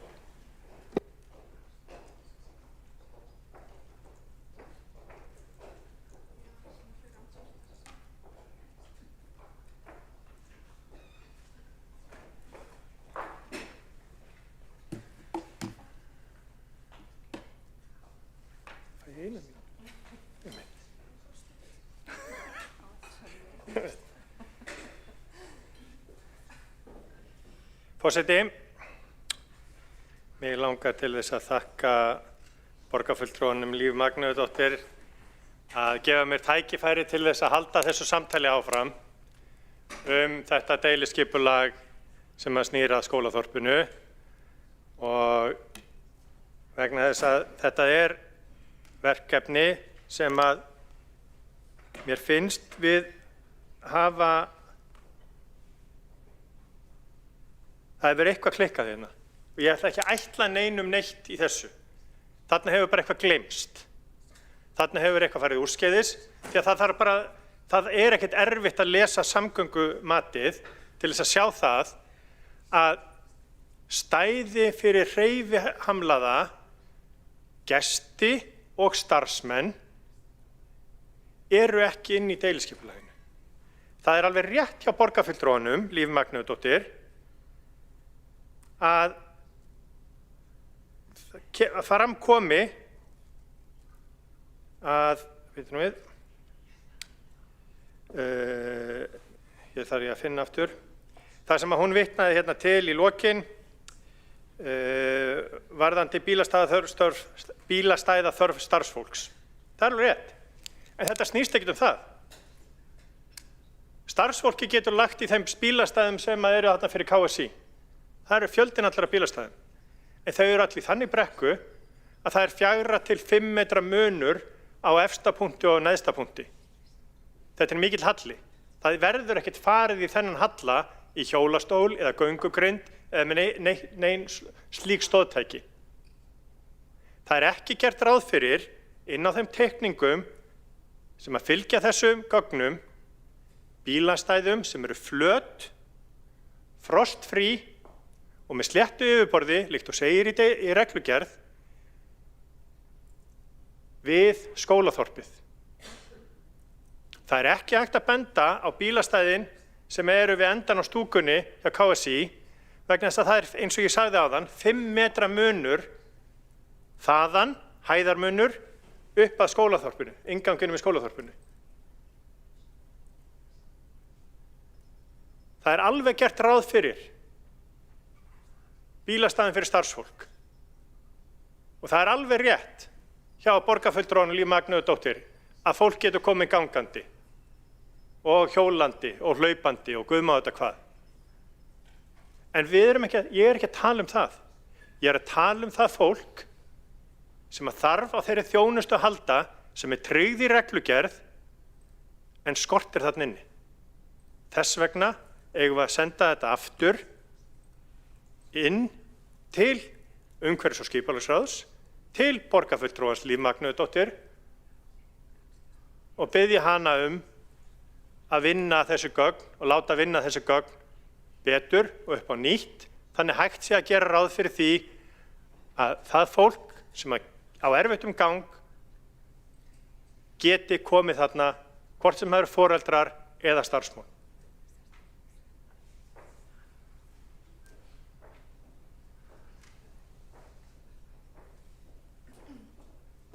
Borgarfulltrúinn hefur lokið við mál sitt, ekki hafa fleiri óskað eftir því að taka til máls undir þessum lið og við göngum til atkvæðagreiðslu. Og nú athugar forseti hvort að salurinn sé fullmannaður og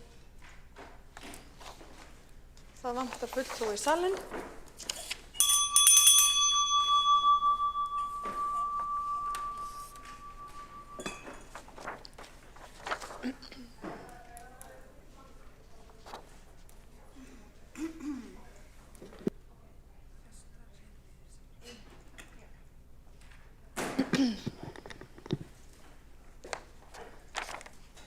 Og enn vantar borgarfulltrúa í salinn.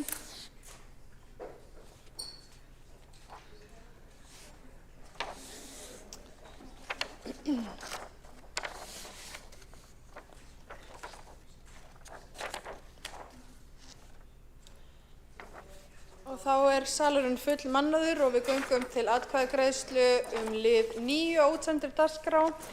Það greidd sérstök atkvæðagreiðsla 18. lið. Það samstarfs- og styrktarsamningur við UngRÚV 2026 til 2028. Þeir sem eru samþykkir þeim lið vinsamlegast gefi þess merki. Og það meiri hlutinn og Framsókn. Þeir sem á móti kunna að vera, það Sjálfstæðisflokkur og Viðreisn. Þá göngum við til atkvæðagreiðslu 27. lið á útsendri dagskrá undir 9. lið.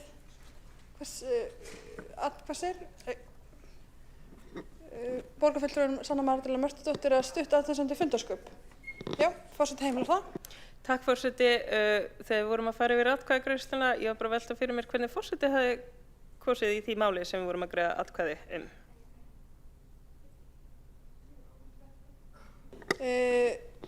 Borgarfulltrúinn hefur lokið við stutt athugasemd við fundarsköp. Eins og forseti greindi frá, þá greindi Framsókn með málinu og forseti þar með talinn sem borgarfulltrúi Framsóknar. En þá göngum við til atkvæðagreiðslu 27. lið í fundargerð borgarráðs frá 22. janúar. Það viðauki við fjárhagsáætlun Reykjavíkurborgar frá árinu 2025. Þeir sem eru samþykkir þeim lið vinsamlegast gefi þess merki. Og það eru meirihlutinn og þeir sem á móti kunna að vera. Og það Sjálfstæðisflokkur og Framsókn og Viðreisn situr hjá. Þá göngum við til atkvæðagreiðslu 27. lið fundargerðar borgarráðs frá 22. janúar. Það viðauki við fjárfestingaráætlun 2025 og þeir sem eru samþykkir þeim lið vinsamlegast gefi þess merki. Og það meirihlutinn og þeir sem á móti kunna að vera. Biður borgarfulltrúum að gefa skýr svör og það Framsókn og Sjálfstæðisflokkur og Viðreisn situr hjá. Og þá göngum við til atkvæðagreiðslu fundargerð borgarráðs frá 29. janúar. Það fyrsti liður, aðalskipulag Reykjavíkur 2040, Laugardalur breytt landnotkun. Og þeir sem eru samþykkir þeim lið vinsamlegast gefi þess merki. Og það borgarfulltrúar meirihlutans og þeir sem á móti kunna að vera. Og það borgarfulltrúar Sjálfstæðisflokksins, hjáseta hjá Framsókn og Viðreisn. Og þá göngum við til atkvæðagreiðslu annan lið frá fundargerð borgarráðs 29. janúar, Laugardalur breyting á deiluskipulagi vegna skólaþorps við Reykjavík. Þeir sem eru samþykkir þeim lið vinsamlegast gefi þess merki og það meirihlutinn og þeir sem á móti kunna að vera. Það borgarfulltrúar Sjálfstæðisflokksins og hjáseta hjá Framsókn og Viðreisn. Og þá atkvæðagreiðslu undir 9. lið á útsendri dagskrá lokið og við göngum til 10. liðar á útsendri dagskrá. Þetta athugasemdir fundarsköp? Mælskap, já. Það göngum við til 10. liðar útsendri dagskrá. Það fundargerð forsætisnefndar frá 30. janúar. 3. liður, breyting á samþykkt endurskoðunarnefndar. fundargerðir mannréttindaráðs frá 15. og 22. janúar, fundargerðir menningar og íþróttaráðs frá 23. janúar, fundargerð skóla- og frístundaráðs frá 27. janúar, fundargerðir umhverfis- og skipulagsráðs frá 21. og 28. janúar og fundargerð velferðarráðs frá 21. janúar. Og fyrst til að taka til máls er borgarfulltrúin Sanna Magdalena Mörtudóttir. Forseti og öll sem að fylgjast með, ég kem undir fundargerð forsætisnefndar frá 30. janúar, 5. lið óundirbúnar fyrirspurnir. Þar var sem sagt lögð fram tillaga fulltrúa Sjálfstæðisflokksins að festa í sessi tilraunaverkefni óundirbúnar fyrirspurnir og það eru mismunandi sjónarmið sem þar koma fram líkt og sjá má í bókunum sem eru undir þeirri fundargerð.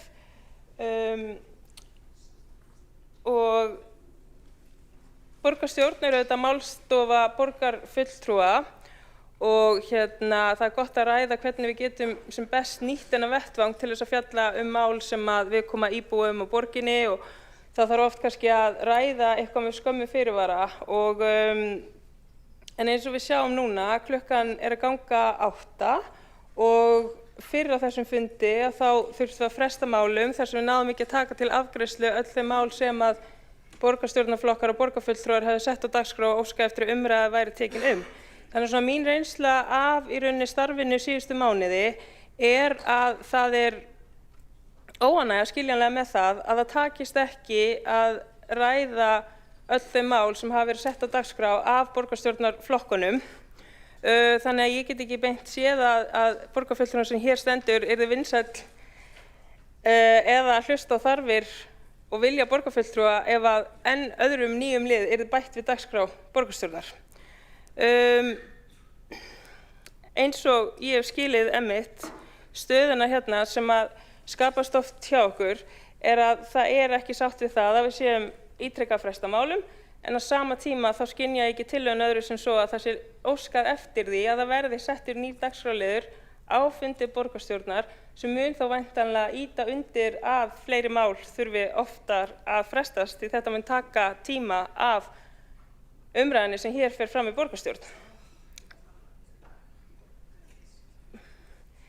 Ég er sammála því að það er bara eðlilegt að ræða reglulega hvernig við getum sem best nýtt þennan vettvang og hvernig við getum einmitt haft þetta lýðræðislega samtal sem hér fer fram og mér er bara fullkomlega eðlilegt að ræða það en ég ætla að vekja athygli á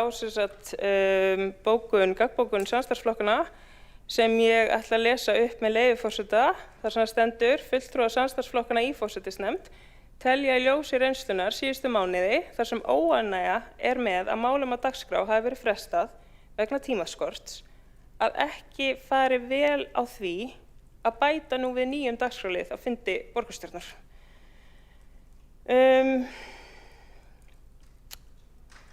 Já, takk. Borgarfulltrúinn hefur lokið mál sitt, einn hefur óskað eftir því að veita andsvar og það er borgarfulltrúinn Marta Guðjónsdóttir. Forseti, ágætu borgarfulltrúar, þessi tillaga hún var lögð fram vegna þessar óundirbúnu fyrirspurnir. Þær gáfust vel í tilraunaverkefni á síðasta kjörtímabili og þessi dagskrárliður átti að gera fundina skilvirkari, gagnsæjari og sveigjanlegri og auka áhuga almennings og fjölmiðla á fundunum. Og líka þetta að við getum komið upplýsingum hratt til borgarbúa og bregðast málum sem að koma upp á milli funda.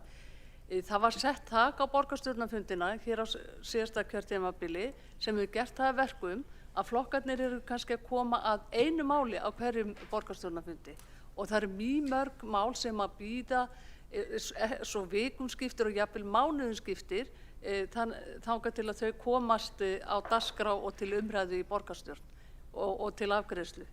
Þannig að þessi dagskrárliður er nauðsynlegur og ég held að myndi draga úr þörfinni fyrir að setja mál á dagskrá ef að hægt er að bregðast við málum hratt og örugglega og þegar þau koma upp.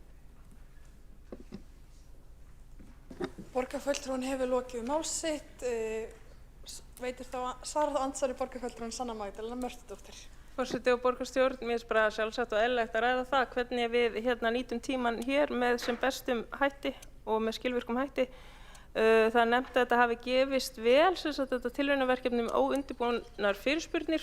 Það eru skiptar skoðanir á því og einmitt skilvirkni þeirra upplýsinga sem þar kom fram og hvernig hún var sett fram og svona tímamörkin sem voru gefin til þess að geta svarað fyrirspurnir sem komu fram. Og ég vil bara í þessu samhengi benda á að það eru ýmsar leiðir sem standa borgarfulltrúum til boða til að kalla eftir upplýsingum. Í einhverjum tilfellum getur það jafnvel þýtt það upplýsingar berist borgarfulltrúum fyrr heldur en að bíða eftir borgarstjórnarfundi og leggja þá fram óundirbúna fyrirspurn. Þannig að já, ég heldur bara að ítreka að það svona voru skiptar skoðanir á því að þetta hafi gefist vel. Borgarfulltrúinn hefur lokið við að svara andsvari og veitir það andsvari öðru sinni. Borgarfulltrúinn Marta Guðjónsdóttir. Forseti, ágætu borgarfulltrúar, ég hefði einmitt talið núna í aðdraganda borgarstjórnarkosninganna að væri nauðsynlegt að hafa svona lið sem gerir ráð fyrir því að það sé hægt að koma með óundirbúnar fyrirspurnir. Við erum að tala hálftíma í upphafi fundar og ég velti fyrir mér þessum öðru leiðum sem að borgarfulltrúinn Sanna Magdalena Mörtudóttir nefndi.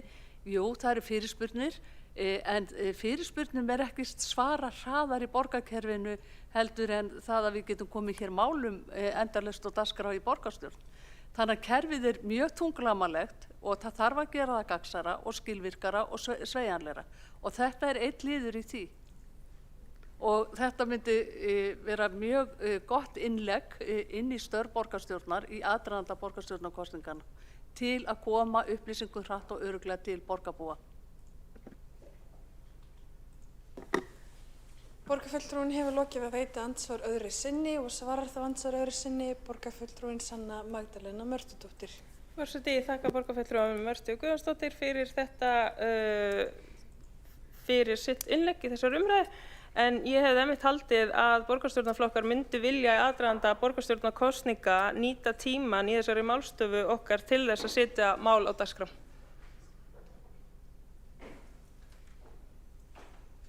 Og borgarfulltrúinn hefur lokið við að svara andsvari öðru sinni og telst þá andsvarum undir þessa ræðu lokið. Næstur á mælendaskrá er borgarfulltrúinn Kjartan Magnússon.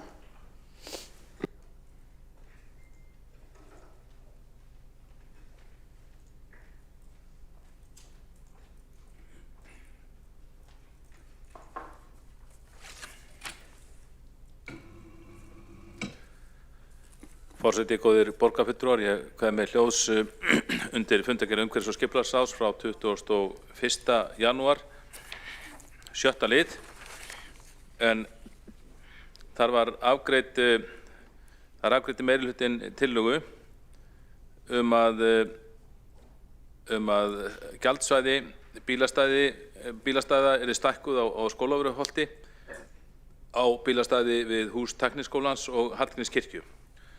Þetta mál hefur komið til umræðu áður og við fulltrúar Sjálfstæðisflokksins lögðum fram tillögu að áður en tillagan yrði afgreidd þá yrði hún kynnt fyrir skólaráði og nemendasambandi Tækniskólans sem á sóknarnefnd Hallgrímskirkju. Þessum aðilum yrði gefinn kostur á að veita formlega umsögn málið áður en tillögun yrði afgreidd. Og þetta hefur verið gert allt kjörtímabilið þegar að meiri hlutinn hefur stækkað gjaldsvæði bílastæðasjóðs og hvernig sjálfsagt að þeir sem búa þarna í nágrenninu eru með starfsemi að þeir fá að tjá sig málið. Og flestum þessum tillögum, þessar tillögur okkar hafa verið felldar og það gerði meirihlutinn einnig í þessu tilviki þó að hér í borgarstjórn sé oft talað lýðræðisást og það að gefa fólkinu kosti á tjá sig þá á það ekki við þessu tilviki. En reyndar kom fram munnlega á fundinum að var sagt að sennilega þýtti ekki að hafa samráð þarna því að þessir aðilar yrðu á móti þessu hvort eð er. Þannig að tillögu okkar sjálfstæðismanna samráð var vísað frá, rétt að það komið fram hér.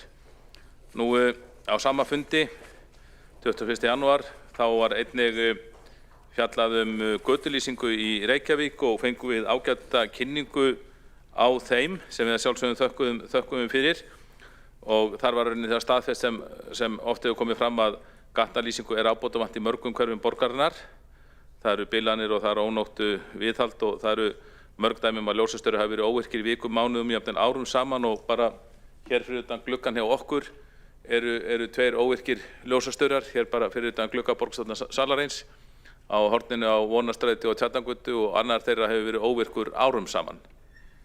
Þannig að það er auglýsingum, það kæruleysi sem hér viðgengst í götulýsingamálum. En það sem kom fram á þessu fundi sem ég hefði ekki hert áður að okkur var sagt, og það kom fram í kynningu, að það var ekki brugðist við og skipt perur vegna kostnaðar í stökum óvirkum götulömpum. Það yrði að vera rauninni nokkri staurar í ferðinni til þess að menn ómöguðu sig við að fara og skiptum peru í þessum götulömpum okkar, að það var ekki nóg að stakur götulampi eða stakur ljósastaur væri óvirkur til þess að það réttlæti peruskipti eða viðgerð. Og þetta hafði mann svona sem grunaði þetta ekkur leyti, því að maður sér fjölda óvirka ljósastaur út alla borgina. En þarna fengum við það staðfest af starfsmönnum sviðsins, og okkur þótti það náttúrulega ótrúlegt, lýsa ótrúlegu metnaðarleysi.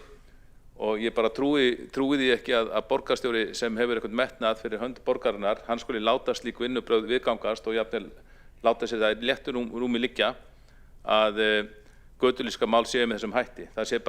Það sé stefna borgarabeinleginnis að skipta ekki perur í stökum ljósastaurum, og þið getið rétt ímyndað ykkur hvernig þið bara heimi hjá okkur ef við teldum stakar ljósaperur ekki verðskulda peruskipti. Ég held að maður fengi nú sennilega að heyra það.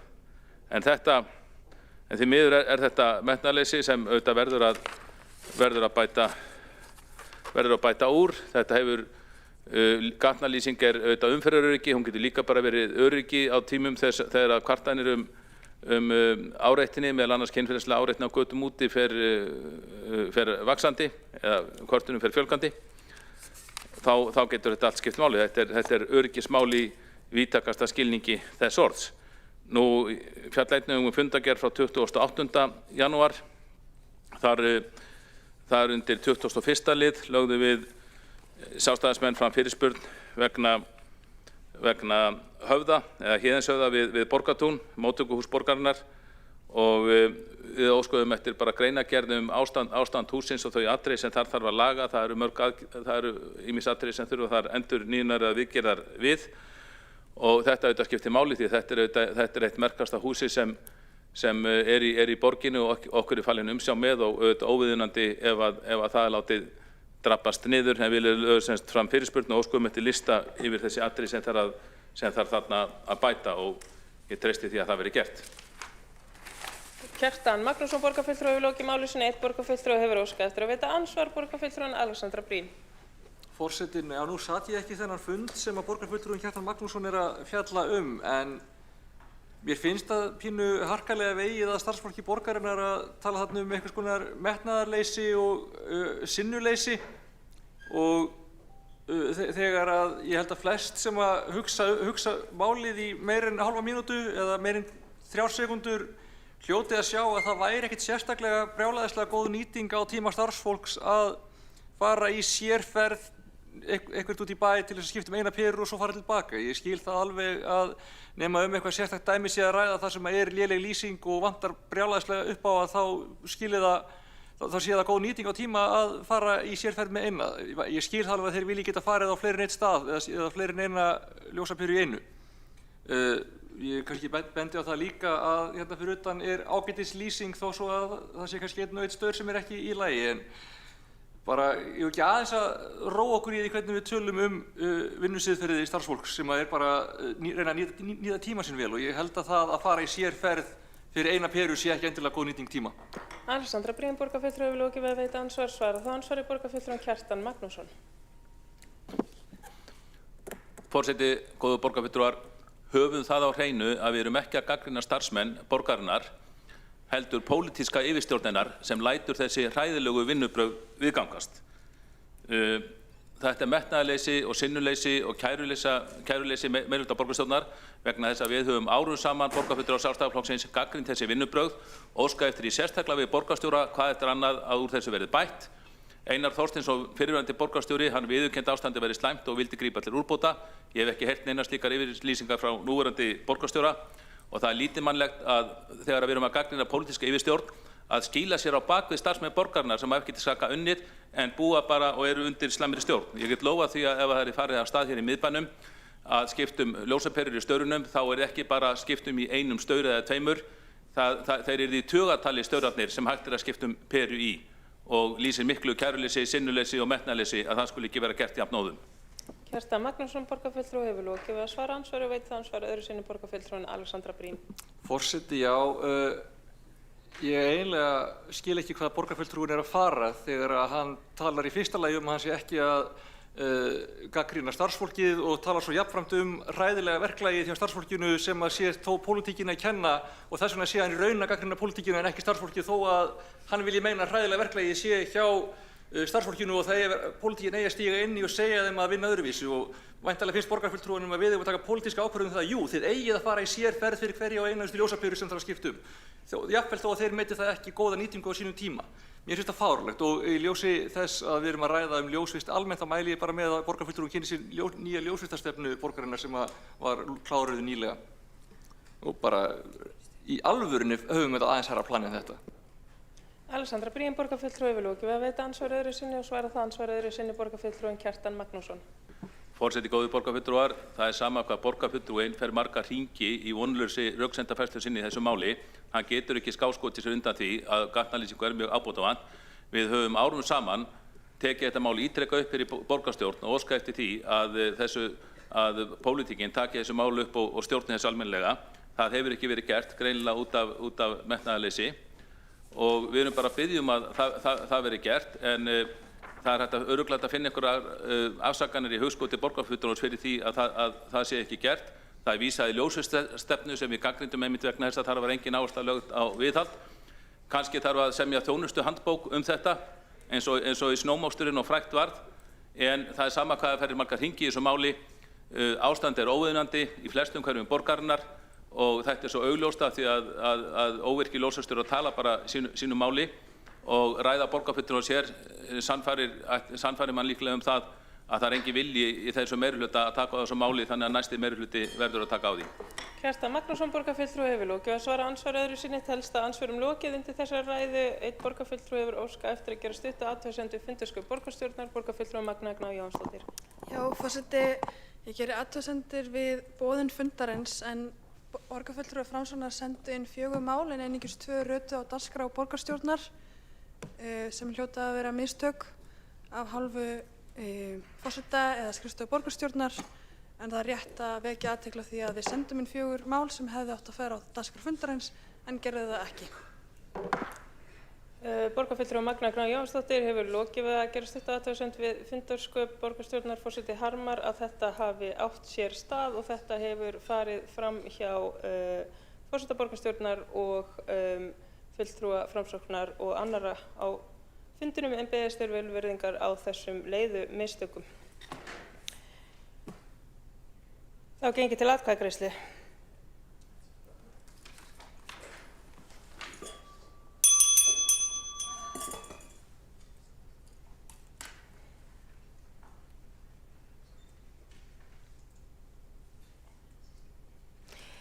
Þá er kosið þriðja lið undir fundargerð forsætisnefndar frá 30. janúar. Þriðji liður er breyting á samþykkt endurskoðunarnefndar.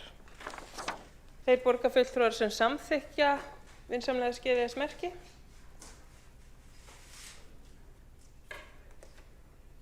Og þeir sem á móti kunna vera.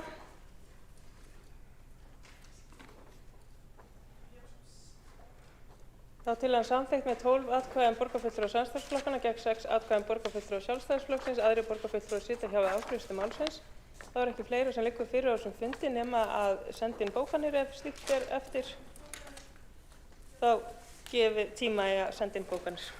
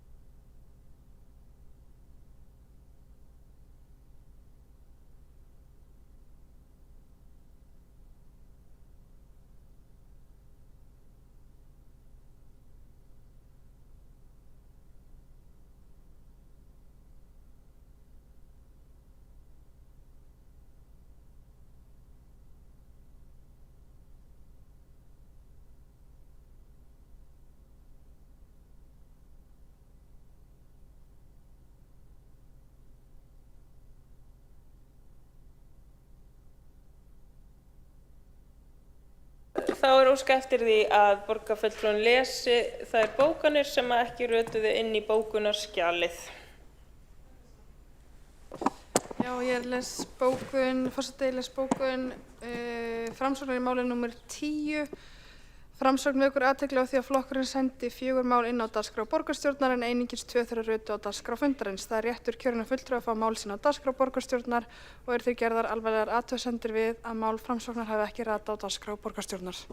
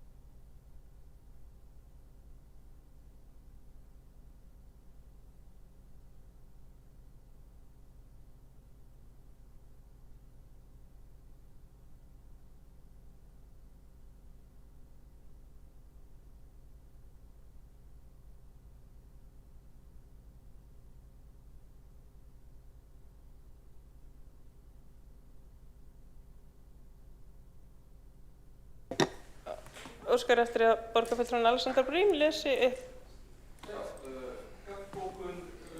Gagnbókun samstarfsflokkana við bókun Framsóknar fundargerð forsætisnefndar, ef ég ekki að miskilja, samstarfsflokkarnir harma þau mistök en benda jafnframt á að dagskrá borgarstjórnar var til umræðu á fundi forsætisnefndar þar sem Framsóknarflokkurinn á fulltrúa sem sat fundinn. Óskar borgarfulltrúinn eftir að gera... Já.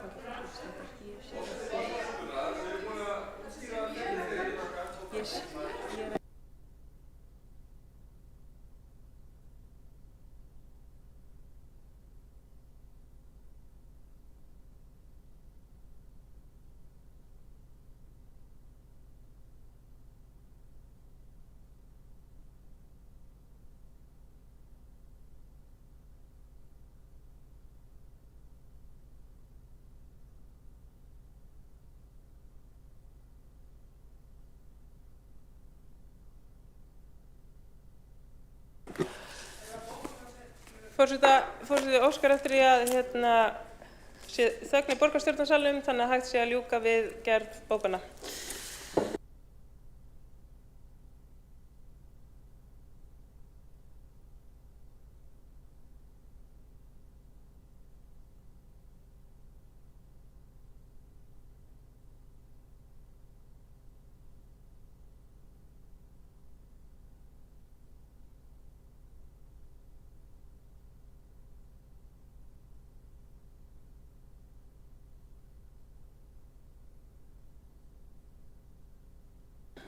Borgarfulltrúinn Alexandra Briem hefur óskað eftir að gera stutt athugasemd við fundarskap. Já, ég vildi bara rétt, ef það getur verið að það útskýri eitthvað, mér rámar í það frá minni forsetatíð að stundum gleyma fulltrúar að hafa forseta sjálfan í tölvupóstunum þegar verið er að senda inn mál á dagskrá, en forseti hefur ekki aðgang að pósthólfinu forsætisnefnd, eða þannig. Þannig ef það hefur mögulega gleymst þá getur verið að það útskýri málið. Ég vildi bara rétt svo benda á það.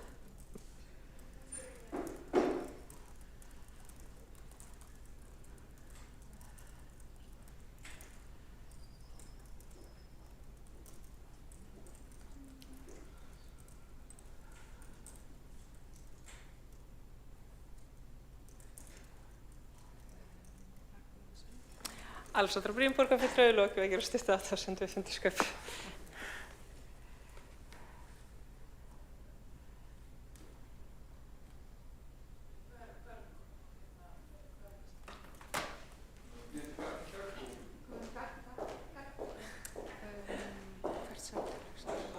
Ég sendi á þau. Hegi.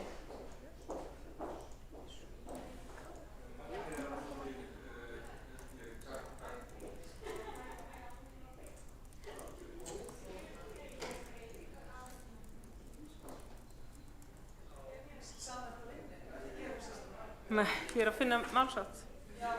Ég búin að finna hann samt.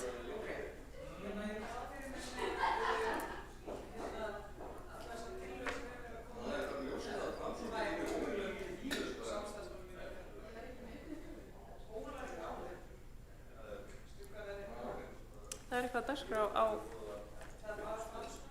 Já, ertu að minna með fjárhagsstofnun?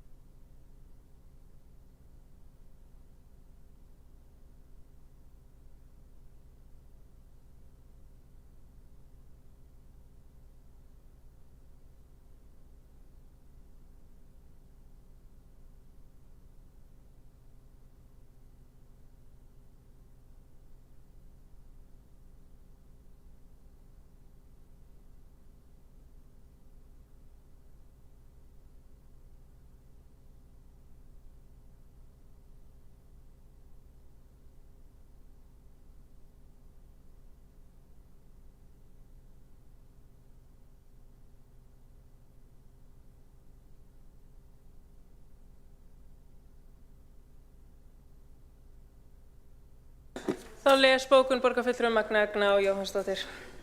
Óskar eftir því að þögn sé í salnum á meðan borgarfulltrúinn les gaggbók. Já, ég les gaggbókun okkar. Framsókn vekur athygli á því að fulltrúi Framsóknar sótti fund forsætisnefndar í fjarfundi. Framsókn gagnrýnir að gögn sem varða dagskrá fundarins eru ekki send og fundarsvæði forsætisnefndar heldur einungis varpa upp í skamma stund á skjá. Mál Framsóknar voru öll 4 send í sama pósti á netfang forsætisnefndar en einungis 2 þeirra rötu á dagskrá fundarins. Forseti borgarstjórnar ber endilega ábyrgð á dagskrá borgarstjórnar og borgarfulltrúar verða að geta treyst því að öll innsend mál rati á dagskrá borgarstjórnar. Einnig var eðlilegt að dagskrá borgarstjórnar væri sett inn á fundarsvæði forsætisnefndar þegar fundur forsætisnefndar er settur.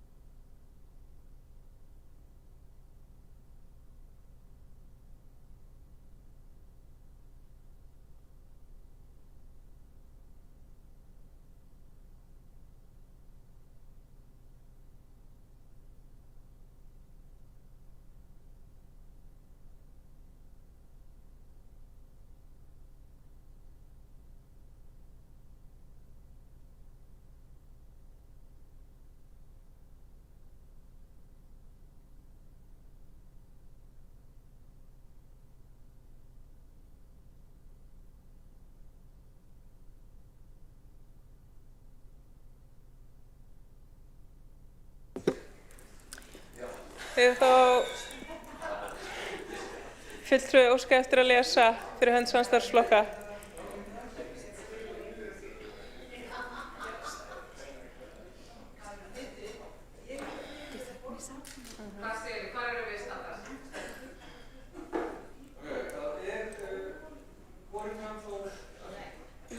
Forseti, þá er borin fram svokölluð gaggbókun. Afsakið, óskar eftir þögn í salnum. Það er, gaggbókun eða raunar gaggbókun meirihluta samstarfsflokkanna. Því skal haldið til haga að á fund forsætisnefndar var farið ítarlega yfir væntanlega dagskrá borgarstjórnar bæði á skjá og munnlega. Þar að auki hefur forseti ekki séð að sér hafi borist tölvupóstur eða önnur beiðni að taka þessi mál á dagskrá.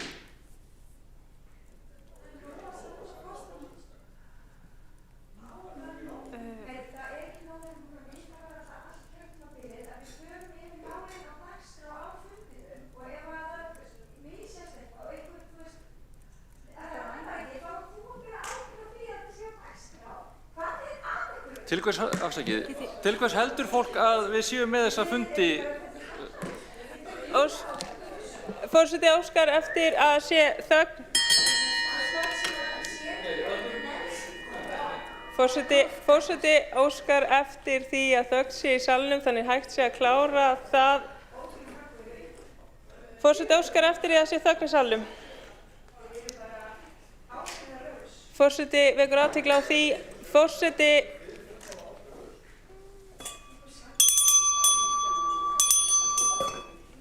Forseti óskar eftir því að þögn sé í salnum á meðan klárað er að ganga frá því sem á eftir að ganga frá. Forseti vekur athygli á því og spyr jafnframt hvort að rétt bókun hafi verið lesin og send inn.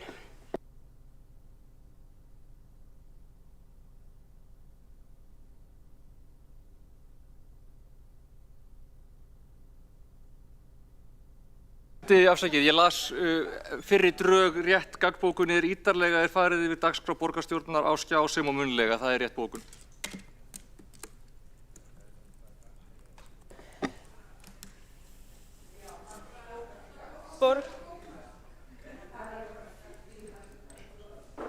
Borgarfulltrúinn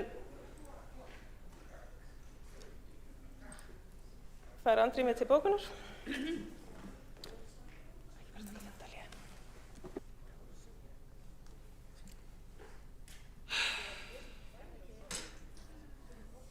Samstarfsvilji hér.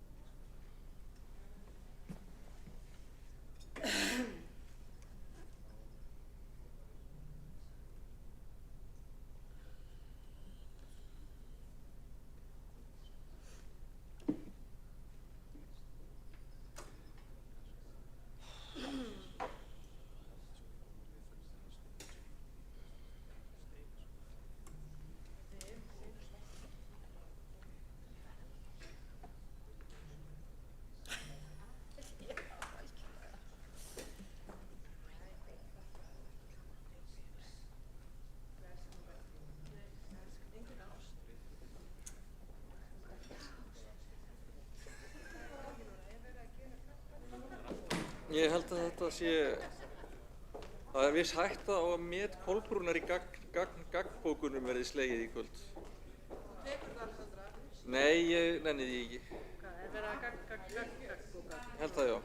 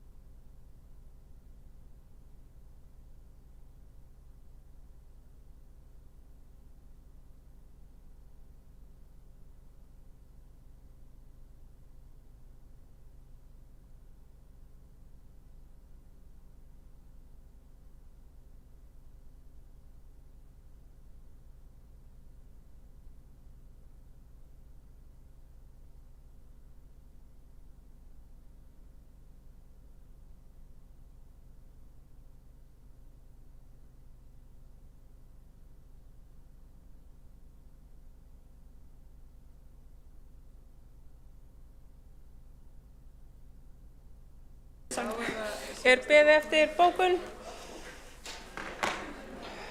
Er borgarfulltrúinn tilbúinn að lesa bókun?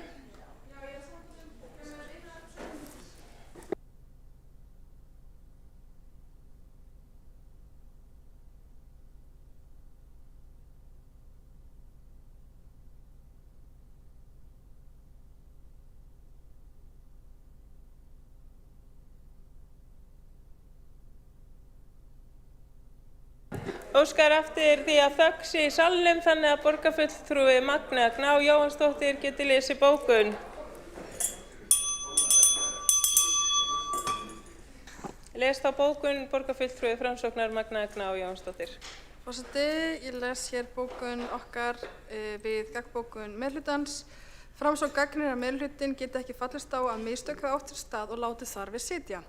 Það er ekki ítarlega farið við dagskrá borgarstjórnar á fundi forsætisnefndar, heldur er dagskráin varpað upp á skjá þar sem hún er skönnuð af fulltrúum í forsætisnefnd. Fulltrúi Framsóknar þurfti að óska eftir því að dagskráin væri varpað upp í gegnum fjarfundabúnað á fundinum í upphafi fundar þegar dagskráin var tekin fyrir. Eðlilegra er að setja gögnin á fundarsvæði forsætisnefndar í framtíðinni. Ítrykkað er að kjörnir fulltrúar eiga að treysta því að öll innsend mál séu sett á dagskrá borgarstjórnar.